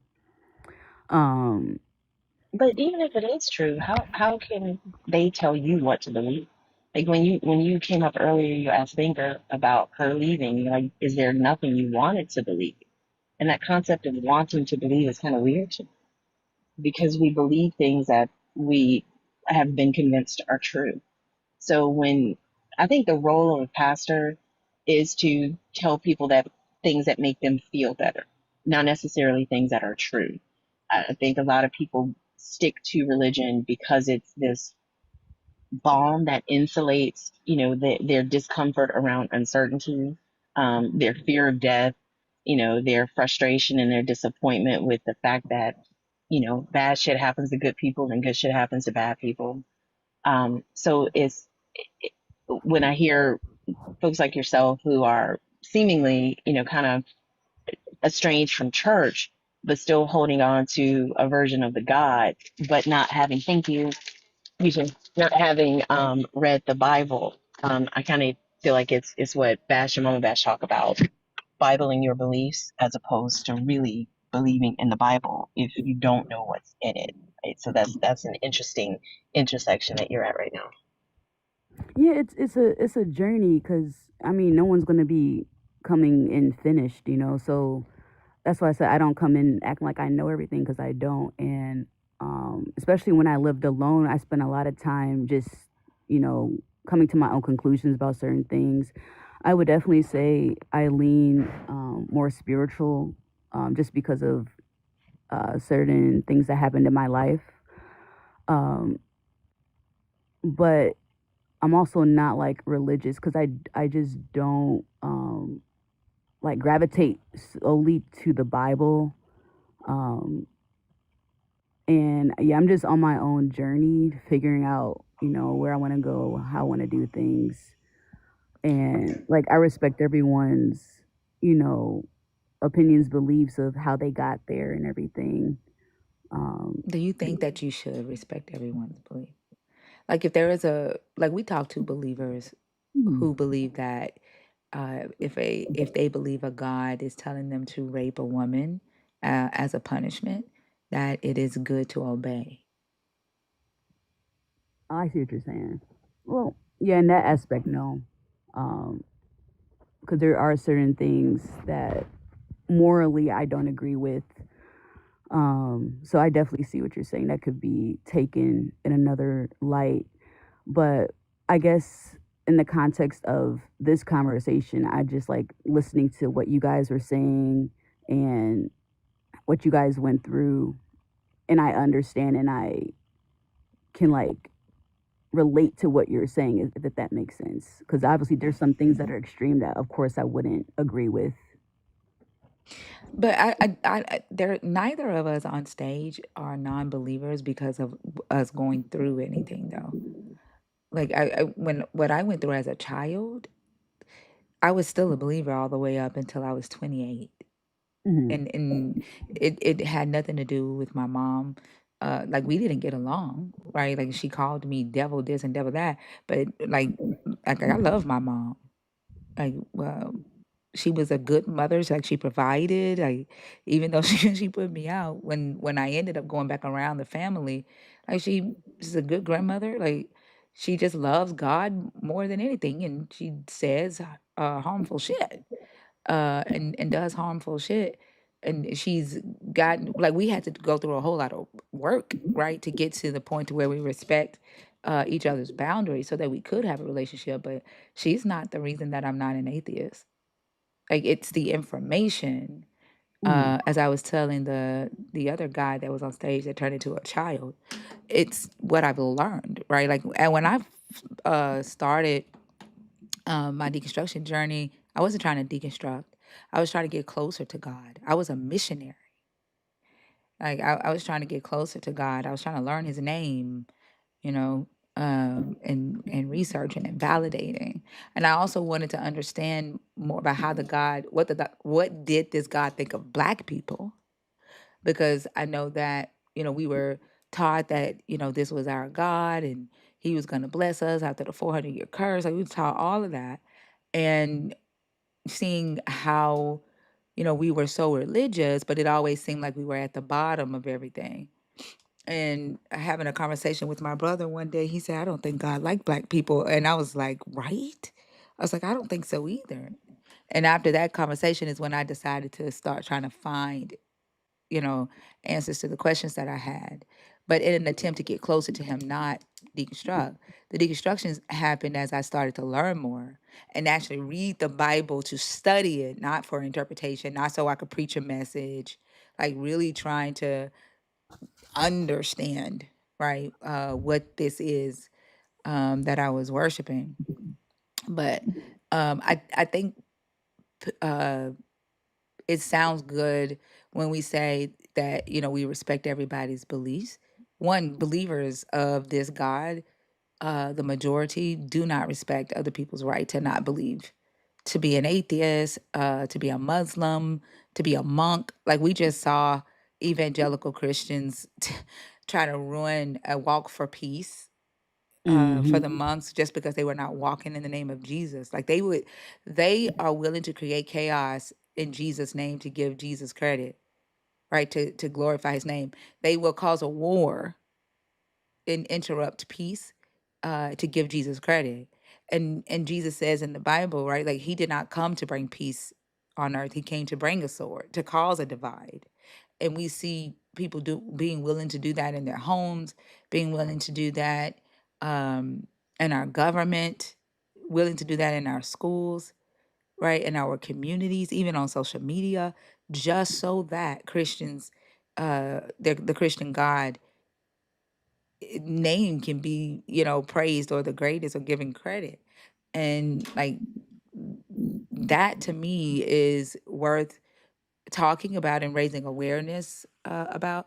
I don't I It's not that I have an issue with people who for being a believer, it's what they believe. Cuz what Christians believe about a God affects my life even though I'm not a believer, right? Like it's in our laws. Like I said, it's in our schools. It's at our grocery stores, right? It's in our DMs.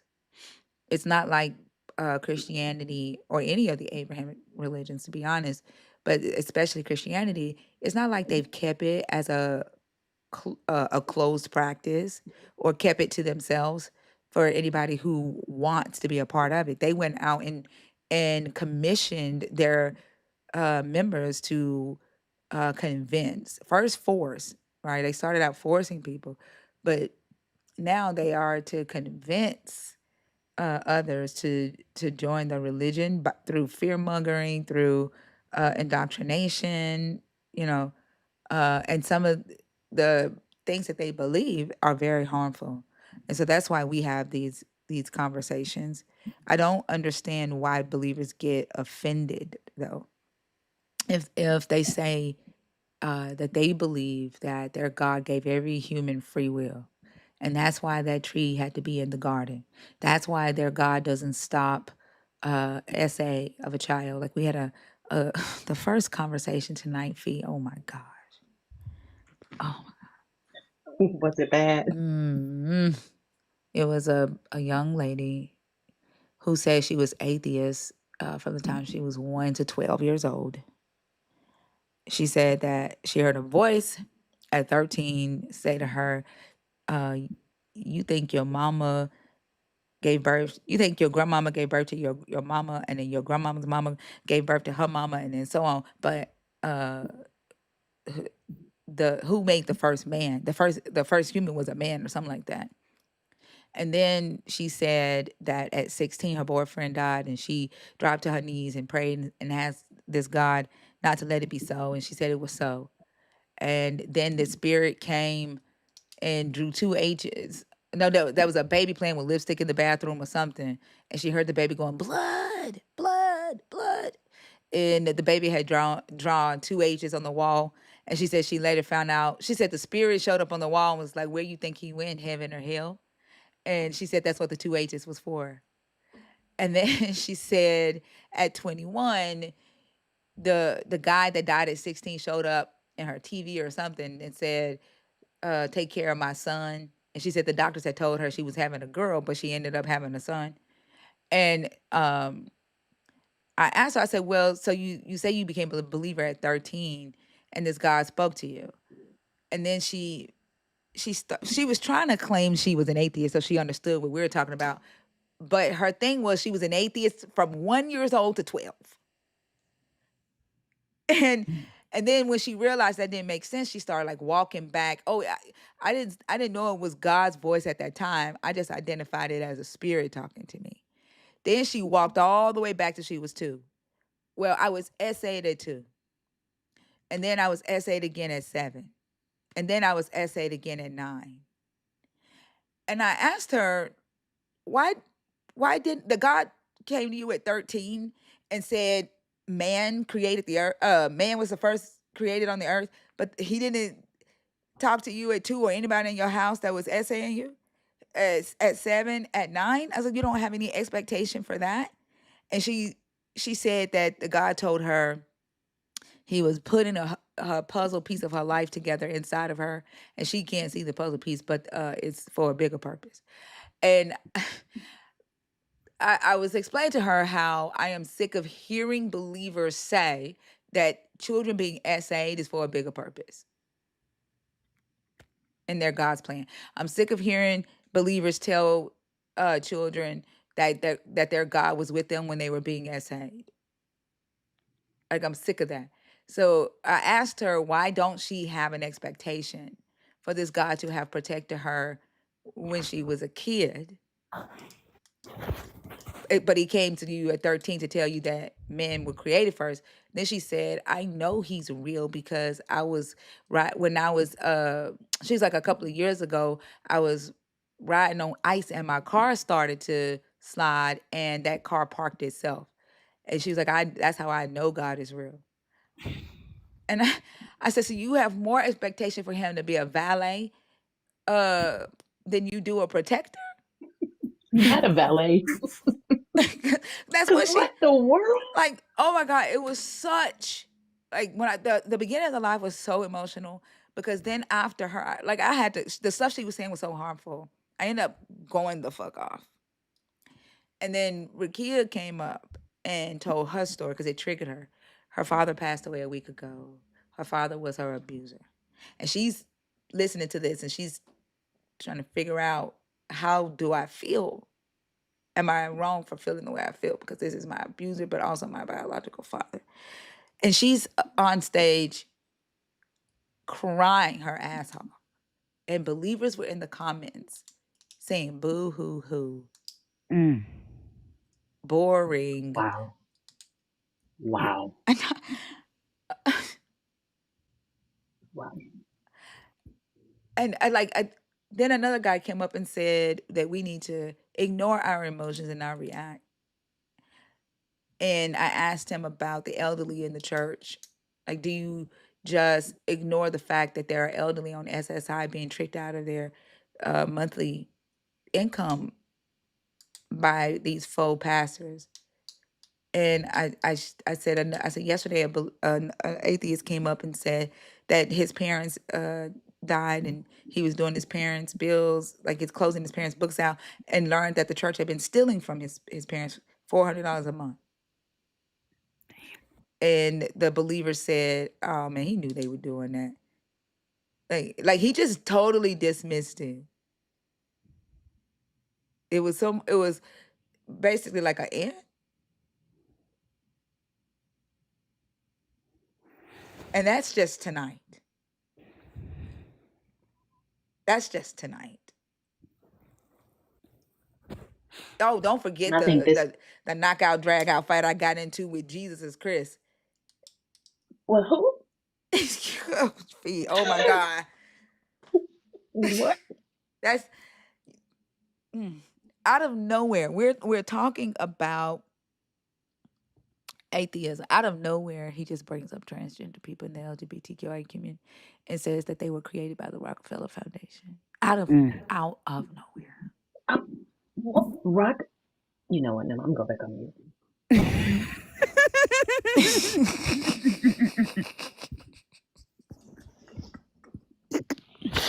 Then he said Eve had sex with the serpent and had Cain.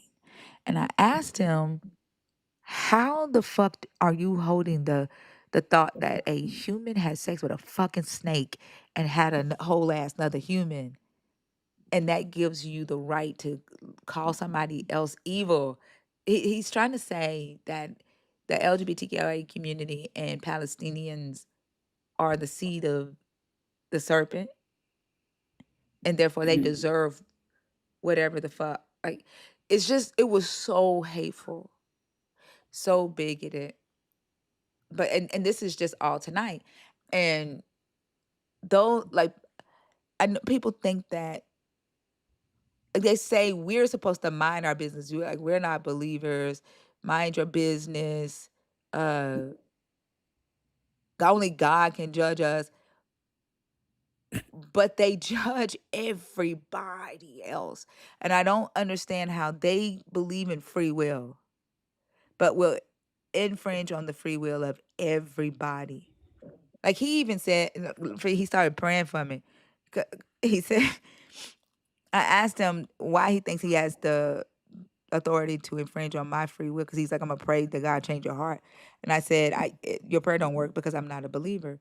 He said, it's not, they can do it because it's not a violation of free will, because they have the faith. Like, it don't matter if I don't have the faith. They have the faith that their God's gonna change my heart. So I said, well, if that's the case, then if you have to have the faith, then pray for Rockefellers. Pray for the Epstein people, so your God changed their heart, so they're not essaying kids, so they're not trafficking kids. But he didn't care about that, so he started praying for me anyway, asking the demon to come out, and I just started going blah blah blah blah blah blah blah, blah. And then he just kept on praying, just kept on rebuking the devil. And I asked him, I said, go and pray, like, since we know that you have power to override people's free will, go pray for the ones that are hurting children. But of True. course, he stayed here. He would not leave. He stayed on this stage, because what mattered to him more was him trying to make me come to Jesus. Like that. Like, I think they used the LGBTQIA as shields. That, because what made him bring up the LGBTQIA is I brought up liars. I brought up that lying was an abomination. And that's when he brought up like the LGBTQI community. So I think they use it as like shields to not have to hold themselves accountable, but they focus on everybody else, and they talk about free will this, free will this, free will this, but the atheists don't get free will in this belief system. Our free will, I don't believe humans have free will anyway, but within the belief system, our free will is trampled on. The LGBTQI community don't have free will. Children don't have free will. It's trampled on. It's not respected. But then they expect us to respect their right to have the belief, especially when it's harmful. Like, I'm not willing to do that, but I think it's very hypocritical. And I also think that this is a perfect example of why all beliefs should not be respected. I think that beliefs that provide respect and grant respect and give respect to everyone deserve respect. But like respecting a person's belief that carries extremely harmful ideologies, absolutely not. I'm calling that shit out every day. And I think that's why we have these conversations, because that shit is harmful and ridiculous. Yeah, I agree with that. I have a very religious auntie, and another, like how you're saying, like Palestine and everything. It gets to a point where they sometimes people use the Bible to justify like the bad that's going on in the Middle East and all that. And then I don't understand that. Like, it doesn't make sense to me. If someone is suffering, and wrong is wrong, right is right, in a way where if you actually see this happening, how can you justify from the Bible, because the Bible said this was the promised land for so and so, but then there's other people arguing like you're interpreting the Bible wrong. There just comes to a point where you have to look at what the reality is of the situation, and what America has done and a lot of countries have done is not good. So that's kind of where I'm sitting at with this. Do you think they would have been able to be as successful at what they've done without this Bible, being able to use this Bible as authoritative? Probably not, because it's harder to, it's easier to control people with something you can't see. And if someone is saying like they're the prophet and they're speaking like God is speaking through them, and if that's your belief, then that's like everything. um I do think it can be harmful, um and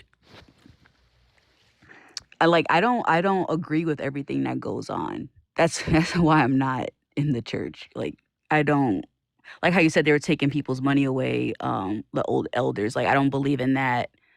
It's ridiculous. Like, it's a lot of hypocritical things that go on um in the Bible. And I'm just in the discovery of, you know, I need to read it though, to be honest, but in the discovery of like who I want to be. But I think if you also rely into your deep consciousness too, you can definitely end up leading like a good life and understanding, what's actually happening and what's like good and what's wrong. I don't necessarily know that if you need to be like so deep off in your consciousness to see that, right? Like we being more aware, I would say, would help you see the what's going around and help you inform, what's right and what's wrong, what's good and what's harmful. I don't necessarily like using the word evil because I think uh harm, right? It's the most important thing. What's causing harm on the, to humans, to our planet, because we need the resources here to even survive and live and be healthy.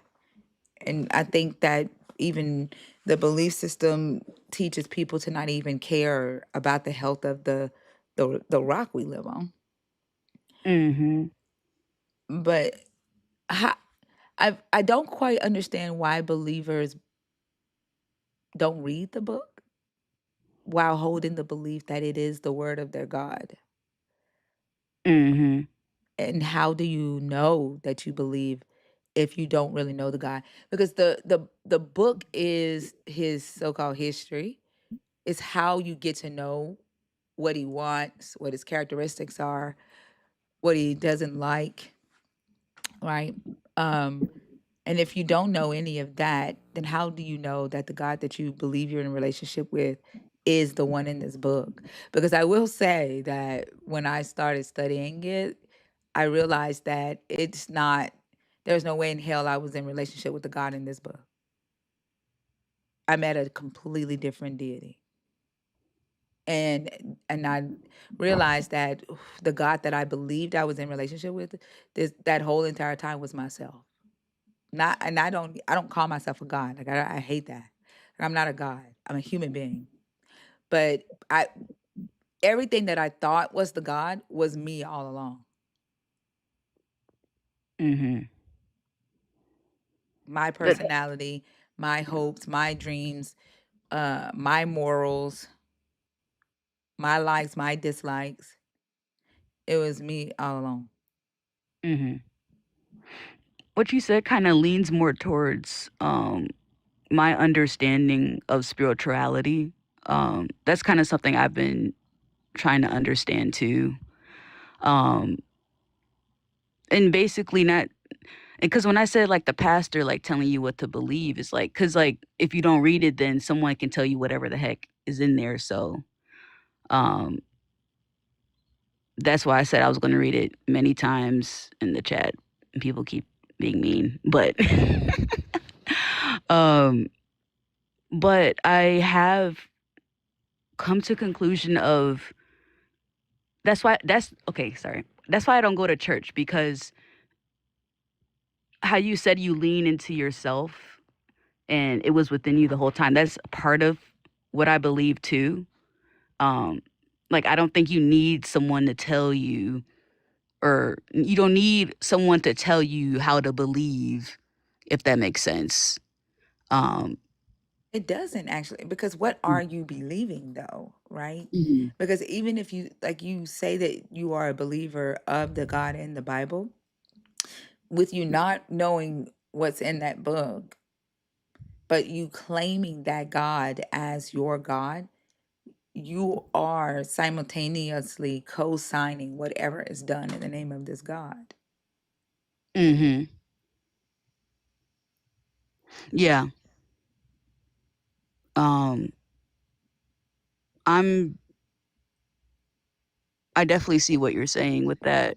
Um, like I can't really, the only things I know is from my childhood. Um, basically what I was saying, what I was taught to believe. Um, like the stories from the Bible. Like I said, I don't know everything in the Bible. Um, but I see what you're saying. Like if I don't read it, then I'm not gonna know exactly what I'm subscribing to. Yeah, it's a lot. You said a lot of things that I've been thinking about.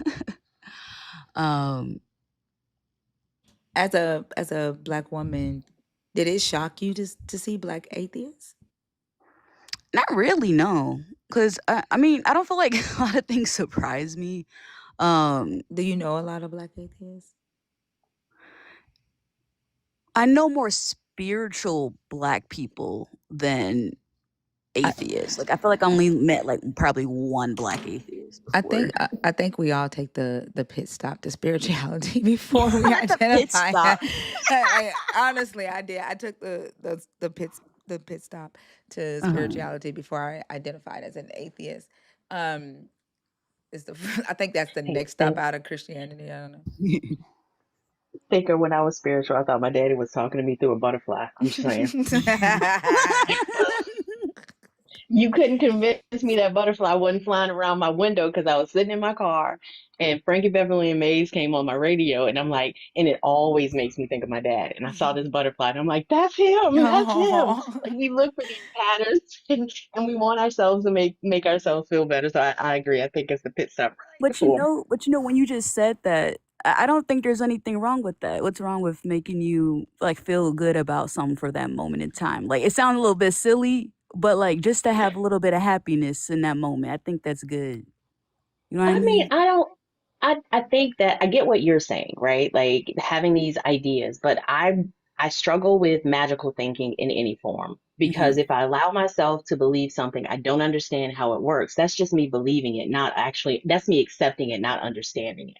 And for me, deconstruction led to being very rigid with myself in that because I couldn't, and we talked about this before, like I didn't trust my own mind because there was so much that I was blind to because I had been indoctrinated that I didn't know how to think through things. Like I didn't know like, do I really believe this or did somebody tell me to believe it? So for me, it led to if you believe something, you understand that shit.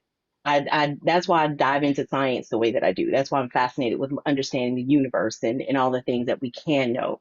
So, I mean, I agree that, it's a sweet, warming feeling. That's a great idea. But believing that it's true is something completely different. So I didn't stay there. Some people do because the Hmm. comfort is more important than the truth. But for me, truth is more important than comfort. Hmm. I see. Not to say that I'm right and you're wrong. It's just to say that, our minds process things differently. Right, that makes sense. Hmm. I think too, like for me, spirituality is so vague and undefined. It there's so much room for spiritual psychosis, just like there's room for spiritual and religious psychosis and religion.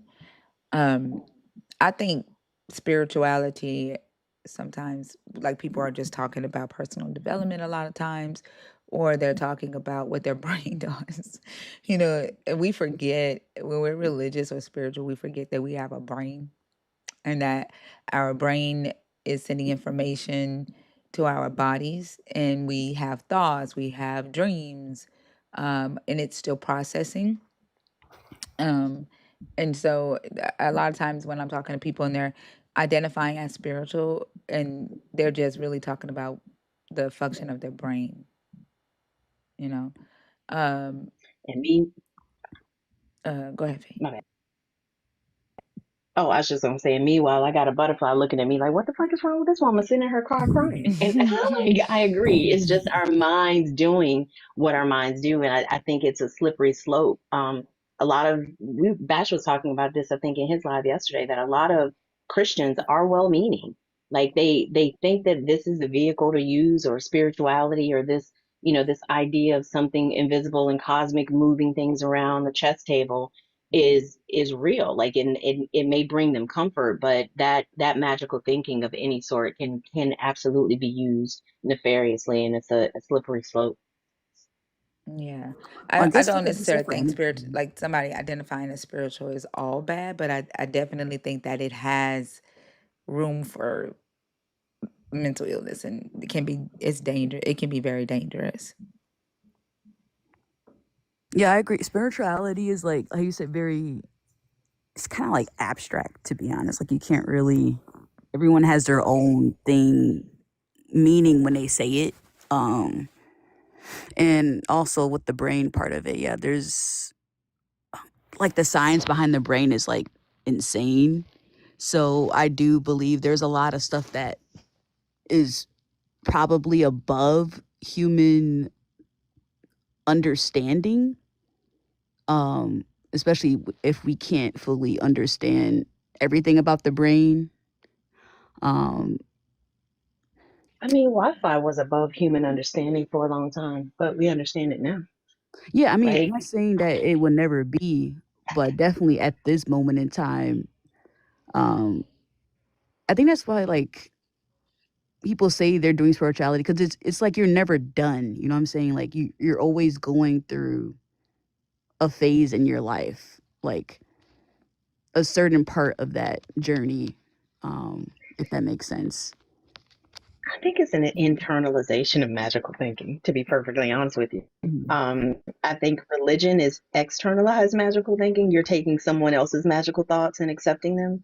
And spirituality is internalizing it, or maybe like reading several books, or, resources to see what one person thinks, or, oh, like I have a friend who vehemently, when I tell you, she is convinced that we, as spirits, decide, we pick our lives before we come here. She was at my house. I think it was her and her husband. They came over for Thanksgiving last year, or maybe Christmas. I can't remember. But we were talking, and I forget what was happening. She's like, "I'm convinced. Like we pick our lives, we choose our partners." I'm like, "Mia, where the fuck were we when we made this choice?" Like, she is completely convinced that that is the case, and she doesn't do anything harmful with it, but it's unfounded.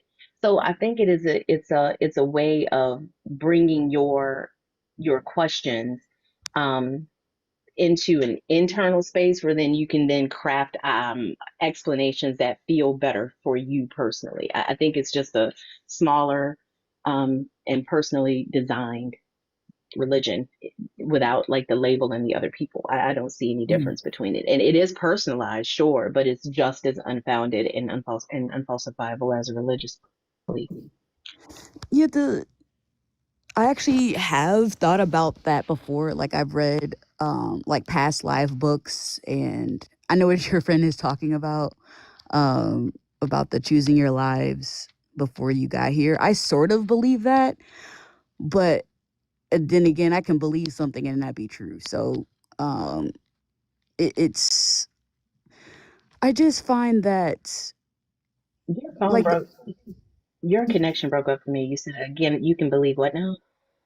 you can believe something and it not be quote unquote truth, is what I was saying. And I kind of get to the point where I feel as though like if your belief system is not, like if you're not intentionally harming anyone or intentionally harming anyone, then I mean no one can like force you to stop believing in that certain way. Um I know a lot of people who do the best they can, others do not. Um I know I strive to be quote unquote a good person, do what I believe is the right thing to do. Um, and I know a lot of people are just doing the best they can at the end of the day. if that makes sense. Let me ask you. So, like, do you think that, like, with you, you know, as you say, you're living a morally good life. Believe that you're blessed, and you credit the God of the Bible with that ability, right, for you to be this morally good person. And then we have this government with all of this power, authority, claiming to move on behalf of the God and following the Bible. The same book that holds your deity and your belief system says obey the government because God chooses the kings and those in authority who he wants to be in power. Do you think that it would be when that government does something or commands something and God said, right? God said it for us to do this. Like, do you think that a person who's never heard of your God sees what the government does in the name of your God, um, and then they hear your testimony, God made me a good person, that and y'all worship the same God, do you think that person is gonna be like, oh, they these are two different belief systems? Or do you think even the fact of you being a good person, subscribing to the same God, as gives that the bad credibility? I mean, it can if they're using, anyone's name in a context such as that, then yeah, like no one is going to want to subscribe to it. When No, I'm saying you giving it, you worshiping the same God as the bad, and you saying the same God that made them do bad made me do good.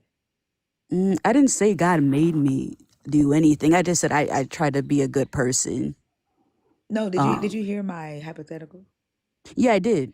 Yeah. Yeah, in the hypothetical, with you saying I'm a moral person, God blessed me to be a moral person, right? This is the God you serve. The same God that blessed you to be a moral person is the same God that commanded them to do something harmful, right? It's the same God. Like, do you think that a person on the outside is going to look and say, um, those are like two different gods? I mean, I think they would question if that's two different gods because how can on one end they're doing violence like that, like using God for violence, and then on the other hand, there's people saying using God for good. So a lot of people use God, and you don't really know what God they're talking about. There's a lot of type of gods like that people worship. So like when people say God, like you don't even really know half the time which one they're talking about, especially in the context of the government, because they're really untrustworthy to begin with. So if I hear God from them, I'm already on high alert. Well, Like what do you mean, God? Like this is why reading the Bible is important. So, like, that's my point, right? Like, they're following the Bible to the T. But many of you who subscribe to this same God, who don't read the Bible, you look at what they're doing and you go, that's not God. But they are following the Bible to the T. And so somebody on the outside looking in, like, if you say I believe in the God of the Bible, even though you believe that you are a moral human, like you wouldn't do or subscribe to the things that the government is subscribing to, you are subscribing to their same God and using the same book. The only difference between you and them is they read the book. well, if they're following when you say they're following the Bible, you mean as the things that are being done in real time today? Is Yes. that what you're saying? Do you think they're trying to fulfill what the Bible is to make it so? I don't know if that makes sense how I'm phrasing it. Um, As far as like ushering in Armageddon, they've been working on this plan for decades. But mhm, but even before this where we are today, they've been following that Bible forever. Like the slavery is from the God. The two different types of slave system based on discrimination, that's from the God in this Bible. The genocides, ethnic moving into other people's lands and ethnically cleansing the land so that the chosen can move in it, that's from the God. The elite taking the wealth and the land from the people and putting it in the hands of the rich and powerful, uh, so that they control the resources and the people become their labor. That's from the God. Like every they are following the stories in this book to the T. And I think mhm, the preachers and are preaching it to the public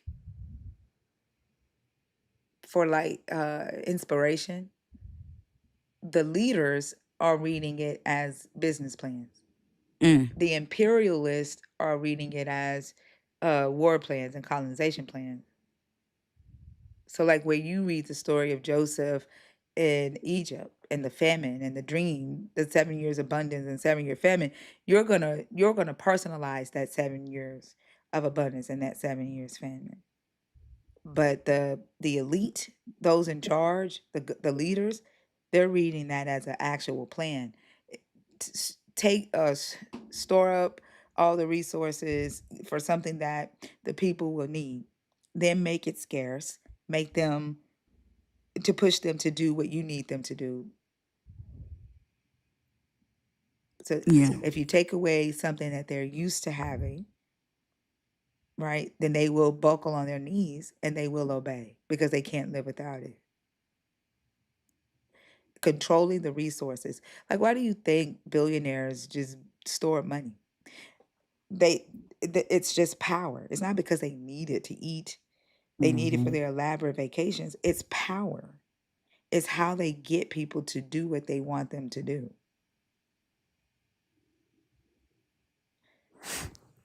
And that's what happened in the story with Joseph and Potiphar's house. I'm gonna definitely do some more research because I understand what you're saying. Like I'm reading it for real, and then also I did come across supposedly missing chapters in the Bible. Um and then like those really really old Bibles. Um like to get the full context of it. But yeah, I mean, I definitely don't subscribe to that evilness. Um and I have asked my auntie who's very religious about especially the Old Testament and how like all the evil doings in there, and then she said, oh, they don't really read that or follow that anymore, and that kind of confuses me. It's just like I don't it gets to the point where like people picking and choosing stuff out of the Bible, so it's like, are we allowed to pick and choose? Well, that's Or that's what I'm can saying. Yeah, that I'm like confused. that's what preachers do, right? And current believers. They think that the Old Testament is irrelevant, which is why they can't recognize their God in our society today. They see a devil, but that's the God because they don't read the Old Testament. That's why I said a lot of believers don't know their God. They think Jesus was like this innocent man who just was done bad on the cross. Jesus was down for all of that. Jesus was a supremacist. Jesus was calling people dogs that were not Israelites. They were inferior because the Israelites were superior. They can't recognize their own God because they don't read this book.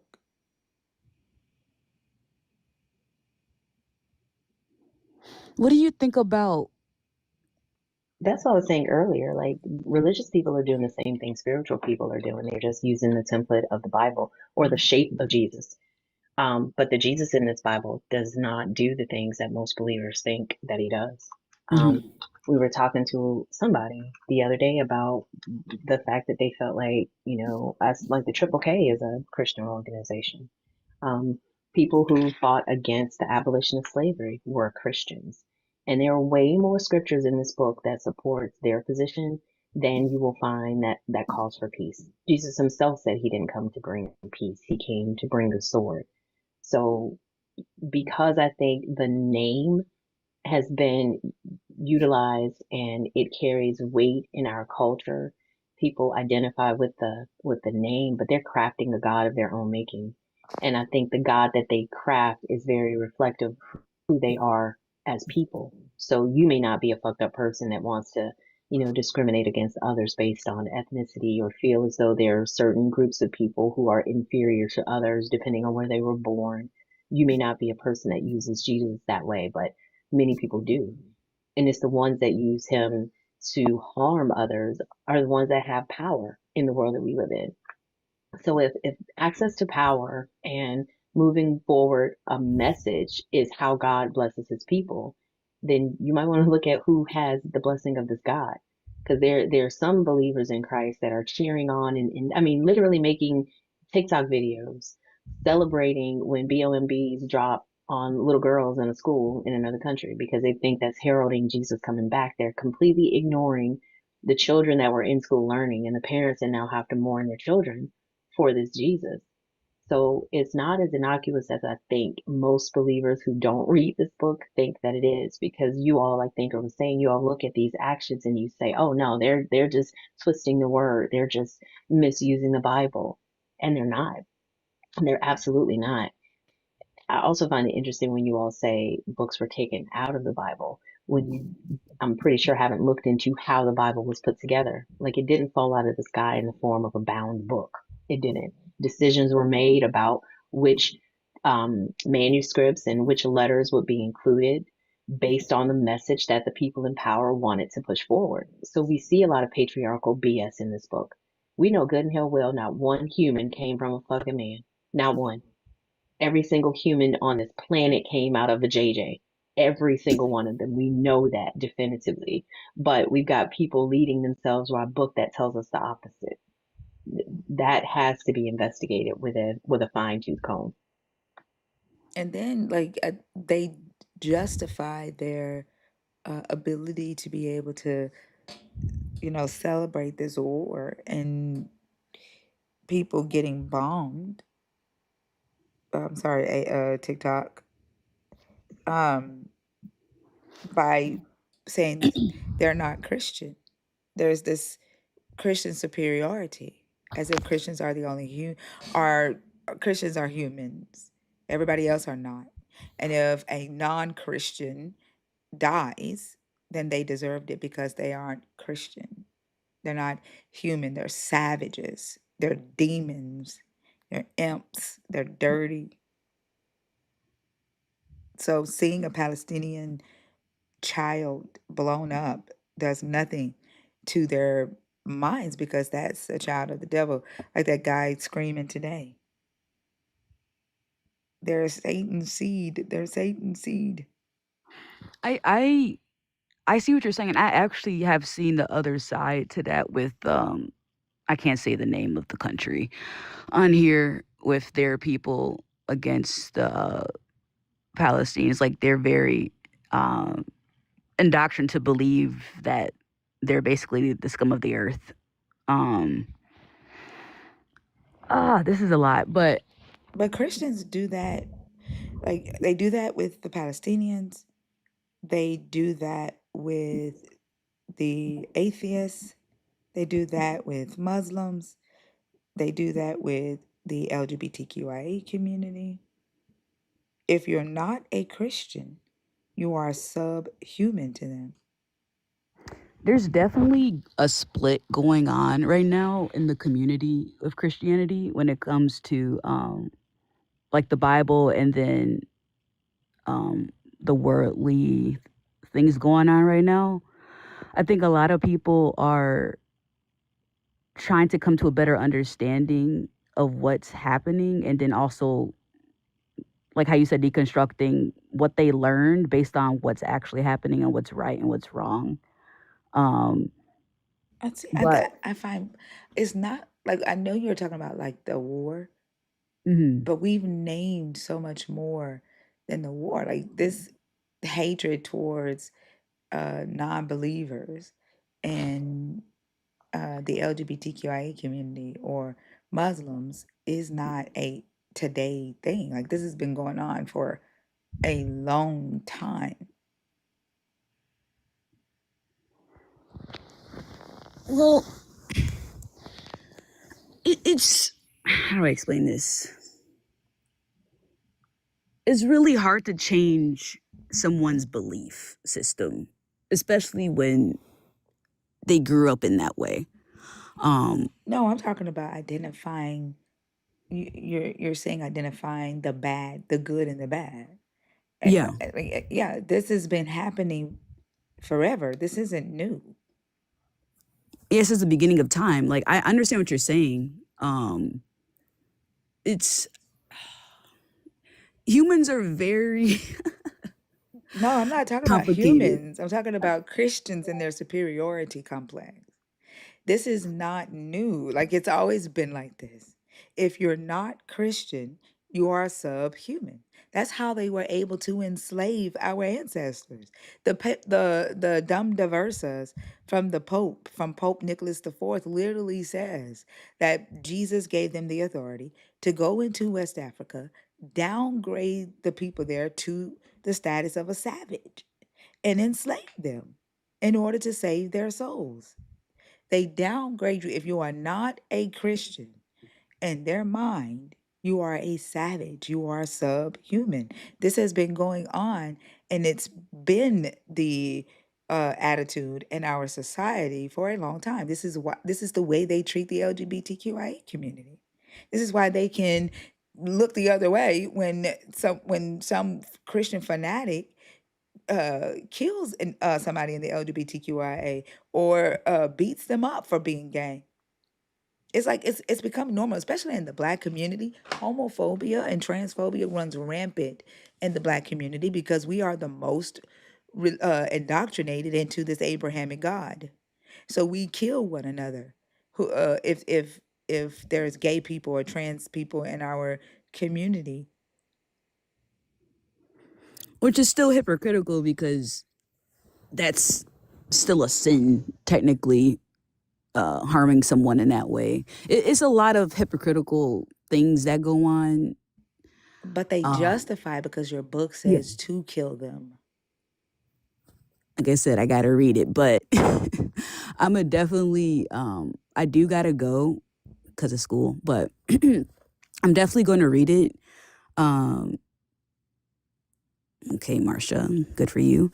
But I just want to preface that this is going to be something that's going to take a long time for me to, get through. I am in school right now for nutrition, so I have another calling too.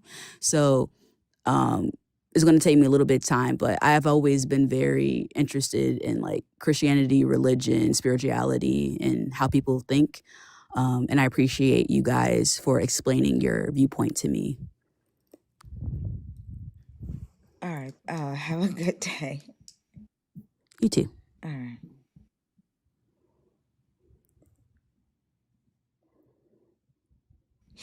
Do you need help getting down? You know how to get down? Oh yeah, my bad, my bad.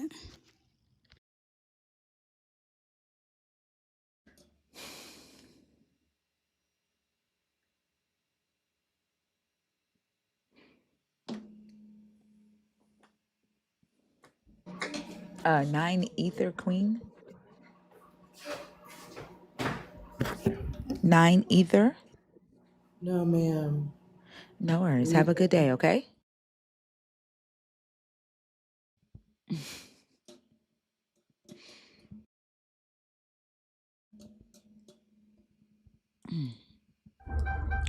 Robert? Robert. Hey, I didn't mean to request. You could kick me off. I apologize, thinker. That's okay. Have a good day, okay? You too. All right.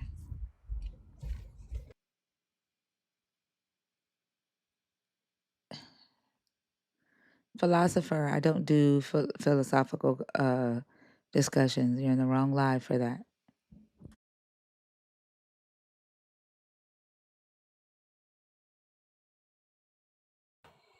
Pontius? I didn't request. I'm sorry. Okay, no worries. If you're in the guest, please check to see if you're in the guest request box on accident. TikTok has thrown a hell of a lot of you in there. If you are in there on accident, please pull your request, please.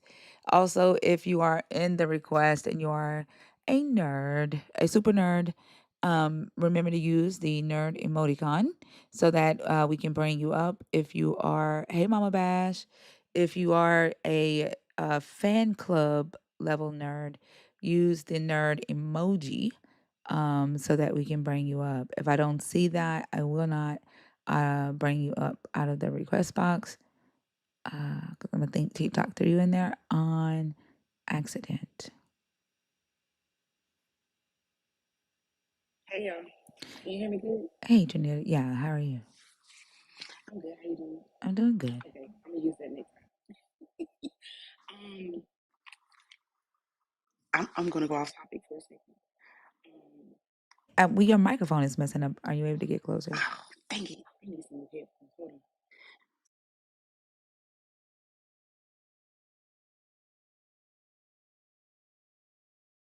Okay, can you hear me? Yeah, that's a lot better. Okay. My daughter, she's in the bathroom right now, so when she come back, I'm gonna have to get off because she thinks she can just start talking when I'm talking. So that's why I'm whispering. But have you seen this show called Severance on Apple TV? Mm-mm. Please watch it. Please. I don't have Apple TV. Ain't no free trial or nothing. Oh my gosh. Girl, I don't sign up for that shit because I forget to delete. Oh my gosh. They got a bundle deal going on. Well, it's not a deal, but it's a deal. Girl, I But ain't oh gonna my get no more gosh. of my money. I'm sorry, I'm not signing up for Apple TV, but what's the show about? Okay, it's about this I don't even want to tell you because like when you watch it without like knowing, you be like, oh, what's happening? You know, but it's about these people who work in this building and they have basically severed their consciousness to where they have a work life and a home life and they don't intertwine. I watched it like a year ago, and since I've been deconstructing, it's opened up my eyes in a whole different light. Like I've been watching it with my husband because he hadn't seen it, and now I'm like, oh my gosh, who wrote this? Because y'all need to watch it. Somebody that watched it, watch it again with your deconstructing eyes. Because when I tell you, find a way to watch it. I know it's on somebody pirated stuff or something. You What's the will name of it be. again? It's called Severance. Okay. Watch it. Watch it. Oh my God. I'm shaking right now because I've been talking about it with the AI. I've been like, oh, watch it. Any nerds, watch it. And y'all finna be like, what? It's a really good show. It's 2 seasons. Watch it. My daughter about to come. She listening to me. She stopped moving. It's called Severance. That's hilarious. She stopped moving because she hear me talking. But that's all I want to say. I do be having other stuff to say, but I don't want to get cut off by her. So I have to do it on a day when she going to daycare or something. But watch it. Find a way to watch it. Okay. You're going to be like, girl, what? All Yeah. right. All right. Bye. Bye. Have a good day. You too.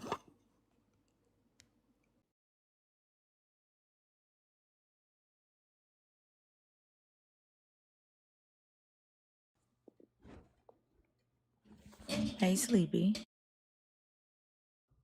Yo, what's up? Hey, how you doing, Thinker? Good. How are you? I'm all right. How you doing, rest of the panel?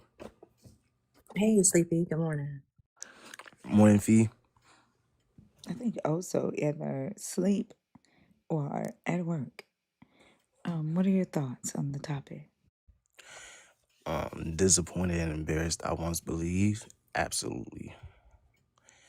I mean, it's just. Oh, give me a second.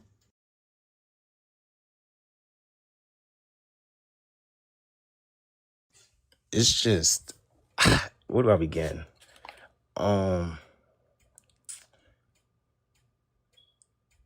when you finally get out of the space religiously, you realize a lot of the decisions and the beliefs or quote unquote beliefs you held were never really your own at all. And then you go deeper and think, you start to ask yourself how you were able to convince yourself you believed certain things that once finally deconstructed, you realize what it was just how could you allow yourself to believe that? And it's just like you realize that the religion itself literally is meant to make you believe and do crazy things. It's not meant to have you rooted in reality, common sense, morals, or ethics at all. And it's sad because a lot of people will never deconstruct. When if the majority of the world did, we'd have overnight a way better place. So yeah. Yeah, I agree. We talk a lot about how, you know, just thinking about the things that we believed in and the fact that we never questioned it. It still amazes me that I believe that I was speaking a heavenly language and speaking in Yo, tongues. tongues is like the biggest fucking facade I've ever fucking heard. Like, you're literally just fucking, you're muttering in an unintelligible, incoherent utterings. That's all you're doing. And you're claiming they're representative of a language that's only given divinely. What are we talking about here? But also, I think it was the fear, like you couldn't blaspheming the Holy Spirit was like the one thing that they put like the fear in us to not do. And so like when we saw people speaking in tongues or speaking from the Holy Ghost, we didn't joke about it. We didn't you know refute it. If it was the Holy Ghost, if they claimed it was the Holy Ghost, it was the Holy Ghost. Yeah, we were afraid to contradict someone claiming that what they were speaking Holy Ghost wise was fucking given from God. Yeah. There was a guy on my stage one day. I'm talking about he was talking cash shit, you feel me? Mm. I said I said something about the Holy Ghost. He goes, "Hey, you need to watch yourself." And I was like, I started pretending like I was speaking in tongues. When I tell you that man ran from the stage. What? He went from being macho, Mr. Bitch, blah, blah, blah, blah, to scared than a motherfucker. Which makes no sense because because that had to have been fear instilled and fear based adolescent wise. He couldn't have adopted that fear in his adult life. So, and I doubt many people adopted that fear in their adult life. So hearing tongues, he first of all, you didn't mean anything of value to him when he was, demeaning you or talking to you the way he was. But when you started speaking in tongues, then all of a sudden he started bitching. He didn't even stay the bitch. He got scared that a motherfucker. First he told me to be careful and watch myself. And he was scared. And he left. Like, but we were cracking up because we damn near saw his ass run. Like, Yeah, it's just sick, man. And another thing, like, you literally, I know another topic. It was like, did Jesus die for your sins or did he die to make your sins free?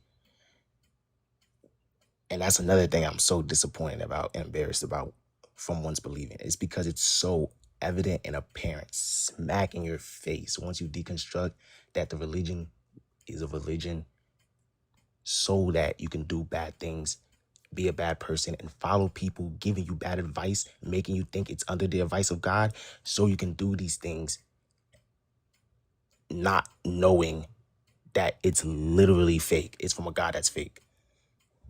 Yeah, like did you hear that pastor? First off, like they'll say, as they always say, God uses bad people to show that he can use anybody. Uh-huh. And David is one of the ones that they love to use. And Uh-huh. that pastor, like, he was wrapping David up in like this pretty bow.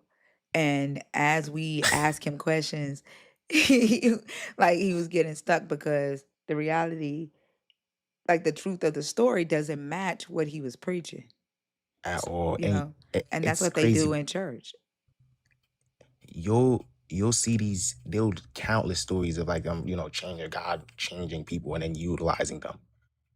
First of all, these people these people that he's changed, they are known and depicted in the Bible as having done egregious things to other humans. First of all, that is a fact, objective truth. Now, he literally sat back and watched them, knew their thought process to make these awful decisions that would negatively affect their neighbors. He sat back, let them do that to build the repertoire of having been a bad person. And then changes them. Like But he it's doesn't so change them. sick to the point where reading it and thinking, wow, what a good God. You literally you're drinking the fucking Christian Kool-Aid full on. You're drinking that shit. Guzzling that bitch. The Where the Kool-Aid man at? He gotta be in your home. Where that hole at? the thing is that Like he never changes them. Like the whole he changes them is extra biblical. This is what the pastors say. But David broke that God's law up until he died. David wasn't changed. This God would love the David, like from David's first shit to the day he took his last breath, and like where they're getting David changed, and I don't know. th- thinker, these people, these Christians, they get their morals from their book. But the thing is though, I don't think they the do. morals that the book gives are all bad. So in reality, they're honestly really deceiving themselves and adopting us as non-believers, true, genuine morals and ethics and values that we're able to uphold nonstop and consistently because there's no sky daddy to give us a ridiculous order that would make us compromise our own integrity. They adopt our level of ethics and morals on the general.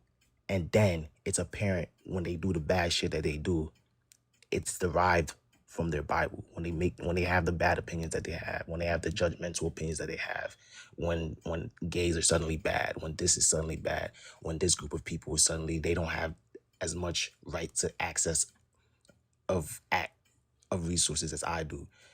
All of these objectively awful viewpoints stem from the Bible, but the ones that are naturally good, they just what us non-believers already do. Yeah, I think they get their morals from this God. Most of them disagree with the shit that God does, but they find justification for it because their job is to defend the God and keep the God clean and good, right? To separate the God from the evil that happens in the world. So I don't think they actually get their morals from it. I think what they get from it is the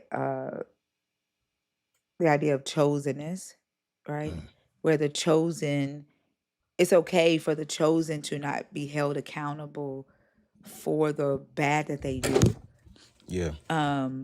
like the so-called unchosen. And so they're willing to look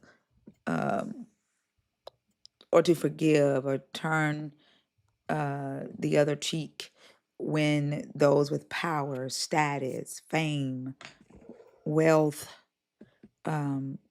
authority Hmm. do things that would be considered immoral versus Yeah. when a person like you and I would do it. So, like for example, TD Jakes, when the story was going around about TD Jakes Hmm. and the all of that Diddy stuff and the believers were mad that people were making videos about it and they were saying we all fall short.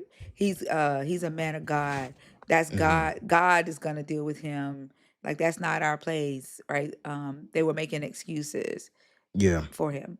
But if it had been like we see every day, where believers will tell just a regular person with no authority, no power, no fame, you going to hell for sleeping with another man.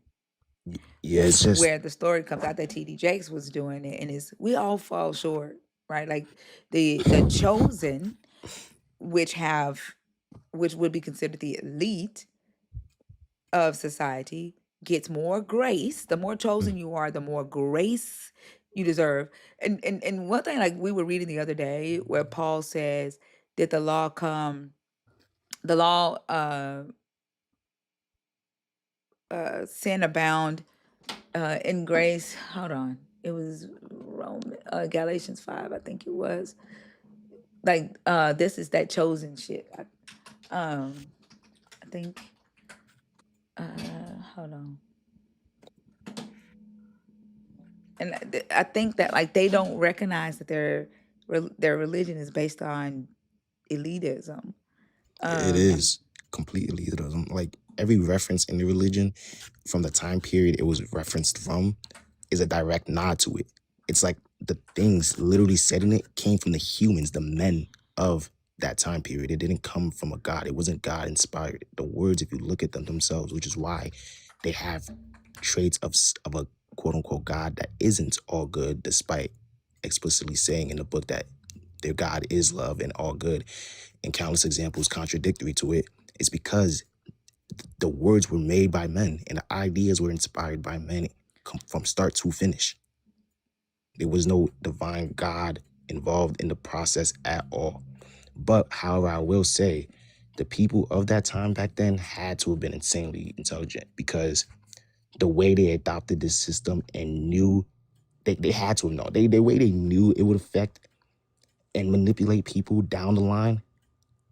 This isn't like a throw up guess. This is not a toss up guess. This shit is intentional. Yeah, I agree. But what I was trying to say is on the idea of the chosenness that I think a lot of believers are not seeing when it comes to their belief system. Like if we look at um, Romans 5 at verse 20, he says, but law came in so that the trespass might increase, but where sin increased, grace abounded all the more. So when we look at that, the law pertained to the Israelites, the chosen. Mm-hmm. And whenever they sinned against the law, grace abounded all the more. The chosen received grace, right? Where those outside of the chosen did not. And then so when we go to the very next chapter, Paul says, should we continue in the sin, aka the law, so that grace may increase? And he says, by no means. So then Mm. at the very end of this, he says, let's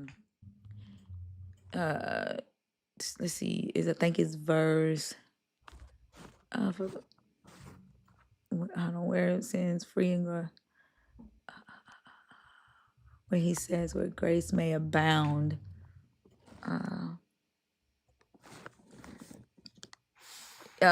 He says, should we sin because we are not under the law, but under grace? So now, without the law, through Mm. Jesus Christ, everybody gets this same grace that the Israelites enjoyed as being the chosen.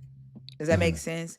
Yeah. Yeah. And so that's that Christian superiority that we see in society today, where and it's like different levels of it. The more authoritative, powerful, influential you are, the more grace you get. And then if you are a Christian up against a non-Christian, the more grace you get, Mm. right? But if you are a Christian against another Christian, then it's, oh, you're going to hell. Or not even a Christian, just a person who believes in God. You're You going to hell. immediately, it's like they immediately lose respect if they feel the person that they're conversing with is anywhere in the same realm as them, in the same uh, they have the same level of authority as them. And in that same respect, I would say I think a lot of Christians subconsciously, because again, likely due to indoctrination, I think a lot of them they're order takers. I think a lot of them, they subconsciously bow down to unsubstantiated, unreasonable people in high places. Yeah. But it's not even about respect. It's not even about respect. It's entitlement of and a lack of accountability. Complete Right? lack of accountability. Hold on. Um, I was getting ready to give an example. Shit, hold on. My bad. Oh my God. Oh my God.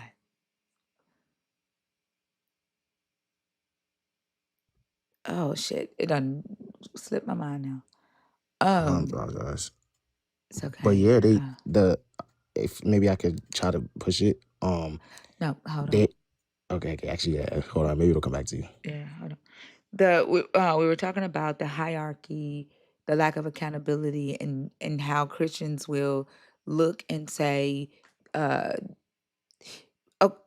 for example, the Genesis 20, when Abraham lies, Mm-hmm. right?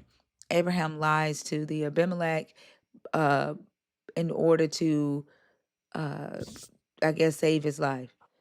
Believers will look at that and they will say, that's not a lie. He didn't lie. God protected him because he was scared, despite the fact that they'll look at you and say, like, I can ask a question. I can ask them, give them the same scenario, and I'll say, is that lying? They'll say yes. But the moment that we go to Abraham and we're giving them the same scenario, it's not Mm-hmm. a lie, right? Yeah, I think. Abraham deserves grace. Everybody falls. Like, you start seeing the excuses for the very same behavior, and it's because Abraham is chosen Mm-hmm. You where know, you're not. they have a high cognitive dissonance when an authoritative figure of their belief is questioned, and they will excuse something that if they can't quite connect to Christianity at first when questioned about, and it's an obvious answer, they will give the obvious answer.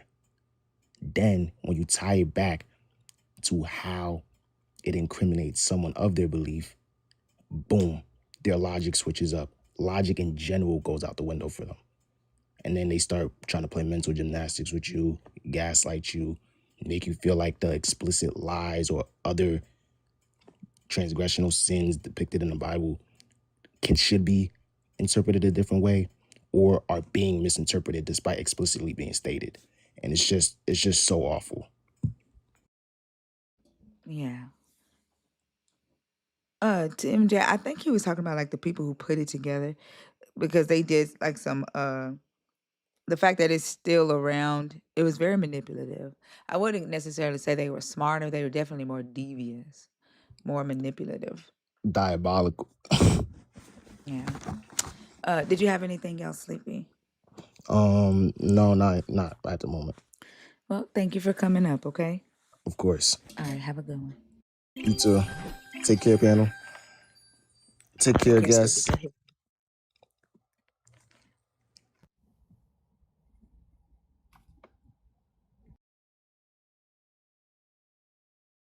You're welcome.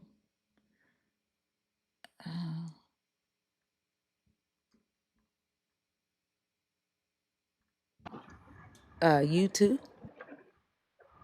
Are you up here on Hi. purpose or on accident? I think it's accident. Okay. Have a good Good one, morning. okay? Good morning. Good Okay, morning. you too. All right. Right.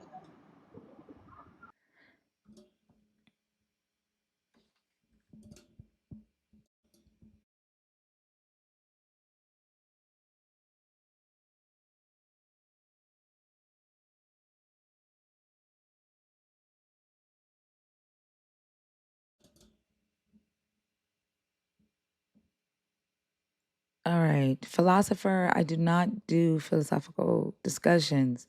I see three members in the guest request, but I don't see any emoticons. If you are a believer in the God of the Bible, if you are deconstructing or an atheist, the guest box is open, 21 and up.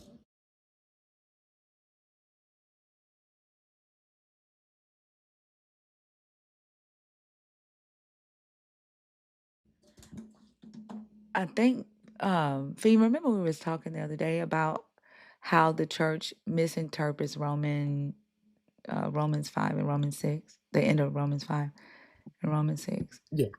I think Hmm. like reading Romans 5:18.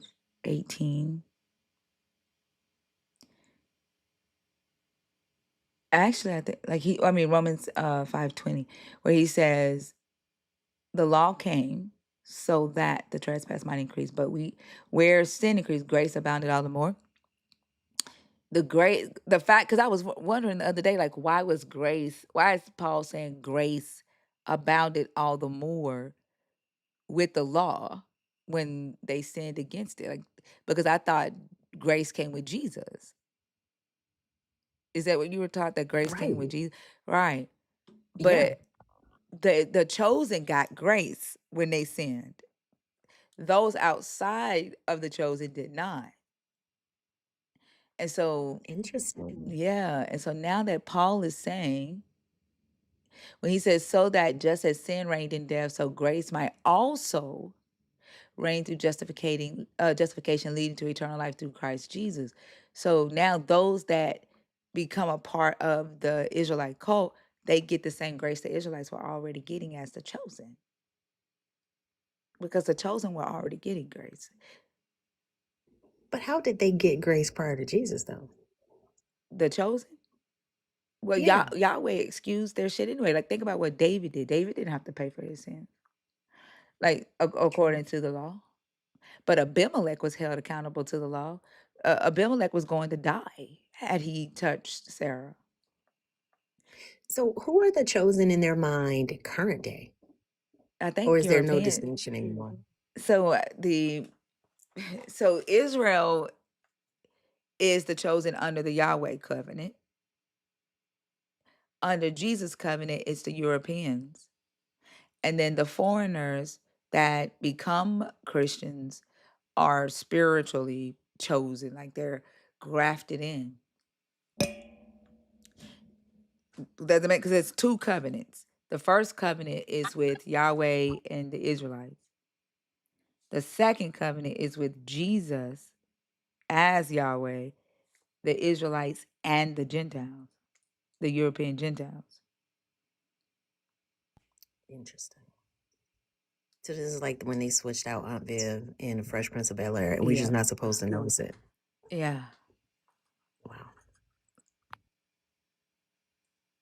And then everybody else that joins are like, the European Gentiles are spiritually grafted into the Israelite tree, right? But to the originally, the second covenant was just Europeans, but that has since been redefined, and it's anybody who identifies as Christian.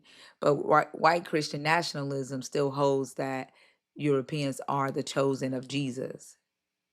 And then you have the factions that broke off, they don't agree with white supremacy. So it's Christians, it's Gentile Christians are the chosen of Jesus in this new covenant, and then they're spiritually grafted into the Israelite tree.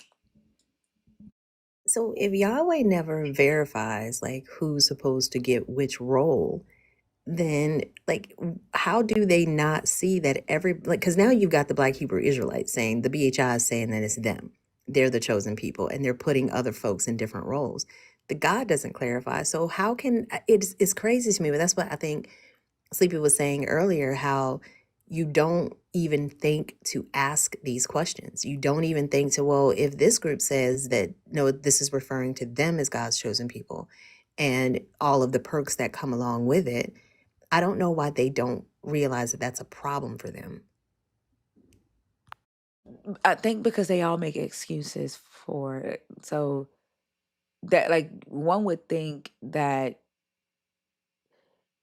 the God's chosen people would be the ones who have the power and the authority of the God, right? Black Hebrew Israelites ain't got no damn, like, what is the God doing for them to say they are the God's chosen? And so to answer that question, it's, well, we are not obeying and we still ain't obeying. So he ain't gonna do nothing for us until we all obey. So that excuses them not having power, land, wealth, which is the promise of Yahweh, right? That's his will. All the blessings of Abraham is supposed to be extended to Abraham's seed. So they can continue to claim to be the chosen, but they don't have any evidence of it. Does that make sense? Like this, in the same way with the Europeans, same way with the Israelites. Like it's whoever wants to be, and they have something in this book that can back them up to say, to create the plausibility of them being the chosen. And then it can just be a group of Christians of all ethnicities claiming to be the chosen because they just follow Jesus. Right. And there's nothing to validate one or invalidate the other. I mean, has a No. Triple K ever been on the FBI watch list? No, I don't think they're on there yet. Yeah, well, I guess Yahweh kept them off, but didn't protect the BHIs. So that's odd. Like, I don't know where the chosenness is coming from. Like, in what manner or in what way are you chosen? Did Because you choose they were God? Did God enslaved. choose you? The punishment. He loves them enough to punish them. It's the punishment, the curses. They were not obeying. They were worshiping other gods. So therefore, that's evidence that they are the chosen because of Deuteronomy. That's why they stick to Deuteronomy 28. They qualify as the chosen, as the ones being punished by the God.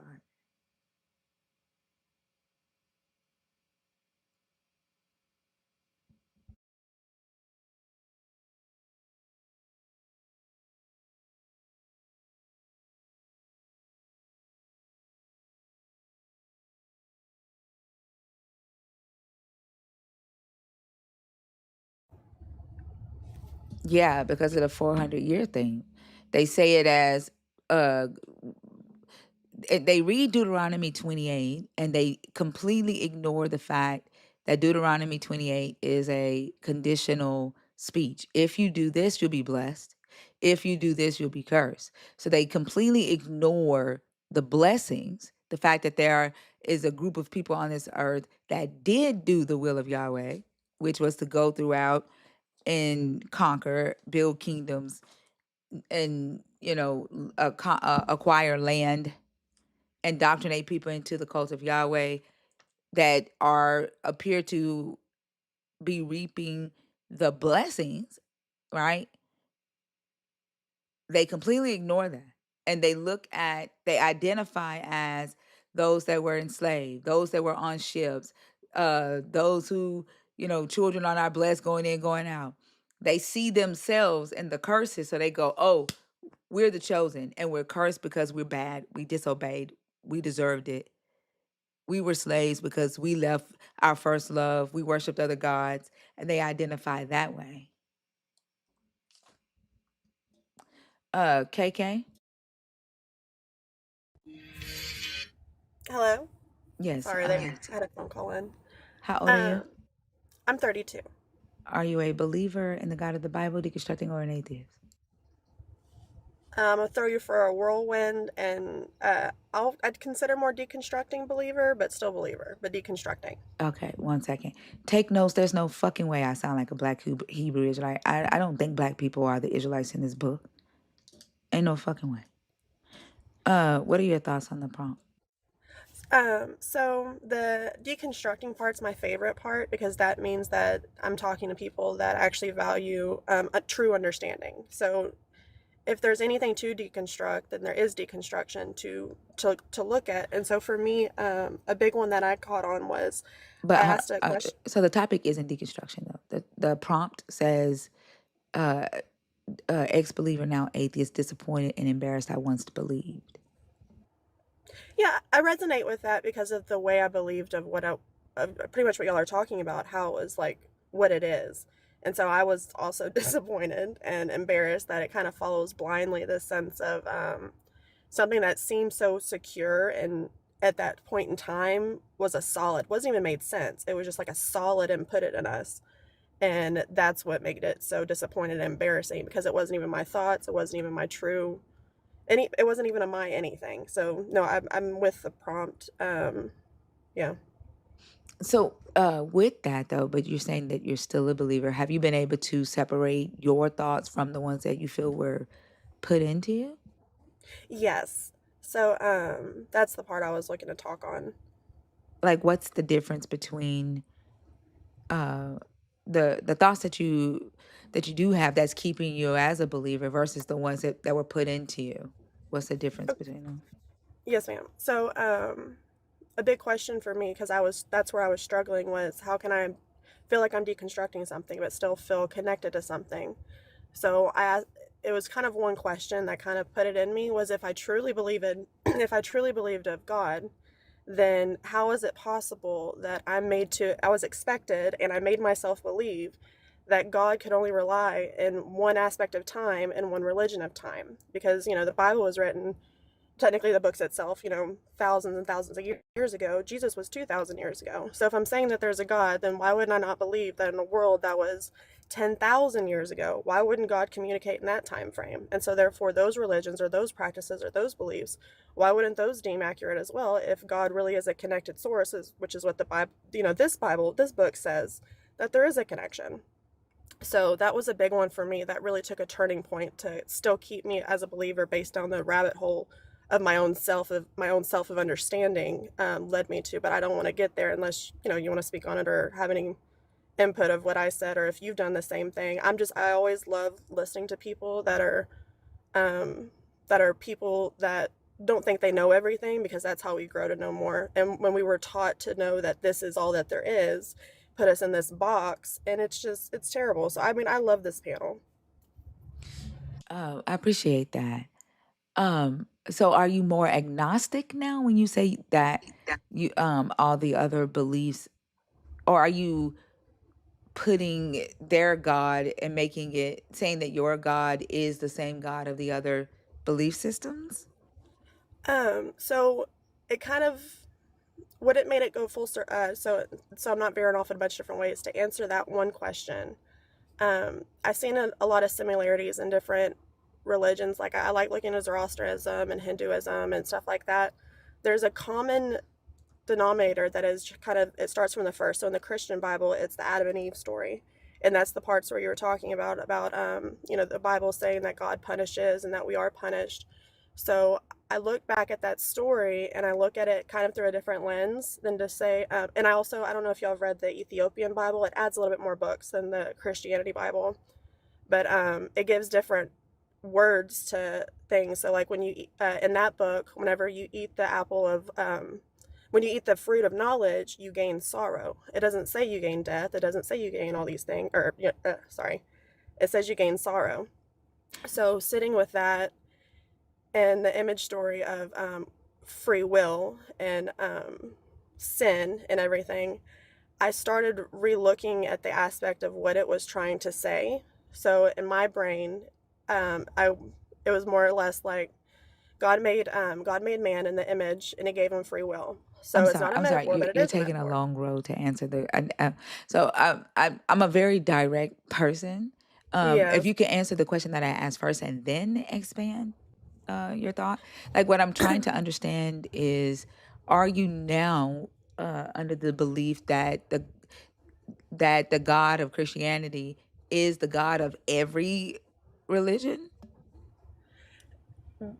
In a sense, yes, and in a sense, no. That's what makes it hard, because I believe that because of the story I was trying to say, it's more or less like a conscientious state. So I believe man is flawed, so therefore the Bible is flawed. But I also believe all man is flawed, so therefore all religions to some extent would have to be flawed, because if man's flawed, therefore they must have a flawed understanding. But the common ground on a lot of them, because everyone pretty much is chasing this idea that there is a goodness out there, that there is a wholeness. And so if you look at the Bible more so, and to say it's a way to live in a peaceful state, not because it's a peaceful God, or not because that it says God, because like I said, I am acknowledging that I do believe that the Bible doesn't have I believe it is used as a form of control, to be quite honest, but that doesn't deter from the way that religions 4,000 years ago and 5,000 years ago all come to the same conclusion, that there is something. So that's something that I bring in even with the Christian Bible, to say that there must be truth in there. Well, I mean, Only and because if I if we, believe that it's ominous, then I would have to believe it's ominous everywhere. You know what I mean? yeah, like if so, but you have to take it to the historical context that when they were calling things, well, most of these nations didn't use the word God, and when they were speaking about the divine, it was to answer questions that we have answers to now, like where the sun came from, where hurricanes come from, earthquakes come from, sicknesses come from. And they were also using this concept of a divine in order to instill moral uh, principles into newly formed communities. Like, people were learning how to live uh, on top of each other, right? Like, the closer people got, the larger populations grew. They needed moral systems established, right? And so they used this idea of a divine in order to put authority behind these laws and these kings. We don't need that today, right? And then what the Hebrews do, because they lived amongst these people, they use these same stories to establish their systems as well, right? And then Christianity takes their Roman system and do the same thing. So, like, it's not I saying that it's the same God, I don't agree with.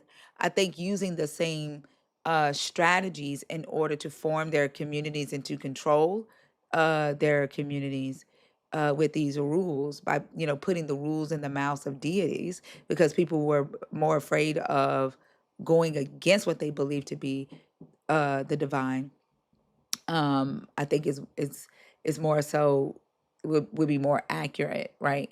Not that there actually is, like, they're not that they're actually all sharing or talking about the same divine, because each community saw what they considered to be divine as something different.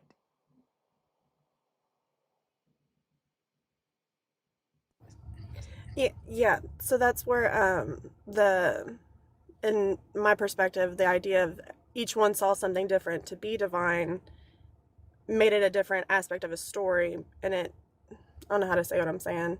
It really, just for me, it always goes back full circle to really just like the first story of what creation is. And I know you don't do. I heard earlier you don't do philosophical, so I won't go there, and Like, respect what do your you mean the panel. first story of what creation is? What first? You talking about Zoroastrianism?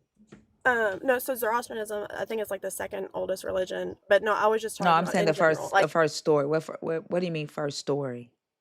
um, the the first of what was, I guess, the Big Bang question of a physical point. So, like, what really was the first of the first? What is the first? So that's why I said I don't want to go philosophy, because that's what I know you Well, don't the want Big to. Bang Theory isn't philosophical, No, but it is. It isn't. You're right. yeah. So I guess I'm confused. When you say the first story, I thought you were talking about biblical story.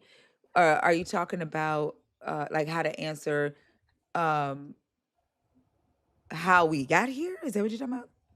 Yes, and an overall sense, kind of like you said earlier, the winds, the sun.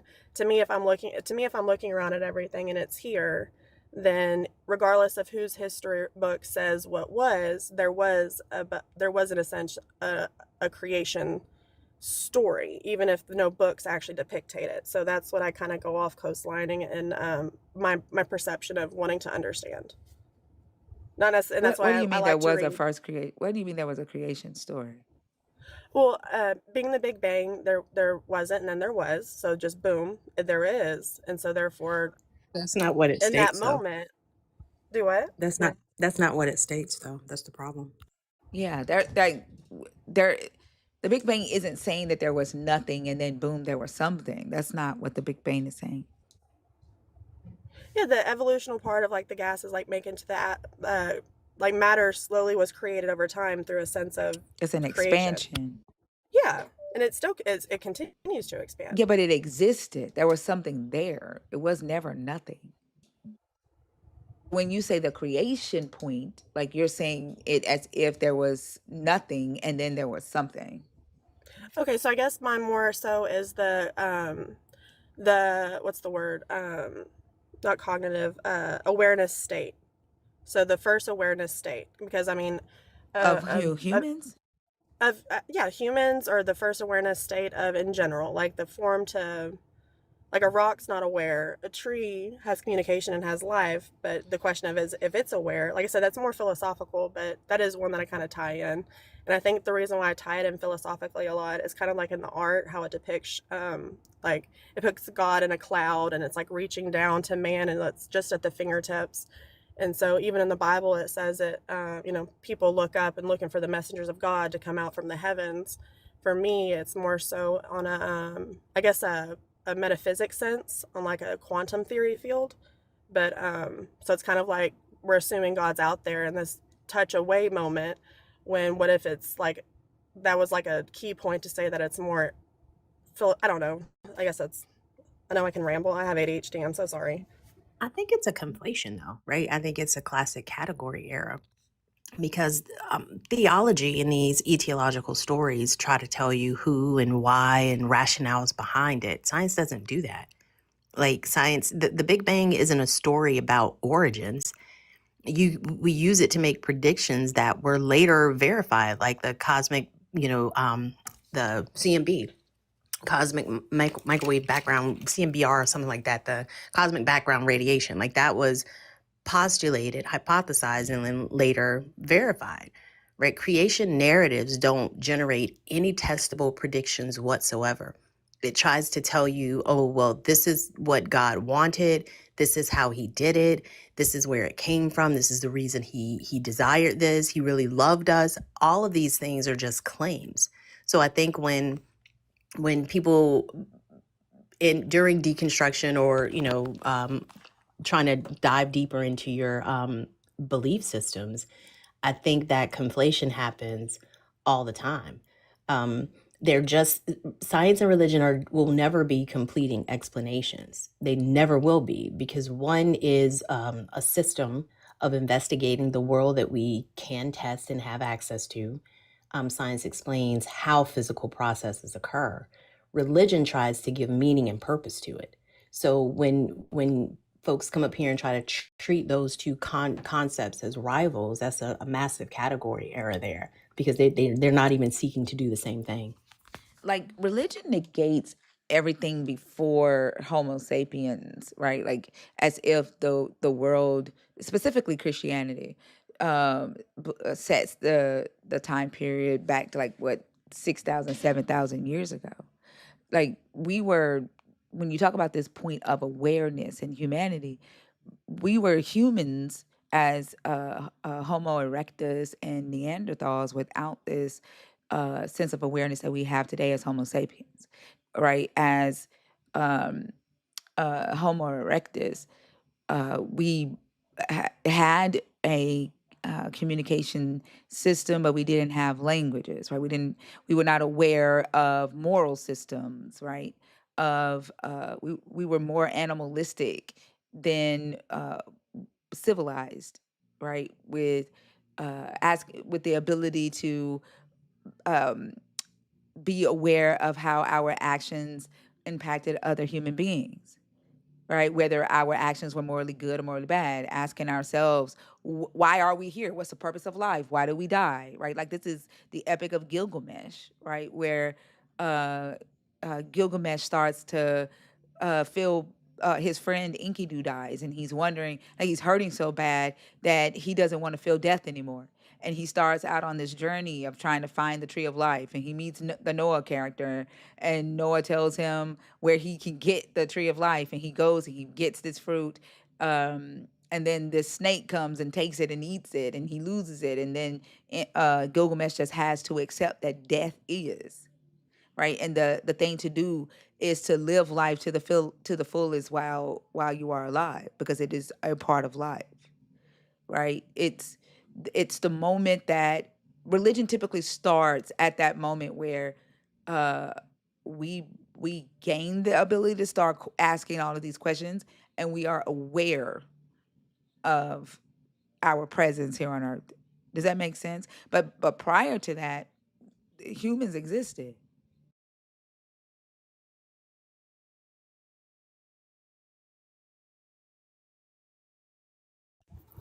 Yeah. Um, and that's that part that I sit in with a lot. So, like you said, when, we were a form that was just, I guess, the five senses based, when we weren't evolutionary aware enough to think, like you said, outside to ask questions. It's kind of just living in survival mode. Because, of course, that's the time frame and that's just what it was back then. So that's why, if we're looking at an evolutionary standpoint, even bringing in the awareness aspect of it, and so therefore, if awareness itself has to do with evolution, then wouldn't it continuously be more awareness is what will come from evolution? Because if we've already evolutionized, and that's something that we say about, on just like, I need to eat, I need to survive, or just to see what's around, um, higher states of awareness, whether they be metaphysical or just in our heads, or just thinking it's our own brains complexizing life around us. If that is part of evolution, then it would still continue to go towards that aspect of things. And to me, that just kind of, Well, I think I don't know. Jesus is a doorstop to that. I think religion has been a doorstop to I do agree. humanity I do. evolving cognitively. Yeah, I do. I do agree to that. And so that's where that's where I said earlier, I get kind of torn back and forth, because I am deconstructing myself in a way of how I'm seeing it. But then at the same time, whenever I reread, so have you read the Ethiopian version? I mean, I've The read Ethiopian. the Ethiopian Bible has the same things as the King James Bible for the Yeah. 66 books, but there are apocryphal texts that are in there, like the Book of Mary, the Book of Enoch, Jasher, and all that. And yeah, I've read quite a few of those, not all of them. Can I But ask your opinion on one um part of it? yeah, give me just a second. Yeah. But like a lot of this stuff is fan fiction, right? Like, it was written at a point of filling in the holes for like Genesis. And it was Hmm. written during like the first, for example, Enoch was written, the first book of Enoch the Watchers was written around 299 to 300 to 299 BCE. And then the second book was written uh, between 1 and 20 CE. So it's although it was considered sacred text, and the Qumran sect used it uh, in their cult, in their initiations and stuff, it's still fan fiction. Yeah, I had the same, honestly, the exact same belief, and so that's why I said I want to ask you a question, because I don't really have a solid belief, because I believe that you don't question a man for all he knows. You just question a man who thinks he knows it all. And so, therefore, if you're stuck in a box, you can't grow in perception. So, even if you're arguing in perception, you can't enhance your own if you're just looking to have an argument, right? So, what got it for me, the reason why I was bringing up the Ethiopian Bible and the different books, because you're right, I was, same thing. It's more like a mysticism point. But you had the dates. I never knew the dates. You said it was written, what, BCE, before Christ? The first book, The Watchers, was between 300 to 299 BCE. And then the second book was 1 to 20 CE. Yeah. So what one part for me that kind of always stuck, because it's going through the sense of deconstructing, how it no, I'm not just talking about that one book, because that one talks about like the ice wall and stuff like that. But then it always fascinated me that people back in those times, thousands and thousands of years ago, knew that the stars were fixed, in the sense of like pointing, and this kind of goes full circle. I promise you, I'm not trying to go off key point. You know, that the stars really don't move. And reading the Ethiopian version of the Bible, there is like certain word changes in very simple form that kind of don't make it seem so anxious. Like when I read the King James version, I'm so anxious, and I think that's the part for me that always made me feel like it was not bad, but just something's off. But reading the Ethiopian version, as I was reading it up to that point, it kind of set in more of a because we were talking about Jesus saying like how it can be like a stopping waypoint. Technically, if we just go off just what Jesus says and literally nothing else, if we put it to a point of a philosophical way, it's like he was just saying to just go in the world and do good things for people, and then you'll gain your own salvation, because it's kind of like when we ate our own apple, we fell into our own punishment. And so it's kind of like being that light, and I'm doing the quotation, to live in that way will bring you out of, in a sense, spiritual death, because the concept of what is spiritual death is the living in the sin of the world. You know, when you do things bad to people, or in Zoroastrianism, it's called do good deeds, speak good words, have good thoughts. They deemed God's name Ahura Mazda. And so it's kind of like a lot of aspects of religion, it really does focus on the more we put ourselves in our own turmoil through our own anxiousness, our own greeds, the people around us influencing and, causing us to, it's very psychological. And so, yeah, no, I agree that religion itself, it uses those stories and that story and kind of created more flaws into it to kind of just entrap people to say, do this, or pretty much you're being damned, or you're being punished and stuff like that. But that's just not how I read it this time around, just based off of being more open-minded, that it's not as solid as the way it was told to be. Does that make sense? No, I get what you're saying. I think it's kind of disrespectful to assume that it's okay to say that the Persians' God is your God, is the same God as your God. Um, I like to say that they deemed God's name as Ahura Mazda. Like, to me, that feels very like filled with entitlement and disrespectful. No, Like can I premise hold on. I'm sorry. I get that you see the similarities in the stories, like the influences, but that's because they stole their stories. It's not because it's the same God, right? They stole their culture.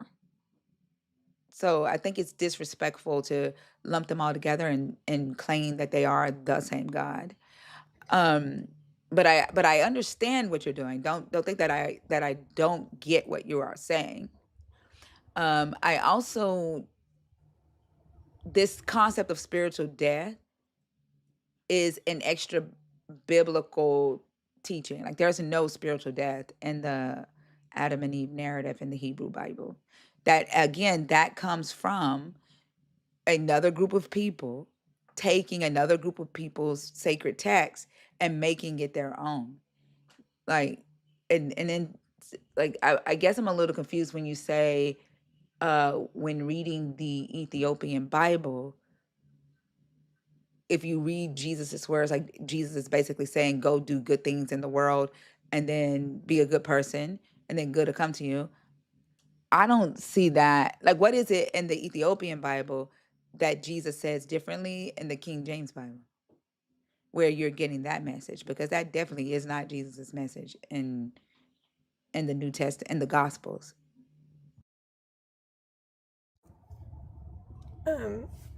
So I do want to acknowledge, I do understand where you say, even though I'm saying and you say you understand where I'm coming from, I do understand where you do say that it is deemed disrespectful.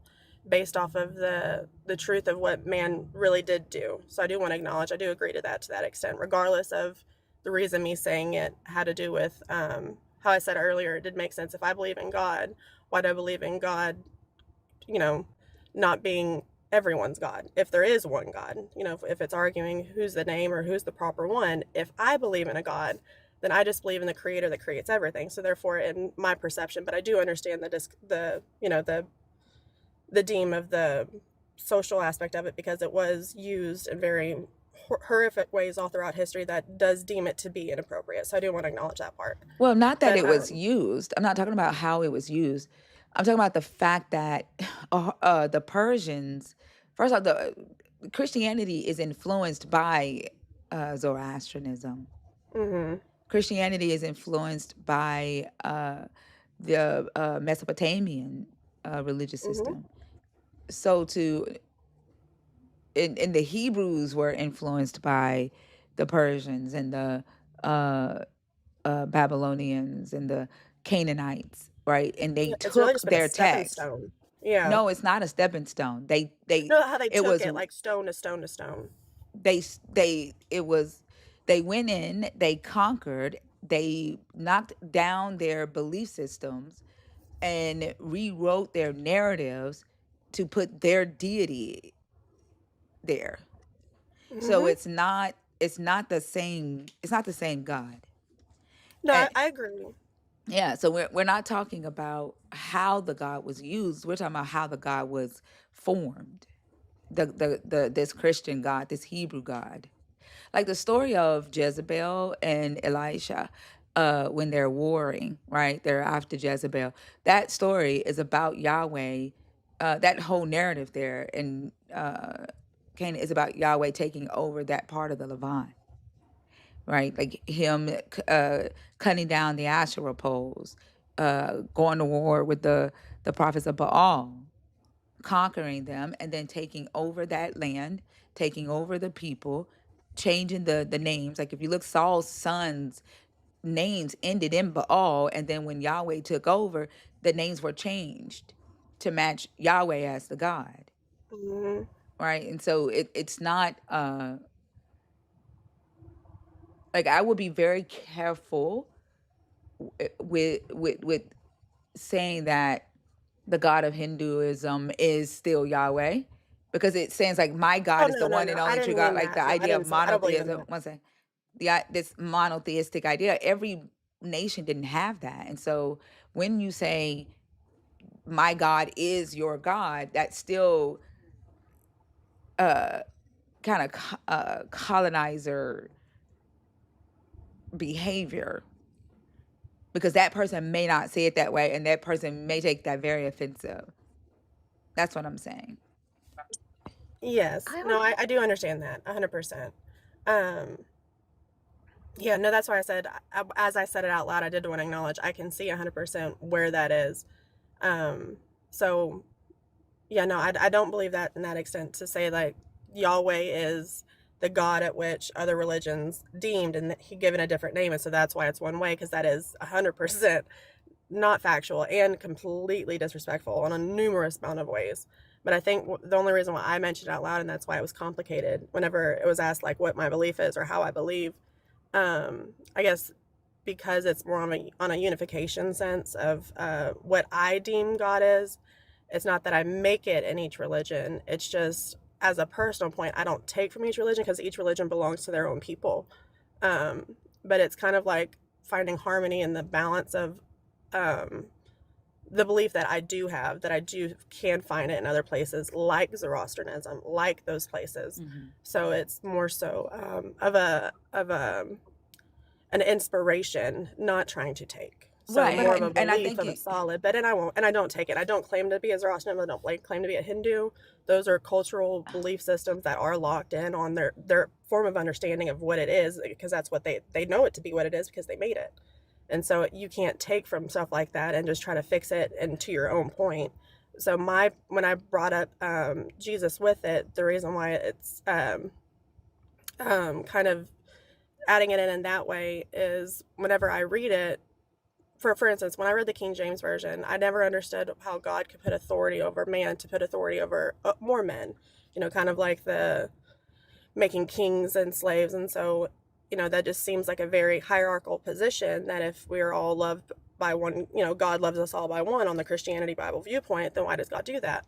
But then reading the Ethiopian version, whenever he appoints authority, he also appoints that when that authority is not holy in the sense of, and it says it specifically, if that leader has greed, if that leader is being wrathful, if that leader is not doing right by his people, then he instructs someone else to go behind that person and tear down that people and then make it right. And so I think that's why I enjoy it. That's one of the differences that I personally get from reading the Ethiopian one versus the King James one, because it shows to me in that sense, on if I'm reading it in that way, then God is saying he appoints authority to those given authority from a divine sense of what the divine means to in the Bible, talking about being just, being justified, being like keeping your pride in check, doing those things. And those are the ones like DeWitt, DEWIT. I think I'm spelling it right. I'm really bad with words, but that's why he loved DeWitt.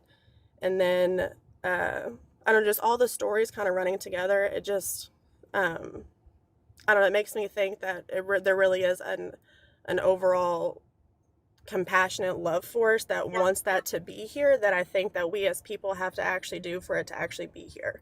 I don't believe that there is an existential out sense, like there's going to be a storm of horse angels running from the clouds coming down here to do those things like some people do. I really don't. I just believe that we're such a solid people, and like I love science. I love what life is, and we can only go off of what is. And so to me, going off logic was, if we really do sit with ourselves and sit with people and let people, and you see what I'm saying? Like, to me, that's why I believe what it is. I don't believe it is we were made to take what it is. Like, I don't believe there's something just going to come out of the sky. That's not, but that is what I was taught in the religion sense, that one day Jesus is going to come down from the clouds and make it all better. And to me, that never made sense. But I think when you're going into this, for me, I should say it, I'll keep it personal. For me, when going into the deconstruction process, I had to wipe the slate completely clean. And the reason I had to do that is because I had no idea how much of what I believed to be true about this world was formed through these colonial ideologies. Like you mentioned astronomy earlier. Have you looked into what African countries knew in terms of astronomy well before any of these books were written? Different cultures, a little bit, but not African specifically. But that's what I thought was cool, was they've already always existed. But people take it and then take it to claim it as their own, like it's a solid, like it was just discovered. But it's been known throughout different ways and versions forever. Right, but you mentioned it as being something that demonstrated that what you were reading in the Ethiopian Bible was validated, unless I understood you incorrectly. I'm trying to find out, like, where in the I can understand. Where in the Ethiopian Bible are you specifically saying that this is? Like, are you saying that what is said in the King James, like, for example, when Daniel talks about the God replacing,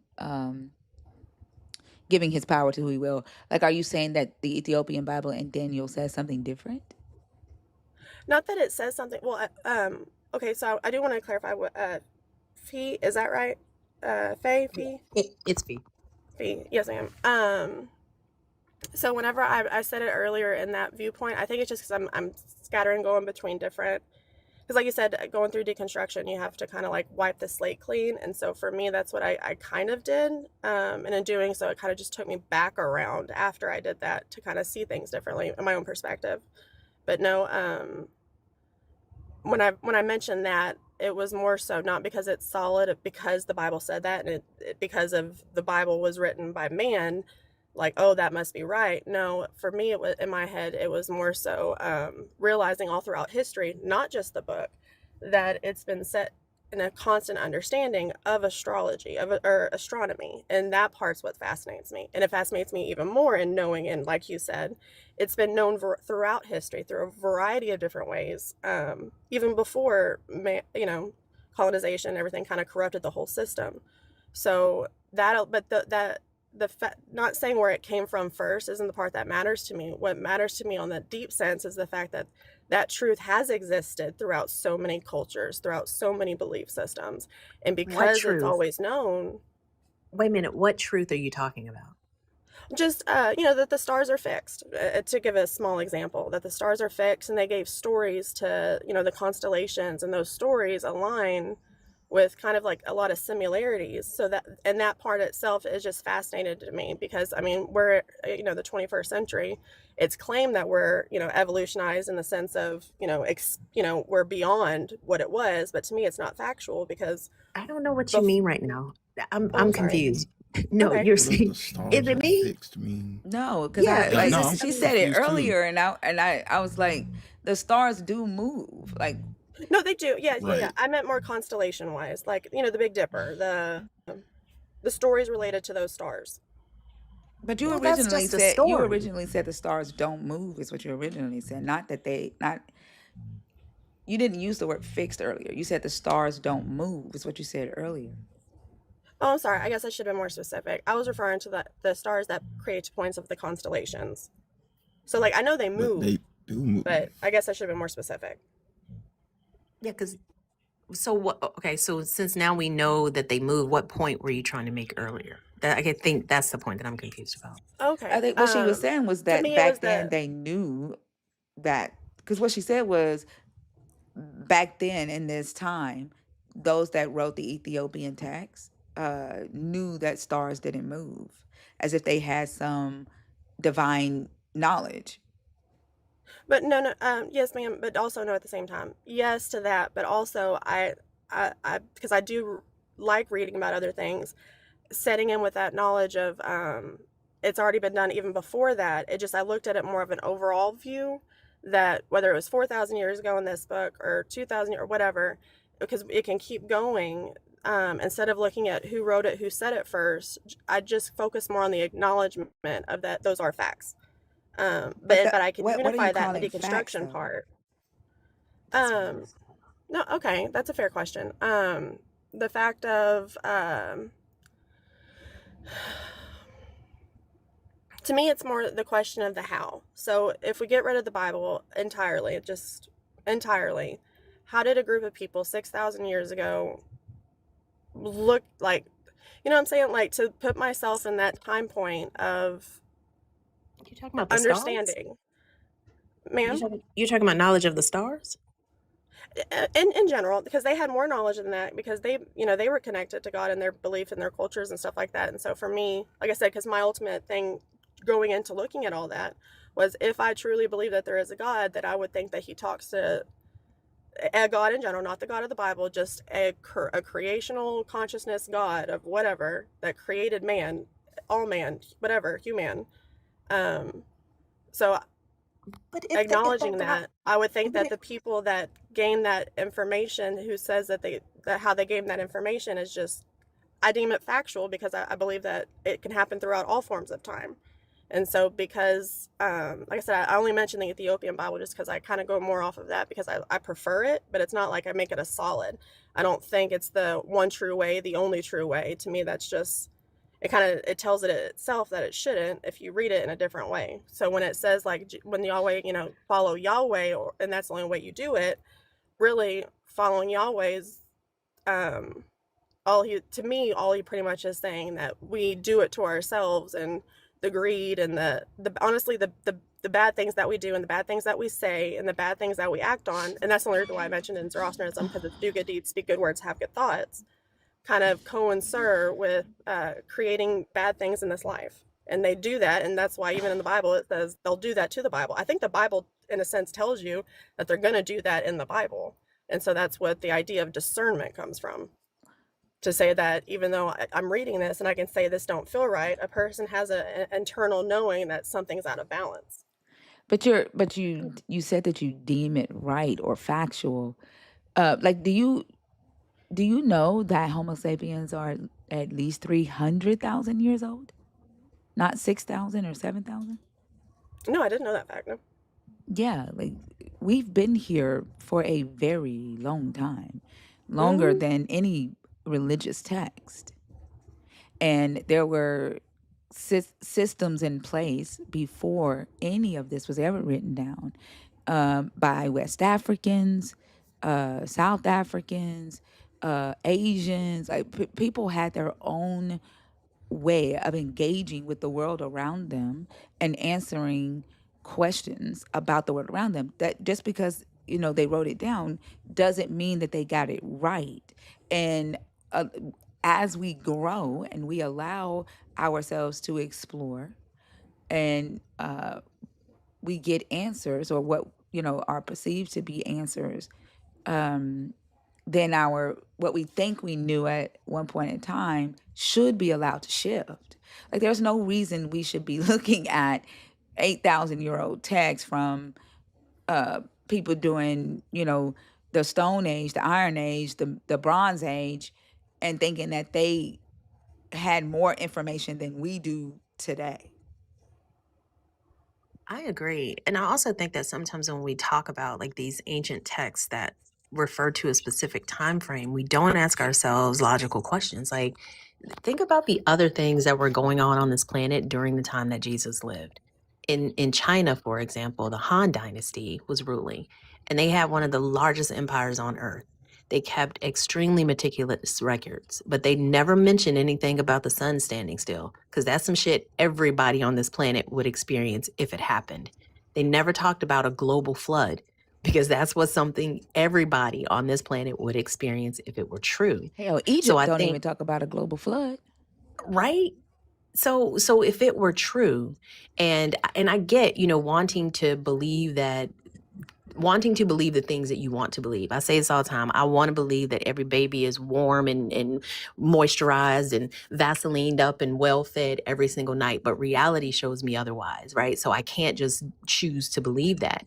And I think in our desire to get away from the toxic understanding of the universe that we were fed through indoctrination, we start to craft our own. But in that crafting, we have to separate from actual facts. We have to separate from what we can demonstrate when we go into this realm of spiritual or metaphysical or philosophical. Things that are true don't need a philosophical explanation.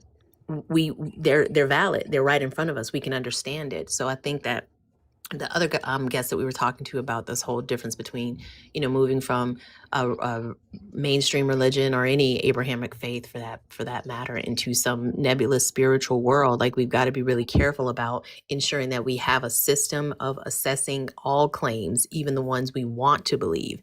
We need to assess those just as rigorously as we would the claims that we have issues with. I think too, one thing that we don't pay attention to is like back then people had no choice but to travel, right? As they were going from one place to the next, and they did get to see a lot of stuff, right? Where most of us today are sitting in our houses in front of a TV, a phone, or a computer. And where we have information at our fingertips, for some odd reason, we, on an individual level, uh allow ourselves to receive or engage with less information than those that had less tools than we did. And then we demonize our evolution of information. Even now that we're in the age of AI, the amount of believers I see on social media calling AI the devil. Mind you, the data centers have been around for a very long time. And what Elon Musk is doing is wrong, right? Like, but Elon Musk isn't the only AI developer. He's not the only one that owns data centers, but the demonization all around, I think, has a lot to do with the need to control information and knowledge in order to keep people indoctrinated into this specific God and this specific belief system. Because there is no reason that we should be looking at these we can learn from the history, but there's no reason that we should stop there and be like, we need to be basing our moral systems off of a barbaric society that didn't know that it was immoral to make a 9-year-old marry a 80-year-old man. Right? We're talking about people who did not have this immediate attachment to a baby when it was born. We're talking about people who didn't consider babies as human until they could walk and eat solid food. So if they killed a baby, there was no punishment, no remorse, no guilt, no shame. Like, they didn't see babies as human. They had infanticide laws that if they didn't want a female human, they could just kill it, discard it. Like, we should not be basing our morality off of these societies. I think learning from them so that we get better morally, so that we get better as human, a society of humans, and learn compassion.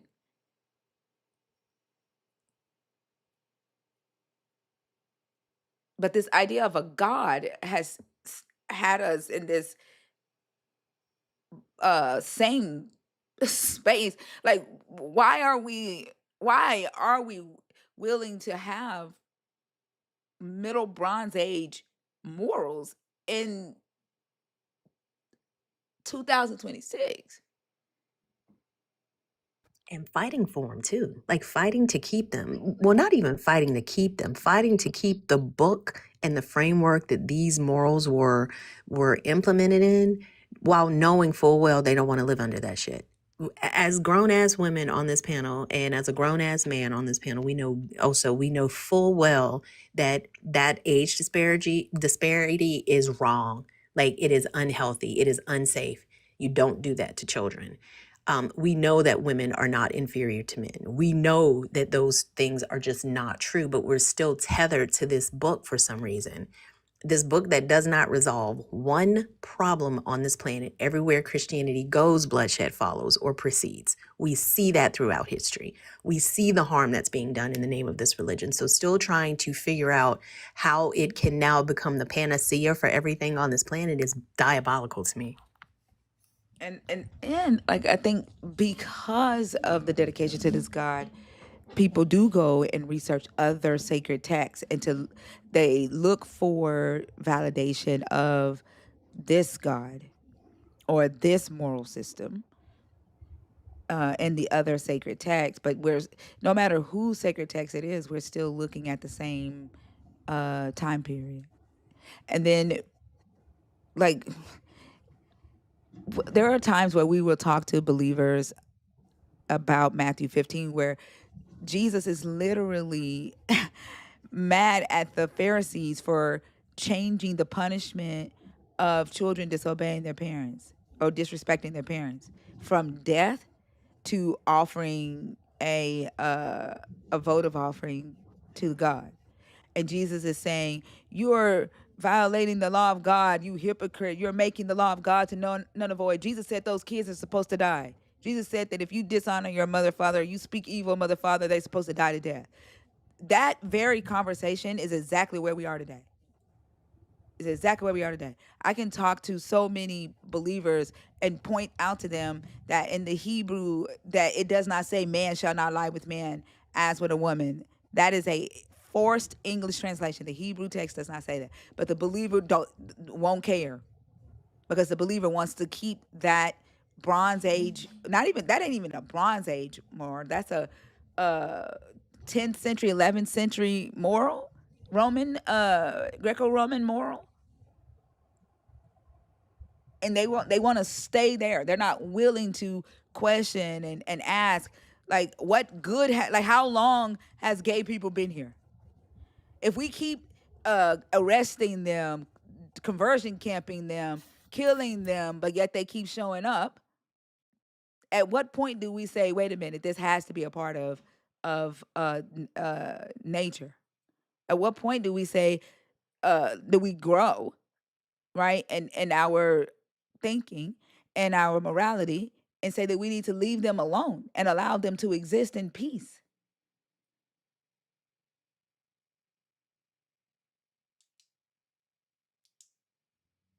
And I think, especially in light of the fact that we have examples of civilizations today that were doing just that. Like, even if we think about like the time of Jesus when he was on the earth, the Americas has advanced civilizations that were functioning completely separated from Christianity. They had no exposure to a Bible at all. Yet they had cities, they had pyramids, they had urban planning, they had their ways of living, but because of colonization and because of the political power of this belief system, so many of us on this planet believe that everything good started with Christianity. Every organized society, every rules-based environment started with Christianity, and that's just simply not true. But instead of saying, okay, well, looking into the data and the information that we can find, I think most people's fear of the unknown and their allegiance to inherited belief systems are what keep us tethered as a species. Honestly, you guys were talking earlier about this idea of a belief in God being a doorstop and almost a ball and chain to the progress of humanity. And I think this is a perfect example of that. Don't get me wrong. I think the stories are very interesting, and there are opportunities to learn and grow. History is amazing. I don't see how people could say I hate history. It's boring. No, the fuck, it's not. It's not boring. And there's so much that we can learn from those who came before us, what not to do and what to do. But we should not be trying to mimic it, like the Renaissance fair. Neuropunk, I love you though. I saw your message this morning. I'm glad you had a whole lot of fun. But like society, like we're living society as if we are playing dress up with history over and over and over again instead of learning from it. Yeah, and I do want to make a comment to say that that is 100% fact, even with our history, that Christianity was a rollover point in a lot of colonization in a wide variety of ways, not just the parts that they do allow to keep told and to being told. And so that does play a form where it makes it hard to have these kind of conversations with people that don't acknowledge certain points like that. And to me, you can't believe so solid in this book and proclaim to believe in this book when you don't pay attention to where the history came from the book, the people that wrote the book, the people that read the book, like where it actually started from and how it got here. In order to fully not necessarily argue about your perception of it, you have to actually know all of it, and not to say you have to argue it that it was okay to do it, but in that sense the morality to be able to question, was it okay? And if it wasn't okay, then how did it deem to for it to happen to be okay when you're saying it's meant to be this? So it's very contradictory. I'm sorry, that kind of confused me. Like, are you saying that you should be committed to the book? No.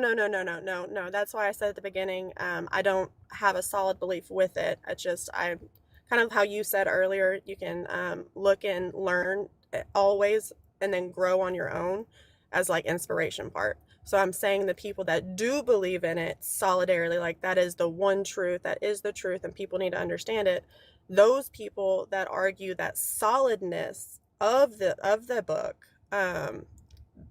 if they can't acknowledge how that book was actually created and what it took to get to this point of today from very start to finish, then morality wise, because they say that the book is moral, they have to actually be able to look at what transpired to get here with it and kind of mirror, if you're saying it's all holy and everything is right, then how are you going to mirror that aspect of how it got here when it was done through horrendous actions from people that were inspired in it as just as much as the average person is? Does it make sense? Did I say it better? Yeah, I get what you're saying. But how do you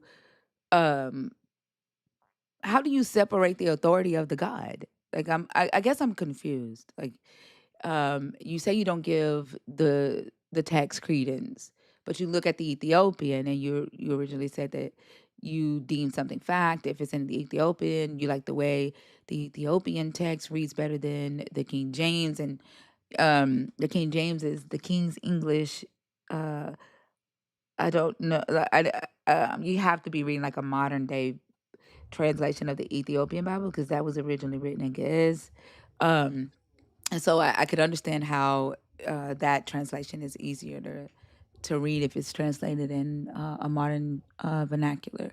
But like, how are you separating the authority of the God when it comes to morality? So, like, do you base your morality on the God?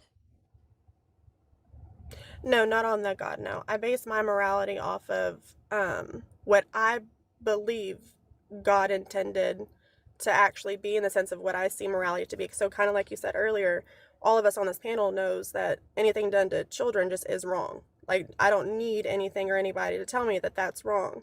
So if you look at it, I guess, because it's a lot of belief that's hard to have in a conversation, of understanding a person's belief outside of just conversations.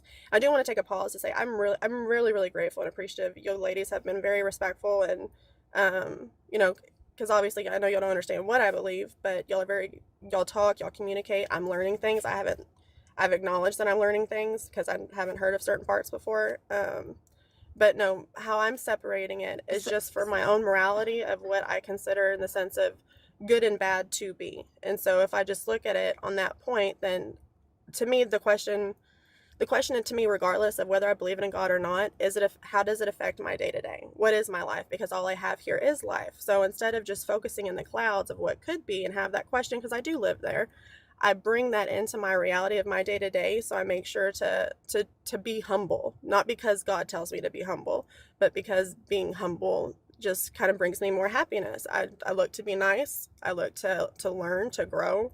And so because I look at life in that way, that's why I don't believe in the Ethiopian Bible to be like closer to the truth of what it is. It's just easier for me to go off of in any religional sense, just because of not just because of the translation, but just because something about it doesn't seem so authoritative when I read it in a different versions. Not because I believe this one's true and this one's above truth above all of them. It's just, everyone likes their own, everyone likes to read, and it's just one that I enjoy reading, and the way I go about understanding it is just different than what it's taught and what other people say it to be. Does it make, you know what I mean? Yeah, I get what you're saying. I do want to say something like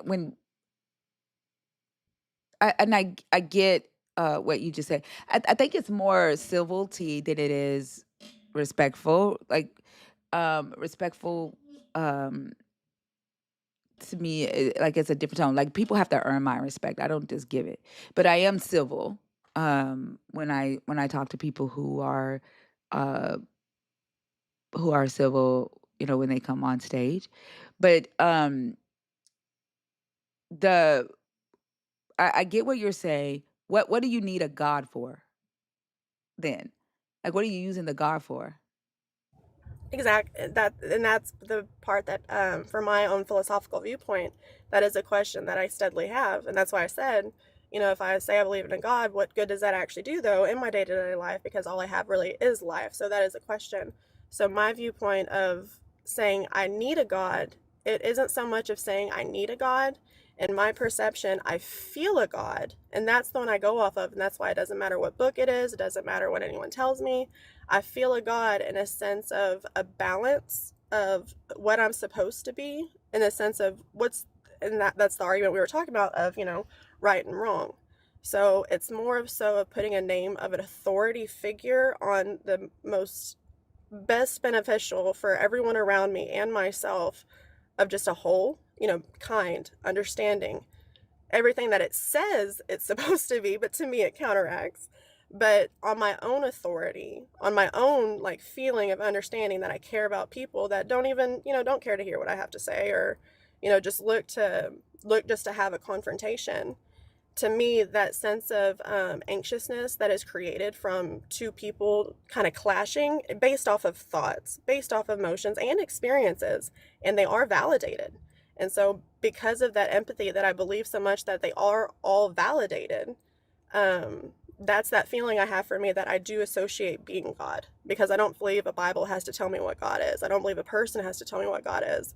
I feel that there is a God, and so it just fascinates me and interests me. I don't use any religional text, any books, to actually hold to what I feel God is. I Okay. just enjoy reading about it. Okay. So yeah. Okay. And so you're not loyally or blindly obedient to the idea of a God to where you feel like you need to protect the image of a God. No, not at all. To me, that's what makes it crazy to Yeah. me.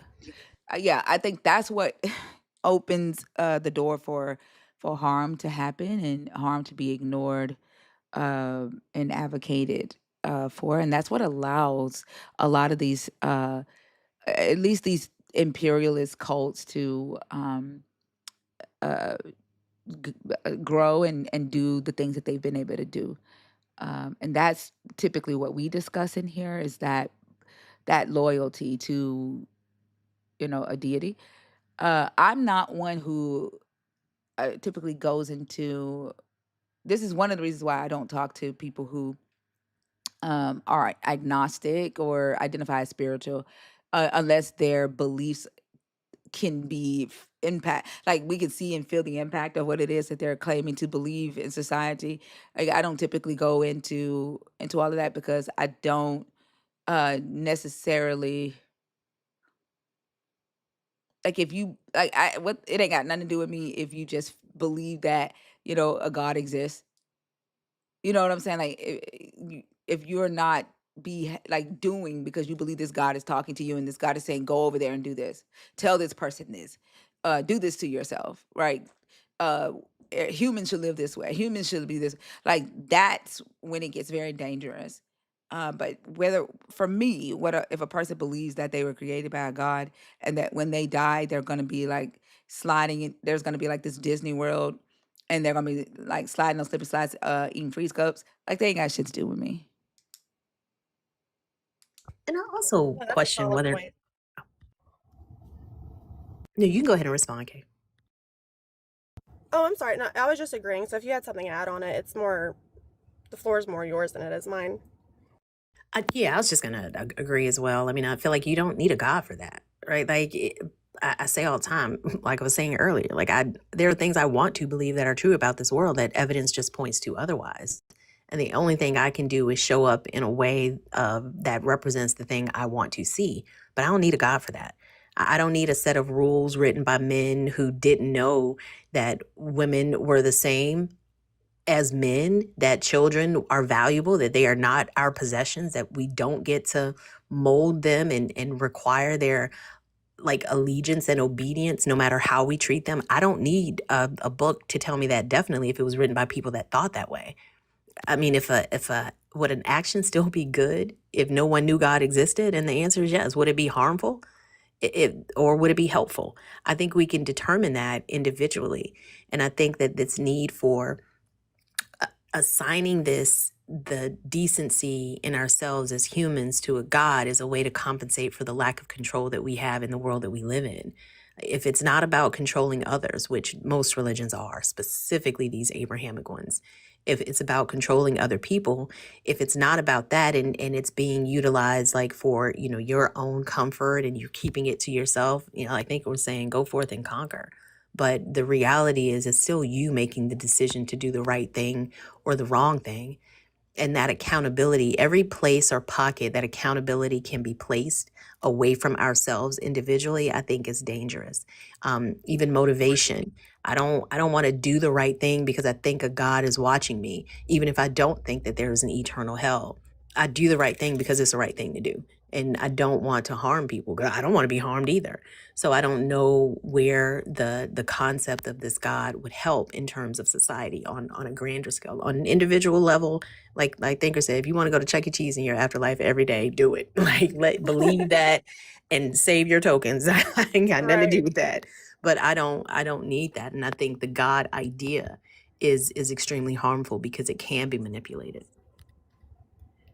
Yeah, no, I agree. I agree with all that. And that's what's funny. And that's part of the question for myself, was to question my own morality, because I had to go in and ask that deep question on why this means so much to me. And so therefore that's a part of kind of the deconstruction. Like, why does this have to mean so much to me? Why am I stuck on it?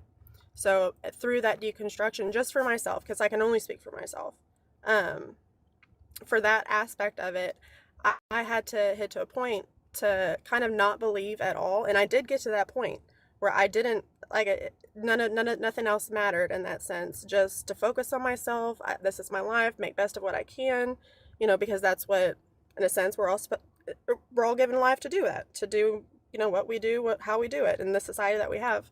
So when I got to that point of not needing to see it or even be it, as I'm participating in conflicts with my parents, going to the grocery store and someone hitting my cart not saying excuse me, like, I realized that throughout my day I feel on the inside anxiousness, and I feel all these things. And so kind of going in depth of not to what can I do to avoid those feelings, but what's viewing the world of like what's actually happening around me. Why am I letting it get to me? Why do other people do what they do? How can I work with them as best as I can to fit the outcome that I even want for them? Like, I don't want someone to be in so much of a bad mood that they hit me and they don't even care to say, oh, I'm sorry, because clearly if they're acting like that, then what they're built up of on their inside isn't very, not to say it's polite or not polite, but you know what I'm saying? Like, just their own morality. And so the more I started focusing on that, like I said, the concept of God kind of went back to me in a different way of me doing it myself, it being myself, because I wasn't doing it to be good, and I wasn't doing it because that's what I'm supposed to. I wasn't doing it like you had said, Faye, that people put into a book and to dictate a sense of authorship over society. I I still realized think that. there's room for you to be abused with that mindset. So, like, if a Yeah. motherfucker keep bumping into you, like, I don't think, like, the whole concept of being humble and turning the other cheek when motherfuckers do harmful shit Oh, opens right. No, room up I'm with for you. abuse. Yeah, Yeah, no, don't that let doesn't mean nobody that do I'm not that. gonna hit someone back if they hit me. Like, Yeah, that's just eye for an eye. But to give grace in the sense of I don't have to. Do I want to put myself? To me, it's a measurement. Is it worth putting myself in that position to give myself more animosity? Did it hurt me that much? Now, some things, depending on what something said or what's happening in front of me, I will step in proudly with conflict, with proud of that conflict, because I'm doing it in a purpose of what in mind, not because anything told me to, but because to me, right's right and wrong's wrong, and I want to defend what's right, and I do want to step in when I think something's wrong. But someone, not liking me, or even the comments I've seen in some of the comments, I'm crazy, I talk too much. I could have let that get to me and made a statement to be like, then why are you, to me, interacting with low microaggressional people kind of just builds the reaction, and I don't care to give it that much unless it's something that I'm really really passionate about. You know what I'm saying? So it's not to say like, just be good all the time, because that's not in the world we live. We have like the hardships of stuff. But yeah, did I say it right? I don't know if because I know you had I said think it was a calling them dangerous low play point. microaggressional. Well, I mean, the comments can be harsh, but it's not a microaggression. Oh no, some of the comments. I just I was saying one comment. There was a different comment, but I was just meaning like, people attacking me, quotation attack, not actually attacking. You know what I mean? Like, it doesn't have to be a big deal. Well, like, I think, so using the right words, right? Like, people are like, if they're insulting you, they're not doing it. eh, eh, like, a microaggression would be someone saying, you guys are articulate, right? Talking to me and Fee as Black women, right? That's a microaggression. But someone saying, "Hey, you talk too much," that's not a microaggression. It could be, that's an insult. Clear. The comments be off the fucking chain, and um I'm not dismissing that at all. Sometimes the comments can say some harsh ass shit. Um, are you there? No, I'm here. Yeah. Um, but calling them low microaggressional people, like, that's a insult as well, right? And so, like, if you, especially if you're saying like eye for an eye, I think, like, the thing is like being mindful of the things that come out of our mouths, and using our um this the reactions wisely, if that makes sense. Um and it's all a growing process. When we're deconstructing, but making sure, like when we say that we are aware, being more aware of our bodies and how our bodies, our mouths, our information can be used as weapons and can harm people. We can say the wrong thing at the wrong time. We can do the wrong thing as well. And so just being mindful of that. Um, And this is because the term when I said microaggression. well, you called them low microaggressional people, right? Okay, so the comment, because I was reading several of them, it just went. I think the reason why I used that one is because it was during when we were talking about the the history of the Bible and stuff like that. One of the comments under had stated her people, and so to me that's the term because that's a stereotype. But to me that's what I know microaggression to be. So that's the only one I was Wait, meaning to put it. what was the stereotype? Um, I don't know. I guess her people, Christianity, Bible. I don't know if they had just came in or whatever. But So how to is that a me, stereotype? well, because I'm not. So therefore, he's stereotyping that I am. So it was just an But you did come assumption. up and say that you were a believer in this God, and you said that you were a deconstructing believer, so you are. But that's No, still but not a that's why I wasn't a stereotype, believer though. of that God. That's why I said my belief's kind of different because No, it's more you of a broader did. You spectrum. did say you were a believer of this God, and you said that you were deconstructing. Had you not said that, I would have taken you down a long time ago. I don't talk to people who just believe in a God. Why do you think we've been discussing the Ethiopian text, the Bible? Right. Like if you had not Hmm. said that you were a believer of this God, you wouldn't be on this stage. I don't talk to just anybody. No, I understand. Okay, so and that's why we are talking because it is, but I'm not a solid. This is only truth. So that's where I No, am we kind know of that. different. No, I know. No, So that's why I didn't know if that comment that came in that when it said it, that's how I took it, and that's the only reason why I said that word. But I won't use those terms anymore. And I did listen to what you said in the sense of say if we're always saying we're going to grow, we need to look at it like even though in the moment you said something, if it's not, if it's used in the wrong way or if it's not said right, then it still has impact. And so therefore, this is where we talk about the morality sense of in this moment. I did want to acknowledge that I did understand what you were saying. I was just communicating back to you the terminology at which I did say it for a purpose of what I did read. But no, I mean yeah. if I don't have to be on the panel, like I said, I've enjoyed talking to y'all. I think I loved y'all's points and I loved y'all's education, and I have had a good time. But yeah. Yeah, like I just want to make sure that you understand, like a microaggression coming from a man to you as a woman would be something like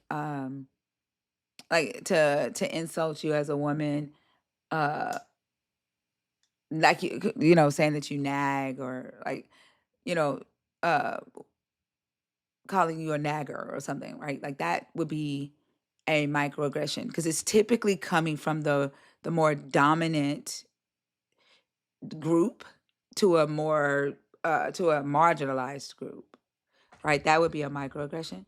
But and I'm not negating that people have said some insults. I'm not negating. I'm not negating or dismissing your experience at all. And anytime someone is on the stage, we typically tell people to ignore the comments. One, because we cannot control. There's 600 people in here, another 100 and something on YouTube.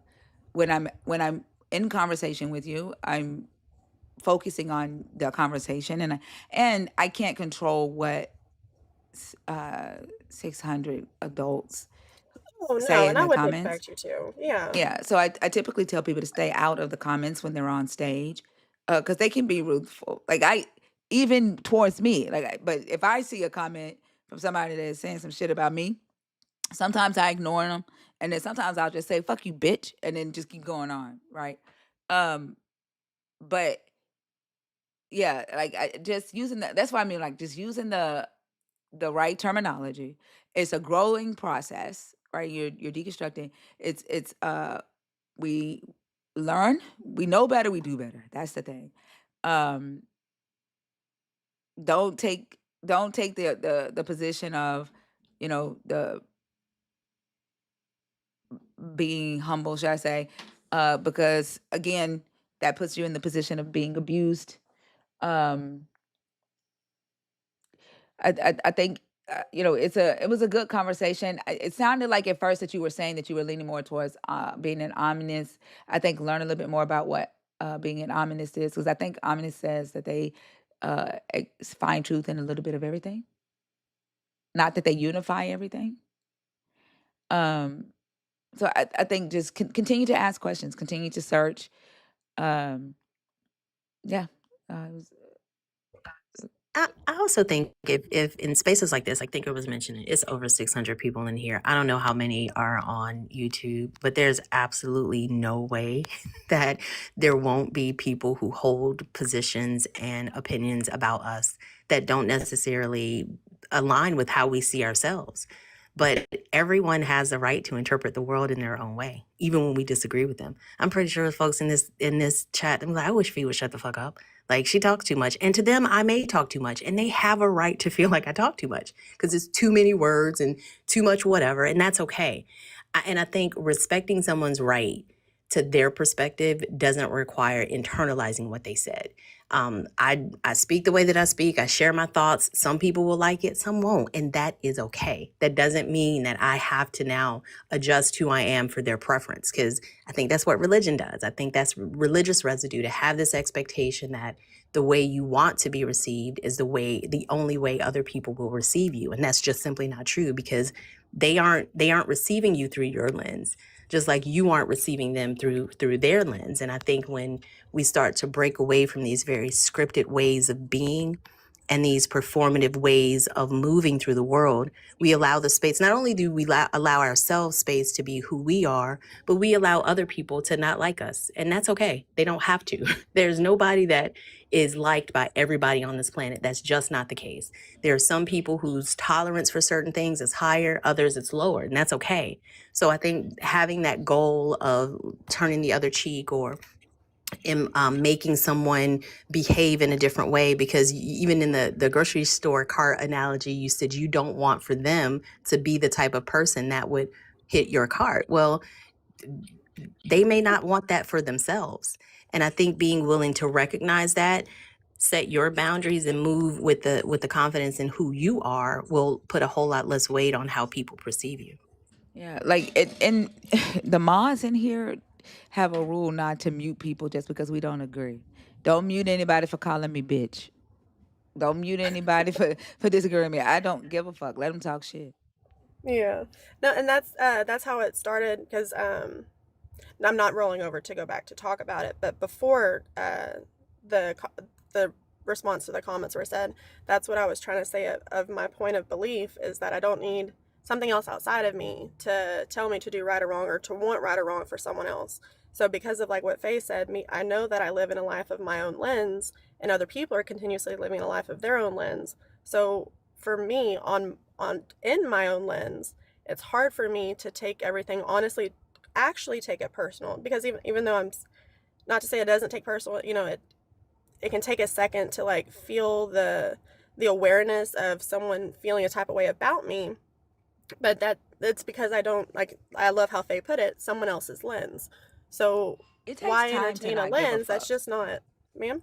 It takes time to not give a fuck. Like Yes. society has Well, I taught really us don't. society has taught us to care about what people think about us to a certain degree, right? And It then really to a does. certain degree, it does matter, right? But not to where To me, it matters in, like you said, respect. So when I say, because you've said something, it's wanted to bring it back civility, around. right? Respect is Yeah, it's earned. important to listen. Yeah, Yeah. that is important. I do agree. Yeah. So, but the comments are screaming at me on both YouTube and TikTok. Okay. Her name is Fee, not Faye. Her name is Fee. But everybody says it. Everybody gets it wrong. And then also said that I need to give Faye a word limit. And since there is no Faye, there will be no word limit also. I did not even see that. I'm gonna Yeah. get you when you come back up on the panel also. And there is no Faye here, so there would be no word limit. But I thank you so much, KK, for coming up. And good luck on learning. You're more than welcome, to come back and to continue your journey of deconstructing and asking questions and discussing. I fucking love the Babylonian oral traditions. I don't talk about them a lot in here, but there's so much, to discuss and look at and ask and Yes. so. That's why I really love that talking to people like you that just see like the fascinating aspects of it. And that's where more so I want to talk, because a lot of these panels, whenever I come up here, it's always in a debating sense, and that's the part that I don't have really in me, because I don't believe to having something so solid that I can't grow. So it's kind of hard to have that conversation. And in my day-to-day life, it's just not things that people are interested in. They're into football. I go to the gym with friends. They want to party, go to whatever, but this is stuff that actually does interest me on my own personal time. So I've really enjoyed talking to y'all. I really have. But I am going to go to the gym, but I've enjoyed meeting y'all. I've loved the conversation, and I appreciate y'all had me. You're so welcome. Have a good day and a great workout. Nice chatting with you, KK. Also said she walked by faith. I can't say also. I can't either. He gets on my fucking nerves. I scrolled up. He was because I talk all Faye. Get out of here. Like we say, go to bed. But why do everybody say Faye? It's like they just see one either. Oh, Santa Fe. That's why. Santa Fe. But there's no Santa in front of it. Like, And I think they're just taking the Fe part of Santa Fe. And they're just and I can't put an extra E on it because it's gonna wouldn't fuck look up my right. No. reference to iron. Yeah, and it's gonna no. fuck up my reference to iron. So I can't do it. Yeah. I see subscriber after subscriber after subscriber, but I don't see any emoticons in the guest request. So if you are a believer in the God of the Bible, deconstructing, or an atheist, y'all, the guest box is open, 21 and up. You said it once because you studied French. Like it never fails. Like it doesn't matter who it is. When they come up here, they call her Faye.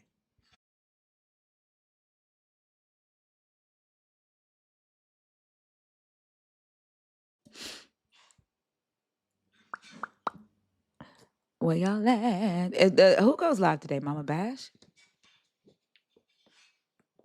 What's today? Tuesday? Baba Faye.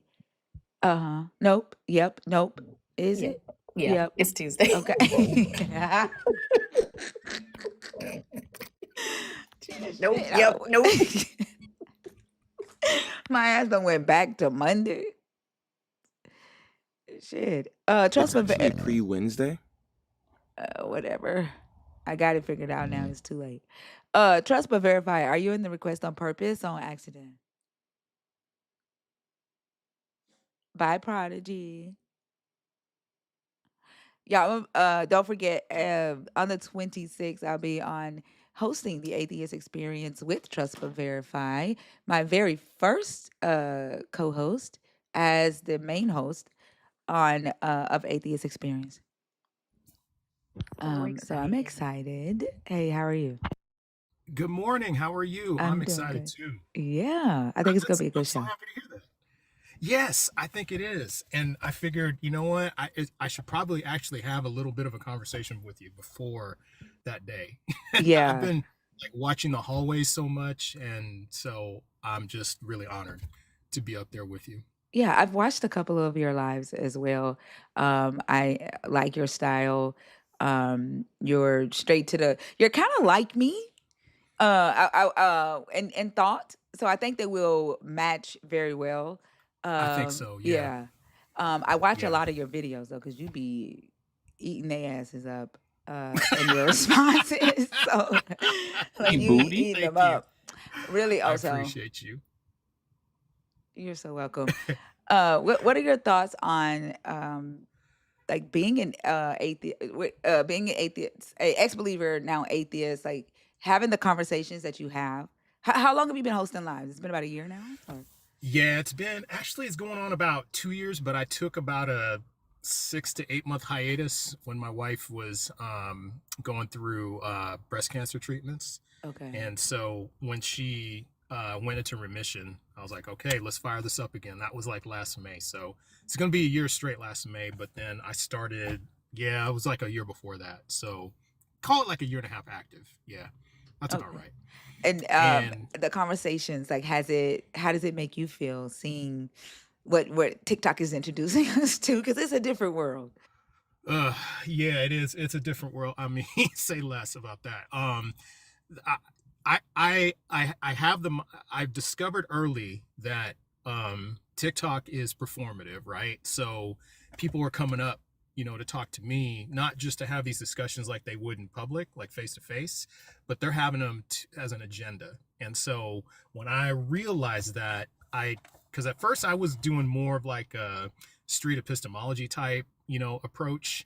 And then I switched quickly because all I was doing was just giving them a platform to spout all of this concerning stuff, right? All the stuff we're concerned about. And so what I decided to do was find a way to challenge them without being like an edgelord, you know what I mean? I didn't want to go that far, but I wanted to challenge them and keep them up on the stage as long as possible before they crash out. That's basically my goal. But I think the things I see, I'm concerned about the same things we're all concerned about. How believing in things without faith, with faith, having faith without evidence is very dangerous.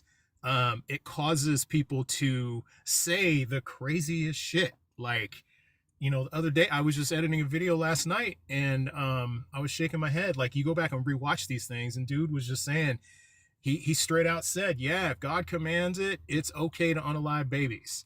I mean, he just said it, stood on 10 toes, chest out, saying it.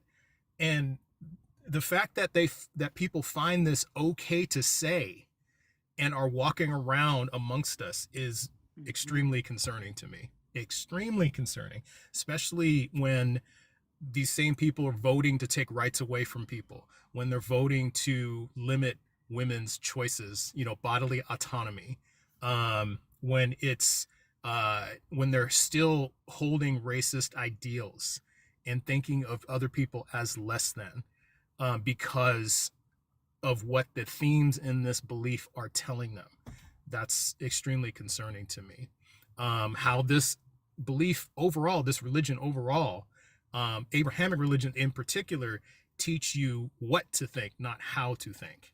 And so that's what I'm thinking. I'm trying to promote critical thinking and challenge these people and get them to that point of cognitive dissonance, get them to the point where they're uncomfortable, so they can start thinking about these things. And it shows the audience too, like, if you're considering joining this belief, or if you're a new baby Christian or something like that, this is the shit you're going to have to defend. This is the stuff you're going to have to stand on. Are you prepared to do that? So, yeah, I do it for a lot of reasons. I call that 3D deconstruction. Like, a lot of people wonder why I allow certain conversations on the stage, but most of what pushes a person to start questioning it is what I'm believing in harmful or helpful, is them seeing it in action, right? And seeing the people attempt to defend it and the things that they're saying to defend it when we bring these very real situations or scenarios into the discussion.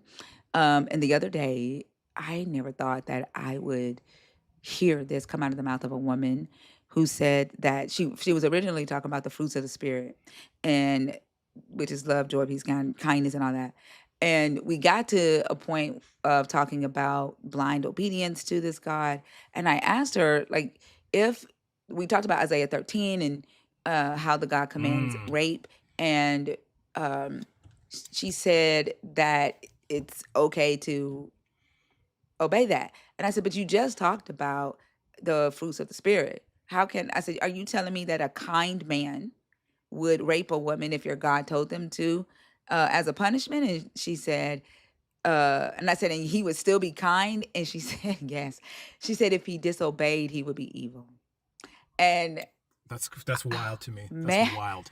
I've heard so many people say that they would sacrifice their baby for this God, but to hear a woman condone rape in the name of the God, Mm, that was a first.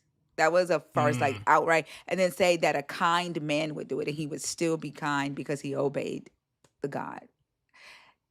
yeah, Like it that's broke my just it. heart.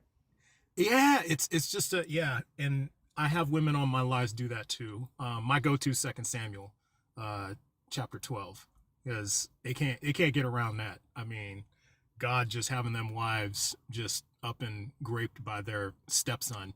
I mean, you just can't get around that. Isaiah 13 is a good one too. I might have to throw that in there. That's a really good one too.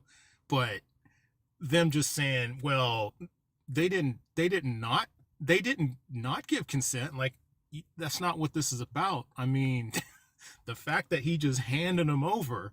Um, I mean, are you good with being handed over to your neighbor? Are you good with that, ma'am? And every time they're like, well, that's different. That's different. That's not the same. Mm-hmm. Like Yeah. I just can't. Yeah, I just can't sometimes. I Yeah. feel you. I And just they can't. don't recognize how their willingness to clean the God's image up, make excuses for, Yes. is ignoring the impact. And Mm, it's something that I say they ignore the facts, call it faith, and ignore the impact. And yes. they're willing to do Absolutely. that. Yeah. Absolutely. Absolutely. And um, I don't know. I mean, uh, it's just I'm getting some feelings now just because it's reminding me a bit of like my journey through like my deconstruction. I had to deal with like my own sexual abuse. I had to recover from that as well. I held that, because being a man in a patriarchal society, you, I felt like I had to keep that all in and bottle it and just be like, that didn't hurt me, that didn't do nothing to me. And that's also very dangerous, because that was part of the indoctrination that I was in when I was a Christian. I mean, I was a Christian for over 30 years. And you just pick up stuff like that. These are just little subtle things that you pick up. Yeah. Like you're supposed to behave in a certain way. You're the man of the house. You're the head of the household, and nothing's supposed to bother you, and things of that sort. And it was just super destructive. And so, like when I hear stuff like that now, it's extremely like damaging. Absolutely. And I think I'm I'm happy to see more hold on, I think he had a phone call. Like I'm actually happy to see more men coming out talking about their sexual abuse and even their domestic Sorry about that. violence, because there's a false expectation that boys cannot be or were not sexually abused because they're praised by sleeping with a 19-year-old and they're fucking 12 and they're like, you go boy. No, that's fucking that's SA. Yeah, you know it's SA. Yeah, yeah. And not even that, like they have family members who essay them and they are shamed with this masculinity to hold it in and not say anything, and I'm starting to see more men come out and talk about it, and so I'm glad to see that. I'm also glad to see more men come out and talk about narcissistic abuse from women, the women that they're dating too. I don't like the yeah, idea that only women can be abused or physically or mentally. Some women are physically abusive, and they know that that they can push that a man won't hit them. true. And they will just abuse the man. I've seen it, and I don't like that Yeah, either. And I think yeah, more men need to come out and talk about that as well. yeah. I Yeah. agree. So I Yeah, and I one last thing, and then I have to go. I got a call. I got to return. But as far as that goes, I like to use the term sexual violence because I think we focus too much on the act of rape itself, and we don't focus on the like the things in the Bible like stripping people naked and the verse, I can't remember which book it is, about lifting up skirts. I mean, that's all violent. uh Compromising somebody's bodily autonomy like that to me is violent. And then I think we kind of minimize that, and then we focus just on that. Of course, it's a horrific, violent act of grape, but if we only focus on that and don't look at the other things, I think it kind of gets a pass. And so that's why I'm trying to I just realized this like the other day. Like I feel like I got to use that term to encompass all of that, because Yeah. that's a slippery slope. It starts there, and if we're encouraging men especially to start with things like that and thinking it's okay, then it's a slippery slope, and it slides into into grape. And then it's easy to just justify, oh, okay, well, it's okay to grape them because they're just objects. These women are just objects, or these people are objects. So but yeah, I do got to go. I'm so sorry, but thank you so much for having me up. I really, really appreciate you. Yes, and I am excited about the 26th, but I will come back another time and talk with you more, because I really enjoyed this. That sounds good. And I'll stop by your live as well. I hope you have a great rest of the Absolutely. day. Anytime. You too, Thinker. Take care. All and take care, everybody. Bye. Bye.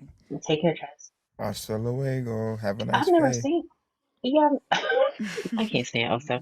I've never seen. I followed him because I've never seen his lives before. I heard you say the name, but I wasn't familiar. Y'all know if they're not in our group, I don't know anybody's names. Yeah, his Y'all lives be are talking pretty about good. people's lives. Yeah, in conversations. I was like, I want to hear those too. So I'll have to follow everybody that comes up like that. The guy yesterday that was on Zena's live that was trying to redefine Tahas, the Hebrew word for seas Yeah. yesterday.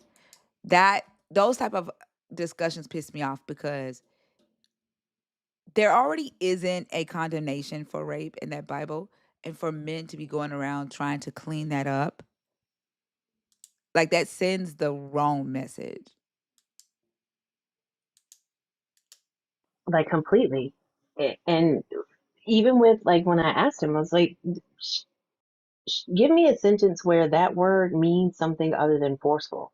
Like use it in a sentence, and he couldn't. Like I think they're just so dishonest about that, and it does create this imbalanced perspective of that type of violence against men and women. And I don't think they realize how dangerous that is. Yeah, because their main goal is to just, like, keep the God clean. And I think the reason that they do it, they justify it in their mind. But the reason that they do it is because they don't want to believe that they're worshiping a God that would condone rape. So they try to clean the God's image up. And without keeping in mind that we're talking about a barbaric culture. And at that time, like, why are they so shocked for some shit that was written in 1200 BCE? No, it wasn't written that far back. But like the setting is like 1200 BCE. But we're talking about the BC era, Bronze Age text.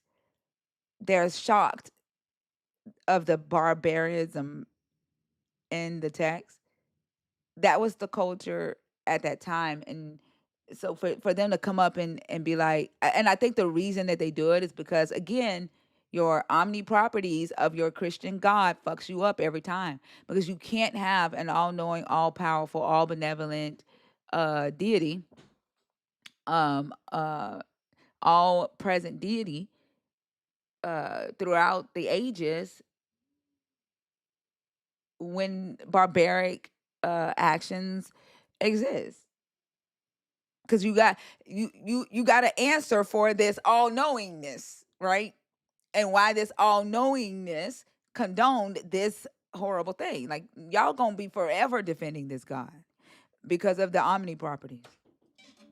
Like, it'd be different if we were talking about just humans, because humans evolved. Humans had to grow and learn, right? I think it's easier to forgive a culture of barbaric humans than it is to forgive an all-knowing, all-powerful, all-present deity. Like, y'all have a huge problem on y'all's hands with that.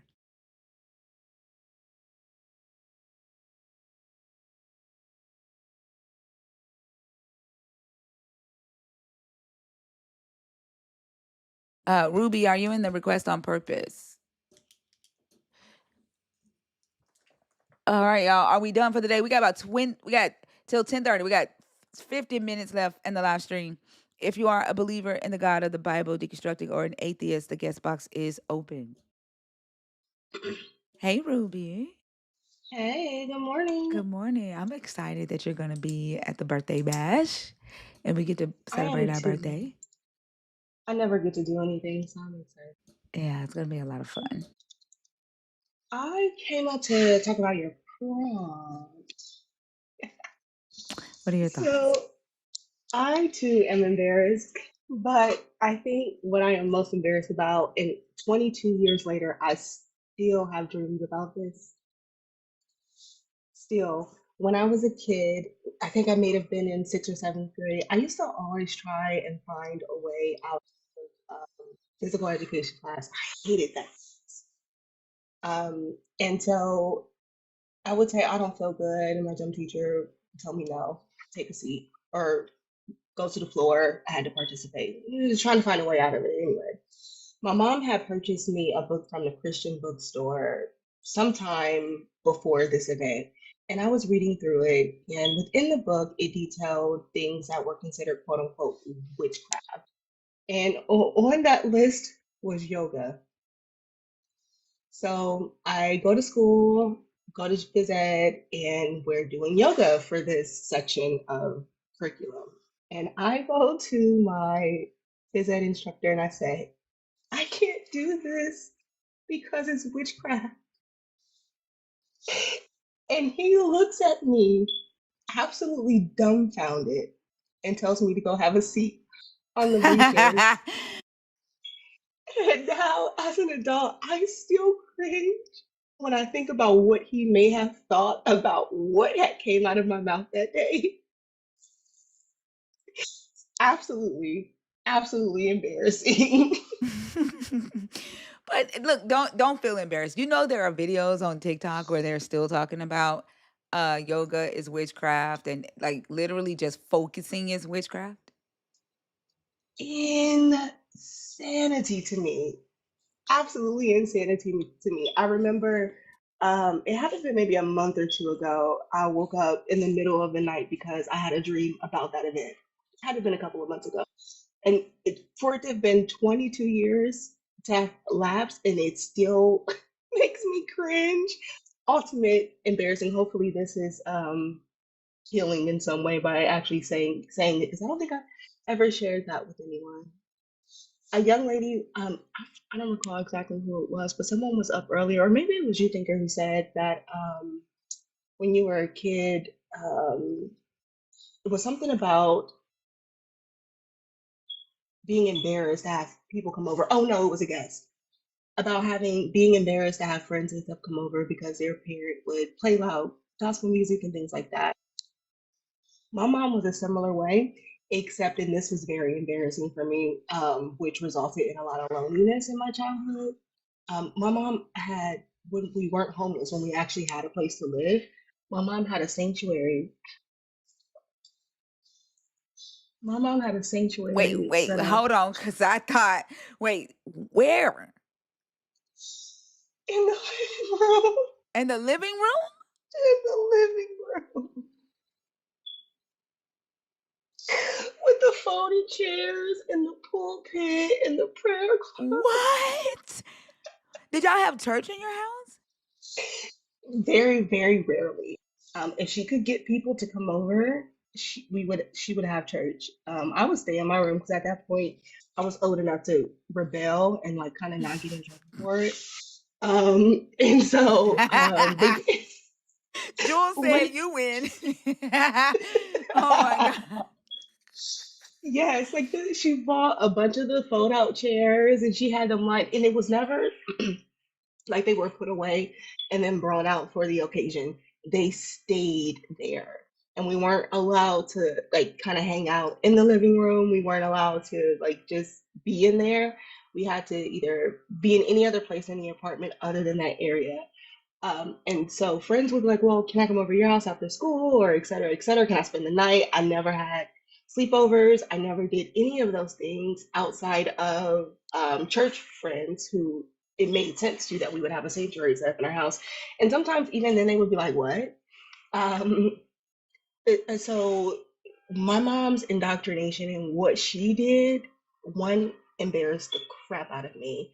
Um, and I think in a way, it took a bit of my childhood. And that is something I'm still trying to unpack, understand. I don't even necessarily want to say heal from. I think the best way I just need to understand it first. Like, what happened? And I can't even necessarily point to the ways in which it may have impacted me because I don't truly understand what the hell happened. Yeah, I could definitely see how that could be traumatizing. Like that's a lot. Um, that's a that's a lot. To this day, don't you bring no folding chair in my house. So wait, you don't like folding? Hold on, you I don't don't like like, folding chairs? no, I don't like those metal folding chairs. I don't care if it has the pad on it, not the table. You know how sometimes at the cookout, they'll have those folded chairs and the tables outside? Absolutely not. I will I sit on could the get, I floor. get it, I get it, I get it. That's traumatizing. I get it. So I told y'all like when I went to my mom's house for New Year's, she doesn't have a sanctuary, but there's a space in her living room, like not her living room, but her sitting room. Like she has a sitting area as soon as you walk in, where she has all of these prayer requests on the coffee table, and there's a pillow where she has been waking up at 3 o'clock, 3:30 every morning since I can remember, and she goes and she prays every morning at 3:30. And I was no, it was Christmas, and she was getting ready to pass out all the gifts to the grandkids and stuff, and she asked me to help her. So I'm walking to the Christmas tree. She goes, "Get out of my face!" And I'm tiptoeing on the car because I'm thinking I'm gonna step on Yahweh. Like, cause the way that she got it, and the way she was like hitting me, like get out, like a playful hit, not like a, she's like, get out of my prayer space, get out. And I'm tiptoeing to the Christmas tree trying not to step on Jesus. But like it goes that far, but she don't got a sanctuary. In the living. And her color, it still has been, and it is now, but she love a gold. I don't know what it is, but she love a gold. So the pulpit, quote unquote, had like this gold cloth over it, and just various decorations surrounding the area. It was positioned in the direction of the windows. We have these really tall wall to ceiling to floor windows in the apartment. And it was positioned in such a way that the way the sunlight hit, it was just incredibly. And then you saying step on Jesus, funny, because is he in here? Is Yahweh here? Like, Right. where is he at? I don't I'll never know. The forget way she that. was acting, I thought he was in there, sitting right there watching her. I don't know. I wanted to share that. Those are two things that I am incredibly embarrassed of. I can't necessarily recall anything in my older years, maybe like 16, 17 forward, because I really didn't par- participate. I think around 16, 17 is kind of when I started to really Thank you, Kitty actively Whitty. question. And but yeah, that's all I got for you guys. Yeah, that is quite hilarious and traumatizing at the same time. Thank you for for sharing that with us. Absolutely. You guys have a good day. You too. That was so cool with the book.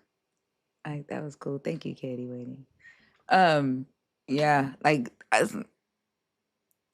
I don't know. Like I think both like the black community has some parents that took this stuff a little like way too far, and I think the white community did too. I would love to hear some things that like the uh Latino community, like what are your most embarrassing things that your families did?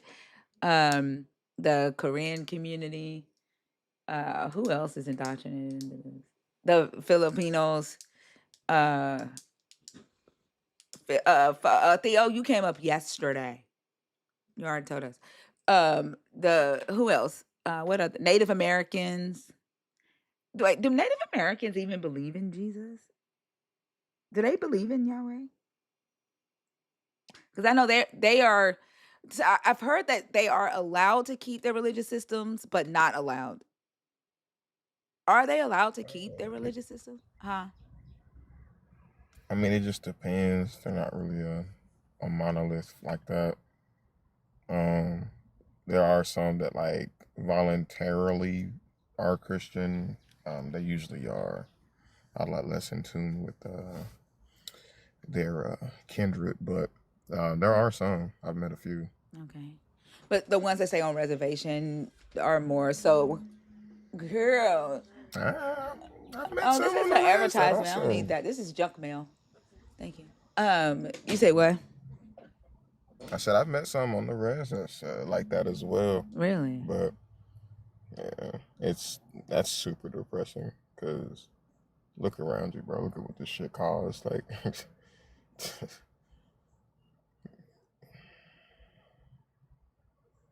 shit costs. Like,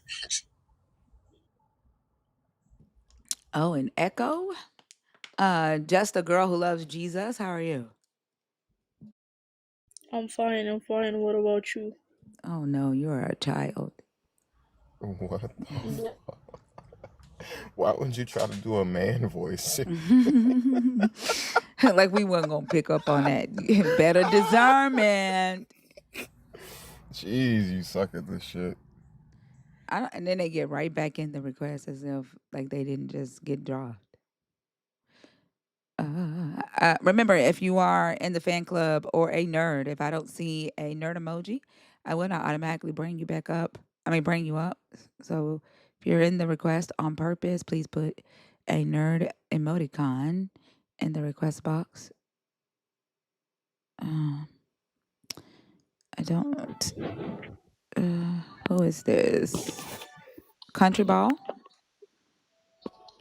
Country Ball USA? Sup? Oh my God. Is spring break still here? Is spring break still here or is it over? I guess some of them have them at different times. I guess it's possible. Like, God damn. They gotta be. It's like almost 10 o'clock. It's almost 10 here. They gotta be in school. They gotta be on spring break. Mm-hmm. Oh, that is so cool. Also, yay, Katie Waddy said that to me. Oh, thank you. Yours Big went back ass donut. Tuesday. Now I'm hungry. Oh, it's 7:53 in Cali. That's right. Yeah. All of us. Hey, good morning, everyone. Good morning. How are you? Good. How are you, Thinker? I'm good. Are you a believer, deconstructing, or an atheist? I guess an agnostic atheist. Yay, the best kind. No, I'm joking. How old are you? 37, gonna be 38 at the end of this month. Actually. Okay, Katie. Kay said. Kay said her coworker let out gas and smells horrible, and she's mad. What are your thoughts on the topic? Sure. And hi also hi Fee. You sure you don't want to call her Faye? Faye. No, I'm Sorry, joking. Faye. No, it's Fee.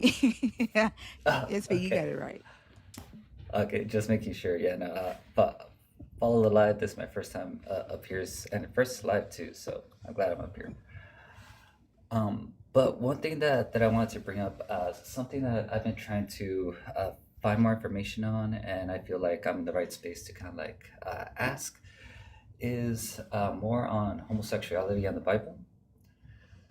And as far as like the Old Testament, I think that's pretty easy for me. Like whenever I have discussions with other people to kind of like quote unquote debunk. But with the Old Testament, I have some people that always like to, I guess, get on whenever Jesus defines marriage as one man, one woman, right? And a couple of other places, like in the Bible, I think on like Mark and Matthew. But I wanted to kind of pick your thought and also and fees more as far as like how to navigate that space. Yeah, I appreciate you for asking that because all the help that we can get is necessary. So, with the conversation about, I think it's in Matthew 19, where Jesus is talking about that. One thing he doesn't say one. What is it? Matthew 4, I think. He says, "Have you not read?" Okay, so I typically pick shit apart, right? So Jesus says, "Have you not read that the one who made them," right? So he says that the God says this. He says, "Have you not read that the one who made them at the beginning made them male and female, and said, for this reason, a man shall leave his father and mother and be joined to his wife, and two shall become one flesh." So two things that I usually pick apart. And this one is that it doesn't say one man, one woman. I mean, one. For this reason, a man shall leave. That is one man, one woman. And then two, Jesus is claiming God said this, right? And if you go to Genesis 2:24, the God doesn't say this, the narrator does. And the narrator is summarizing this, like these are the narrator's thoughts, and basically saying, so because all of this happened, this is why a man leaves his father and mother and clings to his wife. All right, so these are the thoughts of the author, not the God. And I usually take them to verse 18 and have them read there where it says, you have the messenger quotes there, where it says, then the Lord God said, like, this is the God talking. And then we get to verse 23. Then the man said. Verse 24 is the narrator. This isn't the God talking. But Jesus goes, have you not read that the one who made them said? So I usually point that out. But also, it's not talking about, one man, one woman, or that it has to be that. Another thing that going back to the Old Testament right quick, they usually use like the Sodom and Gomorrah thing, and I'm sure you point out that is a war crime, right? Like not necessarily, not homosexuality. Yes. Do you also bring up Judges 19? I'm not too familiar with Judges 19 actually. So Judges 19 is the same archetype of a story where the tribe of Benjamin, the entire tribe of Benjamin, crowds around this man's house who is housing a Levite. And they want this Levite out of their town. So they say the same thing, right? Bring him out so that we can know him, because they're going to sodomize him. They're going to rape him and take his status away, which was a war crime that even people still do to this day, unfortunately. And so I asked, like, if you're saying that this is an act of homosexuality, are you saying that Yahweh had a whole tribe of gay men? That the whole entire tribe of Benjamin was gay? Because it's honestly, it is narrative for narrative in Genesis 19 and Judges 19. And so if that's homosexuality, then they would have to say that Judges 19 is homosexuality. And then I had a conversation with a guy the other day. He was like, did he kill them? I said, all but 600 of them. He left 600 gay men alive. Right, so are you saying that Yahweh hates gay people? That Yahweh loves gay people, gay men. Like if this story is about homosexuality, so they end up abandoning it because they don't know that this story is also in Judges 19, and it's the tribe of Benjamin and a Levite, and instead of Sodom and Gomorrah and Lot. So I usually go to that. Ezekiel 16, I think start at 43. 49 through 53, that explains why the God tells Ezekiel why he destroys Sodom. Okay. Yeah. Do you have that one? No, but I can search it up real quick though. No, it's okay. I'm just trying to give you things that you can use. In Ezekiel 16:49-53, the God tells Ezekiel that he destroyed Sodom because they didn't share their wealth. They had, they were haughty and prideful. It says nothing about homosexuality. Okay. And then the New Testament. What were your questions outside of? Did you have questions about Matthew 19? I think in both Mark and Matthew too. I'm not sure which one it talks about which, but one I believe talks about divorce, right? And then the other one talks about where Jesus says that marriage is supposed to be between one man and one woman. I think that's where I usually get caught off guard whenever people bring that up. The one in Mark says, let's see.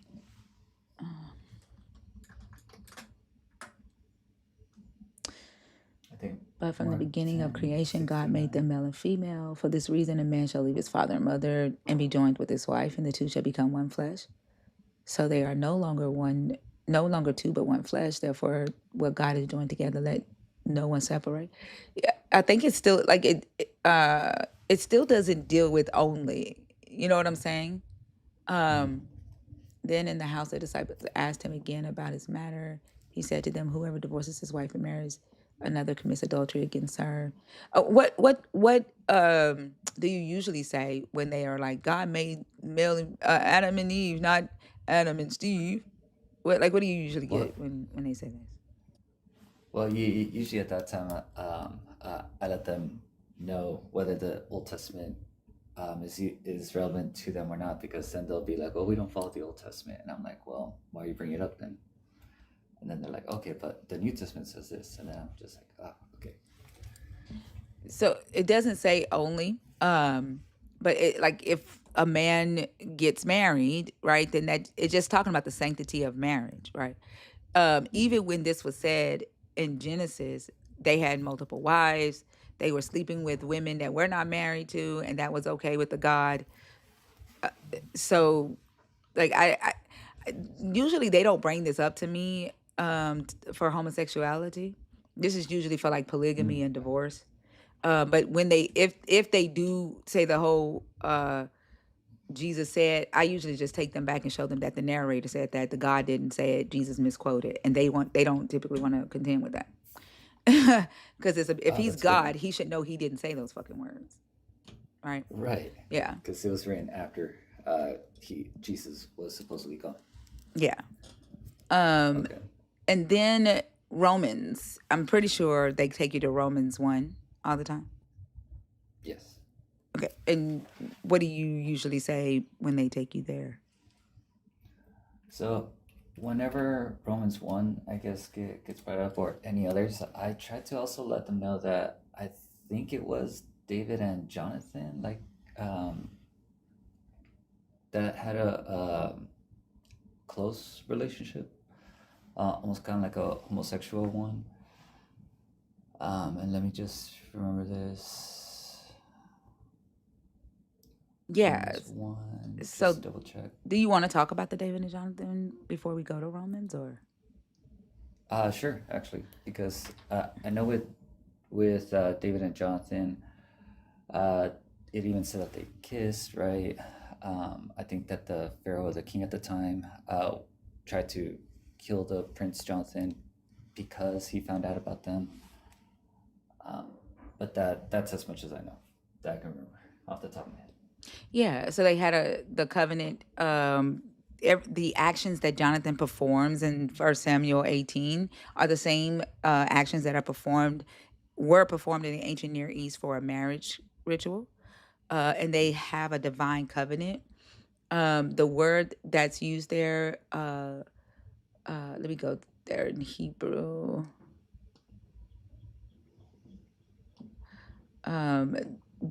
Their covenant there is berit, which is the same covenant that's used for a marriage agreement. But their covenant, because of the term for David loved Jonathan as himself, by the word that's used there is I can't say this word, ba'ahavta, ba'ahavta. The describing love in that way is nowhere else in this Bible, not even the way the God talks about Israel. Yeah. And so it's a very unique love, almost like a divine love between David and Jonathan. And also Saul loved David that way. And so there's like this jealousy that happens between Saul and his son over David, because David was handsome, and they both loved Saul. They both loved David as their own soul, as their own self. Jonathan bounds his soul to David, though. Right. Yeah. During this covenant, when David is on the run and Jonathan goes to meet him, they kiss, and it says David wept more. The translation, this is what I say is the first "don't say gay" bill, like the first "don't say gay," because the translation there says "and he grew large," yeah, the gadol is the word that's used there. And so the translators chose the context of increasing, and so they say his tears increased, like he cried more than David. Okay. Right? Instead of they kissed and he grew. There's an Oxford translation that literally said and he grew large. Right? And that was removed. There also in 2 Samuel 18, where it says, now Saul's daughter Michal was told things. Hold on, there's one part here. Yeah. Saul, 2 Samuel 18, verse 21, where Saul says, let me give her to him so that she may be a snare for him, and that the hand of the Philistines may be against him. Therefore Saul said to David a second time, you shall now be my son-in-law. In the I think in the King James it reads different, and in the let's see, he says, wherefore Saul said to David, thou shalt this day be my son-in-law, shall be my son-in-law, and the one of the twain. And so what several scholars have noticed here is that Saul is saying that David is going to be his second-in-law a second time. And it's they're saying that, like, first off, he wasn't his son-in-law ever. And they're not comfortable saying for sure it's because Saul recognized the ritual that David and Jonathan did, as David, like his first marriage was to Jonathan, but that's what it's definitely could be insinuating. But there's not enough context to definitely say yes. But David says that you will be my son-in-law a second time. Okay. And then I guess to kind of move with Romans 1. I think that's where we were gonna go off after this one. Yeah. Romans 1, typically the believer will go to 26 and 27. And I usually go through the entire context with them and focus on the pronouns there that, through Paul's rant here, and have them identify, well, what is Paul talking about here? Give me just a second. Because with Romans 1, yes, you have to pay attention to context. Huh? Mm-hmm. No, I just reread it and I'm like, I remember this one, yes. Yeah. And I think we usually start at verse 18. And I just typically focus on like the fact that the pronouns do not change. He's talking about people in the pagans in the pagan religious system and what they're doing in the shrines. And so when he gets to verse 26, it doesn't change. For example, he says, therefore God gave them over and the desires of their hearts to impurity, to dishonoring of their bodies among themselves. They exchanged the truth about God for a lie and worshipped and served the creature rather than the Creator, who is blessed forever. Amen. The they there is going to be those from verses 21 through 23, and I'll usually go back and say, he gave them over to their desires of their hearts. Who is them? Where do I identify them? And they have to go back to identify who the them is. And it's those claiming to be wise, those that exchange the glory of the immortal God for images resembling a mortal human, those like the Roman Empire, the Roman gods, or birds, the Egyptian gods, or four-footed animals or reptiles, the Mesopotamian gods, right? That's the them here that he gave over to their own desire. You see what I'm saying? Yes. Yeah. And then for this reason, God gave them over to desirable passions. Their females exchanged natural intercourse for unnatural. The them still is them in this the pagan spiritual system. And what Paul is talking about here is what they were doing in those shrines, right? They were having orgies in front of these gods. They had to pay taxes to the Roman gods, and they could do it through either the sex rituals or pay the actual tax. And so I just here I focus on context and follow the pronouns.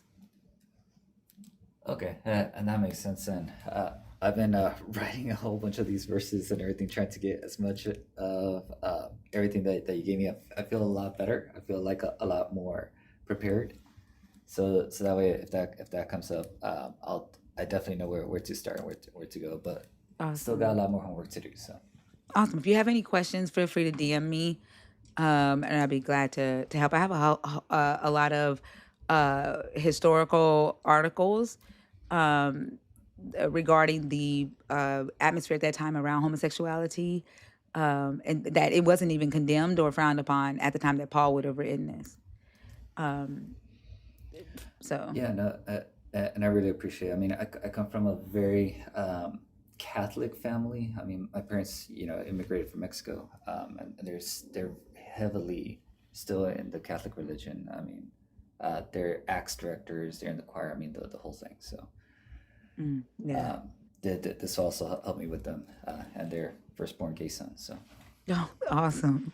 Well, I'm here to support you if you need anything. I appreciate it. Thank you. Well, You're y'all have a welcome. good day. All right, you too.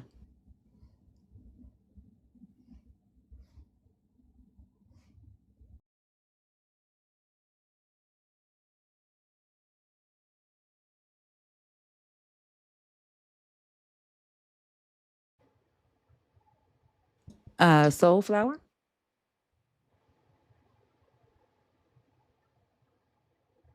All right. Is Mama Bash live, y'all? Or who's live? Zena is live. Okay. All right, y'all. Zena is live. I appreciate y'all. I appreciate y'all so much for all the likes, the shares, and the comments. Thank y'all. We had another great night with back-to-back conversations. Thank y'all for liking the live stream, gifting it up, sharing the live. Sharing the live out. If you're not following us on YouTube, please go and do that. Catch the replays, share it out so that more people know about these conversations that we're having. If you are a part of the Discord, all the information that I just gave all of us regarding how to have the conversations about homosexuality in the Bible is on the Discord and the news you can use. No, that is not the name of that channel. You Oh keep my changing it. God. The news and resources section, all the information is there. Also the divine love between David and Jonathan and Saul is in the Google Drive. The breakdown of the Hebrew word, the text, showing where and why that is the only time in the Bible that type of love, that word is used to describe their love. All of that is in the Google Drive, and you can pull that up whenever you're having these discussions. I appreciate y'all so much. I'm finna go hop in Zena's live for a little while before I go get me some rest. I hope y'all have a great rest of the day. Bye. See y'all over there. Bye. Love y'all.